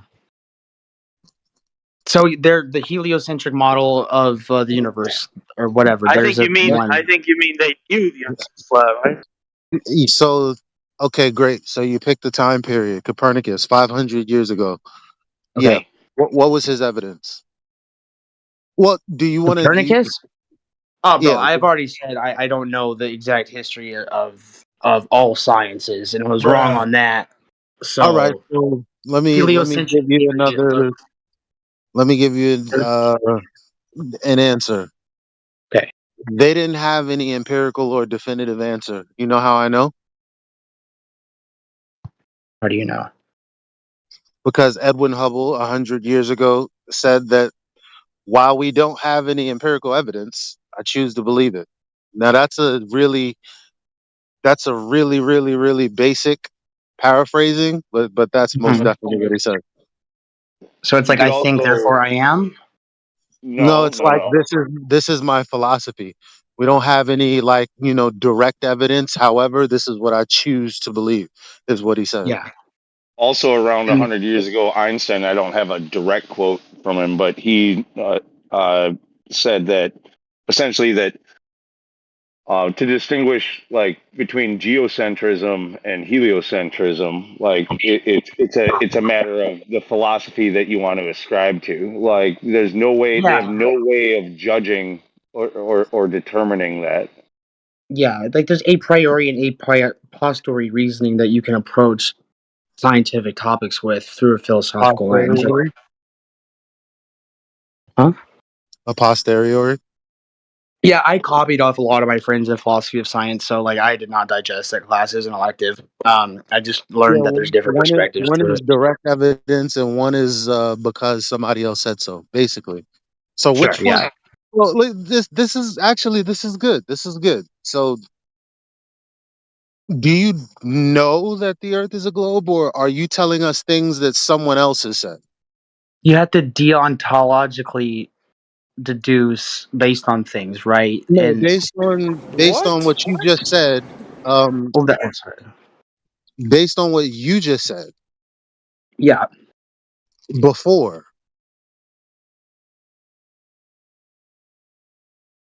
a priori, right? yeah, or a So, pious.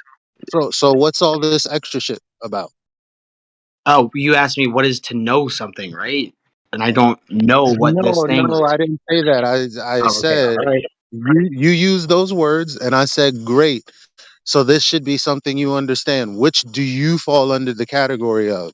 Knowing that the Earth is a globe, or knowing that someone else? Let's just give you a bone. Knowing someone else knows it's a globe. Those are that's that. I guess it would be somebody else knowing it's a globe, since that's probably where I've deduced and had confidence in it, or something like that. Yeah, but we've already kind of covered that. Like, Oh, okay, you didn't even allude to the idea that anybody could know that the Earth is a globe. In fact, you've already pointed out that they're probably like it's unprovable. Like, that was how we kind of started our conversation. right, right. So, So nobody could know. Like, what you're stuck here with is Like you can't even the bone that he threw you is irrelevant because you've already admitted like even the person that you look up to doesn't know. It's just a guess. Right. So yeah, I guess y'all are right for sure. Because if I'm stuck in a thought cycle again, that means I'm wrong. So Hey, maybe this would be a good time to just simply ask, what do you observe? Do you observe the Earth as flat, or do you observe it as curved with your own two eyes? if I look at the sky, I don't see clouds anymore. That would be like the only thing I could think of to answer with that. Yeah, when I'm talking Wait, about I said the when I Earth. Do you watch? Wait, did Do you you hear the watch Earth? the Did you hear the news? question I asked you? Yeah. Do you watch the news, bro? Like, No, I do not watch the news. Jesus Murphy. do you follow politics at all? No, not really. Actually, I just watch like stuff that's happening on And the how Ukraine war come front. you That's respond it. the way a politician does? What? Sorry. Then why do you respond the way a politician does when, for example, he asked you about the Earth? I guess You I've been studying this re-asked for the 4 question years. and then answered that one instead. He didn't ask you about the sky. Okay. That's what I was talking about earlier. I've been out of basic science and math education for like Okay, 7 hold or on. 10 Time years. out. Time out. Time I'm out. here to Time tell out. So you right now, It's very we don't simple. care. He's Let me talking okay. about the we don't care. ground. You're not talking about the ground. That has Okay. nothing to do with science. Okay. Like, Should I I re-ask the mean, question? I'm not I being mean, disingenuous here. I'm not doing this on purpose, by the way. I'm like fuck. I I don't, I don't, apologize. I don't know if you are. I don't think you are. That's why I put you on mute because I mean, Mhm. you were tapped out for the day, and I thought, Yeah. yeah, is what's probably best for him is if he goes away for now and does something Right. else. Yeah. Fair. Fair. just maybe I'll just ask the question again. Pay attention now. So, do you observe with your own two eyes the Earth as being a plane of existence, as in flat, flat enough, apart from topography, flat, or do you observe the Earth as a spherical surface, curve? Flat probably. Like flat. All right, cool. All right. So you observe it as flat, and then second quick question: do you Okay. feel it as being stationary, or do you feel motion? Do you sense motion or the lack of motion when you stand on the Earth? That's Apart from the that earthquake. that is a complicated one for me. I guess no motion. Yeah, you feel it as being stationary, correct? You sense it as I being try my stationary. best to. Yeah, I was like I always try to be mindful, and even though I'm not today, but yeah, I always try to remain still, stable, calm, and thus I probably should assume the world is such, right? Bro, we're not talking about you maintaining your composure. We're talking about, is your house moving? Can you detect the movement of your house? And we're No. also not talking about assumptions. We're talking about observations. Remember, I didn't ask you about assumptions. I didn't ask you any question about assumptions. I asked you what you observe with your eyes and what you observe as far as motion goes, and motion you can detect. I only asked you questions about observations, nothing more, nothing less. And as you answered, you observe the Earth as flat, and I'm pretty sure you answered the Earth that seems stationary to you. And so I was just simply pointing that out to you, that you observe the Earth as flat and you feel it's stationary. And I thought it was an appropriate time to point that out to you, since you admitted to Lou and Eli that Okay. you don't have any evidence of the Earth being a spinning ball. No, I do not.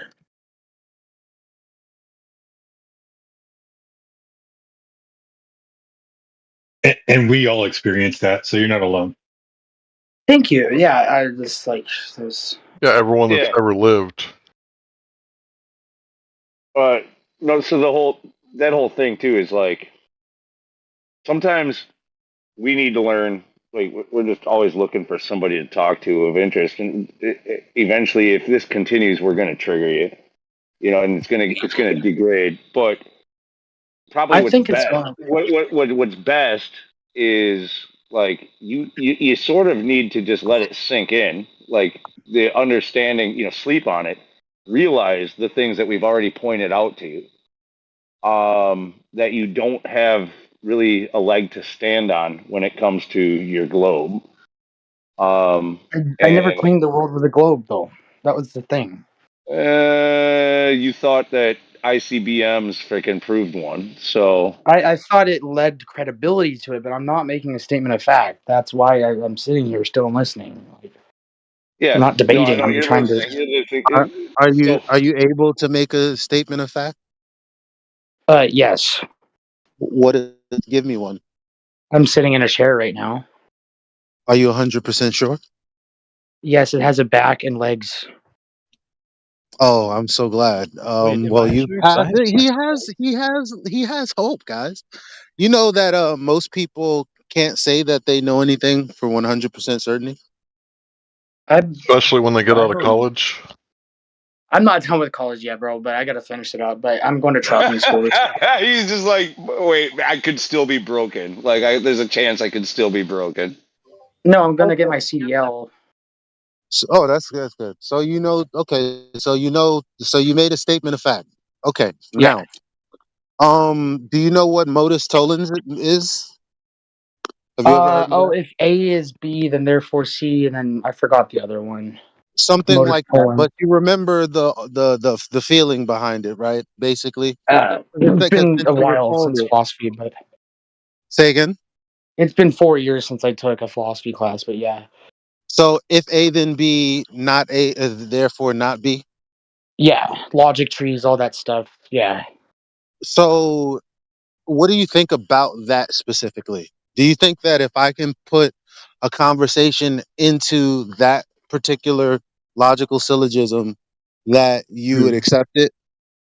Yeah, my old professor was a theologian. Is that what they're called? Yeah, he was actually one of the coolest dudes ever, and was big on teaching openness to flat Earth and things like that through syllogisms. What? So, That's crazy. Get out of town. So well, look, I went to here's just a the. private youth Lutheran school, so he was a different breed. I don't know if I mean that's a little. That's really convenient. This is the first time I feel. Okay. You know what? Let's go with it then. If A, the Earth is a sphere with a radius of 3,959 miles, then B, every distance to the horizon can be no more than 1.2 times the square root of the observer's height in feet. Not B, every horizon distance isn't 1.2 times the square root of the observer's height in feet. Therefore, A, the Earth cannot be a sphere with a radius of 3,959 miles. Okay, that clicks like immediately. Somebody drop it in the chat so he can see it. Yeah, because I am a big mixed learning style there. But that does make way more sense than anything else has been said for me to Well, process. welcome to Flat Earth.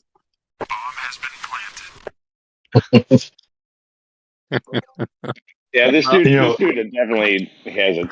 As somebody said in the text, like you're not done for. You definitely have a chance. Like you might see through the indoctrination that you've been given throughout your life, given a chance. But we have to give him that chance. We can't just write him off because Thank you. well, that's why I want to re-emphasize. You know, you don't see curvature and you don't feel spin. So when you go to bed tonight and you're thinking about it, just remember you don't see curvature and you don't feel spin. No one ever does. We're told to believe that, but we never experience The only it. I mean, kind what's of the movement you feel eventually is when you're drunk, and that is an illusion too. I mean, what's the old Uh, saying go? What do they say? The Earth is so big that you can't see curvature, and then the Earth is so big that you can't feel the spin. But trust us, it's there. Yeah. Can while I say still something real claiming it's quick? 1,000 miles per hour at the equator, 6,000, 66,600 miles per hour orbit around the sun. What? Oh, but you don't feel a thing. While you're muted, Reed, I just want to say, man, I'm actually like super happy for you, bro. Honestly, there's a lot of layers to this. You know what I mean? In terms of cognitive dissonance and just the hammering, bro, the hammering of logic, and it's like something will click, and I'm just happy. I'm really happy about it. Sorry we had rough patches. I'll put it all in the past. I don't care. Come back. Sometimes a little beef builds camaraderie. So, and I find that a good fight doesn't end in the first round. Sometimes the second round, third round are more entertaining than the first. So, I do appreciate when people hang around, go 2, 3, 4, 5 rounds with us. So, shout out to Reed, man. This is not easy to be here. So, Yeah, I mean, Yeah, but we need absolutely. character to admit to fallacies. Yeah, what Creation Bear's last comment, like, absolutely, like, it takes a lot of balls to stand against a panel like this. It shows you got the gumption to actually like stand up to the negative outlook that society will give you when you come to realize that the Earth is indeed flat and that they're all fucking wrong. You're going to be looked at if you know, like you're gonna always be tested. Basically, like you're going to be looked at negatively if you speak out on it. But to stand up against this panel shows that you have the ability to do that. And if you want to know the truth, we encourage you to look for yourself, not just to believe us either. This isn't a place where we want you to just, you don't have to become one of us, because we told you so, or to be accepted. We don't want that. We want you to I don't figure want it that out. either. It's I'm always Yeah. Reed. I'm always my individual self. I don't adhere to group mentality. Yeah, we want you to figure it out for yourself, and I think you've got the ability to do that. Thanks, dude. Sorry, I'm. I mean, once you figure it all out, and you stand for it, then the real challenge comes, bringing it to someone else who doesn't know about this. This is a real challenge. Yeah, it is, and I know how tough that is. I cannot extend my help to a lot of people right now for anything, and it's tough. So, if I can learn something in this period or transition, then yeah, can help somebody else along the way. So definitely a good thing.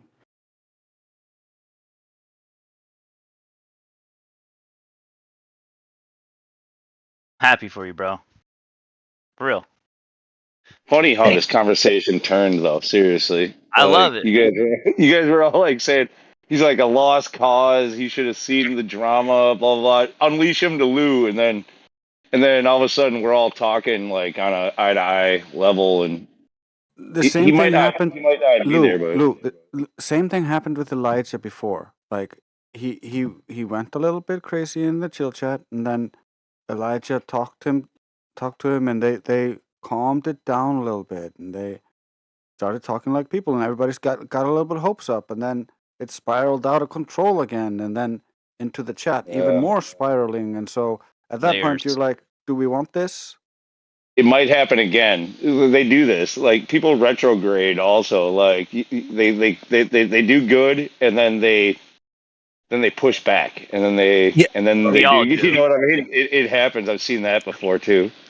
Yeah, I'm here's the thing. bipolar and ADHD, so it goes with the territory. But winter comes, and I usually get more chill, more tired. So I see what you did there. I mean, I like that. here's I the like thing, it already. That was good. That retrograde comes because people are so used to having an answer for everything, and it's okay to not know something that's you previously thought was going on. Like, okay, the whole entire program is wrong. Let's start over from scratch. Let's build it up from there and go from there. Start with your base axiom and work upward. Well said, Sheepdog. Well said. Yeah, I well agree. said, for There's real. a huge misconception. I think it's good to instill in new people that listen. This topic is not, quote, answers to all of life's problems and life's mysteries. No, it's about very simple things. What is the surface of the Earth doing? It's only one of two options. So people come here with weird ideas like, oh, well, if it's flat, then explain everything. There's a meme that's kind of circles around the server. I'm sure you guys have seen it. Guy holding a little coffee cup with a little pencil mustache. He's like, well, explain everything then. It's like, dude, That's not what we do. This doesn't reveal life's mysteries, and it doesn't relieve you of life's responsibilities either. So just keep it simple, guys. Surface of the earth. I like what you said though, Creation Bear, earlier about sometimes a little fight, right? The push back, it works. And it's like, compare this read to any of the other politics servers or whatever you've been in, right? That's a different fight back. It's like, we're not trying to fight, you know? It's not trying to, we're not in it for the fight, you know what I mean? Some people are, but some people like, are. yeah, some people are. Some people like it, but it's really like, you know, it's not even us fighting you, bro. It's you fighting you. It's yeah, that's a good way of putting it. I really like that. Yeah, we're trying to get you to stop fighting yourself and what you know. You got to actually like, you got again figure this stuff out for yourself. Like you have the ability within you, clearly. Like you know how to think critically, and most people don't have that.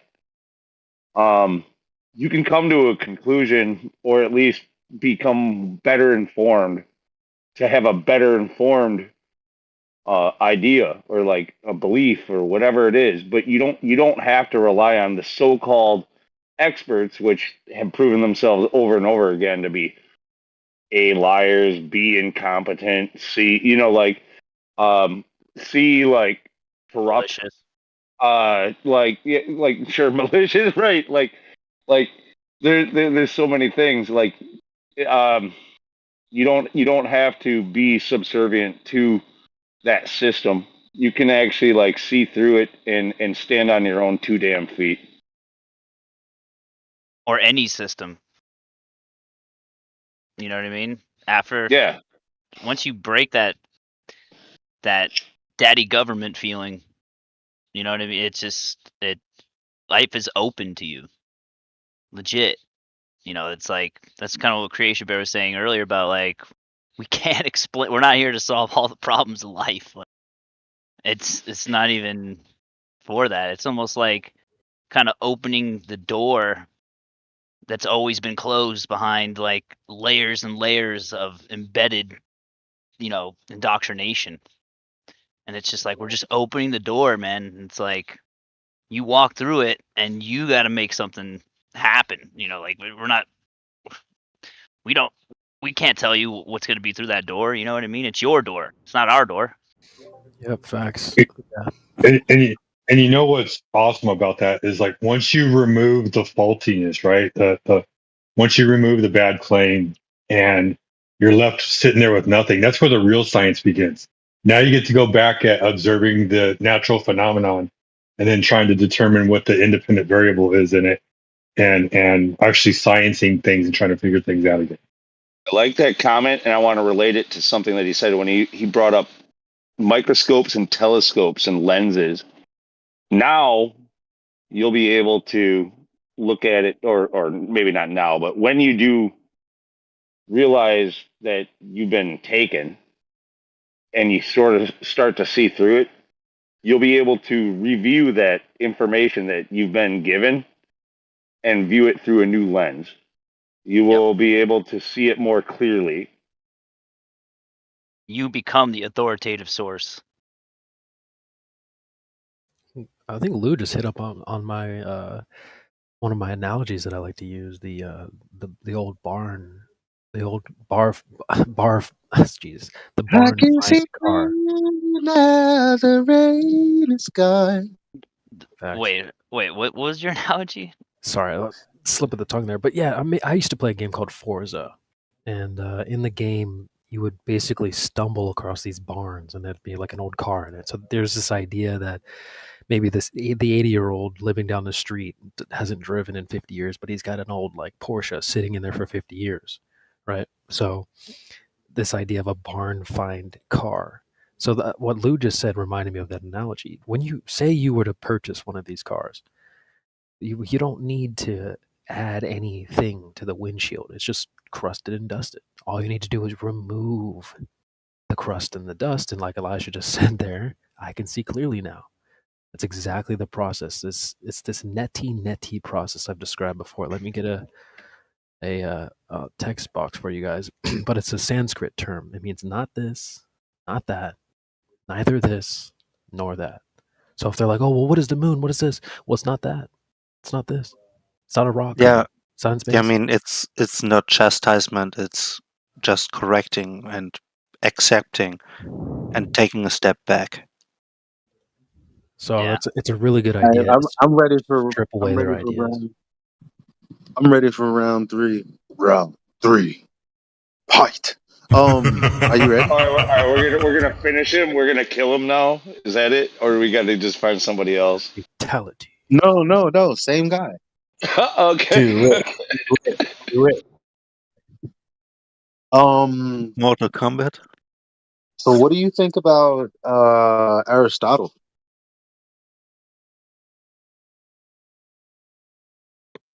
Hey, yo, sorry. Not your best pickup line. I'm doing bullshit. I'm doing some laundry. Give me 1 sec, bro. Can I pass? Okay. No problem, bro. Sorry. Yeah, dude, you've been on the hotline for being grilled for quite a while now. I think you can have a break and come back on your leisure. But I still want to listen. Man, we got. I just want to get. I just want to get to.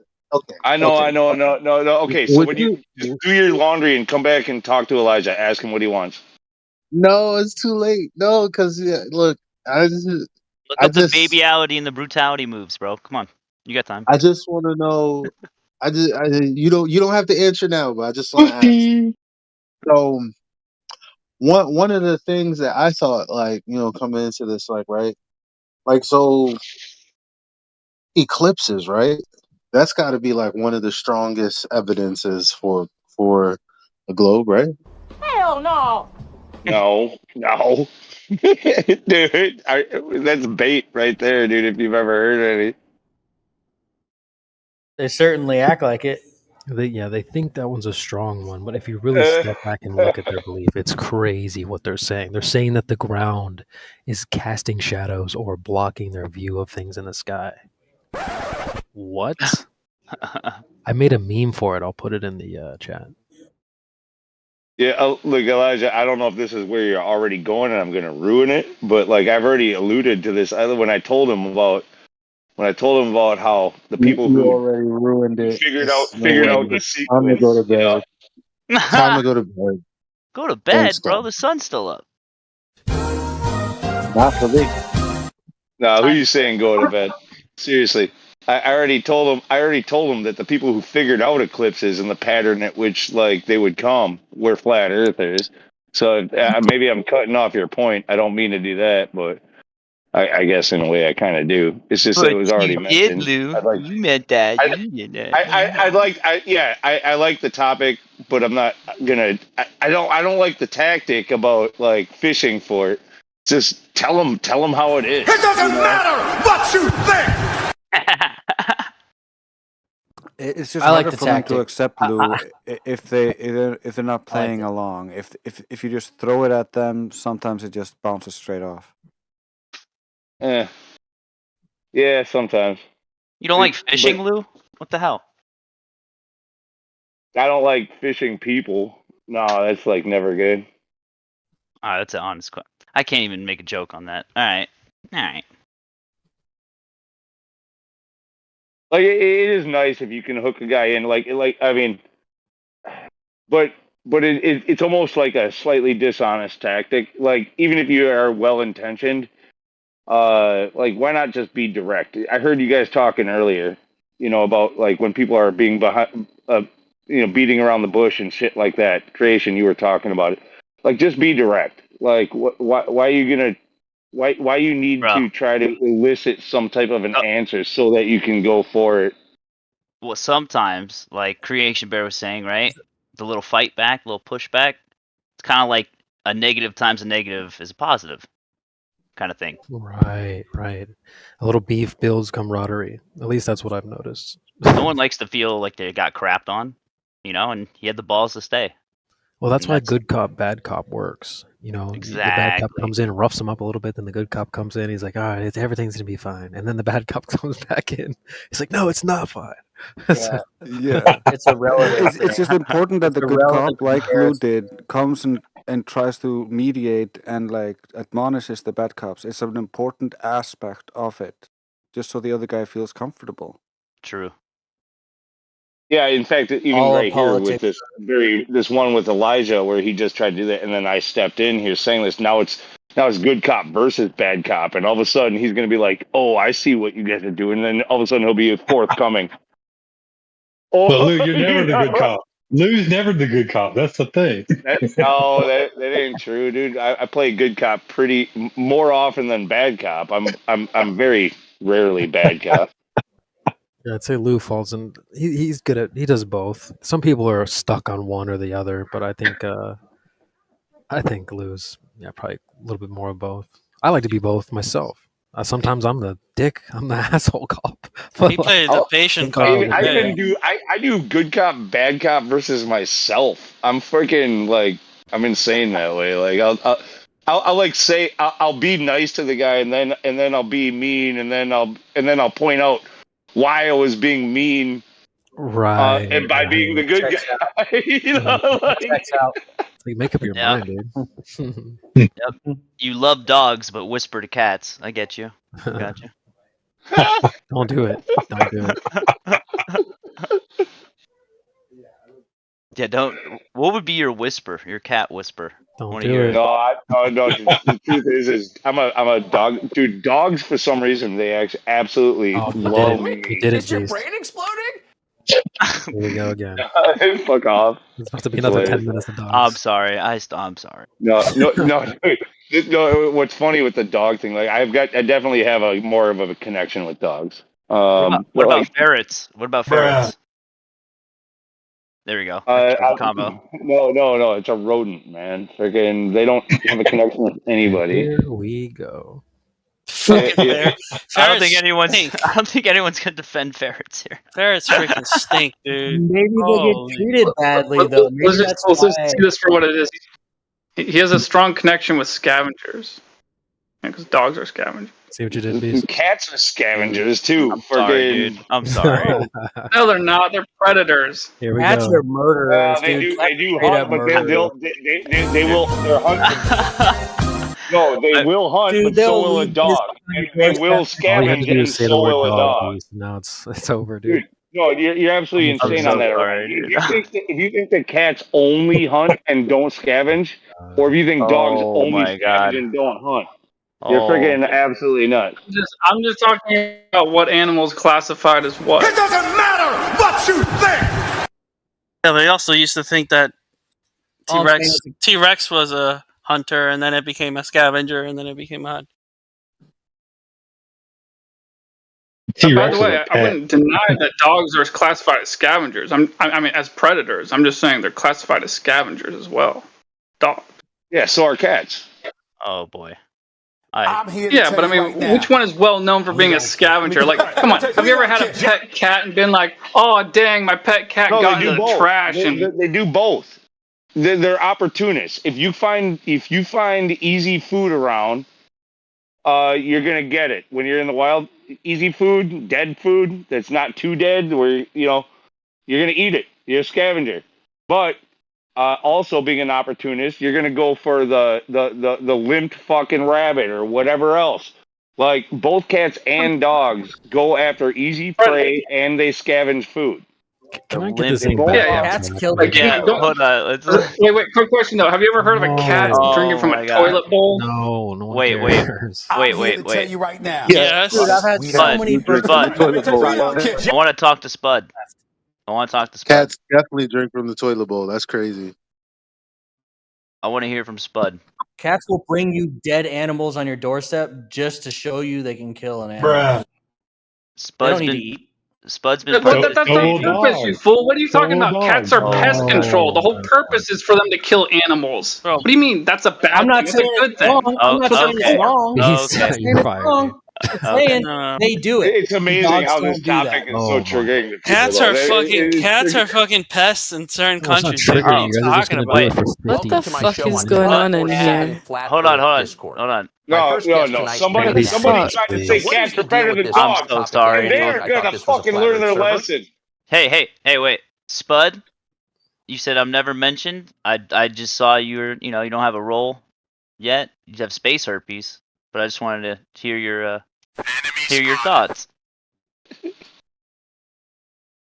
If you can. I wasn't trying to You say can come up. cats are better than dogs. I was trying to say cat Oh my people are God, better than shut dog up. people. Stop! Shut up, bitch!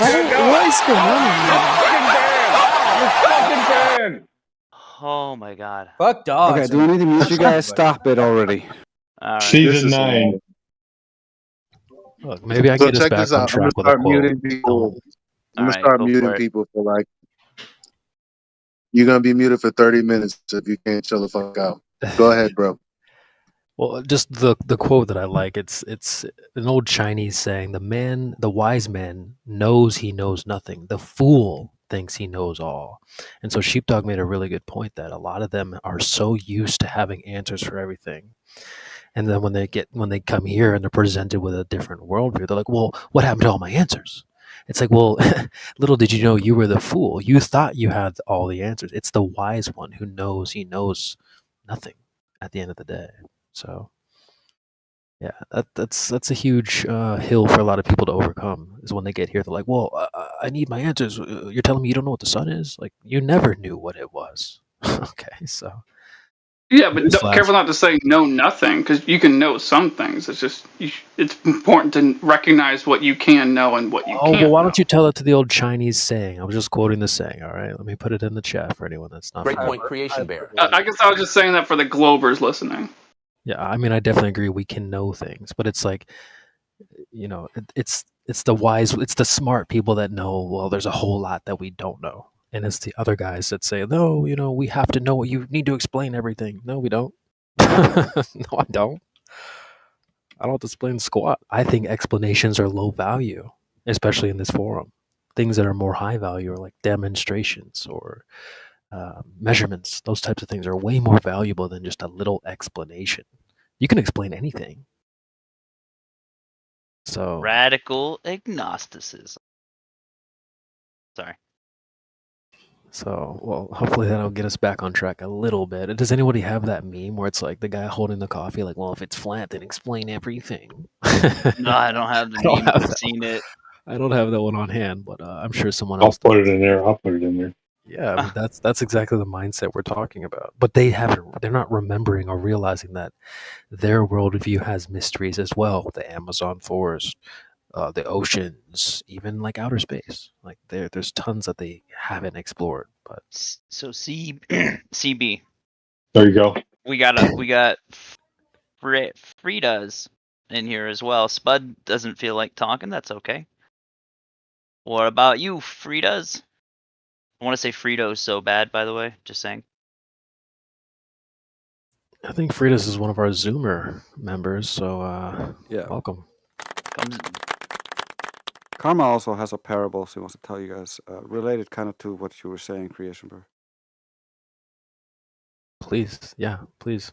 Go ahead, Karma. It's just this Chinese parable you remind me of, because it does remind me a lot of Globers. It's about these two scholars back in the day that used to live on opposite sides of a lake. And one of them decided to write a poem about how amazing he was. And in the poem, he says things like, I am like the great mountain. I am unmovable. Neither not even the north, south, west, or east wind could move me, for I am like the mountain. I am the calm, and all this bullshit. He sends this over by post to the scholar living on the other side of the lake. When the guy reads it, he writes fart over the entire poem and sends it back. Now, back in China, this would be like calling it bullshit. You're talking out of your ass. While also just calling his poem a fart. So multi-layered there. The guy gets it back and he's furious. How dare he insult my poem? How dare he insult me? So he sails across the lake as fast as he can to confront the man. As soon as he arrives, though, the guy looks at him and goes, well, What do you know? The north, south, east, and west wind couldn't move you, but one little fart sent you flying across the lake. I like it. That's funny. I have heard that they would call each other old bags of wind and things like that. So that's really cool.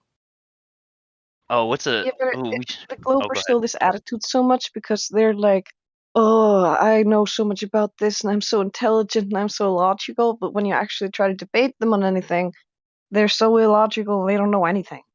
They contradict themselves. Yeah. Ain't that the truth? Yeah, I literally have a clip of that just highlighting that exact nature where people will say things. I'm sure you guys have heard well, there's overwhelming evidence from all the sciences from all the years. It's like, well, okay, well, if this was a courtroom, I'd be calling some of that evidence from the discovery or calling one of those witnesses to the stand. But if your witness is a vague entity, some panel of random nobodies, like literally nobody, that I can't call to the stand, then what is that? So people just say things in fluffy terms like that have no substance. So let's see if I can find that clip for you guys. I don't know why, but that sent me down this. There's a plethora. Oh, sorry, I'm just getting the clip. Go ahead. No, you're good. You're good. I'll wait till after. Real quick, I was gonna say, you know what that reminds me of? They're using the same excuse that they were given to explain it to us, right? Like they were given a bunch of fluff and it worked on them, so they thought it would work on us. Right. Yeah, it was good enough for them. Good point. Here's the clip. Just take a listen, guys. Listen to how much is being said, but it's saying a lot without saying anything at all. Let's take a listen. There's a plethora of reasons, actually, and the research really exists, and I'm not going to go into all of it. It is almost 1 a.m., and I do have work in the morning, but the research is out there, and Google is free. The stats are very real. There's a lot of social issues that surround it. There's a lot of socioeconomic differences that impact that. If you want... Okay, so who here heard anything of substance? Something that we could actually address? I honestly zoned it out. I don't know. I don't know what she said. I'm not even kidding. She was basically saying nothing at all. There's so much answers. The evidence Not is one there. fact. Yeah, there was nothing there to rebuttal. And so, I even have clips where they followed up. They're like, what's your case? So she was. Yeah, but usually a fool will answer with something, whatever, and they will still agree with them somehow. My case is Google works, and you can go on Google and you can find stuff out, and that's her argument. My thing is, if you're going to make a stance and make a point, then the point of the podcast is to articulate your points. Yeah, and I feel like I articulated my point. We don't agree. We can move on. You didn't really articulate. You said you didn't articulate anything. You said Google it. No, and I literally said the stats exist that highlight the discrepancies in these industries. Well, I don't have the stats memorized, so I don't want to regurgitate wrong information. Saying Google it is like, okay, then the rest of us just will make a point. Oh, Google it, bro. It's there. But there's like. I mean, you do know that I can search up any topic. There's two sides to any debate or anything like that, and both sides have Googled their shit, so I can get any answer to any question. Just saying Google it doesn't give me a definitive answer. You have to point me towards what it is that you are seeing, so that we can discuss it. Yeah, she Googled it, and she found this Blogspot article where this one guy said some stuff. Like, who knows what the fuck she found on Google? No swearing. Hold on. Look, if you're going to make an argument on the show, you can't sit there and say Google it and then not stand for what... Like, fuck that. Yeah, Google it, and she was all condescending. No, fuck you. You want to make an argument? Fucking make the argument. You're trying to claim and say, I'm tired. No, that's ridiculous. At the end of the day, that's cool. I mean, what's funny that stood out to me? She's like, "Well, You might as well say she might as well say ask Siri, like just ask Siri or Alexa." I don't have the stats. You got that from Donovan Sharp, eh? Yeah, that was Don Sharp. Yeah. No, the best part was when she's like, well, when he says, she says, I'm tired because what do the Goobers do? They say the same thing. Oh, look at the time. Oh, look at the time. Looks like I gotta go. That type of stuff. Yeah, I've heard that before. They'll say like, Well, "Oh, I've been here for 5 hours. I'm tired. So now I'm tired as soon as I get done." it could be 10 minutes if you get them to do the work or the kid late. Elijah, you're roboting. You Yeah, got some apps you're up there, roboting sir? a little bit, but I was getting what you were putting out. Uh, it's hilarious. They come in here, they tell us, "Oh, I gotta go. I have to go," but then they keep arguing. They go in the text, and then we're back on the VC, and they haven't left for 4 hours. You had to Right. go my ass. Well, another thing was like, "Oh, I don't have the stats on me." You know, they say that all the time. Globers would be like, "Well, I don't have all the facts." What facts? What are you basing it off of then? Like, jeez, man, I just don't like when they say like, "Oh, there's overwhelming evidence from all the experts, the body of science." Okay, well, let's call something to the stand. What do you got? Well, you can't address it specifically. You have to vaguely look at it like I do. No. Hell no. And I've had globe earthers claim that I have it like all my evidence or all my arguments laid out on my desk in front of me. Like, man, I'm sitting here playing Xbox on my phone, and I have this shit memorized because I don't have time to go and look for things that like aren't going to show up in my algorithm. I have to memorize this stuff just so I can have this conversation with you. And y'all have been doing this a lot longer than I have. We have these arguments 8, 9, 10 times a day, every day. No, I wouldn't. That's funny, Sheepdog, that you got accused of that. But it's like, it's so the other way around. They're the ones you can hear them typing on the keyboard, Googling frantically their worldview on Yeah. the fly. And it's not that it's memorized, Sheepdog. You know it. You know what you're talking about. We know this stuff. We don't have to Google it anymore or ever because we know what we're talking about. So the only time we Google is just give them sources and citations for their own worldview that they don't know. So, yeah, I find that funny. You guys have arguments with yourselves at this point. At least the lead debaters or arguers in this channel have debates with themselves most of the time, from what I can tell. Yeah. Because you got to teach them, and then you have to like, no, actually, here's what you think, and then like, here's what we say, and then here's what you're gonna say, and then here's what we're gonna say, and I know where we're gonna end up, and it's all foregone conclusions. So you might as well just give up and shut it. Glue. Yeah, That's where the bomb has Absolutely been planted. fantastic point. That's such a good point, and that's why you guys should. I say it's like Dancing with the Stars. You should lead the dance. They do not know how to do the rodeo, so to speak. They have 2 left feet, so you need to take them and lead them down that flow chart that Glue just pointed out. Is a fantastic point. I completely agree. Right, but I don't think you want to make it obvious that you're leading them either. Like, No, that's why. so That's why you start slow, Lou. When you get on the dance floor with a That's why partner it's that you've never advanced. danced with before, you rock side to side for a little bit, step back and forth. You don't go in there and start like, you know, going but crazy. isn't that a little bit of the dishonesty we were just talking about 15 minutes ago? No. Like I mean, it is a little bit like if you're toying, it's like a cat toying. I'm sorry to bring up cats again, but it's like a cat toying with its food. Like you could literally more like just be Socratic. I wouldn't say it's toying with them because It's more it's like starting Socratic slow. dancing. You don't like cats? Don't do it. Socratic dancing. Oh God. It's starting slow. You can't Point shove that. your dance partner across the dance floor. It just doesn't work. So that you're not toying with them. You're just starting slow. Like they've never done this before. So I don't know. I think there's kind of a way to like head it off, like where you can still be honest about it, like without trying to. You could actually save probably a lot of time if you if you ask the question, you give them the opportunity to answer, and you can cut them off. You can say, "Hey, I've already heard this. I already know where this is going." You say you're going to say this, and they're going to be like, "Well, yeah, that's what I was going to say." And then you go, "Now, look, That's it's nothing new to me, and it should." Don't say that. And so maybe you haven't thought about this well enough. Now, here's the point that I will make to that. You can kind of like.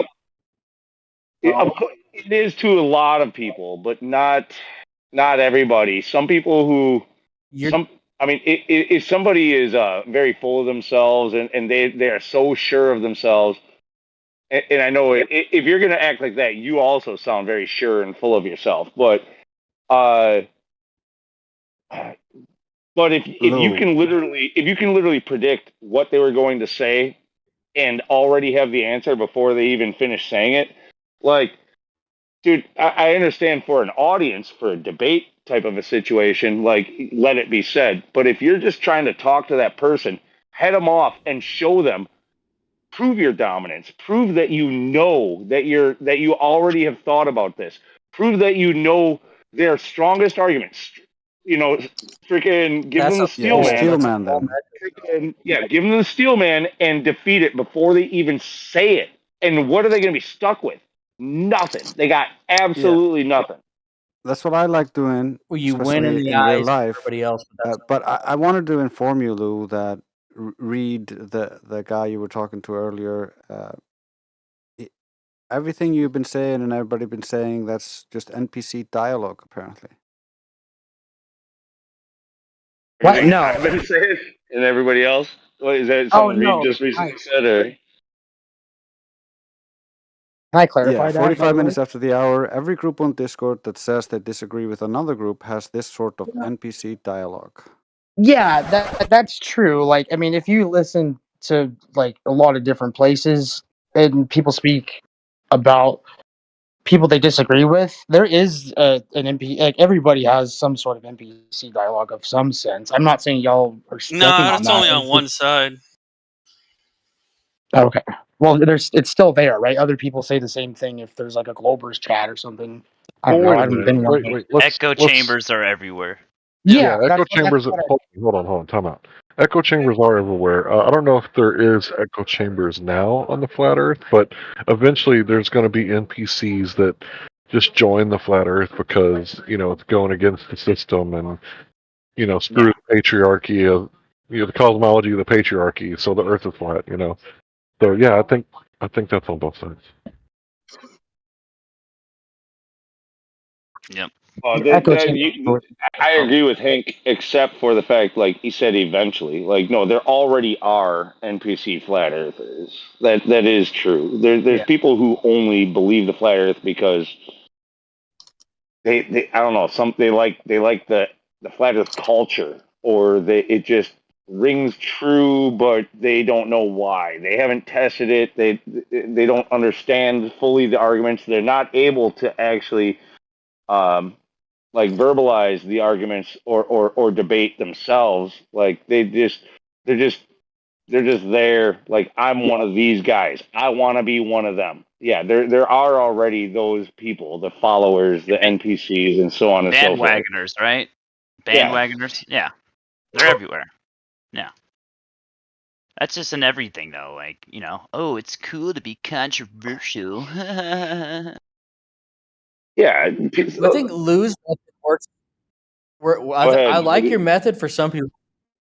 Yeah, I'm just trying to say, I like your method. You have like a very. Sorry. You're sort of cutting out. I don't know if it's because I cut you off and then he did, but like, yeah, I was just agreeing dropping with you. My bad. immediately. It's fine. It's fine. No, I want to hear the compliment. What is it? Don't tell him. Let him ponder. Let him suffer. I'm sorry. I feel like there was a butt coming. It was nah. me, dude. I feel like it was going to ruined be the an comment. insult. He was gonna tell me how cats are the best. Nah, at the it was end. nah. There was a butt coming. It was like, I like Lou and this, but and then he was going to say something negative. I could tell. You could tell. Come on, Yeah. just let him go. Do the butt. Do the Nah. butt just for her satisfaction. Nah, just don't do it. Let him ponder. Let him suffer. Somebody hear me the alt account named Poison Showers and messaging me because they just got added and it's like a lot of effort, but I applaud it. Huh? I don't know. I had some random account just be made and message me, and then it's like, "Who is this?" I was like, yeah, it happens. "Yeah, no, that doesn't happen. I don't ever have that sort of." Did you say poison showers? That's the name of the thing. You know? Oh, Wow. what the heck? When did Bambi get in here? Snuck in on her Xbox. When Fortnite was over. She snuck in to try to keep anybody from complimenting me. Oh fuck yeah! That's not allowed. I said Lou is cool. That's what I said. I interrupted it. My bad, Lou.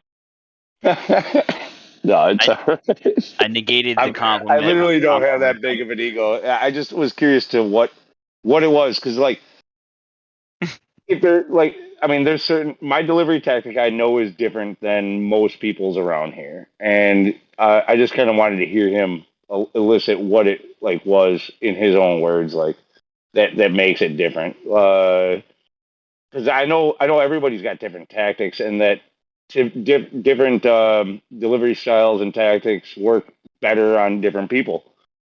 Like there's no one size fits all. But yeah, mine seems to work for some, and some people like it, and others are like, no, like don't give them a chance. Don't give them you give them enough rope to hang themselves on, and that's about it. And I'm not like that. I like to give them a little bit of slack. I don't know. I just feel kind of want bad. to know. I just kind of want to know what he was going to finish that with, because he was almost there. No, I feel bad. I interrupted him. He left. I'm sorry. I'm shut up. I'm telling you, there was a butt coming. I know you're the only one who added the butt. I heard. I Nah, I heard could Lou. tell I in his like your voice butt. there was That a was what butt. he said. Yeah. Yeah. Yeah, but I could See, also there's your hear it. compliment. You happy?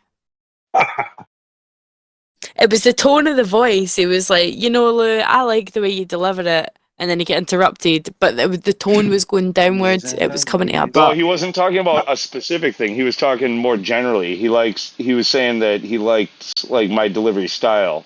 That's what he was. Yeah, but there was a butt coming. Yeah, for the butt. He likes the delivery of your butt. Yeah, he All likes right, your I give delivery it. style, Lou. All right, you know what? All of He you are likes your getting a delivery picture of style, my Lou, butt. but you're very NPC-like in your behavior and your responses, apparently. All of you are getting a picture of my butt in your DMs. So just be ready. Please don't do that. Oh, Bet you won't. Do it. We'll measure the curvature. Is that something you learned? Is that something you learned from the dogs? Like. Oh God, please don't. No, that's the cats lifting their tail and fucking rubbing it against your fucking. No, you're the fucking cats, the fucking horny ass cats. Oh, That's here we them. go again. Here we go. Who's in here? Grillo. Grillo, I've seen you in here a lot of times. What's up, dude? I come here from time to time. How you feeling Oh, today? that's a nice accent. Hey, Lou. What? You need to get a dog picture just like me, bro. Really. You need to join the group, man. No. So Then that'd be an NPC dog lover. I can't do that. Is it the antithesis to the cat profile picture, people? So what's Just have a antithesis to dog a group. butt picture? Just kidding. The Answer that. opposite. But he had a dog picture, so I'm like, you start a group of dog picture people to fight against the cat picture profile people. One. Yeah. Fuck your cat, nigga. You know what I mean? Like, fuck your cat. Oh my God, Lou. You use that song "Who Let the Dogs Out" as the theme when all the bros show up.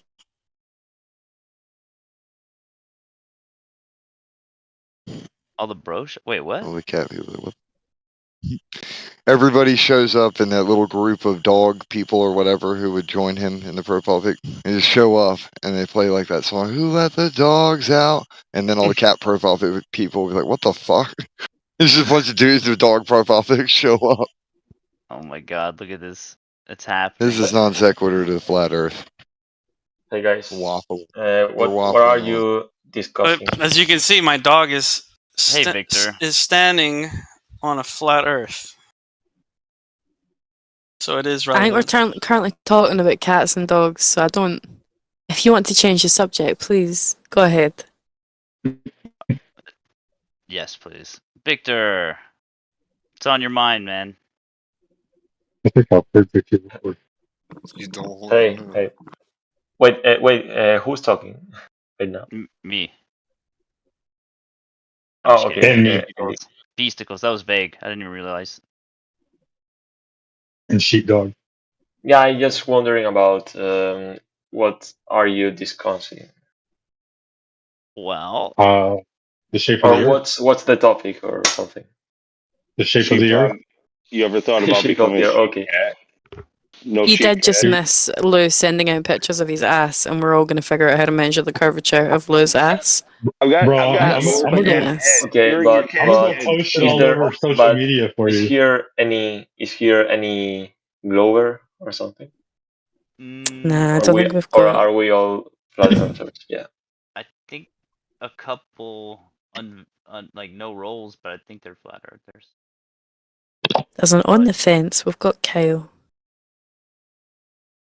Well, imagine a glower enter this call. It will be 500 people against one in a debate. It's okay. Welcome to flat Earth. Yeah, obviously. Because I mean, isn't that how it is when we go out in the regular world? 500 to 1. Yep. No, yeah, So but what's wrong? there are some people. Victor, shouldn't your evidence be strong enough for you to stand your ground and no matter what happens? Of course, if you see my profile photo, is I'm a flat earther. Obviously, you're a flat earther? Yeah. But I think I How got did you get that role? Friendly fire. I don't I trust it. Real quick, I study Victor, Vedic cosmology. did you hear the conversation with Reed? I'd give Reed props for holding his own and sticking around. Honestly. Yeah, no, Hey, what he happened did. with He that? did Is well. he a Glober? I just arrived. Yeah, he's a Glover, and he was stirring up shit earlier, and me and Elijah actually, I mean, I mostly was working with him, but Elijah stepped in. We kind of were working in tandem, good cop, bad cop for a minute there too. But he really held his own and progressed. I don't know if he'll stay with it, like we mentioned earlier. He'll probably regress, but Progress is not linear. I give him 5 years, man. In 5 years, like we won't know it, but he'll be off on his own, telling everybody, you know what? Damn, they were right, man. I know it's flat because I don't see any curvature. I don't feel any spin. I don't think it's gonna take that long at all. Within He actually- 2023. like perhaps this conversation really sank in with him. Give him time to sleep on it, like he could end up coming around very shortly. And like once you see it, there's no going back. You Can't know go that. back. Yeah. Yeah, let's see where he's at 3 years later.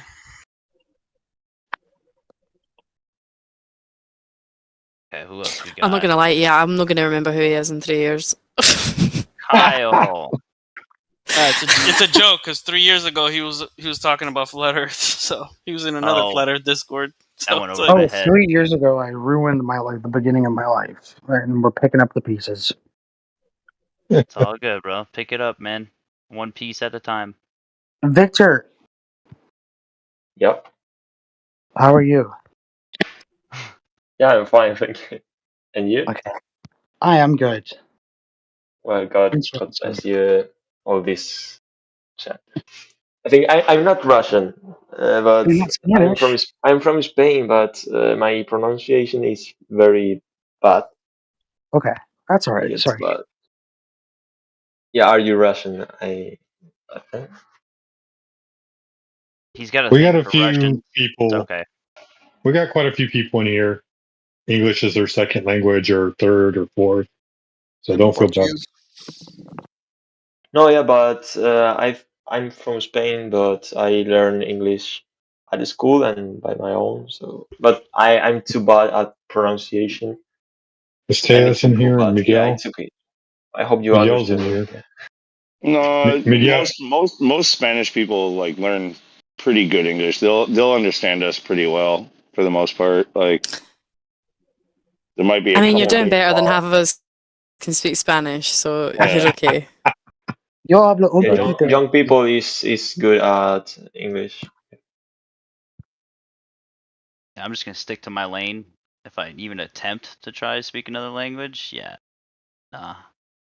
I'll just give you a Mexican version of Spanish. You already like "Sácate a la chingada, puto" when I'm tired of you. You know. You already can try to. Oh boy.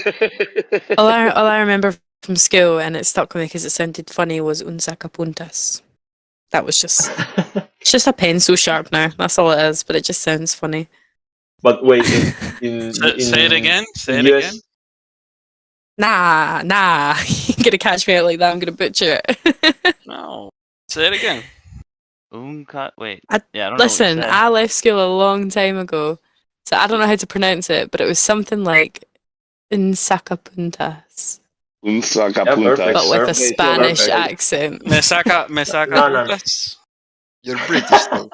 A pencil sharpener. Whatever Spanish is for a pencil sharpener. Sounds like a strong drink. Was that Is a it, pencil are you talking sharpener? about when you're asking the teacher if you can sharpen your pencil? I don't think I've ever. Literally translate a pencil sharpener. I don't think I've ever heard So in USA you learn Spanish in school, or I don't. I'm in Scotland. I don't I think don't know I've about heard a America. Scottish person try to do like a Spanish accent. That was very interesting. Listen, give me a sentence to say, Victor, and I will ace it. Alright, here we go. I can Please give make you. it an easy I can one. give you. Make it an I easy can give one. you lessons. I can give you lessons if you want. Oh, fuck yeah. Lesson I want to 1. say something, though. Tell me something to say. You could say saca punta. Saca puntas is Un good. sacapunta. Yeah, boom. There we go. But Hola, ¿cómo está? That wasn't bad, actually.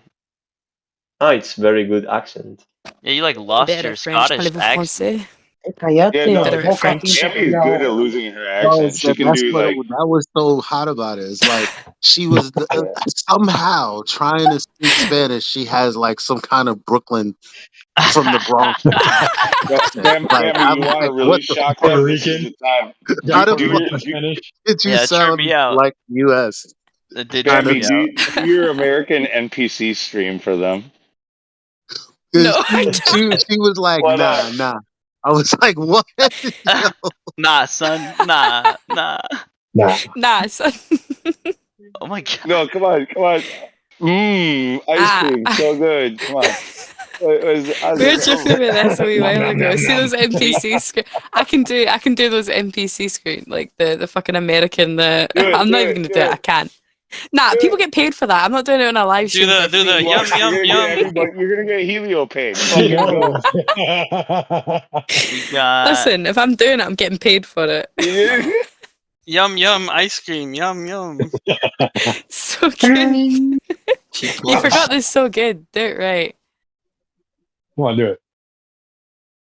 I'm not doing it. We're going back to me talking Spanish. No, do it. Come on, just a little bit. Por favor. Mi hermana. Wait, I know a few words. I did take Spanish, but this was a very long time. So I can say mi hermana, mi hermano, perro, dog. Okay. Oh yeah, I like Roja. No. It's not. Roja is red, isn't it? You said a name. It's not perro. It's perro. Perro. You know? Yeah, Perro. it is perro. Perro. Okay. Hola, perro. See, I'm just Spanish now. Yosef, Bambi, are you Icelandic too? Ice. No, she's just a. Someone play the cricket noise, please. She's Scottish. She's Scottish, mate. I need this. Yeah, okay. I can understand Doric. I'm sorry. Doric? Nah, you're good. Doric. What's Doric? Honestly, I don't know. Who's the other Spanish guy in here?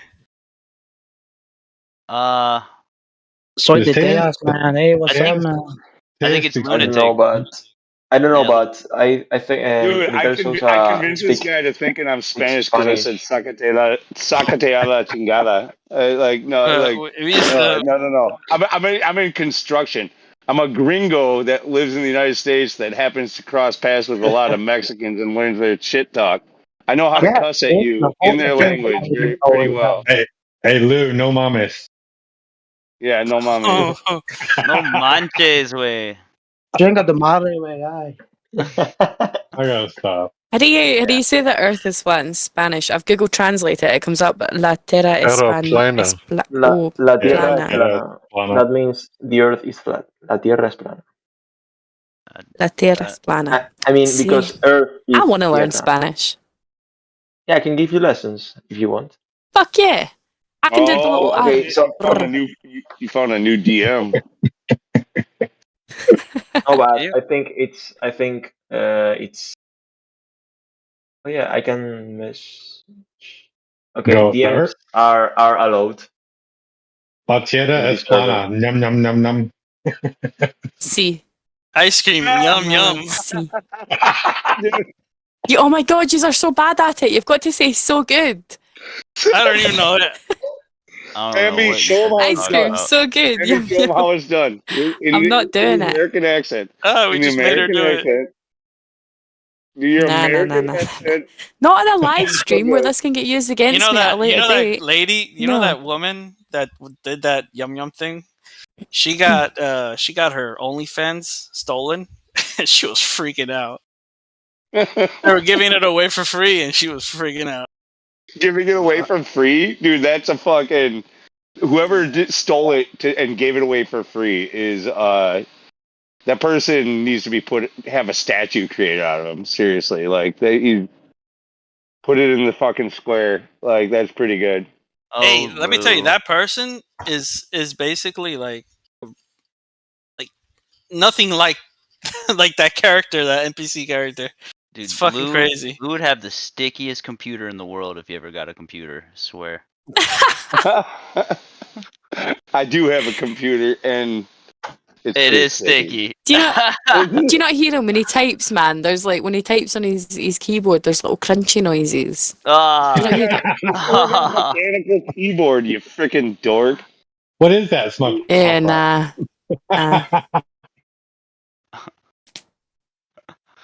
That ain't a coffee stain. No, that whole NPC stream thing is one of the weirdest things I've ever seen in the world. By the way, and Bambi, she gets like 4K for it. Yeah, and Bambi, she's afraid to do it for you, but she like can perfectly mimic it. And yeah. I'm really good at accents. Are you guys talking about the NPC TikTok influencers? Yeah, the streams. Yeah, the ones that eat the virtual food when you pay them. That's so weird, dude. I think that is probably. Well, I can't even say that. No, it's gonna get worse. It's gonna get worse. It's the lowest so far. It takes a lot of choreography. We're not there yet, guys. It's gonna get way worse. There's nothing wrong with it. You guys are so like out of Elijah, it. I don't even want to know why you could justify that. Don't even tell. I mean, bro, you watch that shit, and that stuff is like brain dead. Like, I mean, because I can see the difference between people that are talented and not talented in literally everything. So first of all, I can't act like it's not something that's interesting because I'm literally watching people who are doing the same thing that I'm doing when I'm there. Like I get caught up and I'm like, okay, here it is 30 minutes later. Yum yum ice cream. You're saying you're there. And wait, what's your? I gave like $40 fucking dollars. It's like, yo, what am I doing? God, bro. Are you serious? Is he serious? $40 and 30 minutes later is like, yo, the Earth is flat. Nah, because I especially the ones that go, what did she say? She said, "Thank you for the globe, although the Earth is flat." I was like, yes. Every time I give up a globe, yes. Dude, that's what's great about Globe's only like you can just pay them to say whatever you want, right? Yeah. Like, so oh my god, that's what I should do. I should make a TikTok and do this. I would get so much money. You on the Only internet Spanish. should have been making money. You're ridiculous. Yeah, no, there are dude, meth heads on TikTok. There are meth heads on Bambi. TikTok that make a ton of money. Like it's TikTok shit. I make a little bit of money on TikTok. You know, your shtick, right? Do it. Your shtick should be like attempting Spanish. Like people give you phrases to say not in the Spanish. live stream. Yes, and you try it. Yeah. That would be making money. You're wilding like that. People will pay you for that. Say something in a Spanish accent. Even